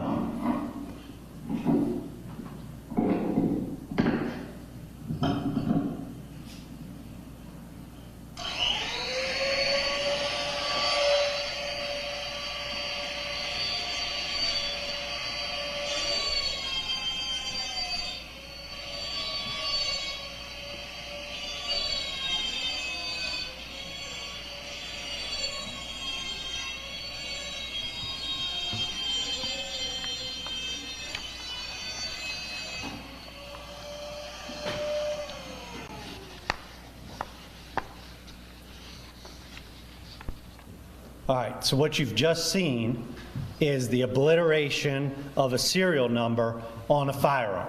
That's a crime, and that's a serious crime. But this was made not to help law enforcement in this. This was made because he's letting his customers know that he's taking the serial numbers off of these guns to put them into the operations and other things with the gun trafficking organization. And quite frankly, we appreciate the very strong evidence that he has provided to us in the case. But this is part of these gun rings and what is going on it, and folks should know, and this case shows it, that knocking or getting rid of or obliterating the serial number on a gun is not going to stop us from prosecuting you for these cases. We have all of the types of evidence that I've outlined for you here, and we are going to go to lots of different ends to make sure that we are getting all of these pieces that involve these drug rings and what they are doing. So a couple other things that I'd like to note in this, and I think part of this goes to the danger of what we're dealing with here.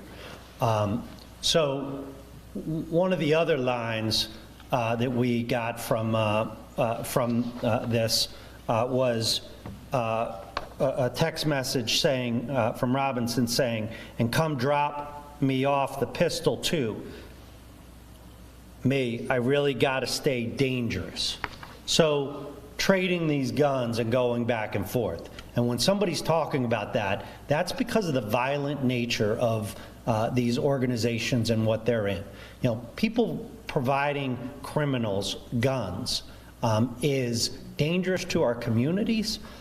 It's dangerous to our region. I think we're all very cognizant of the level of carnage that is going on in an adjoining county here. And we are dedicated and working together to stop this and to stop people from coming into our counties, buying guns, and then distributing them to criminals that are operating in this area. So the people that I have mentioned so far, with the exception of Lynch, Clayton Robinson, he is presently incarcerated on $99,000 cash bail. Maurice Baker, $99,000 cash bail. Julian Robinson, $99,000 cash bail. And I mentioned that Lynch is not in custody at this point. We have a Georgia address on him, but anybody with information about any of these defendants or where the guns are, we encourage you to come forward with it. And look, we've recovered 6 of these guns. Okay, this has been due to great police work. I attribute a lot of that great police work to the officers here in Abington and the officers in Bucks County that have recovered the weapons you see before you in car stops. And if other people have any of these weapons that are involved in this, turn them in, because you don't want the police or the SWAT teams hitting your house to find the guns. And we are going to continue this investigation, and we're going to continue to try to recover these guns before they are used to kill people. And that's our goal, and that's what we're going to continue to do. I'm going to turn it over to my friend Matt Weintraub here so he can make some comments. And as we're going to listen to more officials out of Montgomery County and here in Pennsylvania, we are going to send some viewers out to a 2-minute break. Again, there's been a new bust here for a gun trafficking operation happening in the state of Pennsylvania. Live now from Fox. We'll see you back here in just a moment. Began when Clayton Robinson was found to be in possession of an illegal firearm despite being just 20 years old. There is no circumstance under any law in this Commonwealth where he could possess this firearm.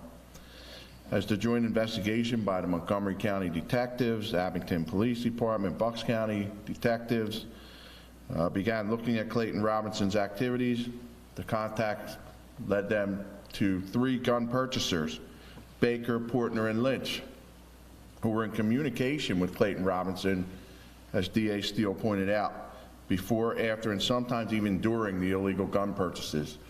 So I'll just say thank God for stupid criminals and criminals that like to show off.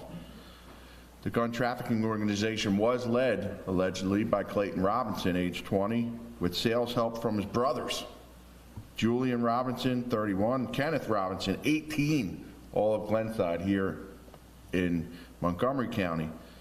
So this was a true family business, and the product was illegally purchased firearms. Along with these 3 men, Baker of Bristol, which is in Bucks County, who purchased 12 firearms, Portner of Jenkintown, who purchased 5 firearms, and Lynch, who we're still looking for, who purchased 17 firearms for this organization. The math is bad and stark, but that's 34 guns purchased illegally. And to put it quite simply, Being a straw purchaser means you are buying a gun for somebody else that's not allowed to possess it. That's illegal. The vast majority of these guns were purchased seemingly legally, although by straw purchasers, in Bucks County, at gun stores, at sporting stores, all over our county. Some were recovered, 6 were recovered due to great police work. But the math is upside down here. That means that 28 guns that were purchased by this gun purchasing and distribution ring are still out there in the hands of criminals who intend to terrorize, maim, hurt, and kill their targets. This is unacceptable to DA Steele, to me, to the chief, to our organizations. Something has to be done about this.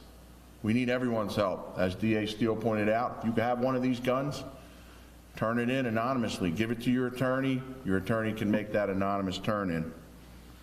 We would rather have that gun off the streets than be forced to investigate you and to prosecute you for your crimes that you're committing while possessing that firearm. Everybody has to do their part, in other words. Fighting illegal gun trafficking is our top priority in Bucks County. We are all in on this. In speaking with DA Steele on many occasions, it didn't take much to convince me, but this is the scourge that we need to be fighting. Yes, drugs and guns go hand in hand, we know that, and their combination is not only dangerous, it's deadly, and it's proliferating. But we are gaining great ground in this area with the help of all of our partners, some of who you see here, Chief Malloy, Montgomery County District Attorney's Office, with the help of HIDA, as DA Steele mentioned, and many other local, county, state, and federal law enforcement partners. I'd just like to point out the critical necessity of great police work, because as I was preparing for this press conference, it was pointed out to me that this gun here was grabbed in a car stop by a Bucks County police agency, I believe Bent Salem. This gun here was grabbed in a car stop, I believe by Middletown police officer. This gun here was grabbed in another car stop by Yardley Borough Police. These guns are everywhere, and they're not out there for a good purpose. I said earlier, thank God for stupid criminals. You see this brazen young man, Clayton Robinson, demonstrating how he's sawing off the serial number, but we have our ways and means and methods of catching you as well. He got one of the serial numbers, he didn't get them all. And we know how to trace these guns, and we're using every resource necessary to do so to keep all of you safe. When we work together, obviously, all of us are safer, and that's how we win. It's all hands on deck, and we hope to eradicate this scourge. I'm going to turn it back over to Kevin for any questions that you might have. All right, fire away. Do you know if any of the illegal firearms were used in shootings? As we said, this case remains under investigation. There's 28 guns still that are out there. We are doing everything we can with these guns to make sure that they haven't been used in other crimes. You know, but it's one of the things that we work on and we work on together. And ATF has been a great partner in this. There's something called NIBIN, which is this system where we're able to look to see if casings have been used in other places, and so that work's going to continue.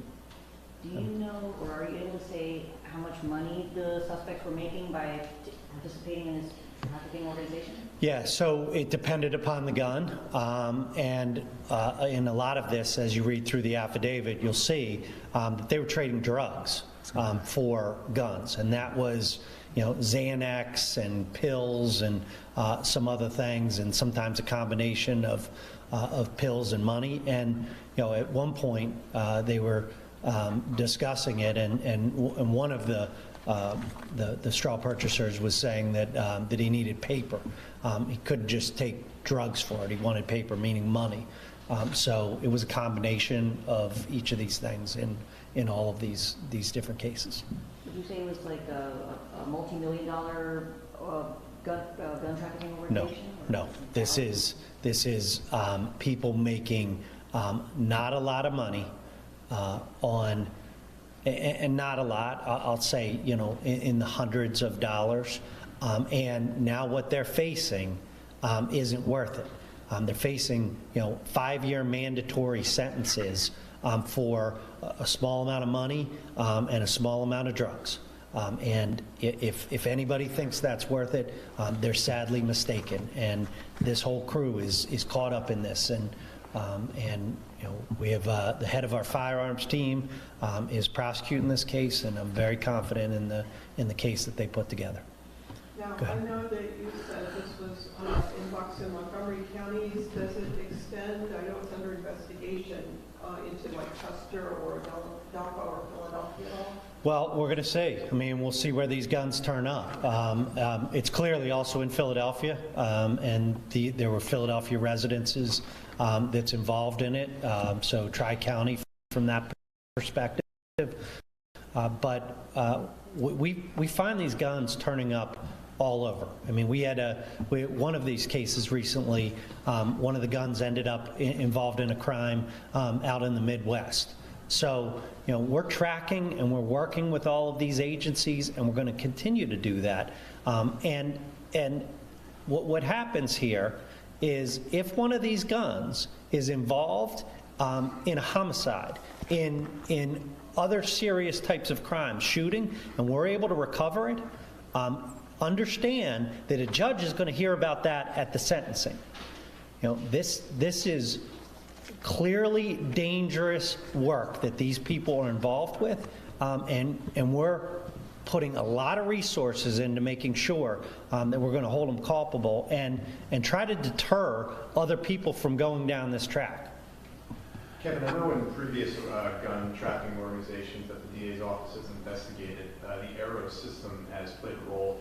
Did the Arrow system flag any of these purchases before you recovered the guns because of the volume these people were making? Or Yeah. did you find about it after? This has been a long-term investigation that has gone on this, and several of these individuals were in jail on parts of it or other things, so we were able to take our time. But really, the Arrow system and the work that was done has helped us identify, these places where this is being done. We hope that more gun stores will operate with the Arrow system because on some of these, and I think I noted it earlier, we had to go to the stores to look at the paper copies in trying to track them. So, in terms of this pointing us into this, no, this started with the Abington police and the recovery of the gun. But to be clear, given that individuals purchased, I think you said someone had 13 purchases with one of the individuals. Yep. They were never flagged before the investigation for having bought that many guns in a short amount of time? It was not. It was not. So you stop Robinson. Robinson's 20 years old. He's got a gun, and you're underway.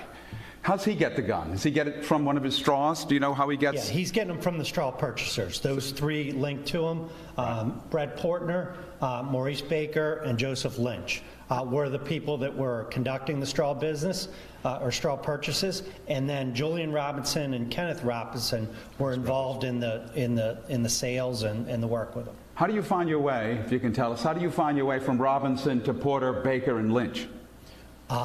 Through a variety of investigative means, including social media, including the guns and tracking them to where they were, the work in getting the serial number of the gun, and we were able to do that after we recovered some of this video. We did surveillance. We did you name it.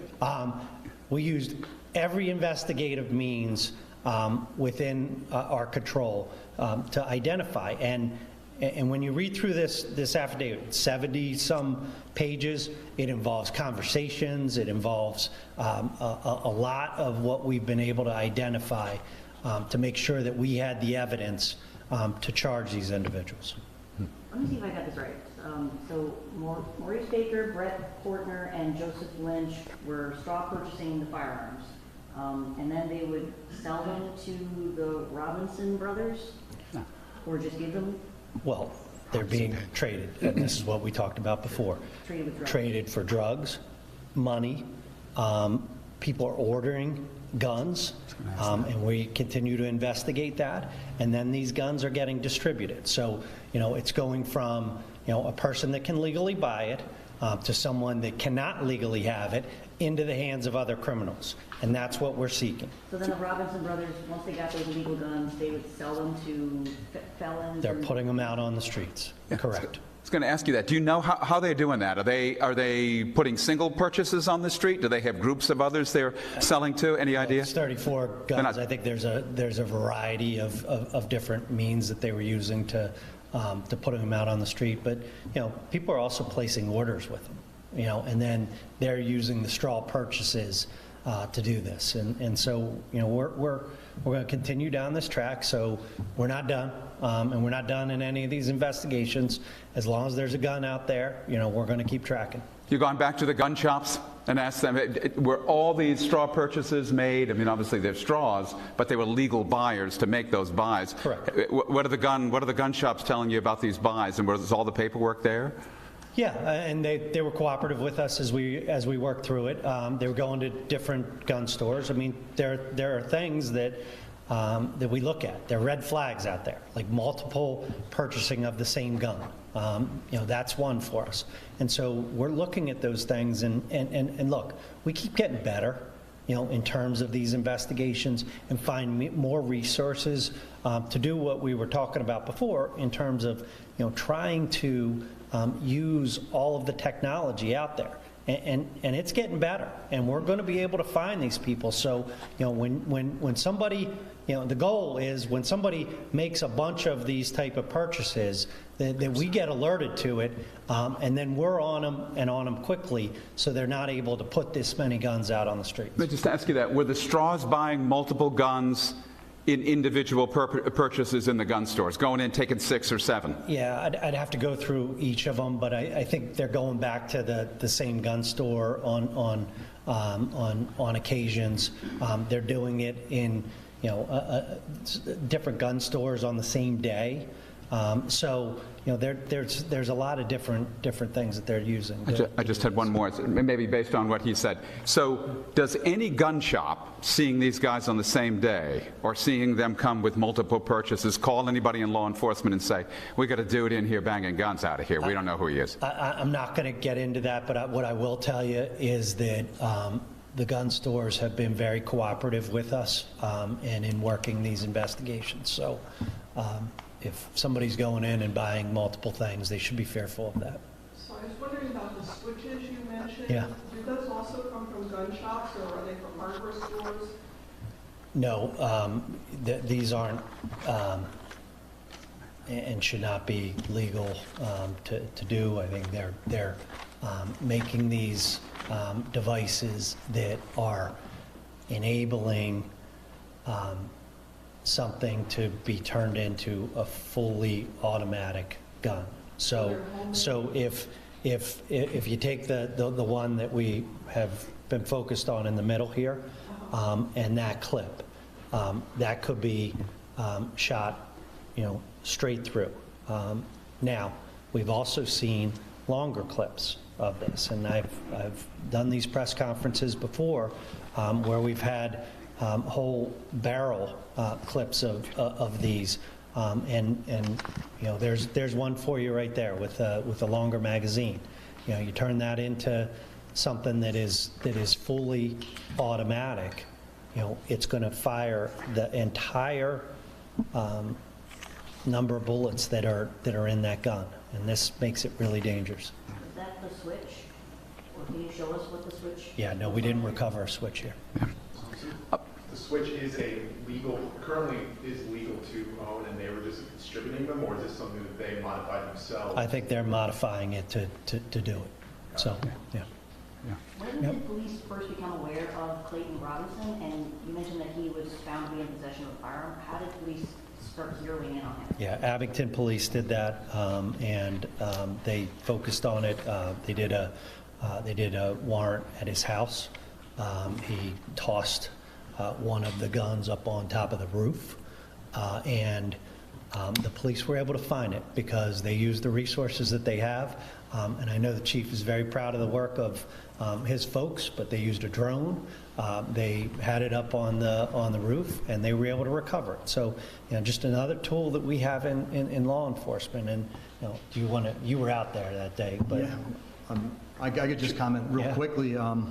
About this epidemic of gun violence in our communities. When you think about Abington and Montgomery County being 5 short miles away or 7 short miles away from the most violent neighborhoods in our country, and for us in Abington, our officers during car stops are witnessing more guns as a result of those, and we're recovering more guns. And oftentimes it starts by really good proactive policing. And I think the work that was done up here by Montgomery County, the district attorney's office, the expertise that local departments don't have to come together, it's the ultimate teamwork here.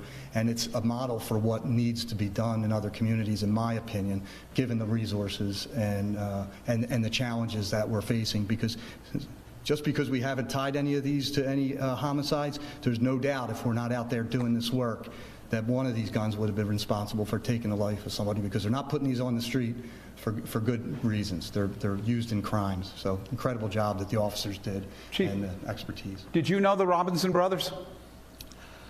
We had a history with them. I did not know them personally, but I know my detectives, my school resource officers, others in the community had a relationship with them or knew them from past contacts. D.A. Steele, you mentioned that Clayton Robinson had a warrant on him. How did police even think? All right, so here we are hearing about a gun trafficking operation that was successful in taking away some of these firearms before they could be used even more so out on the streets in Pennsylvania. Want to show you yet another live picture we have coming, this time out of Philadelphia area. You can see District Attorney Larry Krasner. He is speaking about an organized operation out of prison. So this crime ring also leading to the arrest of several individuals. We'll be bringing you this press conference here shortly on Live Now from Fox. But of course, we're also keeping a very close eye on the road to the election, where multiple people are out campaigning ahead of next Tuesday. You can see here just a glimpse at some of these campaign rallies that we have going on all across the country. Raphael Warnock, he is running against, we've been hearing from Herschel Walker. We also have Marco Rubio there in your upper right-hand corner. He's been competing and facing off against Val Demings in the state of Florida. And finally, that lower right-hand box, that's Brian Kemp. He's the current governor up for re-election and has been running against Stacey Abrams. We've heard from her before already here this morning in an event. We'll be taking you into some more of these campaign events throughout the rest of the day. And as I mentioned, still have also that Philadelphia press conference. And finally, one more look before we go to our first break of this hour. This coming to us out of New Mexico. President Biden is set to arrive here shortly. He's going to be making some remarks later this afternoon on student loans before also then teaming up with other Democrats ahead of the midterm elections. So a lot to still get to here for you on Live Now from Fox. We'll take that 2-minute break, come back and bring you, of course, more of these news conferences, campaign rallies, all happening across the country to you right here on Live Now from Fox.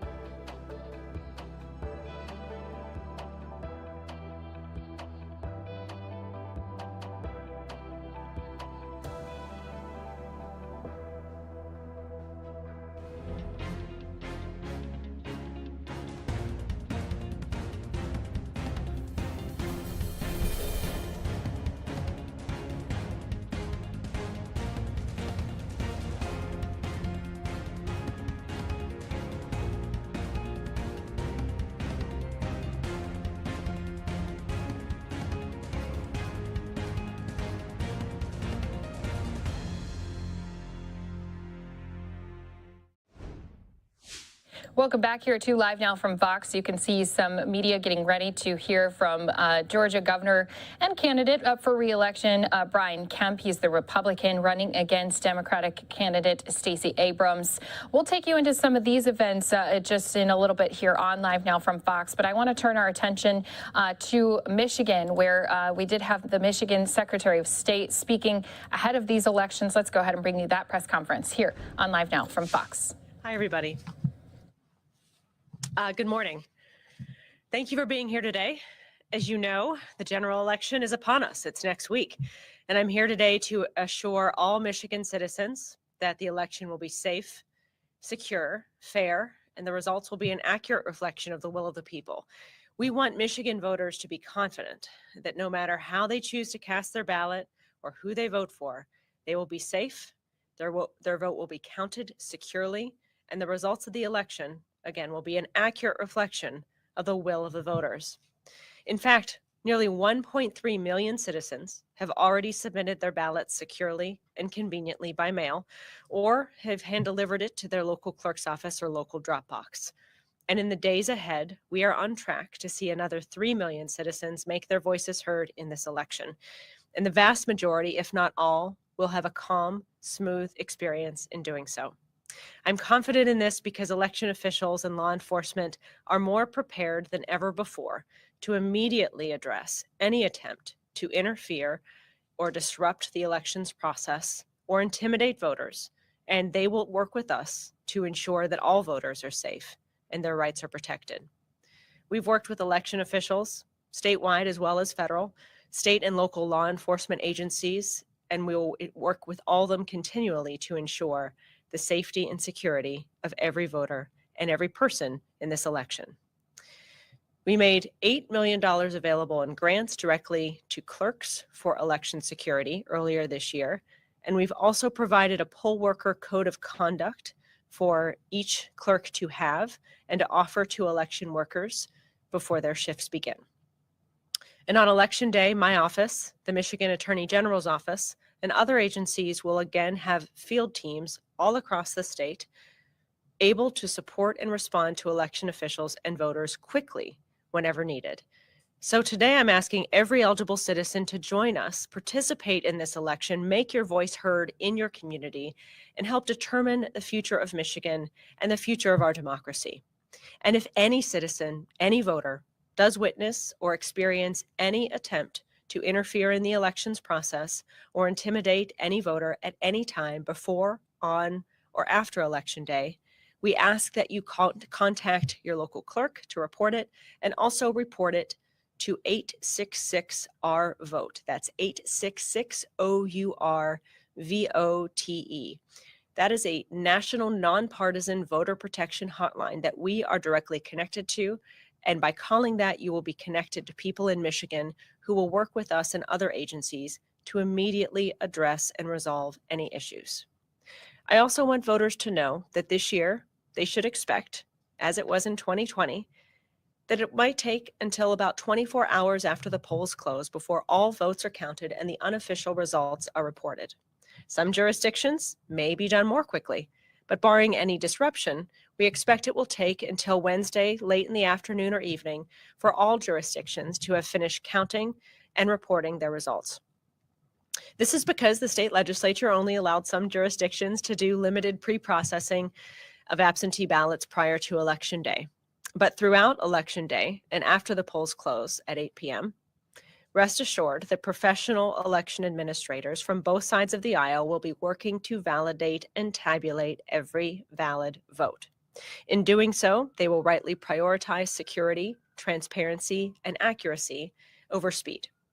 Voters should be wary of the likelihood that some bad actors may seize on this time and space between when the polls close and the unofficial results are announced to spread misinformation and lies about the security of the tabulation process and preemptively attempt to declare results. We're asking you to remember that only a full tabulation of every valid vote will determine the winner in any election contest. We, our office, will transparently share the facts and data of the election, just as we always have, as we move along the days ahead, and we will fact check misinformation on our website, michigan.gov/vote. Additionally, voters can turn to trusted sources for information, like their local election clerk, to ensure that they have accurate election results and information. Already, we're seeing the first of what we have seen for years: meritless lawsuits used to get one's name in the news and gain media attention, cause confusion, and sow seeds of doubt among voters. While these suits are ultimately resolved by the judges in accordance with the law, voters can expect that many of the seeds of doubt that they plant will resurface, potentially after the election. As I mentioned, judges will resolve these suits based on evidence and in accordance with the law, but voters should also be wary of the seeds of doubt these lawsuits seek to plant and expect them to resurface in other ways after the election. Because just as we saw in 2020, what we are seeing now unfold are lawsuits being used not to enforce the law, but to instead further political agendas and strategies, and sow seeds of doubt among citizens. But it doesn't matter how many meritless challenges and lawsuits are filed, which party election workers come from, or if a citizen votes absentee or in person. The law is clear. Citizens have the right to cast their ballot free from intimidation, and election workers must count every valid vote in a nonpartisan and unbiased manner. And we will work to ensure that law is enforced and that every voter and vote is protected. On that note, I'll close for questions. Thank you again for joining us here today.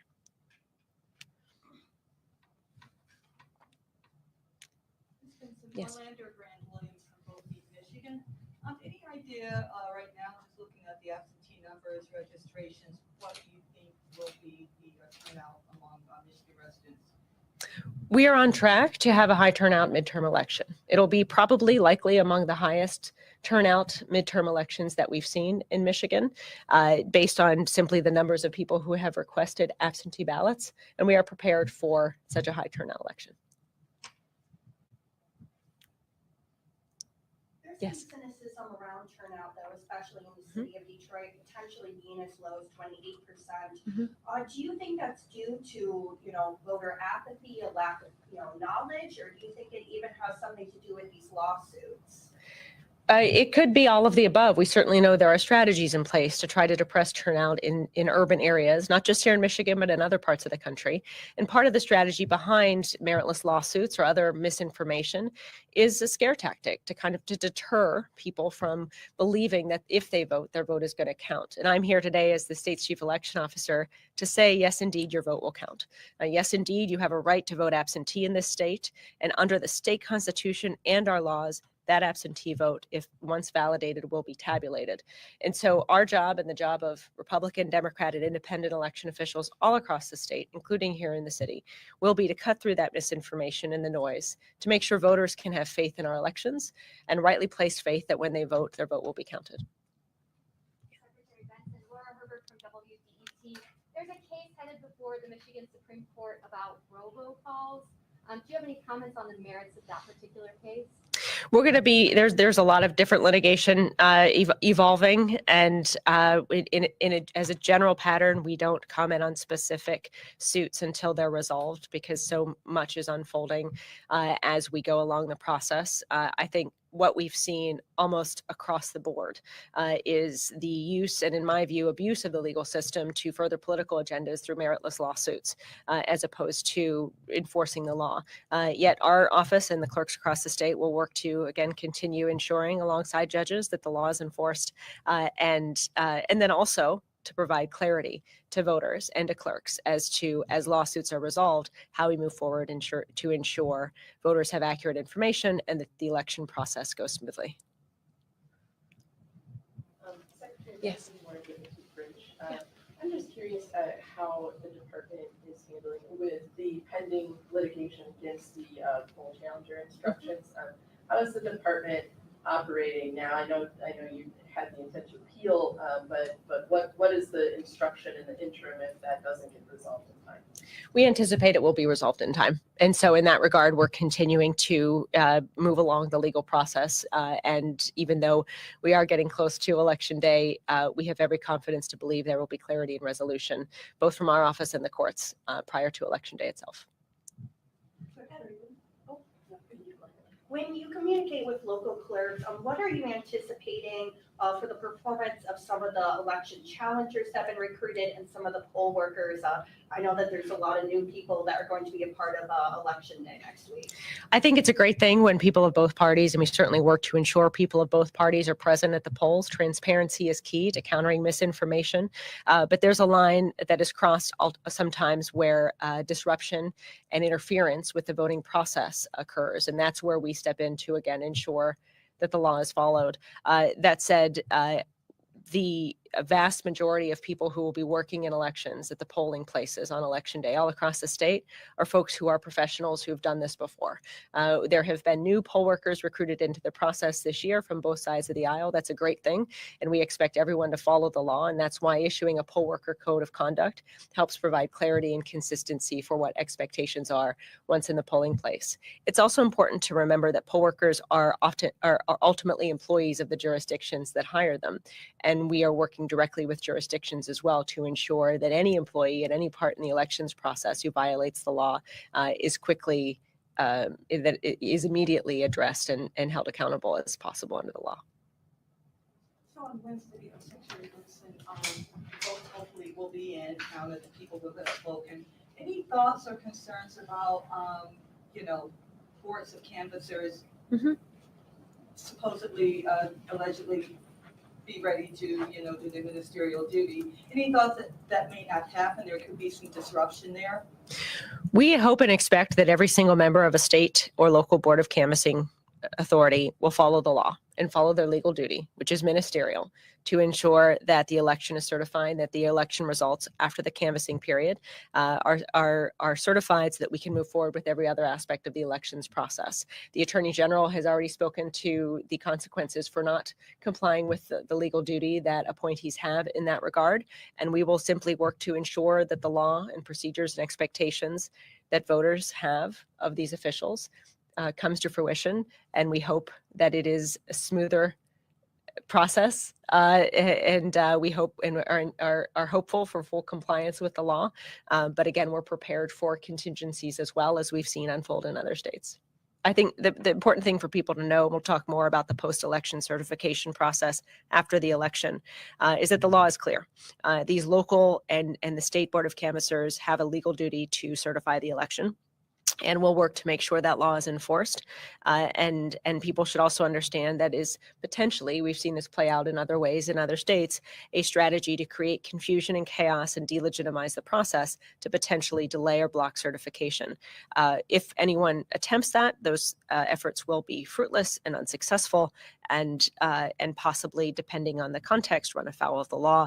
We'll again work to just simply make sure that everything goes as smoothly as possible, and we hope everyone involved in the process joins us in that. Yes. Counting aside, do you have any concerns about the administration of absentee voting in Detroit? We are aware of the potential, as we saw in 2020, for bad actors to try to disrupt the validation and the fair and secure tabulation of valid votes here in the city of Detroit and in other parts around the state as well. So we're tracking that. I mean, we're working directly with law enforcement at local, state, and federal levels. The law is clear as to how procedures should go, and we are going to ensure that law is followed. One of the things in the meetings that we've had over the last several weeks in preparation for Tuesday and the tabulation process here in Detroit and elsewhere, one of the things that has given me a lot of optimism that any disruption will be minimized quickly and accountability sought is that we are working more directly with law enforcement at all levels than ever before. And we are all more prepared and more on guard than ever before. In part because of what we observed and saw in 2020 in the election since.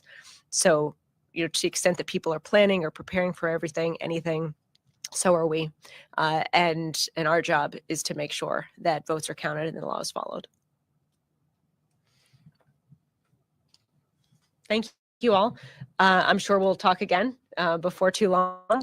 And also to note as our team will remind you, we'll have periodic and frequent updates with the media throughout Election Day and in the days that follow to ensure that you all have access to all the information we do about the security, safety, and accuracy of the voting process. Thanks, everyone. All right, so this one coming to us out of Michigan. We are expecting yet another press conference like this with Pennsylvania Elections Division.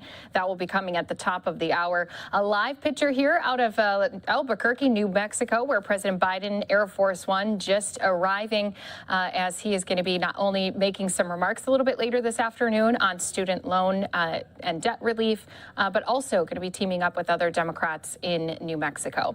We'll step away for a brief break and continue to keep our eyes here on the president's arrival in New Mexico, as well as bring you more press conferences from across the country.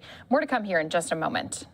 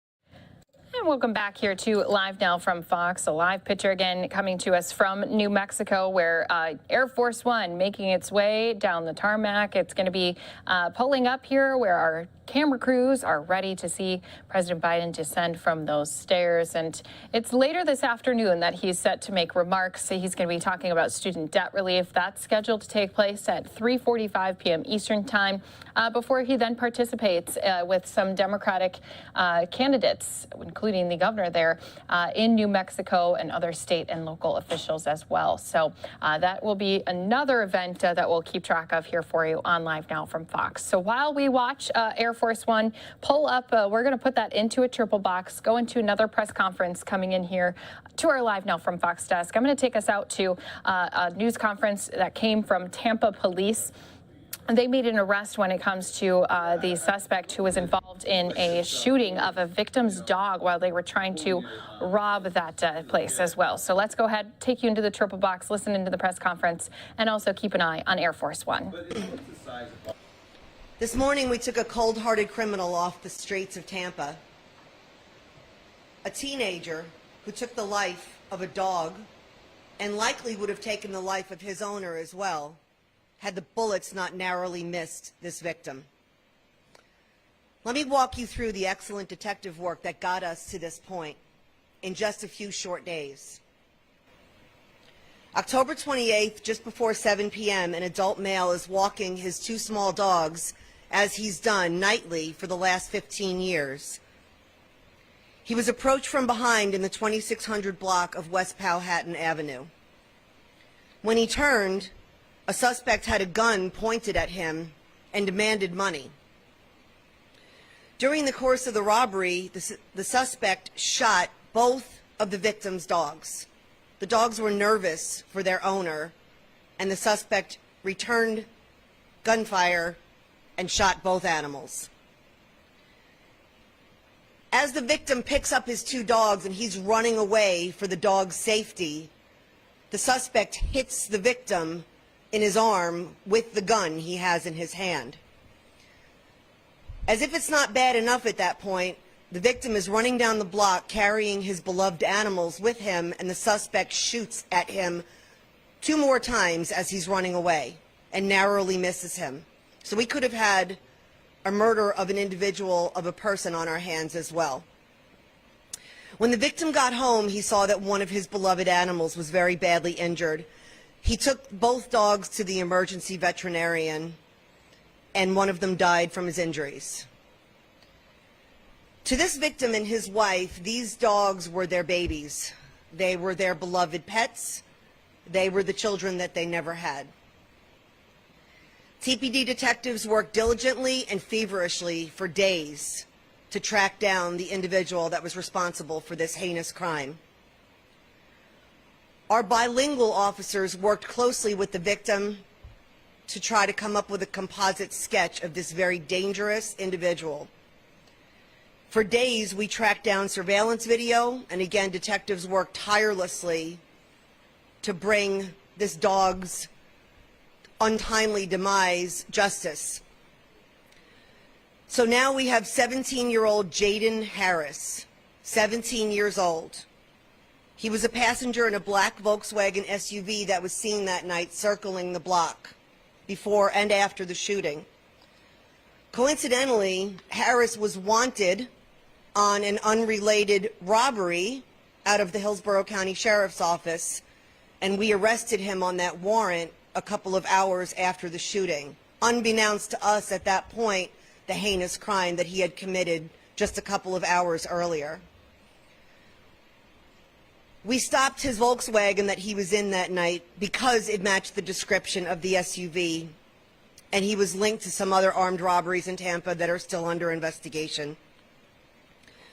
Harris was booked into the county jail on Friday, October 18th, and bonded out 2 days later on Sunday, October 30th.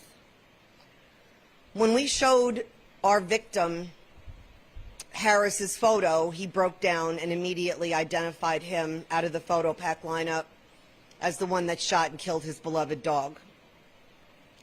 We found Harris this morning, November 3rd, at his home in Tampa. He was arrested, and this 17-year-old is now facing the following charges: felony aggravated assault, felony robbery with a firearm, felony aggravated battery with great bodily harm, felony aggravated cruelty to animals, 2 counts. One dog was shot and lived, the other one was shot and died, and a minor in possession of a firearm. Even though we made a quick arrest and my detectives worked tirelessly and did a great job here, we can't bring back what this victim has lost. But all we can do is hope that he has some comfort in knowing that this very dangerous individual is no longer on our streets and can't do this to anybody else. Anybody have any questions?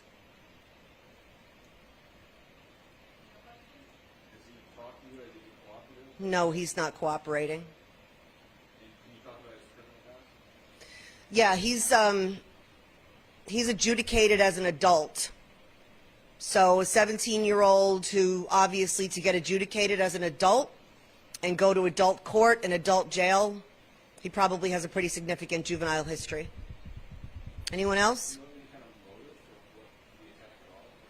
No, with lack of cooperation, he won't tell us, but from what we understand, the victim was getting robbed at gunpoint, and his beloved animals were nervous. And they acted as such, and this suspect, instead of just, running away and fleeing, he shot 2 dachshunds. And, again, this victim's child, if you will, is no longer with him. And we feel very strongly for the safety of our citizens and our animals as well. And, this man's doing absolutely nothing but walking his beloved pets. And he gets victimized by this very dangerous criminal who fortunately is now off the street.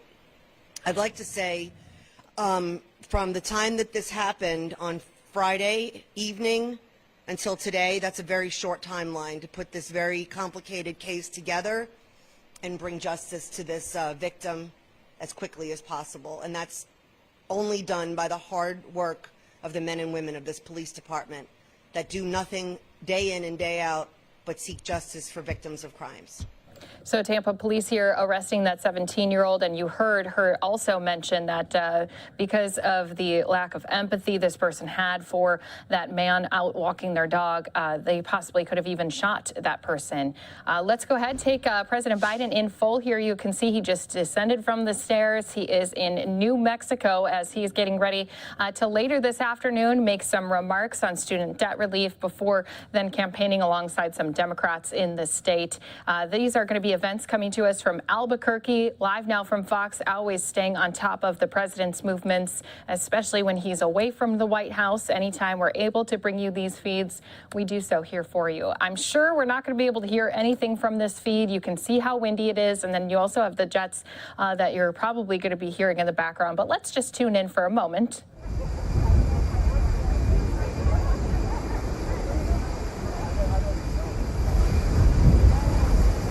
And as expected, yeah, you know, he will be speaking with just some of these leaders out of New Mexico before then traveling on to a couple different areas and making some remarks. Live now from Fox, we'll be bringing you those events throughout the day as they happen. As I mentioned before, first he's going to be doing some student debt relief remarks. That is scheduled to take place at 3:45 p.m. Eastern time. Before then, also joining some of those state and local officials out of New Mexico at a Democratic National Convention, a rally there that will be happening just a couple hours after those student debt remarks. So at about 5:45 is when those are expected to take place. But the president now arriving in New Mexico. He does have a busy travel schedule here through the rest of the week as we are getting closer to our midterm elections. Live now from Fox, we're going to step away for a 2-minute break. When we come back, right now, we do also have a live picture coming to us out of Florida, where we have Governor Ron DeSantis. He is speaking for Marco Rubio, who's up again running for the Senate seat against the Democratic candidate, Val Demings. So he's on behalf of Rubio here, but he's also up for re-election and running against Charlie Crist. So we're going to be bringing you all of these different events right here to you on Live Now from Fox after we return from this 2-minute break.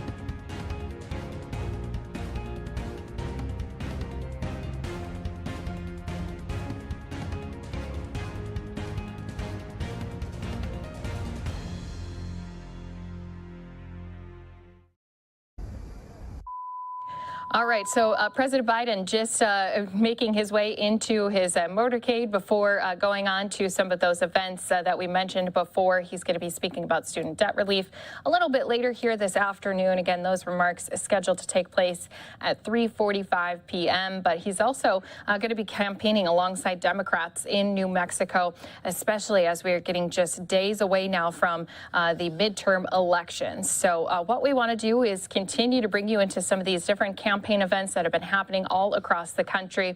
As I mentioned ahead of that break, we're going to take you out to the state of Florida, where we have a couple different races happening. So we do have a gubernatorial race happening with already Governor Ron DeSantis. He is the favorite to beat out Charlie Crist, who's the Democrat running against him. He's speaking right now at a campaign event, though, for Marco Rubio, who's the Republican senator, and he's competing against Val Demings, who's running as a Democrat. We saw some of her events yesterday alongside some other Democratic leaders out of the state of Florida, reminding voters that there's a lot that's going to be on this ballot that's going to be decided when they vote to put some of these different officials into office.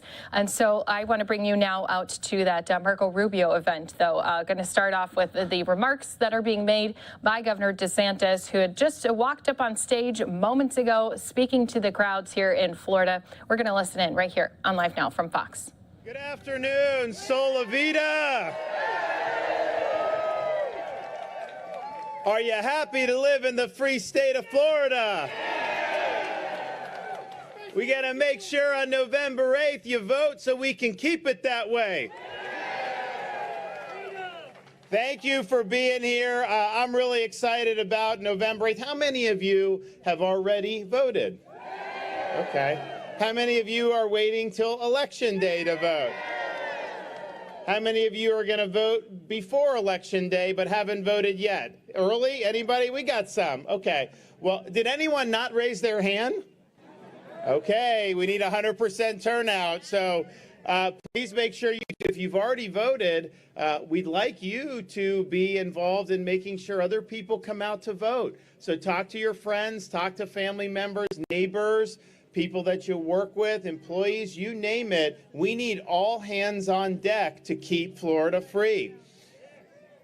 Now, I'm excited to be here. We recently in Florida had a visitor that came down, southern part of the state. He was wandering around a little aimlessly. I don't know if he knew where he was, but comes down and, to be honest with you, I viewed it as an in-kind contribution to my campaign to see Biden down here. Because what it does is it reminds every single person in the state of Florida that the Democrats are with him 100% of the time on his failed agenda. And the fact of the matter is they came into office and they created the worst inflation crisis that we have seen in 4 decades. And they act like it's somehow what they said it wasn't going to happen. Then they said it was a blip. Then they said it would peak in 6 months. Now they don't even know what to say. But things have been very tough because of their policies. And when you're in a situation like that, the last thing you want to be doing is doing things like reducing our ability to produce energy, which he did on the first day of office. We've got massive amounts of oil and gas. And when I was back in the day, Congress, we even opened up ANWR in Alaska. They've got more oil in ANWR than Saudi Arabia has. And yet he came in and he stopped pipelines. He stopped leases. He basically says, well, you need to do renewables. But I'll tell you, we just had a hurricane come through. To get your power back on, I can't do that with windmills. We need to have real energy. And so you're exacerbating the inflation by doing this with the energy, and it's terrible policy. It's hurting a lot of people. These guys are all in lockstep with him on this, and just think about how pathetic it is that he's begging Maduro for oil down in Venezuela. He's got to beg Saudi Arabia for oil, and of course OPEC cut production because Saudi doesn't respect Biden. They don't appreciate what he's doing by playing footsies with the Iranians. So of course they're going to cut production. And here's the thing, he's put our country in a vulnerable position with his policies. We should and we could be energy independent, and that's what we need to be doing. So he is doing all of that stuff, and now he's been on this kick where he claims that the people that don't support him are somehow threats to democracy. That's their new thing that they're saying. And, you know, I just think to myself, because I try to think about what him and a lot of his supporters have been trying to do over the last couple years. You know, it's not me and it's not you that are threatening to pack the U.S. Supreme Court. It's not me and it's not you that's threatening to abolish the Electoral College. It's not me and it's not you who's saying that we should make D.C. a state so that they get 2 radical senators for life. And it's not me and it's not you that wants federal legislation to outlaw voter ID all across the country, which is what they want to do. So you tell me who's the threat when you're trying to take a sledgehammer to our constitutional system. And the voter ID, not only do they want no voter ID, they want to couple that with forcing every state to allow ballot harvesting. And that would be you get harvested votes and you don't know who these people are. So that's their vision and that's what they want to do. Incidentally, in Florida, because you have me here, we ban ballot harvesting in the state of Florida. Just very simple. Yeah. You know, I believe in one person, one vote, and that's the way it should be. You shouldn't have some political operative paying to get a massive satchel full of votes and then dumping it in some drop box in the middle of town. That is not what a secret ballot is all about, and that is not one person, one vote. So we did do the ban on ballot harvesting. You know, we've also required now local supervisors of elections, because they run the election on the county basis, the state doesn't. We're now requiring, because they were supposed to be doing this, but a lot of them weren't, required to clean your voter rolls every single year. And that's really important. You know, Governor Ron DeSantis out here campaigning alongside with Senator Marco Rubio, who spoke just ahead of the governor. We're going to send some viewers out to our final 2-minute break of this hour as we continue listening in down in the state of Florida. Sent in like Nebraska or New York or all these other places. And that's because they don't clean their voter rolls. And so we're now doing that, and I think that's very, very important. We also did something that some states have now followed, but I think every state needs to do, and that's ban Zuckerbucks in the state of Florida. We're not going to let them pour hundreds of millions of dollars into taking over the actual election offices and stuffing those offices with partisan political operatives. They were using and manipulating the machinery of the election in key states to advance a partisan agenda, and that's wrong, and in the state of Florida, it is no longer allowed. We also understood, it's important, we also understood that you can talk about no ballot harvesting, and we do have voter ID, of course, but you need to make sure that that is enforced. And so we created this year for the first time an office in state government that is focused on investigating and prosecuting election fraud and irregularities. And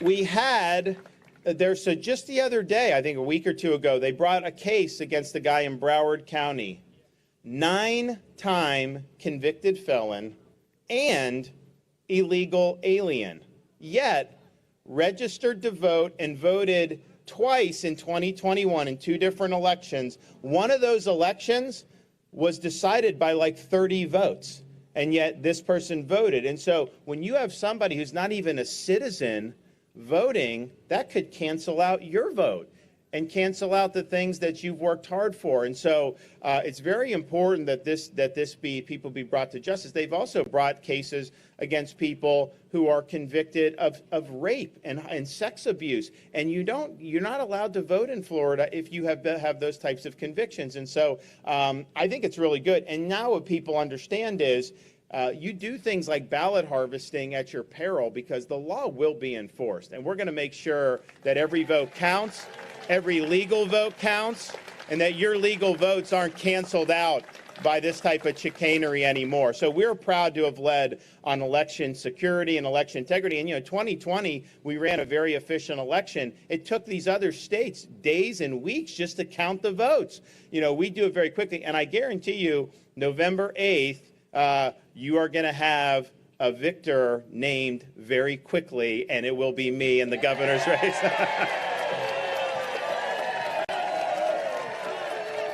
So, only if you guys all vote. That's the only way we win is if you all vote. So we're going to do that. And, I think Republicans are going to win the House and the Senate. I think they're going to do both. I'm worried, though, a little bit about some of these states and whether they're going to actually count the votes and report them on election night. What happens is like in California, it takes a month for them to count the votes. They actually had a mayor's election primary, and the two top candidates, the one guy that was winning the morning after the election, went up by like 6 points, and he's like the non-communist option of the two in the Los Angeles mayor's race, and up by 6 points, and people are like, oh, wow, and it was a runoff, so it wasn't like he won, but it was 6 points. Then like 2 weeks later, the other candidate was up by 6 points. And I'm like, how does that happen? And, I was helping our governor candidate up in New York, Lee Zeldin, with that race. And look, it's a tough state. Part of the reason is because a lot of the Republicans up there move here to live in our state. Any of you from New York that have moved down? Yeah, of course.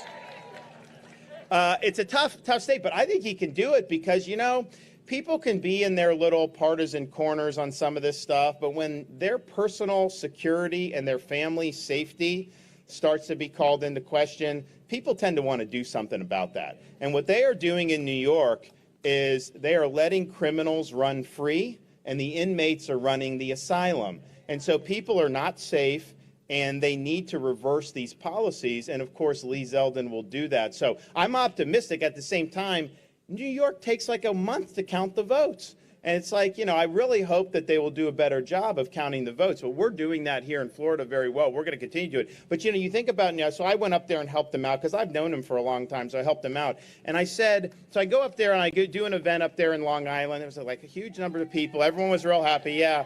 You're Long Island? Nassau or Suffolk County?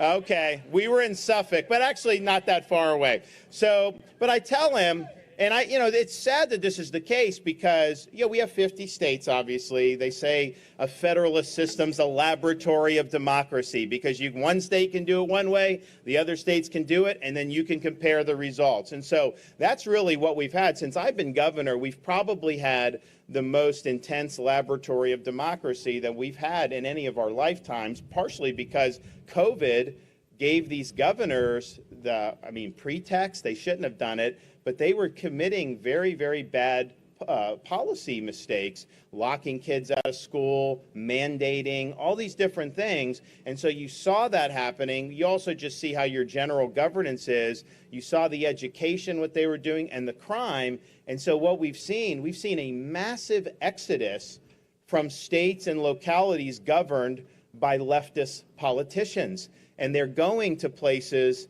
that are governed well, places that respect freedom, places that have opportunity, and places that are dedicated to law and order. So what does that mean? It means people have fled New York, Chicago, California, all these places, Michigan, locked down Central for a long time. I used to see all these Michigan people come, and they were treated so poorly by their governor, and hopefully she'll be sent the door on November 8th.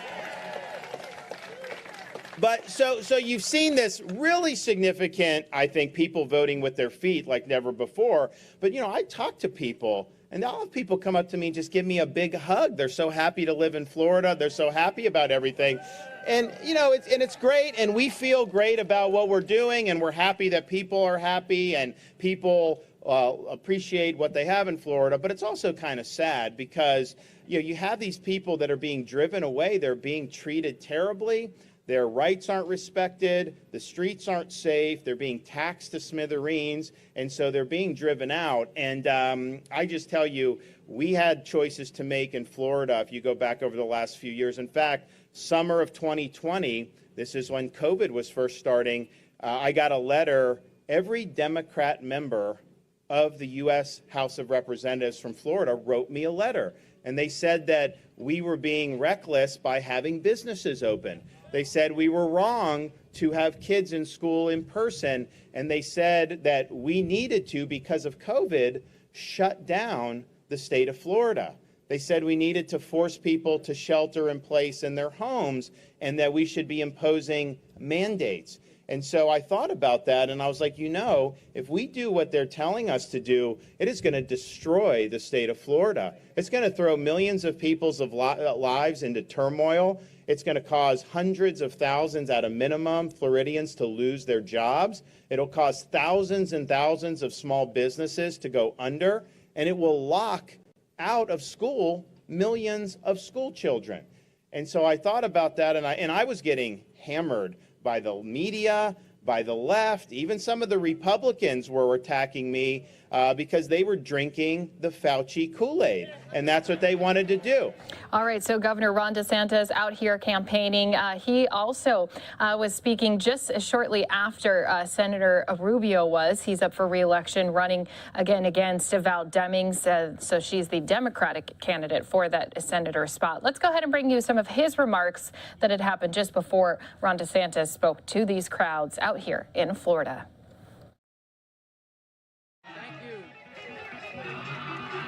Thank you. Thank you, guys. Thank you. Thank you. Thank you very much for that chant. I appreciate the Marco. Please don't say the polo part. I hate it. Traumatized as a child.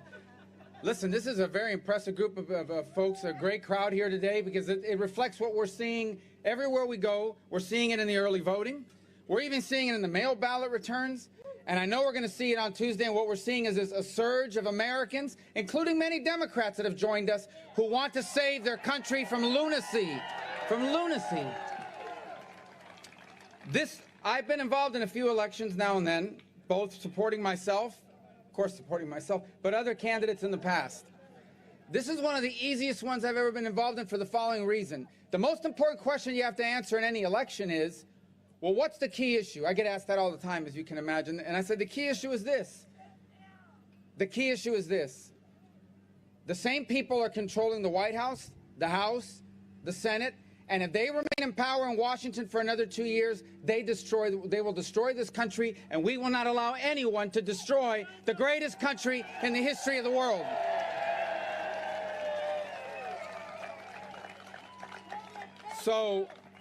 So I had a journalist, you say this to a journalist, the journalist says, well, that's a little harsh. So you think I'm harsh? You should see what they say about us. But that's not harsh, it's the truth. And they say, well, let me prove it to you.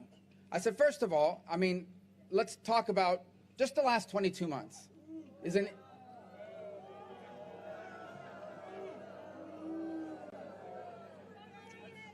Well, the last 22 months. If you look at where we are today, remember the famous Reagan story, are you better off today than you were 4 years ago? Really, the question, well, are you better off today than you were, 22 months ago? The answer is, of course, no. Unless you live in one of these COVID cities, at least you can open your business now because they had shut you down. We didn't have to go through that in Florida because we have a great governor and a great state legislature. But what's happened in 22 months? The first thing is everything costs more, everything. You read these people, I don't watch a lot of the financial channels, to be honest with you. I don't watch a lot of it because I think they don't. America is not the American economy is not the stock market. We have a stock market, I'm not saying it's unimportant, but the American economy is what small businesses and everyday people are doing all the time. And they talk about inflation like, oh, the latest report came back these are not good numbers, guys. 8% inflation, that's a bad number. But the number that matters to me, the first thing I always ask is, no, tell me what's the inflation on the necessities, like the things you have to have just to survive. So, for example, food. You know what it is in food? 22%. I don't have to tell you that. You go to the grocery store, you buy things that cost a lot more than they used to, if you can even find it. By the way, I don't know if this is still happening. But there was a time where they were putting like the meat inside of almost like a locker. Remember, they were locking it up like razors at CVS. By the way, that's the most annoying thing in the world. You can't buy a razor in America anymore. You got to ring the little bell. Nobody shows up for like 2 hours. It's like, I'm surprised we're not all walking around with these huge beards. But I guess you could join one of those things online, you know, the shave club things. But going back to the meat and everything being locked up, not only is there shortages, by the way, there's still a baby formula shortage. We just get numb to these things because it just keeps happening and happening. We're going to talk about why in a moment. But everything costs more. 22% food inflation. 22%. Now, I know that for one of these laptop liberal vegans that wants to eat algae burgers or whatever they eat, maybe that's not a big deal because I guess algae is cheap. But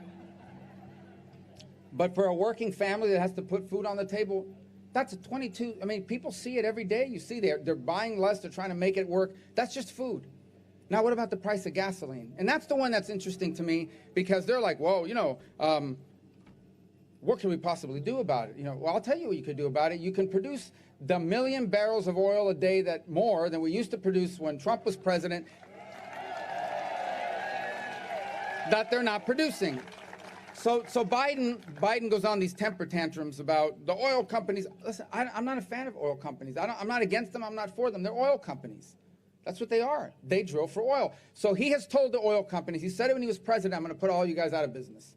I'm going to put you out of business. He's basically implied oil companies are no better than cocaine cartels. You're evil. You're destroying the planet. So this is their message. You're evil. You're destroying the planet. I'm going to put you out of business in 10 years, but I need you to produce more oil right now or I'm going to, and they're like, well, you're going to put me out of business.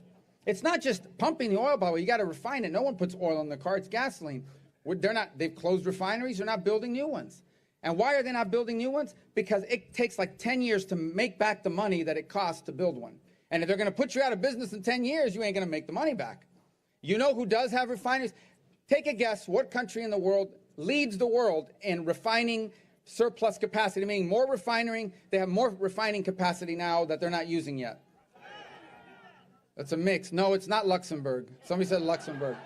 Not Monaco. China. It's China.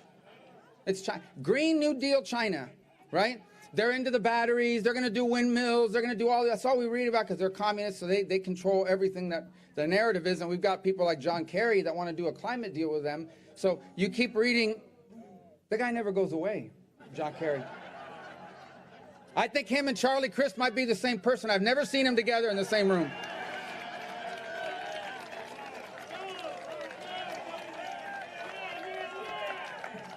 I've never seen them together, so, you know, I'm just saying, I'm not starting a rumor. I'm just making an observation.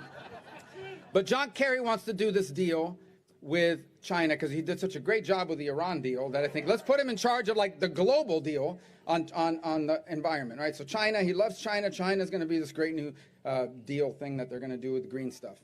They are building more coal-fired plants than every country in the world combined, and they're funding them all over the planet. And they have this refining capacity. And here's what burns me about it. So we have this strategic reserve in this country because when I was 3 years old and 4 years old we had, and 2 years old, so I don't remember it, but I've seen the pictures. We had these long gas lines and the oil embargo and OPEC, and people had to live through that. So they said, you know what would be a good idea if we had a bunch of oil and we stored it somewhere as an emergency? And they created it for an emergency like a future oil embargo. They never thought the oil embargo would be us against ourselves, but an oil embargo. And then they said, or if there's a war. Well, Biden has depleted it. He's been using our oil reserves down to the lowest level since the early 1980s because he thinks the oil reserves belong to him and that they exist not just for wars, not just for oil embargoes. He thinks we have oil reserves for midterm elections. And so now we have the oil, but the oil has to be refined. So who do you think is going to have to refine that oil? Who has the excess capacity? So think about how crazy that is. And then, on top of being mad at the oil companies, understand we are sitting on a bunch of oil. We have it in this country. He's demanding that Saudi Arabia produce more oil. Because here's the thing, I never knew this. Apparently, they believe that Saudi Arabia oil is good for the environment. American oil is bad for the economy, but Saudi Arabia oil. So I have a plan. I hate to say it publicly because I'm afraid it's going to get out. I'm going to say it. Here's my plan. We produce American oil, but we put a sticker on it that says made in Saudi Arabia. And Biden will get confused and he'll say, this is good, look. What do you think? I don't know. It might be, I don't know if it'll work or not. It doesn't hurt to try. We're going to try and we're going to see. But anyway, so the bottom line is we have, by the way, the heating oil cost, we're not going to have to deal with that here. Okay, maybe, how many of you are originally from the Northeast and places that were like, oh my God, look at that. Well, there you go. But you know, yeah. You know that in the Northeast, I mean, the heating costs, you may take it for granted here because we don't really deal with that. Here's an aside. I love using these because I also like, campaigns are for two things. One is to win and make sure the right people, and the other is just to air grievances, sometimes unrelated to politics. So here's my second. Florida has some of the worst cold weather fashion on the planet Earth. Some of the worst. Okay, so, and I'm from South Florida, so here's how it typically goes. Bundle up tomorrow. This is the weatherman. Bundle up tomorrow. It's going to be nippy in the low 60s, right? So you're like, and listen, I've grown up in Miami my whole life, but I travel, I go up north, and not that the D.C. is like Minnesota or anything like that. Not that Minnesota's cold, guys. But I love Minnesota because I won the primary in Minnesota. These are some of the best people on the planet in Minnesota. And they've all moved to Florida, so that's great. But so You are listening into a rally here on Live Now from Fox. Marco Rubio there, also campaigning with Florida Governor Ron DeSantis. Of course, we're following all these rallies here on Live Now from Fox. We're also following the president, who is in the land of enchantment, New Mexico, later on today, speaking on student aid there. But we want to take you out right now here on Live Now from Fox to a live event that's happening in Los Angeles as LA Sheriff Alex Villanueva making some remarks as he says some high-profile cases are being suppressed by the Office of the District Attorney. Let's listen in here live on Live Now from Fox. Recall effort of George Gascon, as well as to affect the outcome of the sheriff's election. Many of these cases were also cited as contributing factors for cause of my resignation and for Measure A being placed on the ballot by the Board of Supervisors and the Civilian Oversight Commission. And let's go through the cases. These are the 4 cases involved. Let's go to case number 1. Anthony Weber. Actually, before we get to, let's go back up to there. Part of the settlement here involves one of the cases that we're going to talk about. And the settlement was based on not having the information. There was not going to be a criminal prosecution of the deputies involved. And that inflated part of the settlement. Okay, go ahead. This is the one on Anthony Weber, you may recall, from February 2018. This happened during the time of my predecessor, February 4th of 2018. Submitted to the Justice System Integrity Division by our Homicide Bureau in September of 2018. And 6 LA Times articles were written by the case and was signed off by Deputy District Attorney Joseph Iniguez on February 17th. That was 10 months ago now? 9-10 months ago. This is important information. I mean, every case, especially ones that are deputy involved shooting, there's a tragic loss of human life. You have families suffering, whether or not there should be justice where the deputies acted criminally. This is important information for them. Also for the deputies involved, they have this hanging over their head. Are they going to be charged or not be charged? Did they act appropriately? And if we have to do any administrative investigation, typically we have to wait till the results of this are done first before we do this investigation. And then the community at large is also facing questions or making decisions or opinions formed based on a lack of information that was already in the possession of the district attorney. He elected not to present it publicly and to release this information. During the normal course of a deputy-involved shooting, you can see it takes us on average 6 to 8 months to present the case to the DA, and it can take anywhere for, in this case, 4 years to have the case then presented or a decision rendered back to us. But typically, once the DA signs off on the case within a day or two, if not the same day, that information is released immediately to the agency that is involved. And this was not the case here. So you have that case. Go on to the next one. The next one is Andres Guardado case. And this is the one that settled yesterday for $8 million. And it was signed off by Director Diana Turan on January 12th. It's now November 3rd. What exactly were they waiting for all that time? During this time period when that was signed off, it was also the time period that George Gascon was facing a recall and the signature gathering process was going underway. And one of the main drivers in the defense of George Gascon was the people that had coalesced around justice for Andres Guardado. But they did not realize that that decision already had happened. We did not know this information either. And he sat on that the whole time since January till now that this has been revealed. And obviously this was well covered by the press. It was subject to a lot of protest. It was a lot of conflict with the public. And for the record, the deputies involved, we did our parallel administrative investigation, and the deputies were terminated earlier this year in this particular case. And see that just from the LA Times alone, 62 articles written about it. But that information, I think, was important to have in the hands of the public throughout this entire time, and it was not provided. Why? It's a very important question. Let's go on to the next case. Dijon Kizzee, it's another one that drew a lot of immediate attention and scrutiny, a lot of condemnation from the Board of Supervisors and the Civilian Oversight Commission. In fact, from those two entities alone, we heard about describing deputies as murderers, and this is by different members of the Board of Supervisors and the Civilian Oversight Commission. And all the while, the truth was being concealed from the public for reasons only known by the district attorney, and we know they are nefarious reasons. And it was submitted, it happened August of 2020, it was submitted June of 21, and it was signed off by George Gascon himself in May. Exactly what was he doing with that on his desk and not in our hands, and not in the hands of the public? Again, this is during the pendency of his recall effort. Okay, let's go to the last one. This one is not a deputy-involved shooting. It's a use of force, the one that occurred in the San Fernando court lockup, which was the impetus for a fake claim of cover-up by people that were trying to run against and unseat me. And all sorts of lawsuits launched from this by employees. The entire basis of it, again, it was signed off last month, October 3rd, by the DA himself. Exactly what was he waiting for? You know, we always heard of the term October surprise. This likely was all designed to be a November 9th surprise. Oh, by the way, and release all this information. That's very damaging to the credibility of the district attorney's office, because we're not supposed to play politics with our offices. And when we do our investigations, good, bad, indifferent, the results, we have to present them and do what we're supposed to do. Take action administratively, we take action.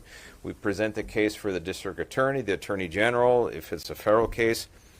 But we don't withhold things for material gain or for political advantage. And this is exactly what's happened in all four cases. And I'm disappointed, but I'm not shocked, unfortunately. And okay, I think that covers it. I have Chief Joe Mendoza here and Captain Andy Myers from our Homicide Bureau and Detective Division. They can answer any specific question. But we have a lot of concerns. We urge you all to do your requests and have the DA respond to all four of these cases, and they can release the information. It's already a public record.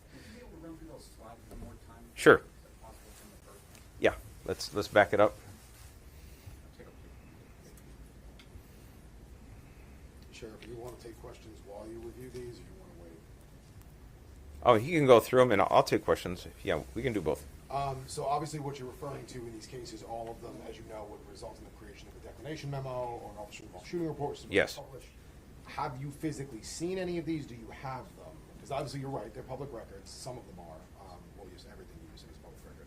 Have you seen them? Do these documents exist? Can you share? The documents exist. Their whistleblower has obviously a great personal risk and a fear of retaliation, has informed us, not us, but informed individuals, and we've been approached by these individuals, and we want to see them ourselves. So we're going to be obviously making those same phone calls to the DA, and we're going to demand all of these today from the DA. Okay, I'm sorry, you're saying the documents exist, but you have or have not physically seen them? I have not put my eyes on them yet, but I know that they were described with so much detail that we have no doubt about their veracity. Do the whistleblowers have legal representation we can contact? They have legal representation, did not want to be contacted this moment for fear of retaliation. Sheriff, ¿nos puede decir un poquito de lo que dijo en español? Sí, aparentemente el fiscal del distrito, George Gascon, ha escondido los resultados. You're listening into this press conference here on Live Now from Fox. Certainly live, raw, and unfiltered. Our camera has dipped out to a different view for some reason, but you heard the sheriff there in Los Angeles County. Possibly, here we go. There's the camera tilting back down. We're going to continue to listen in here. Certainly live, raw, and unfiltered. Things like that happen at press conferences like this, so let's listen right back in. Y el primer caso fue de Anthony Weber, y eso ocurrió en el febrero del 18, y ese caso fue decidido el 4 de febrero, y lo han estado escondiendo hasta hoy en día. Again, you're listening in to Los Angeles County Sheriff there, Villanueva, as he's detailing what he claims to be DA Gascon sitting on cases that would exonerate his deputies in some use of force investigations, like you saw, dating back quite some time. The sheriff says he's holding on to this info until after the election, which the sheriff is facing a tough race. Of course, Los Angeles and the county sheriff there and also the DA. We've seen drama like this between those two parties before, maybe different people, different characters in this, but we've seen a lot of discussions there out of Los Angeles over the last few years with Gascon and recalls and whatnot. So certainly not the new topic here we've heard from Los Angeles and Los Angeles County over the last little bit, especially in Los Angeles. Let's continue to listen in live. As you heard, the sheriff said he will take questions here on Live Now from Fox. Y mantener el nombre manchado a través de todo esta temporada política para su beneficio y para mi ¿cómo se dice?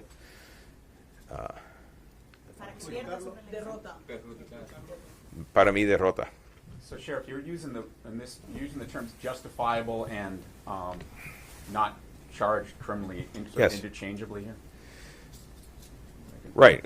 Once it's justifiable, then it's not charged criminally. And yeah, because on the Escalante one, you said decline to file charges, and on the other one, you just said ruled yes. Justifiable. So I know you touched on this at the very beginning of your remark, but could you clarify what exactly you're accusing the DA of? The DA was literally sitting on the cases, hiding the results of their prosecutorial decisions to advantage themselves politically. One, to shield him from anger of the public as they were gathering signatures, and the other one was to give the public the false illusion that deputies were operating unlawfully in these very four high-profile cases that made so much news. And it turns out, because we rely on the DA to be a third-party neutral arbiter of the conduct of our officials, and their prosecutorial decision is important for us. And the fact that they were withholding that decision for political benefit, I think, is appalling, really. And that just shows you the level of gamemanship that's going on here.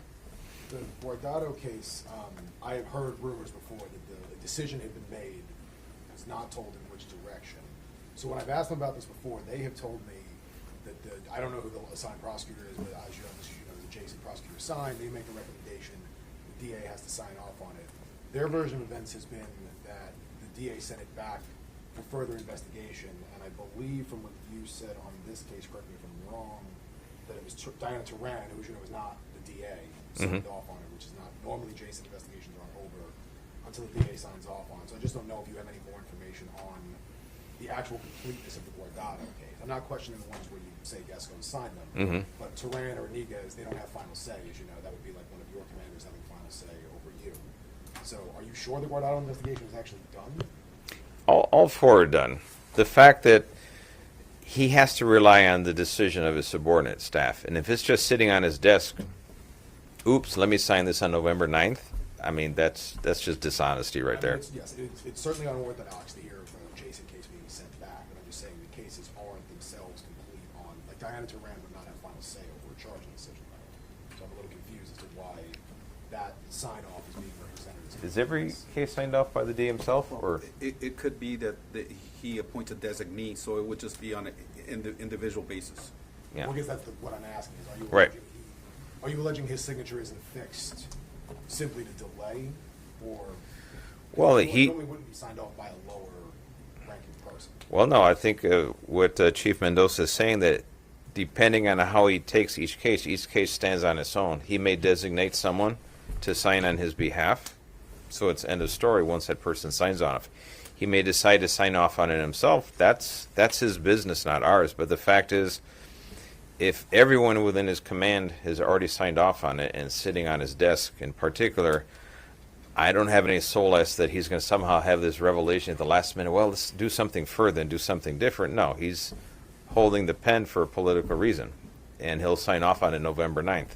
That's the whole game that's being played do here. you think if the supervisors had this information, then they maybe would have not have settled $50 million worth of cases? Well, definitely the Andres Guardado one, that would have a enormous material impact on that case in particular. Yeah. I know the other ones are not related to that, but that one happens to be one of those cases. That's why it's troubling. Either one of your colleagues want to say anything? Chief Mendoza, I'll just speak on specifically like on 2018 case that we have here on Anthony Weber. And so that case, we've been waiting for it. All of the other cases in 2018 have come back. We do have a adjacent opinion, except for one. So that kind of it raises kind of like the eyebrows, like why is this one not been released? And as you know, these investigations, they take hundreds of hours to conduct. From the point of inception when investigators are on scene, to the coroner's office, to all of the lab results that take place, to the search warrants and things like this, and then they get forwarded over to JSID, which that unit also spends, I'm sure, hundreds of hours analyzing the law and the set of facts to see whether they will prosecute or not. So when those are completed and they're just sitting on someone's desk, that's kind of troubling to us, because these are individuals, LASD personnel, that are waiting, and their life is kind of on hold to see what the result of that is. Are they going to be prosecuted, or are they going to be cleared? There's a lawsuit sometimes that either gets settled before we have all the facts. It obviously impacts that. And then we also see that on the decedent side, there's like closure that's just sitting there that they can't get because it's sitting on somebody's desk. So one of the things that I know prior to this being the homicide captain, it was our priority that as soon as possible to push those cases forward, so then that JSID could then do all of their hard work and put their efforts into closing those cases out according to the law, and hopefully bring closure to all of the individuals involved one way or another. And I'm sorry, I keep harping on these documents, but obviously you know this is the homicide commander. When they finish a JSID investigation, normally the letter comes out, right? It's addressed to the sheriff, it's addressed to the agency in question that presented the case, this being you, but also the families and deputies are usually notified. Are you saying that documentation was sent to none of those parties and none of those people have received notification? Well, I don't think anybody's been notified because they have not finalized it as far as with signatures, right? So the letter of opinions, as you read them, they're lengthy. There's a lot of work that goes into them. They can be upwards of sometimes 30 pages. And so that's work done by the deputy district attorneys in that unit. And that then, those conclusions get presented to the district attorney or his designee, who has to sign off and agree with those findings. And then they are shared publicly to the families and on the website. Yes. So the two that you guys are saying Gascon himself signed off on, that being Kizzy and the Escalante case, if Gascon truly signed off on those would be then completely, they would be done, at least as far as however long I've covered this office and how it used to work under Jackie Lacey. That would mean they're done and those parties should be notified. So are you just, if he signed off on them and they haven't been notified, are you saying that he has just physically suppressed those documents? Because those are completely over if Gaston is truly signed on them. Yes, I'll let the sheriff speak to that.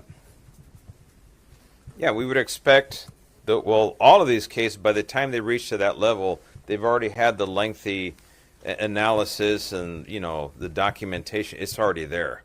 It's waiting for final signature. So the ones that are, the two that you're pointing out that are signed by Gascon himself, well, where is the holdup? What is the reason they have not been released publicly? For political reasons. And based on that, we're calling the Office of the Attorney General to actually start an investigation, examine if or not the district attorney has been engaging in electioneering and using his office to influence the outcome of the election by suppressing information. And this is important right now. And there's a lot of people, a lot of parties who have been affected by this action or lack of action from the DA himself, and that's concerning right now.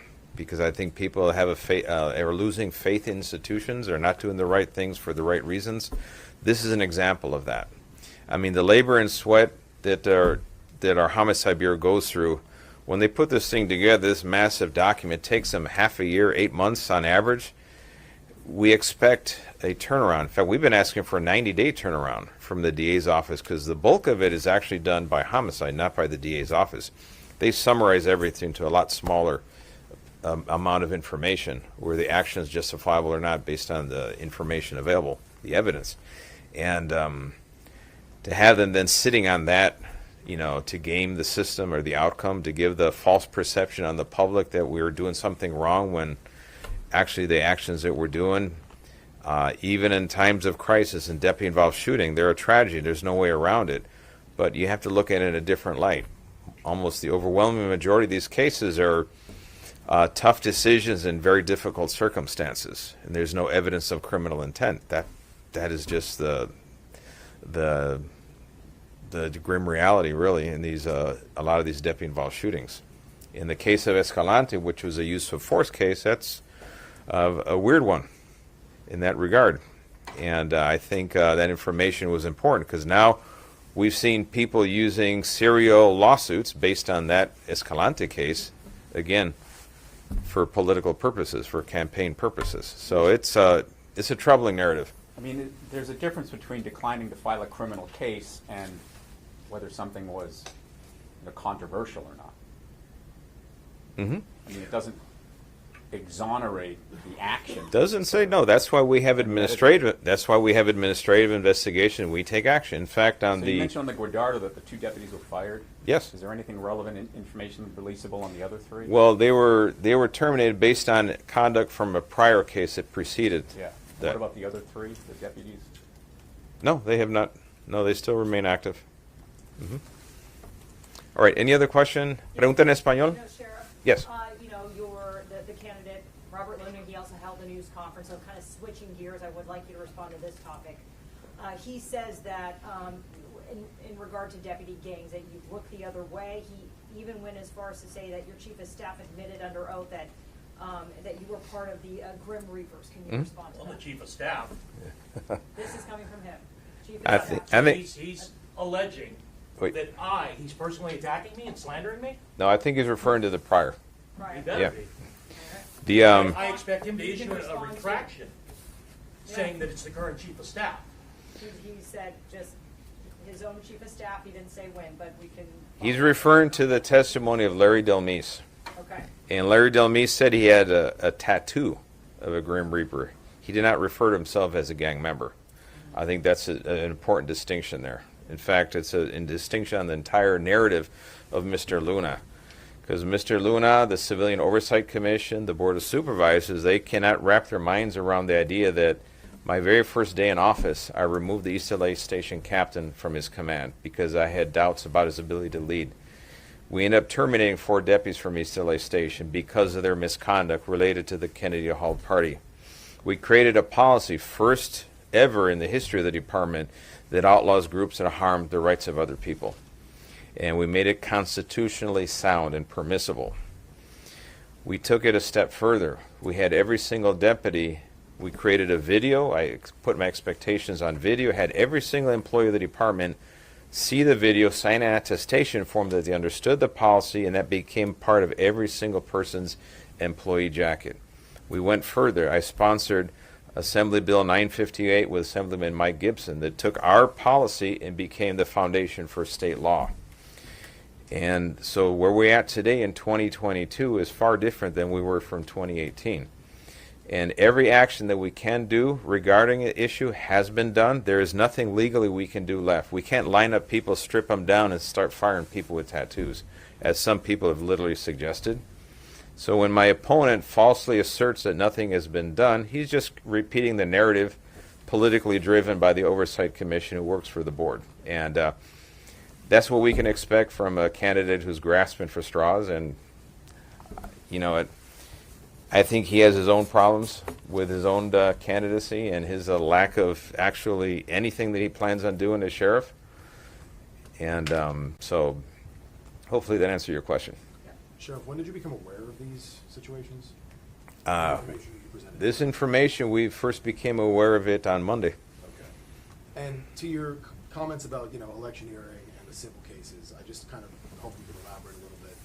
You know, if the DA declined to prosecute these cases, that doesn't automatically mean the civil cases would have gone a different way. You can point to plenty of examples of cases where there was no prosecution or a wrongful death settlement or verdict was still reached in favor of the plaintiffs.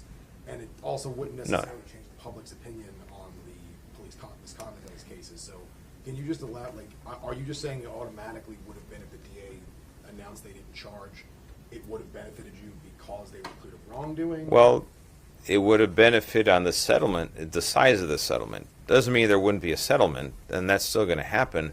However, that is one of the considerations. It was an open-ended question that was never addressed. So that's important for settlement purposes, definitely. And that we did not have that opportunity in this case, where we could have, because literally they just settled that case last week. Right. Andres Guardado. That's a prime example, and yet they were sitting on it for all the way back to January.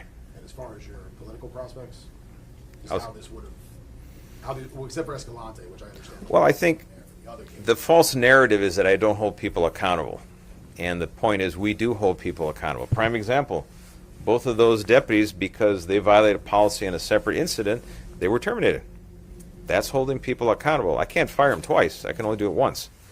And the narrative is that somehow that we don't hold people accountable, that I'm a scofflaw. Actually, we hold people accountable based on the rule of law and based on evidence. If we don't have the evidence, we're not going to fire somebody. Last year, I had to rehire somebody because they won their case, and I had to pay him 9 years of back pay. 9 years. That hurt, because that was a huge payout, and it was something that was avoidable had he not been terminated wrongfully 9 years ago. And looking at the case now, I was like, yeah, this was a really dumb one. He was fired because he had a tattoo. Right, but what does Gascon not prosecute the deputies in the Guardado case have that has no impact on your ability to fire them over the unrelated case, does it? How are those two things connected? You fired the Guardado deputies on an unrelated incident. Yes. I mean, I didn't write about it, but the skateboard kid situation. What does that have to do with, like, how did, like, that doesn't, Gascon not prosecuting or prosecuting those deputies, whatever happens, how does that? No, him withholding the information on the Guardado case materially affected the outcome of the settlement. I don't think that. I'm talking about, you said it was, you also connected that to impacting your political prospects, though, with regard to holding people accountable. Well, it's just. Firing them in the other case has nothing to do with the shooting, right? Right. But the point is, given the false impression, all these cases that people are holding on up to today's date that we've now unveiled this, it creates and it leaves a false impression in the public that we're acting unlawfully. It's an unresolved question. And now when that question is answered, there's some people that are never going to believe law enforcement no matter what. They're activists, they're hate law enforcement, period. So we could cure cancer. We'll never be appreciated for that. So I'm not concerned about that group. But the average person that actually wants law enforcement to do their job, it's important information for them from their perspective. Okay, they're acting lawfully. That's a very good thing in that regard. Does it ease the pain of people who lost a loved one in a deputy-involved shooting? No. Are we working hard to prevent these from happening? Yes. However, almost every single case, a lot of it is dictated by the actions of what the suspect does. And We hope and pray the deputies can interpret things correctly, follow their policy, their training, make good decisions, good tactical decisions in a split second, because then other people will sit on their decisions for a year waiting to decide when it's politically convenient to then release information publicly. That doesn't help anyone. That's not a good governance model, is what we're looking at here. Any other questions? In regards to your opponent, how are you feeling about the latest polling numbers? Actually, I feel pretty good. One, the Times released the poll, and then you had to go all the way to the bottom of the poll that says that I have a 20-point lead over people who plan on voting on election day. So actually, I like that, because you got to realize the Times is going to spin it to their favor. Thank you. All right, thank you. You were just listening in there to LA County Sheriff Villanueva as he's claiming DA Gascon suppressing certainly some cases. That is a press conference we're watching here on Live Now from Fox. Of course, we're also watching out of New Mexico. President Joe Biden expected to step up to the podium momentarily here as he's going to give a speech on student debt relief and those efforts as he's made over the last month or so. We're going to take a quick break here on Live Now from Fox. When we come back, we'll have more on Brittany Griner and some new revelations out of Russia. We have some statements from State Department spokesperson Ned Price. We'll have those, and also President Biden live, raw, and unfiltered. Coming up next here.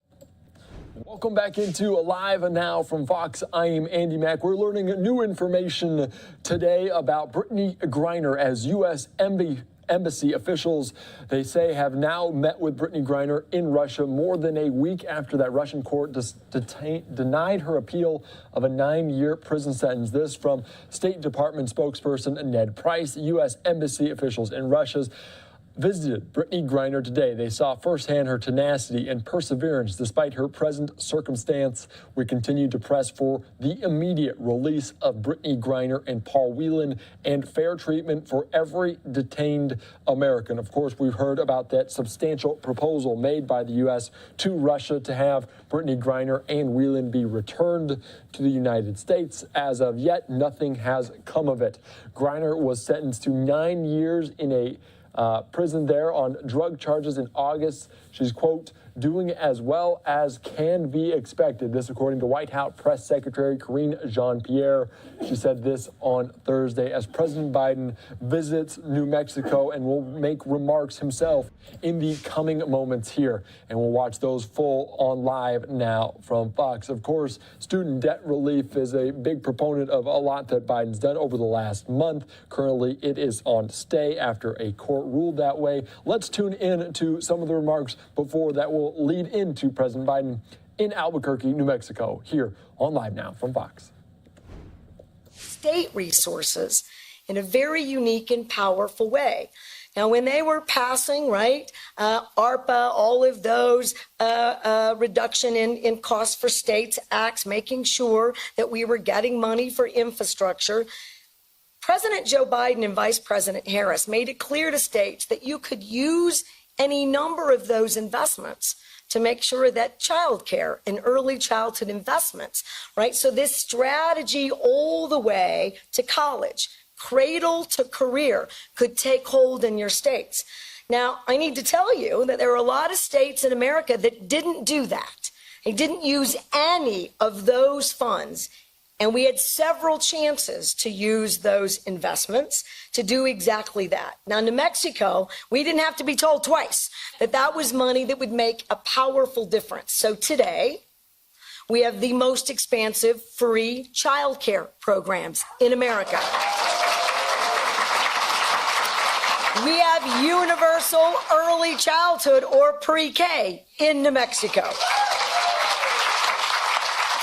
We have the highest paid educators, K through 12, in the Southwest. All right? We lowered our vacancy rates in K through 12 with public educators by 34% in just this last 6 months. All right? We know this works. And how are we doing that? Let's go back to opportunity scholarships.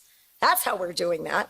9,000 of the more than 35,000 students are first-time students. So when folks ask me whether or not it's really working, whether or not we're encouraging families and first-time students to take hold of this aspect, I can tell you that the numbers are clear. Part-time, full-time, 2-year, 4-year, trades, every single discipline. And in fact, we've got opportunity scholarship folks here. You can give yourselves a round of applause. And we know that we're building not only a workforce, but we're building a new New Mexico that actually does exactly that. It builds, in fact, success and opportunity. Now, we couldn't have done that without the federal government support because we invested all that money into early childhood education. Now we're able to spend our state dollars on free college. But I want to highlight one more thing, and that is we can't saddle, which is part of the issue. You got to give people that lifeline to go to college. But you also have to recognize that when you give them the lifeline for the costs in higher education, they still have other responsibilities, right? They're raising their own families. They're paying for their cars, rent, houses, food. And in today's environment, that's increasingly challenging. Everything that we do that minimizes those issues or risks for families is 100 steps, not just one, in the right direction.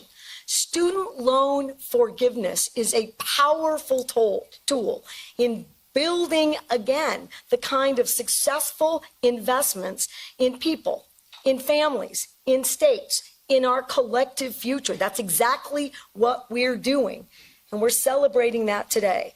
Now, President Biden, as the senator said, I could hear him back there with that rousing speech. Look, he didn't wait for Congress. He just led. Right? We're hungry for leaders who do that. That's 216,000 New Mexicans benefit as soon as we can get that door unlocked and through the courts. But New Mexico, like I like to brag, so let's see, I'll do it again. We didn't wait for that, did we? We provided those loan forgiveness programs for educators. We have 2 of them here today. We have Francisco and Sherry. Raise your hands. Are you here? I don't see them. They're somewhere. All right. Back there. All right. Oh, I see you. All right. Yay. All right. And We did it for folks who are doing, right, their part to build our healthcare services in the future. Noah and Levi, are you here? There they are back there. Yay, thank you. All right. So if you want to drive folks right into the areas that also build a better New Mexico, then you have to provide those tools and resources. Today is an incredible day where New Mexico again shines, where the collective work, where we are leveraging every resource and recognizing who benefits most. New Mexico again is on the national map. And I too am incredibly proud to have the federal government recognizing our collective successes. I thank you. I thank President Hartzler and every single other person in our incredible delegation and elected leaders for making this possible for every single New Mexican today.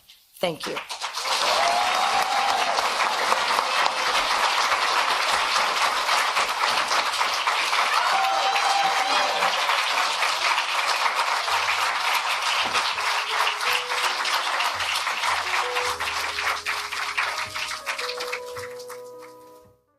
You were just listening in there in Albuquerque, New Mexico. Speakers ahead of President Biden here as they will make remarks on the student debt relief, which is a program that remains on hold in that federal appeals court. Let's continue to listen in here on Live Now from Fox.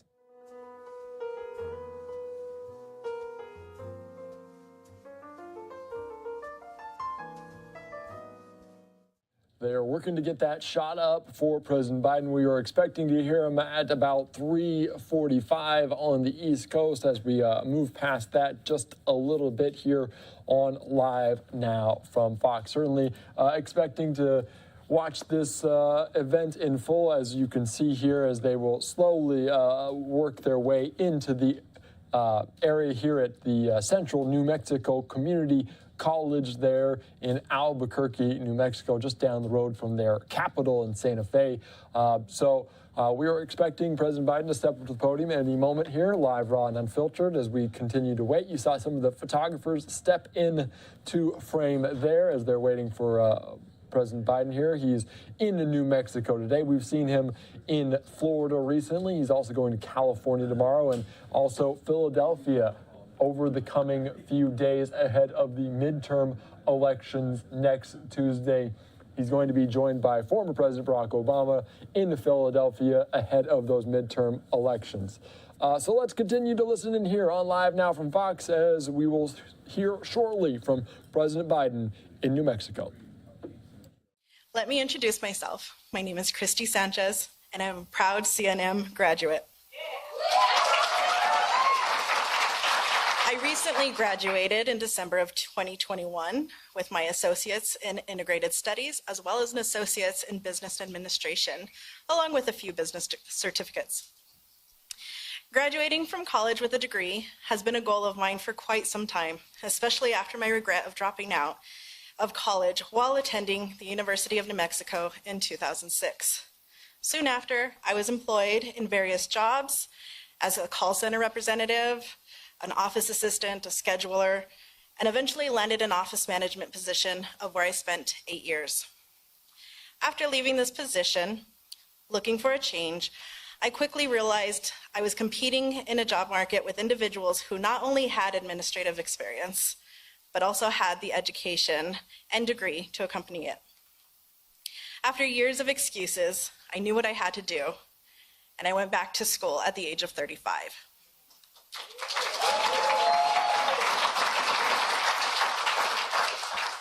With the help of state and local scholarships, federal Pell Grants, and student loans, I am now a college graduate.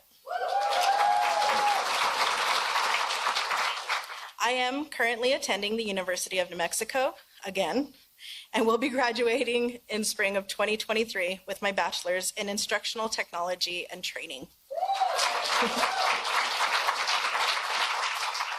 With the federal student loan debt relief, I will be able to continue my education for my master's in computer information systems and business analytics. This is something I never imagined would be financially possible for me. Now I can continue my educational journey and continue to show my children that the possibilities and opportunities are endless when you have a little extra help. I appreciate the visit from President Biden.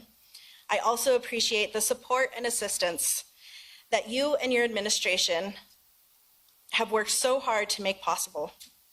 I, along with thousands of other New Mexicans, are entirely grateful. It fills me with great honor to be able to introduce President Biden today.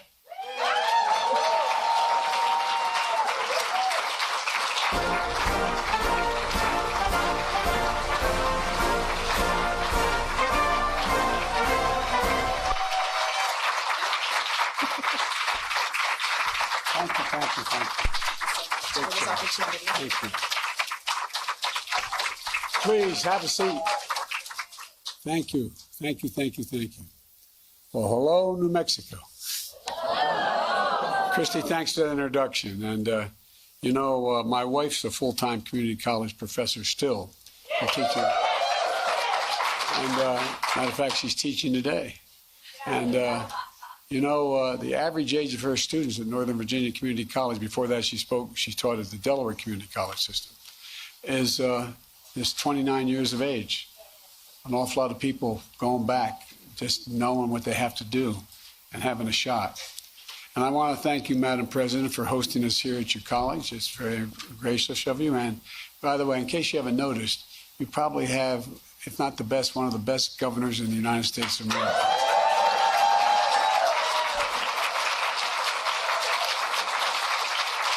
We've worked, as they say, hand in glove, because we agree on so much. And Senator Ben Ray Lujan, so much of the progress we've made has been because of you, man. You're a great champion of the people of this state. And I want to say, Teresa, you're good. I'll tell you what, man, I could listen to you all day. Seriously, you're really, really, really good. And we're in your district, right? Or are we just...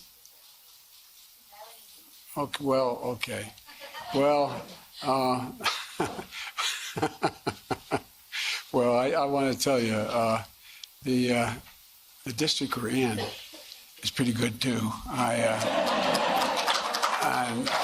can tell you lack enthusiasm, Congresswoman, and it's really it's contagious. You know, New Mexico's lucky to have you, for real.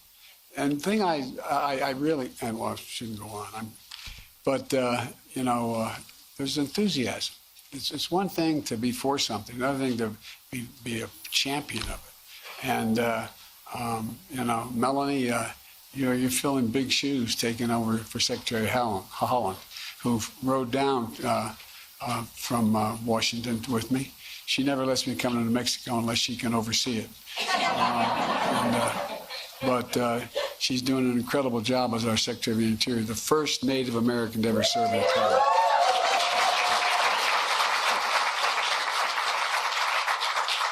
And Mayor Keller, thanks for the passport into town. Appreciate it very, very much. Look, folks, here in New Mexico, I want to thank the governor for making it possible for students across the state to go to college for free. And it's been, as I said, working hand in glove. I mean, there's a lot of ways that the federal government can be helpful. A lot of ways it can be a pain in the neck. And I try to get the pain in the neck out of the process. But, you know, we've lowered costs for families. It's no surprise New Mexico has seen one of the fastest, I think either one or two fastest growing increase in college enrollment in the state, in their state, and anywhere in the country. And the other one's New Hampshire. And so I want to understand why this is important. It's important because her leadership is an example for states all across the country. A lot of governors look and say, how'd you do that? You know, there's a lot of ways to do it. And, you know, we talked about them. And you did it. We're here today to talk about a key part of what we're doing nationwide. Student debt relief for millions of working and middle-class Americans who are still recovering from the economic crisis caused by the pandemic. When I announced I was going to run for the presidency this time, I made it clear that I had three goals. The first and most important goal was to give middle-class families and working-class families a fighting chance. They've been in the short end of the stick for a long time, across the board. And that's why I said, whether it's the tax policy or whether it's education policy, whatever it is, when the middle class we're going to build this economy from the middle out and the bottom up. That way, the folks who are in the bottom part of the scale have a shot, the middle class gets to grow, and the wealthy still do very well. There's never been a time when the middle class, working class are doing well, the wealthy haven't done very well. And the way I think about it is the way my dad talked about it, and the way so many of you at home talk about it around the kitchen table. How much are the monthly bills? At the end of the month, do you have enough to pay for those bills? And what's left over, if anything? Is there enough for just a little bit of breathing room, as my dad used to say? Just a little bit of breathing room. Folks in urban and suburban, rural and tribal communities across the country, our student loan program is designed to give just a little more breathing room, a little breathing room. You know, my administration is working to provide up to $10,000 in student debt relief and up to $20,000 if the person seeking the relief received a Pell Grant. Because to receive a Pell Grant, your family income had to be very low. And so you have to make under $125,000 now to get that relief. And for borrowers out of school, nearly 90% of that relief is going to go to people who have incomes under $75,000. And you know, it's a plan for people who took out federal loans before July of this year. And a few weeks ago, we launched a simple online application where you can apply for this debt relief. Folks, just go to studentaid.gov. Fill out your name, your social security number, your date of birth, and contact information. No forms to upload, no special login to remember. It's available in English and Spanish. It's on desktop and mobile. It takes less than 5 minutes to do it. And if you need additional information, we'll follow up with you. This is a game changer for so many people. We're hearing from people all over the country about how easy it is to apply. Close to 26 million Americans have already applied, already given us the information to consider, so that they consider life-changing for their families and for them. My commitment when I ran for president was, as I said, the government would work to deliver for ordinary people. Simple application process keeps that commitment that way, just as I'm keeping my commitment to relieve student debt. And I want to state again who will benefit most: working people and middle-class folks. If you earn under $125,000 a year, you'll get up to $10,000 knocked off your student debt. If you earn under $125,000, you'll receive a Pell Grant, and you received a Pell Grant, you get another $10,000. That's $20,000 in relief. Over 200,000 people in New Mexico have student loans, and the average borrower in New Mexico owes just over $34,000. And my plan is going to make a real difference in lowering the monthly cost for families as well. Folks, in total, more than 40 million Americans stand to benefit from this relief. And not a dime of it will go to the top 5% incomes, period. Across America, nearly every Pell Grant recipient comes from a family making under 60 grand. 2/3 come from families making under $30,000 a year. In New Mexico, more than 150,000 borrowers receive Pell Grants to go to college. That's 150,000 New Mexicans who will get $20,000 of their loan wiped off immediately, plain, simple. And it matters. Folks, as I pointed out, my wife has been a community college professor for years, and she's still teaching. Matter of fact, she's teaching today before she goes off this evening to campaign for us. She's traveled across the country meeting students from every walk of life. She's worked, some of the students she meets work 2 or 3 jobs while going to school, putting dinner on the table, helping their kids with homework, staying up late to do their own homework. As Jill says, they only ask for one thing in return: the chance to work hard and build a good life for themselves and their families. Many of those students, just like the students here, have had to borrow money to cover the cost of tuition. Roughly 40% of community college students nationwide receive a Pell Grant. And I'm here today to tell you this student loan relief plan is for them as they recover from the economic crisis the pandemic inflicted and pay for their education. It's for folks like Christy, who you just heard from earlier. She went back to school to get a better job, take care of her family, so she could compete in today's economy. She relied on the student loans and a Pell Grant, and she did it while starting a family. Under our plan, she'll have nearly all of her loan forgiven, and it really matters. By the end of this week, the Department of Education will have approved applications of 16 million Americans and sent the necessary paperwork to student loan servicers. And the last step before the 16 million Americans can have their loan discharged. That's 16 million people who will be hearing from the Department of Education that they've been approved and who should be seeing relief in the coming days. But it's temporarily on hold. Why? Well, because Republican members of the Congress and Republican governors are doing everything they can, including taking us to court to deny the relief and even to their own constituents. And every lawyer tells me we've knocked two of them out of the way. There's only one thing left in the way, and that's going to happen. As soon as I announced my administration's plan for student debt, they started attacking it, even though I ran on it and everybody knew what I was going to do. Their outrage is just simply wrong, and I might add, I don't want to be too political here, but hypocritical. Fighting them in court or not letting them get away with it. I'm never going to apologize for helping working middle-class families as they recover from the economic crisis created by a pandemic. And I don't want...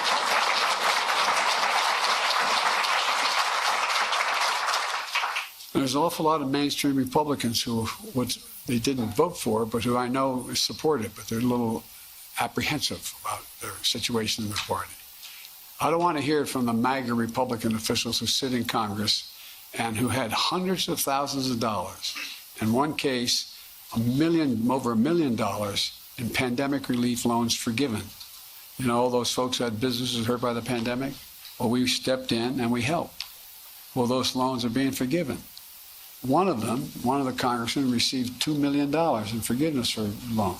Another one, who you know, she speaks a lot about this, Marjorie Taylor Greene and her husband, they got $180,000 in business loans forgiven.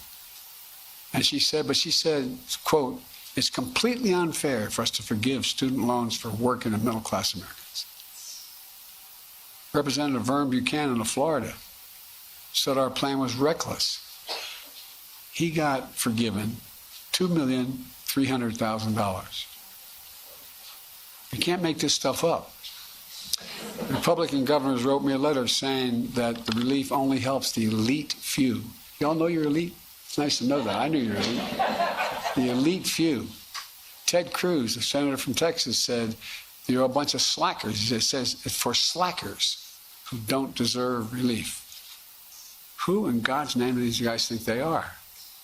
And folks, despite what Republican officials say, we can afford the student loan program.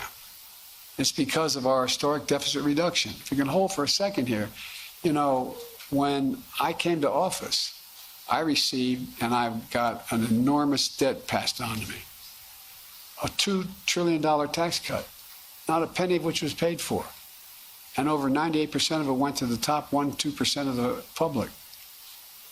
And guess what? They raised the deficit. But guess what? Because of our historic, we had a very different plan, a very different reduction for all Republicans who voted against this. And they opposed the Inflation Reduction Act. Every single one voted against it, even though some I know were for it. Everyone voted for it, against it. And this year, under the leadership of the Democrats in Congress, and a little help from me, the deficit fell $1.4 trillion. Trillion. The largest one-year drop in the history of the United States of America. And we cut the federal deficit in half this year. We cut it in half. And this follows last year's historic drop in the deficit of $350 billion reduced last year. And we're going to further reduce the debt over the next decade by another $250 billion. And vote, that's not all.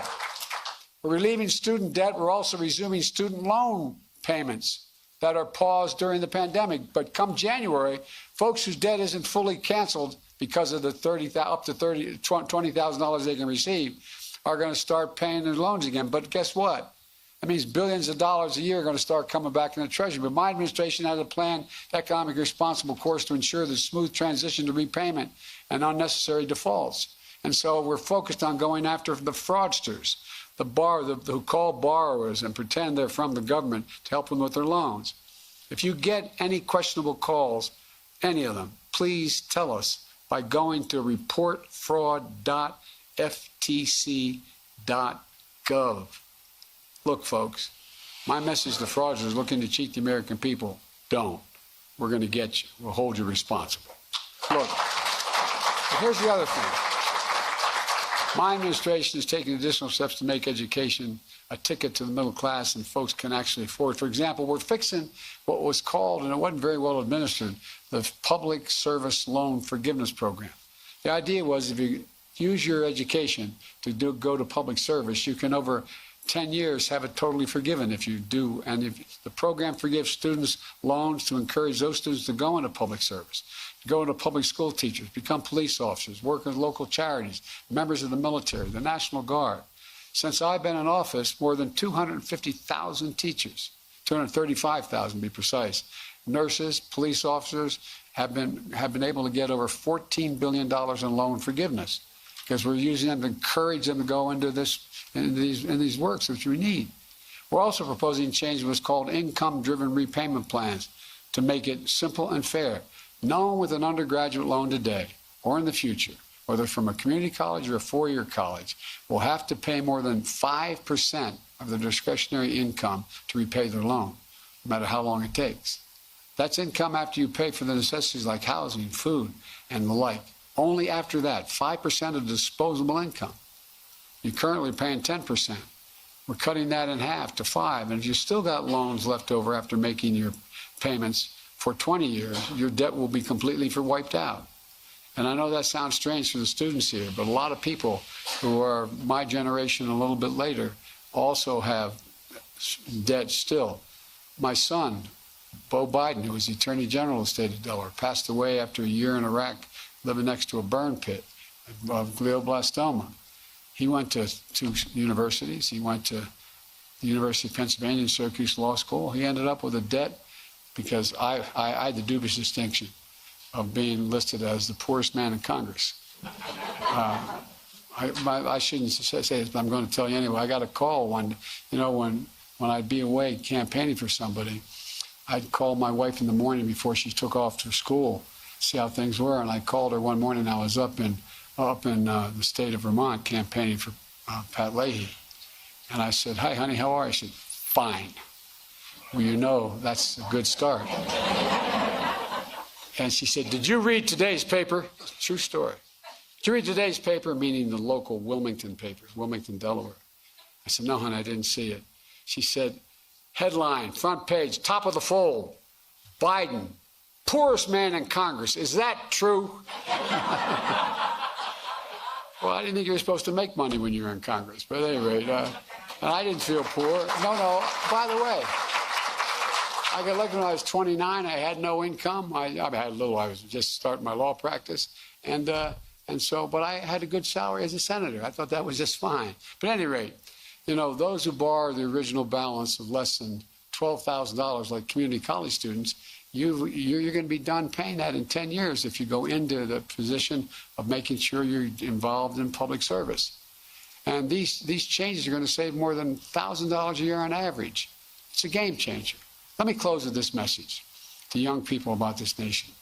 I've always believed your generation, the 18 to 30-year generation, represents the best educated, most talented, least prejudiced, most generous generation in American history. And I really mean that.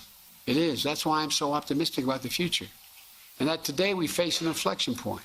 One of those moments that only come around every few generations, where there's so much change happening technologically, politically, environmentally, that the decades and the decisions we make now are going to affect the future for a decade or more to come.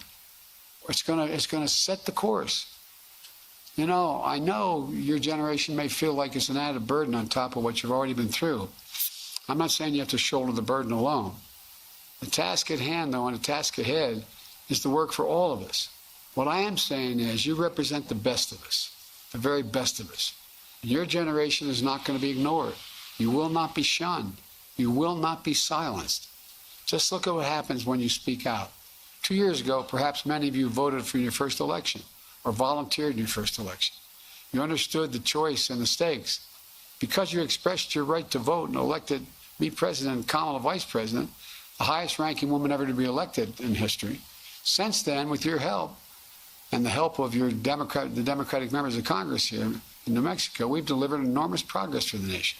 People are still hurting with inflation. With the most significant gun safety law in nearly 30 years. We're going to, and by the way, I told the Gov, I got assault weapons banned once in Congress, we're going to do it again.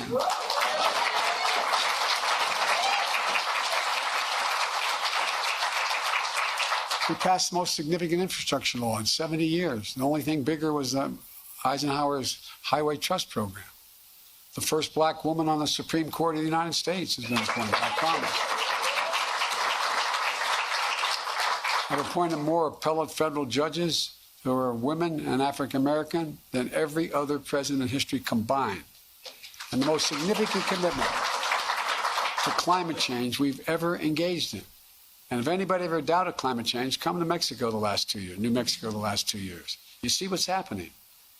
So I'm keeping my promise that no one should be in jail merely for possessing marijuana, by the way, just for possession. Nobody should be in jail. Those records should be expunged. And let me close with this. I know it's been a rough few years for hardworking Americans. A lot of families, things are still really tough. But they're bright spots where America is reasserting itself. I look around at all of you, and I've never been, as I said, more optimistic. You know, we've created 700,000 manufacturing jobs in America since we came to office. 700,000. We have invested in new technologies. We invented the computer chip. We're investing literally $200 billion, and it's going to grow in making sure we produce these chips. They're smaller than the tip of your finger, but they run everything from automobiles to your home appliances to your wine, across the board. So we're making real progress. And by the way, a lot of it is just going to kick in beginning January because we passed this profound legislation on whether it's dealing with the environment or I mean, for example, it's estimated that what we did on the environment, we passed legislation providing $368 billion in help to deal with global warming. Well, guess what? It's estimated that that's going to save just in what's available to people for their homes to deal with weatherizing their homes, solar panel, a whole range of things. It's estimated it's going to save the average family American at least $500 a year. And it's going to save the environment. Look, I guess the point I want to make to you, and I'll stop. Our best days are really ahead of us. We just have to remember who in God's name we are. We're the United States of America. There's nothing beyond our capacity. And I mean it. We got to remember who we are.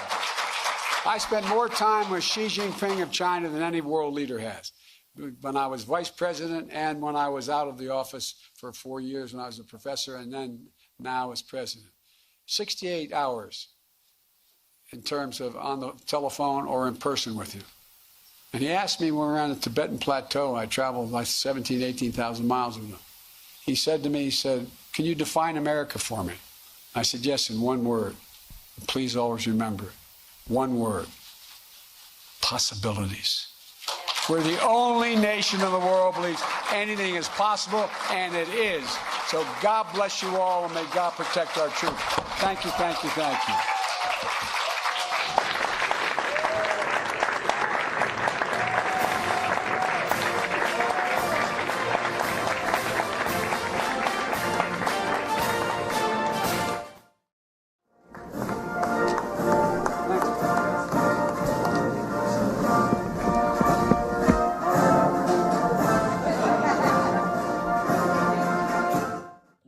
Just listening in there to President Biden making remarks in Albuquerque, New Mexico on student debt relief and obviously a lot of discussion around that and a lot of his accomplishments there in terms of different things that they've looked at in New Mexico. He's speaking there, talking about a college there and very close to his heart as his wife, Jill Biden, First Lady of the United States, also a teacher, so very close to his heart there as he was speaking in front of those students, teachers, and people of New Mexico. Well, coming up after the break, we're going to hit more big events from around the country. Of course, less than a week out until those important midterm elections. Here's a look in Georgia. Raphael Warnock there, the Reverend, campaigning for Senate there. We're continuing to move on around the country here throughout the day on Live Now from Fox. Coming up after the break, we're going to go back out to Georgia and hear about a new indictment coming up for gang-related activity from Georgia. We'll have that and much more coming up next on Live Now from Fox.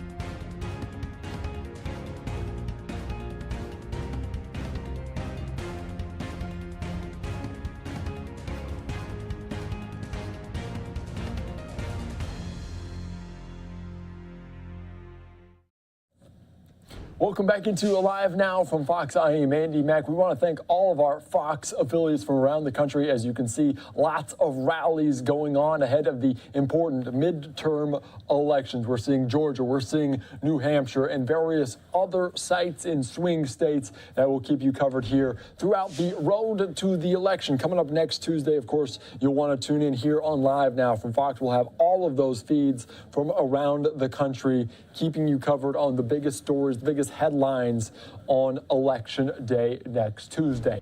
Well, we're also following some big news out of Georgia, and at the state capitol, officials, including Governor Brian Kemp, announcing the indictment of 17 alleged gang members. Let's listen into these remarks live, raw, and unfiltered at a press conference in Georgia with Governor Brian Kemp. Well, good afternoon, everyone. First of all, let me just thank you all for being with us this afternoon. Our First Lady, Marty Kemp, and I are proud to be with so many great partners on both the state and local level who help to keep our fellow Georgians and communities safe. We're always humbled to be in the presence of these brave men and women in uniform who protect and serve us every single day.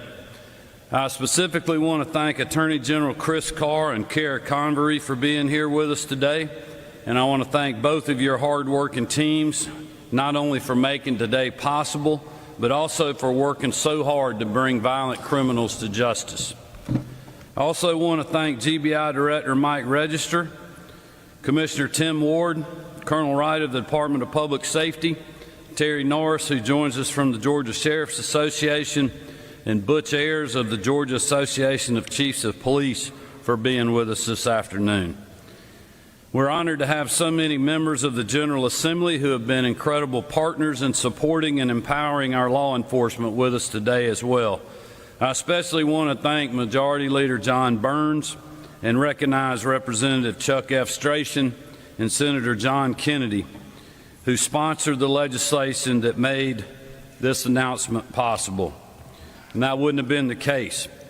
We just appreciate their leadership on House Bill 1134, which created the Gang Prosecution Unit in the Attorney General's office. But most of all, I want to thank the men and women in uniform behind us, brave Georgians who frequently put their lives on the line to protect the people and the communities of our state. Let's all thank them for their service.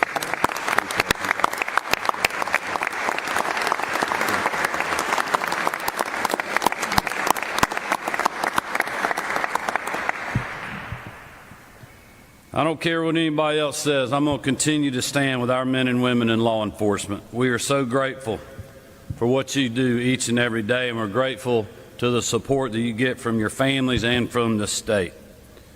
Today we are celebrating these men and women because of their success in bringing the fight to gangs in our state. When I first ran for governor, even when others wouldn't listen or ridiculed us for doing so, I was talking about this issue because I was listening to local law enforcement and the district attorneys around the state who are on the front lines of this fight. That's why early in my administration we created the Gang Task Force under the Georgia Bureau of Investigation. They've had great success, including in the cases that the Attorney General Carr will discuss shortly.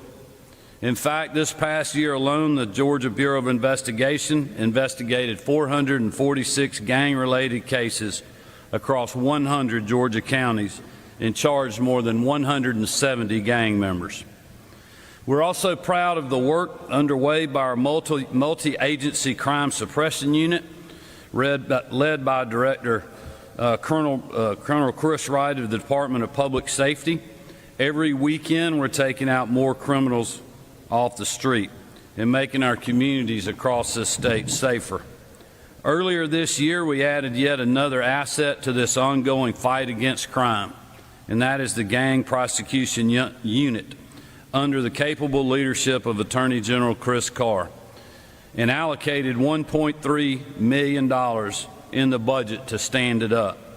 That unit is modeled after the overwhelmingly successful Human Trafficking Prosecution Unit, which was championed by the best First Lady in the nation, Marty Kemp. Thank you.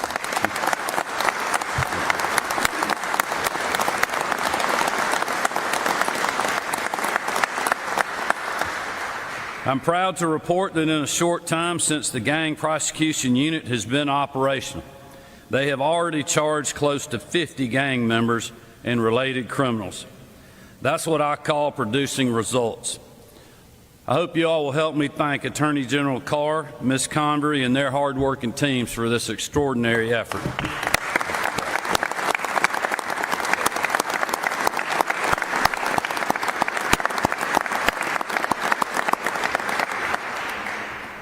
But make no mistake, this would not have been possible without the support of the Georgia General Assembly, not just in passing HB 1134, but also through funding this unit through the budget. So again, I want to thank the legislators who are with me today and those that supported this legislation and this budget item for being in the fight with us. Thank you all so much.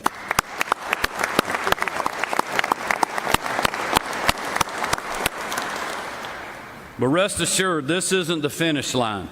We're going to keep on fighting, and we're going to keep on bringing criminals to justice in our state. And we will continue to work hard to make our communities safe, because no Georgian should be living in fear. I want to let you know that this particular criminal that we're talking about today has been actively recruiting new members to their gangs, targeting elementary school-age children. Elementary school-age children. The bad guys are literally coming after our kids. That is unacceptable to me. It's unacceptable to Marty. It's unacceptable to Chris Carr. And it's unacceptable to all of us here today and many who are not. And that's why this coming session, my administration will introduce legislation to increase penalties for those trying to recruit our children into a life of evil. So I'll close again by thanking all of you who have joined us on the stairs for what you do and your respective agencies are doing to fight crime in our state. May God bless you, may He keep you safe, and may He continue to bless this great state of Georgia that we call home. And with that, I'll now turn it over to a great partner and a friend in all of these efforts, our Attorney General, Chris Carr. Chris?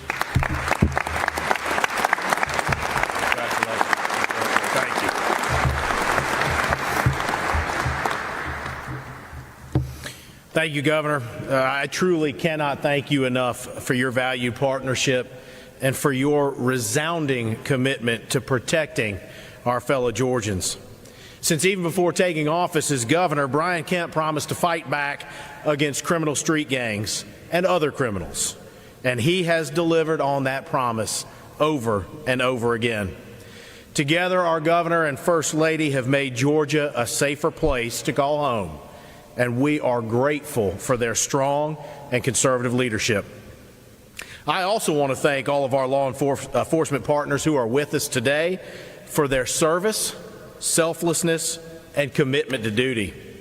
I've been Attorney General for 6 years now, and I want to say one of the great honors that I have is to support our men and women in law enforcement who each and every day leave their homes and their families to uphold the rule of law and to keep our communities safe.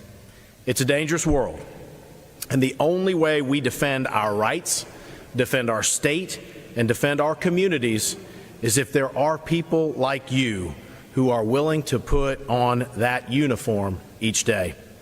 Your job's not easy, and you represent the very best of your communities.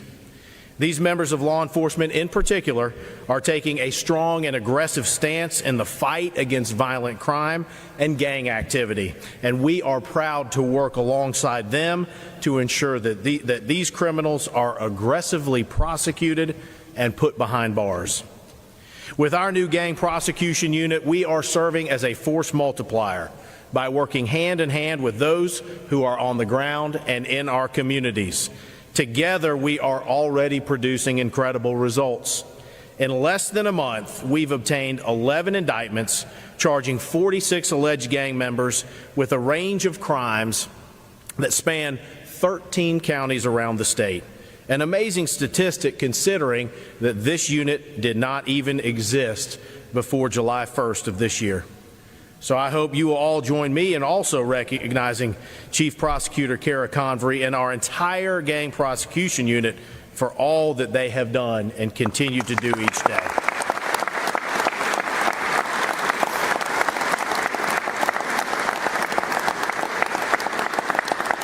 But these results are made possible by our strong partnerships with state and local law enforcement, who want to ensure that the cases that they investigate are pursued vigorously in court. I want to specifically commend our partners who've worked with us on each of these cases so far.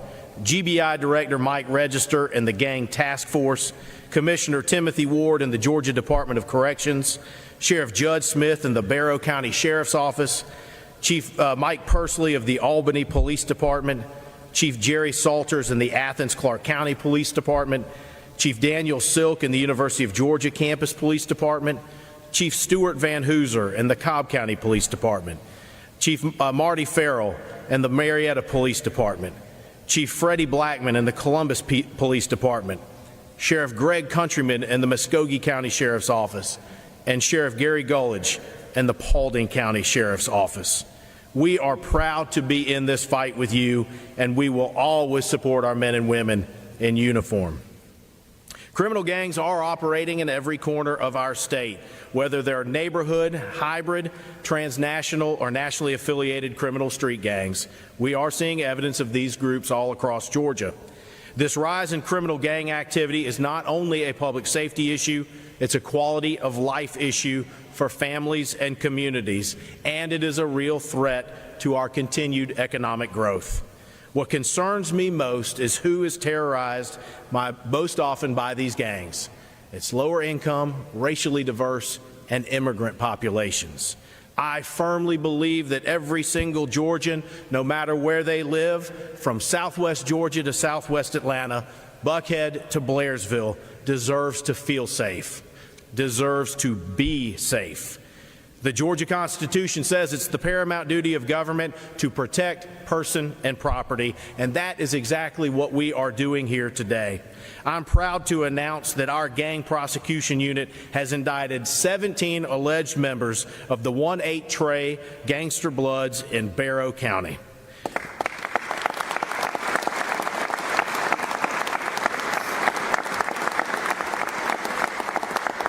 This indictment, following a large-scale investigation known as Operation Dawnfall, was conducted by GBI's Gang Task Force and the Georgia Department of Corrections Office of Professional Standards Investigative Division and Security Threat Group Unit. The 1-8 Trey Gangster Bloods is a set of the larger criminal street gang known as the Bloods and is based out of New York, specifically the Bronx. These 17 defendants are alleged to have engaged in a pattern of racketeering activity for the common purpose of illegally obtaining money, weapons, and property for their gang.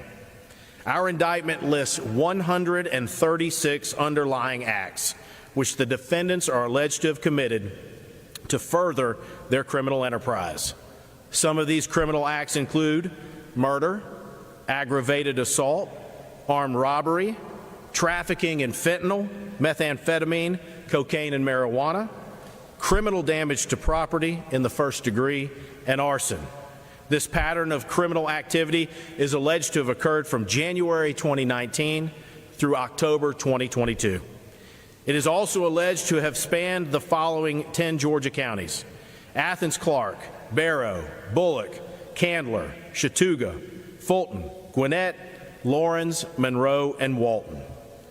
Of the 17 defendants who've been indicted, one of the individuals is alleged to be a national leader of the 1-8 Trey Gangster Bloods and is currently incarcerated in Attica State Prison in New York. A second defendant is alleged to be a statewide leader of the gang and is currently incarcerated in Hayes State Prison here in Georgia. While incarcerated, these two individuals are alleged to have directed other defendants to engage in criminal activity to further the 1-8 Trey Gangster Bloods criminal enterprise.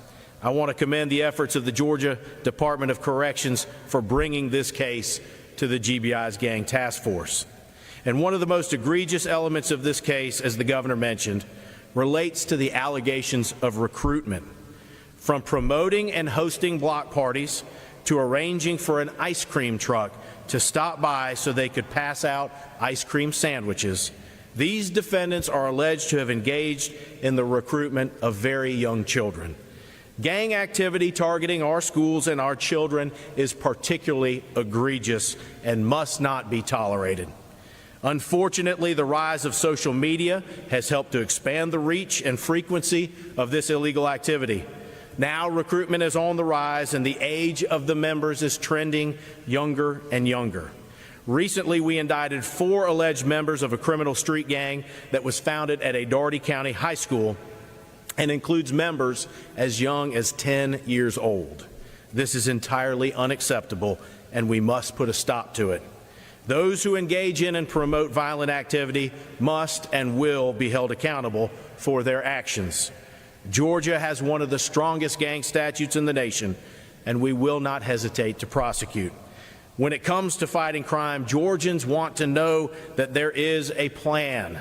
Georgians want to know that there is a willingness to do what it takes to keep their communities and their families safe. And when they see gangs operating in their cities and counties, Georgians want to know that the cavalry is coming. That is exactly what we are doing with our new gang prosecution unit, and we are proud to be in this fight. And I now turn it over to GBI Director Mike Register.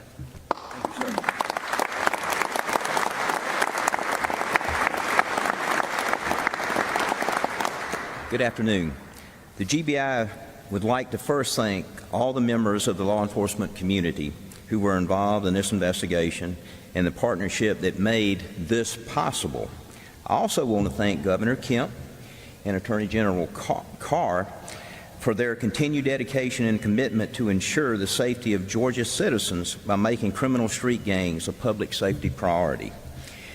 As you have seen, the criminal street gangs are not just a state problem, but a national and at times an international problem that infests the streets of Georgia and creates an unsafe environment for all. Since January of this year, the GBI has initiated almost 300 gang investigations in the state of Georgia. This particular gang is based out of New York, as you've already heard, but its criminal activities have impacted Georgia. In fact, one of the gangs stated that one of their strategies is to spread their influence throughout Georgia. Some of the things you've already heard, but I think it's important that they're reiterated just so you'll understand the danger that gangs like this pose on our communities. They do this by having a strategy of presenting events that look like it's family friendly, such as erecting inflatable jump houses, providing ice cream and vendors. They host basketball tournaments and barbecues.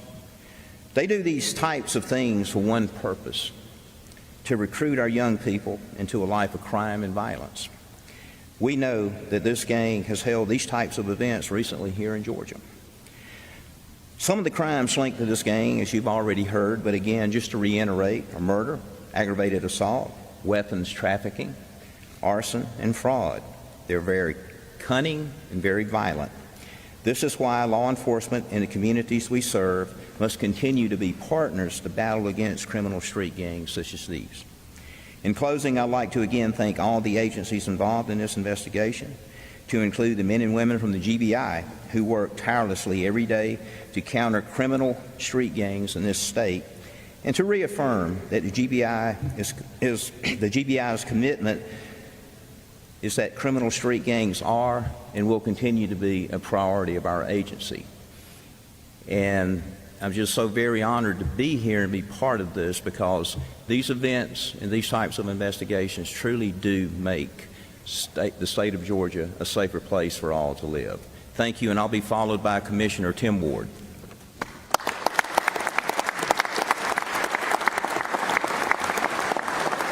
Good afternoon, everyone. First of all, I want to thank Governor Kemp and also Attorney General Chris Carr for their unwavering commitment for their ongoing fight against street gang activity. One of the things I tell my team all the time is that our mission at the Georgia Department of Corrections is non-negotiable. And that non-negotiable mission is to protect and serve the public by running safe and secure facilities. And I'm so proud to be standing here today because of our team at the Office of Professional Standards, especially our Intelligence Division and also our STG coordinators. 74% of my population has a violent offense. As of this morning, we had 14,203 validated gang members in my population. And we talk about force multipliers. My investigative unit is a force multiplier because we have to monitor those individuals 24/7. And you see the end results of something they did today by this prosecution. Their legwork, their diligence has listened to phone calls and passing that information on to the gang task force.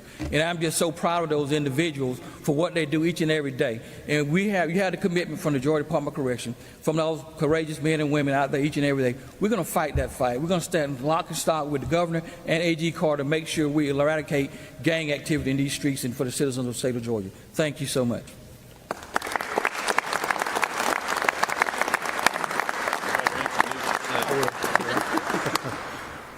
Thank you for the introduction. My name is Terry Norris. I'm Executive Director of the Georgia Sheriff's Association. Honored to serve Georgia's 159 sheriffs for a number of years now.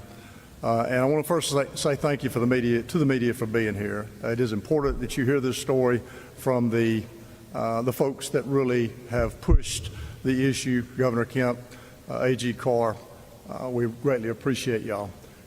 Weekly, almost daily, I hear from sheriffs in this state about crimes committed with guns, about gang activity, about other criminal activity in their counties. And unfortunately now we are facing the most unprecedented times in our careers and probably the lives of sheriffs in our state throughout history. We have a very difficult time hiring folks. We've had help from the state trying to do that. And all at the same time, we have this influx of crime related to gang activity and other activity. So the partnership between the sheriffs, the local police departments, and certainly the GBI has been quite welcome and quite effective. I'll say this, I'm probably the oldest one in the room. This started my 45th year in May. I go all the way back to AG Arthur Bolton. I go all the way back to Governor George Busby. I have never in my career seen two harder working public servants on this and other issues than Governor Kemp and AG Carr, and I appreciate that.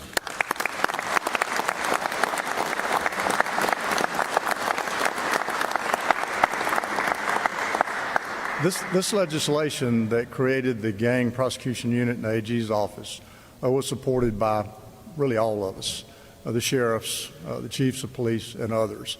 But it could not have occurred without the strength of our General Assembly. We had a great deal of help on the House and the Senate side, and we always appreciate those folks as well. So thank you.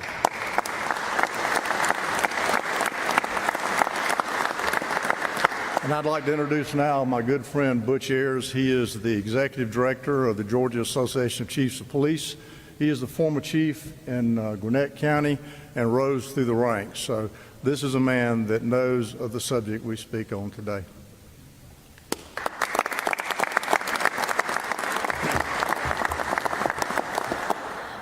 Good afternoon. As Terry said, I'm Butch Ayers. I'm the Executive Director for the Georgia Association of Chiefs of Police.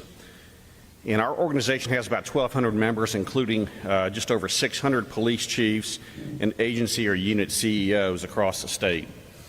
And our chiefs come from small rural one-officer departments up to large metro agencies exceeding 700 officers or more.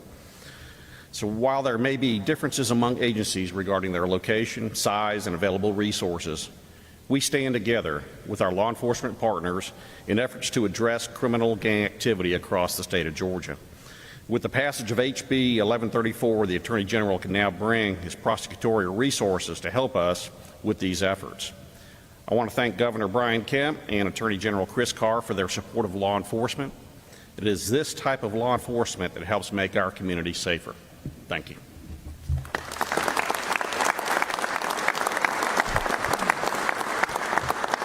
Well, let me just thank everybody and also just congratulate so many folks that were part of this large effort to go after these street gangs. I want to ask Colonel Wright, if you would, Colonel Wright, just to come up and join us. We're going to open it up for a few questions. Obviously, Attorney General Carr, Ms. Convery, and the other partners are here, so if you guys have questions for them, we can get them up here as well.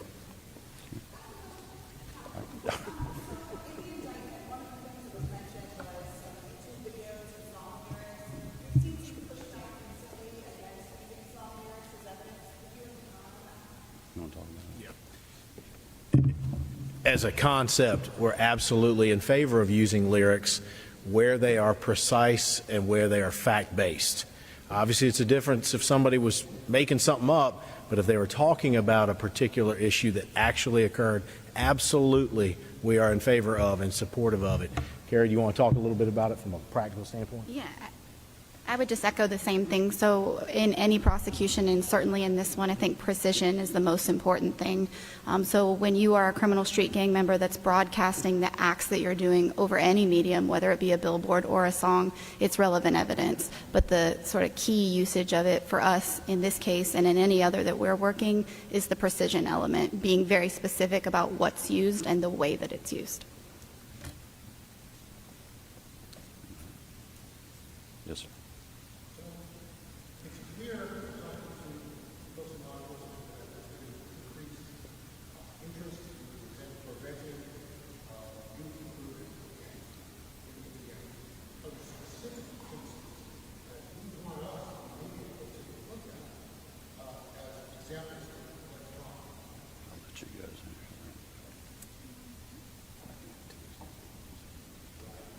Yeah. So to the extent that I can, I will say that there are, sadly, a couple of cases that just come to mind right away about the usage of different platforms to recruit our youth, and it's been said today a couple different times, but it's the age that's the most troubling for me. It's too late in high school now. The ages that we're seeing in this case, this indictment that we've been talking about, are profoundly young. We have a group that is focusing on the recruitment of children in low-income housing and bringing them ice cream after school to draw them into this lifestyle. So yes, there are particular investigations that I'd be happy to share with authorizations. They are active, ongoing things, but there are specific situations I can think of where recruiting, especially at this young age, is a prevalent thing in active cases.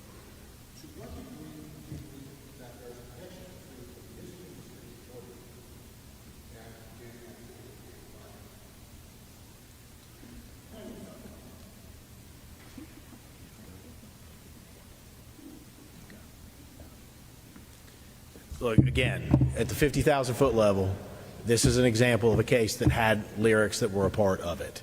So, again, we're going to take it on a case-by-case basis to what Kara said. We're going to make sure that any evidence that could be admissible in court is used to make sure that the people of Georgia are safe. Let me go back, though, to the issue of recruiting kids. You know, we started the Georgia Anti-Gang Network in 2017. First time ever we brought federal, state, and local law enforcement into the room together, and we started with about 20 people, and we've got 50 or 60 different organizations. But we had 4 pillars: improved communication, improved intelligence sharing, improved prosecutions, but also identifying proven programs for anti-recruitment efforts. That has been the biggest challenge, and that's a thing that we're going to be focusing on going forward, is where are those faith-based organizations, community programs that deal with sports or arts or community, whatever it may be. How do we take those programs and deploy those around the state? We got a great look. The Atlanta Police Foundation at Promise program's unbelievable, but not every community has a multi-million-dollar police foundation. So where do we go, and what can we do, and what might work in one community may not work in another? But this is an area that we have to be able to focus on, because again, we're just losing kids. There's no doubt about it. And the fact, and again, I commend the governor and I applaud the governor for talking about introducing legislation, which I will support 100%, because again, we're talking about kids as young as the 4th grade or even younger that are being recruited into gangs. So we've got to be able to find these programs that we can counterbalance. And I would just say, in wrapping up, I mean, look, the lawyers got to be very careful about talking about cases that they're dealing with. The law enforcement investigative side, they got to be very careful, but I do not. I would just tell you that, you know, this is an issue that I've been talking about for a long time. And if you think back to the first summer we went through COVID, and when we had people coming to the Capitol at the you know, really the height of the pandemic, when we didn't know a whole lot, and kind of that ensuing time as we went through getting treatments and vaccines and learning more about the pandemic we were dealing with. I mean, I was meeting with educators, athletic directors, and other people in the basement of the Capitol in the conference room right below us. And they were telling me, Governor, we have got to get our kids back in the classroom, because instead of us recruiting them to be on the ball field or in the band, they're getting recruited by street gangs, because they're not at school, they're not around the people they need to be around, and they are getting targeted. And they were specifically saying 13, 14, 15-year-old kids. And that's why we're here today. Thank you all very much. You were just listening in there as Governor of Georgia, Brian Kemp, speaking about those indictments of some 17 alleged gang members. You heard a lot about crime there, especially ahead of the midterm elections. We're watching a bunch of different rallies from around the country here on Live Now from Fox. Coming up in just about 8 to 10 minutes, we're expecting to hear from this event from Governor of New York, Kathy Hochul. She'll be joined by Vice President Kamala Harris and also Hillary Clinton at this event. So 3 very powerful women on the stage, set to make remarks here ahead of the midterm elections. We'll take it to you live, raw, and unfiltered as soon as it happens here coming up. But we're going to take a quick break and get into some of the top headlines next.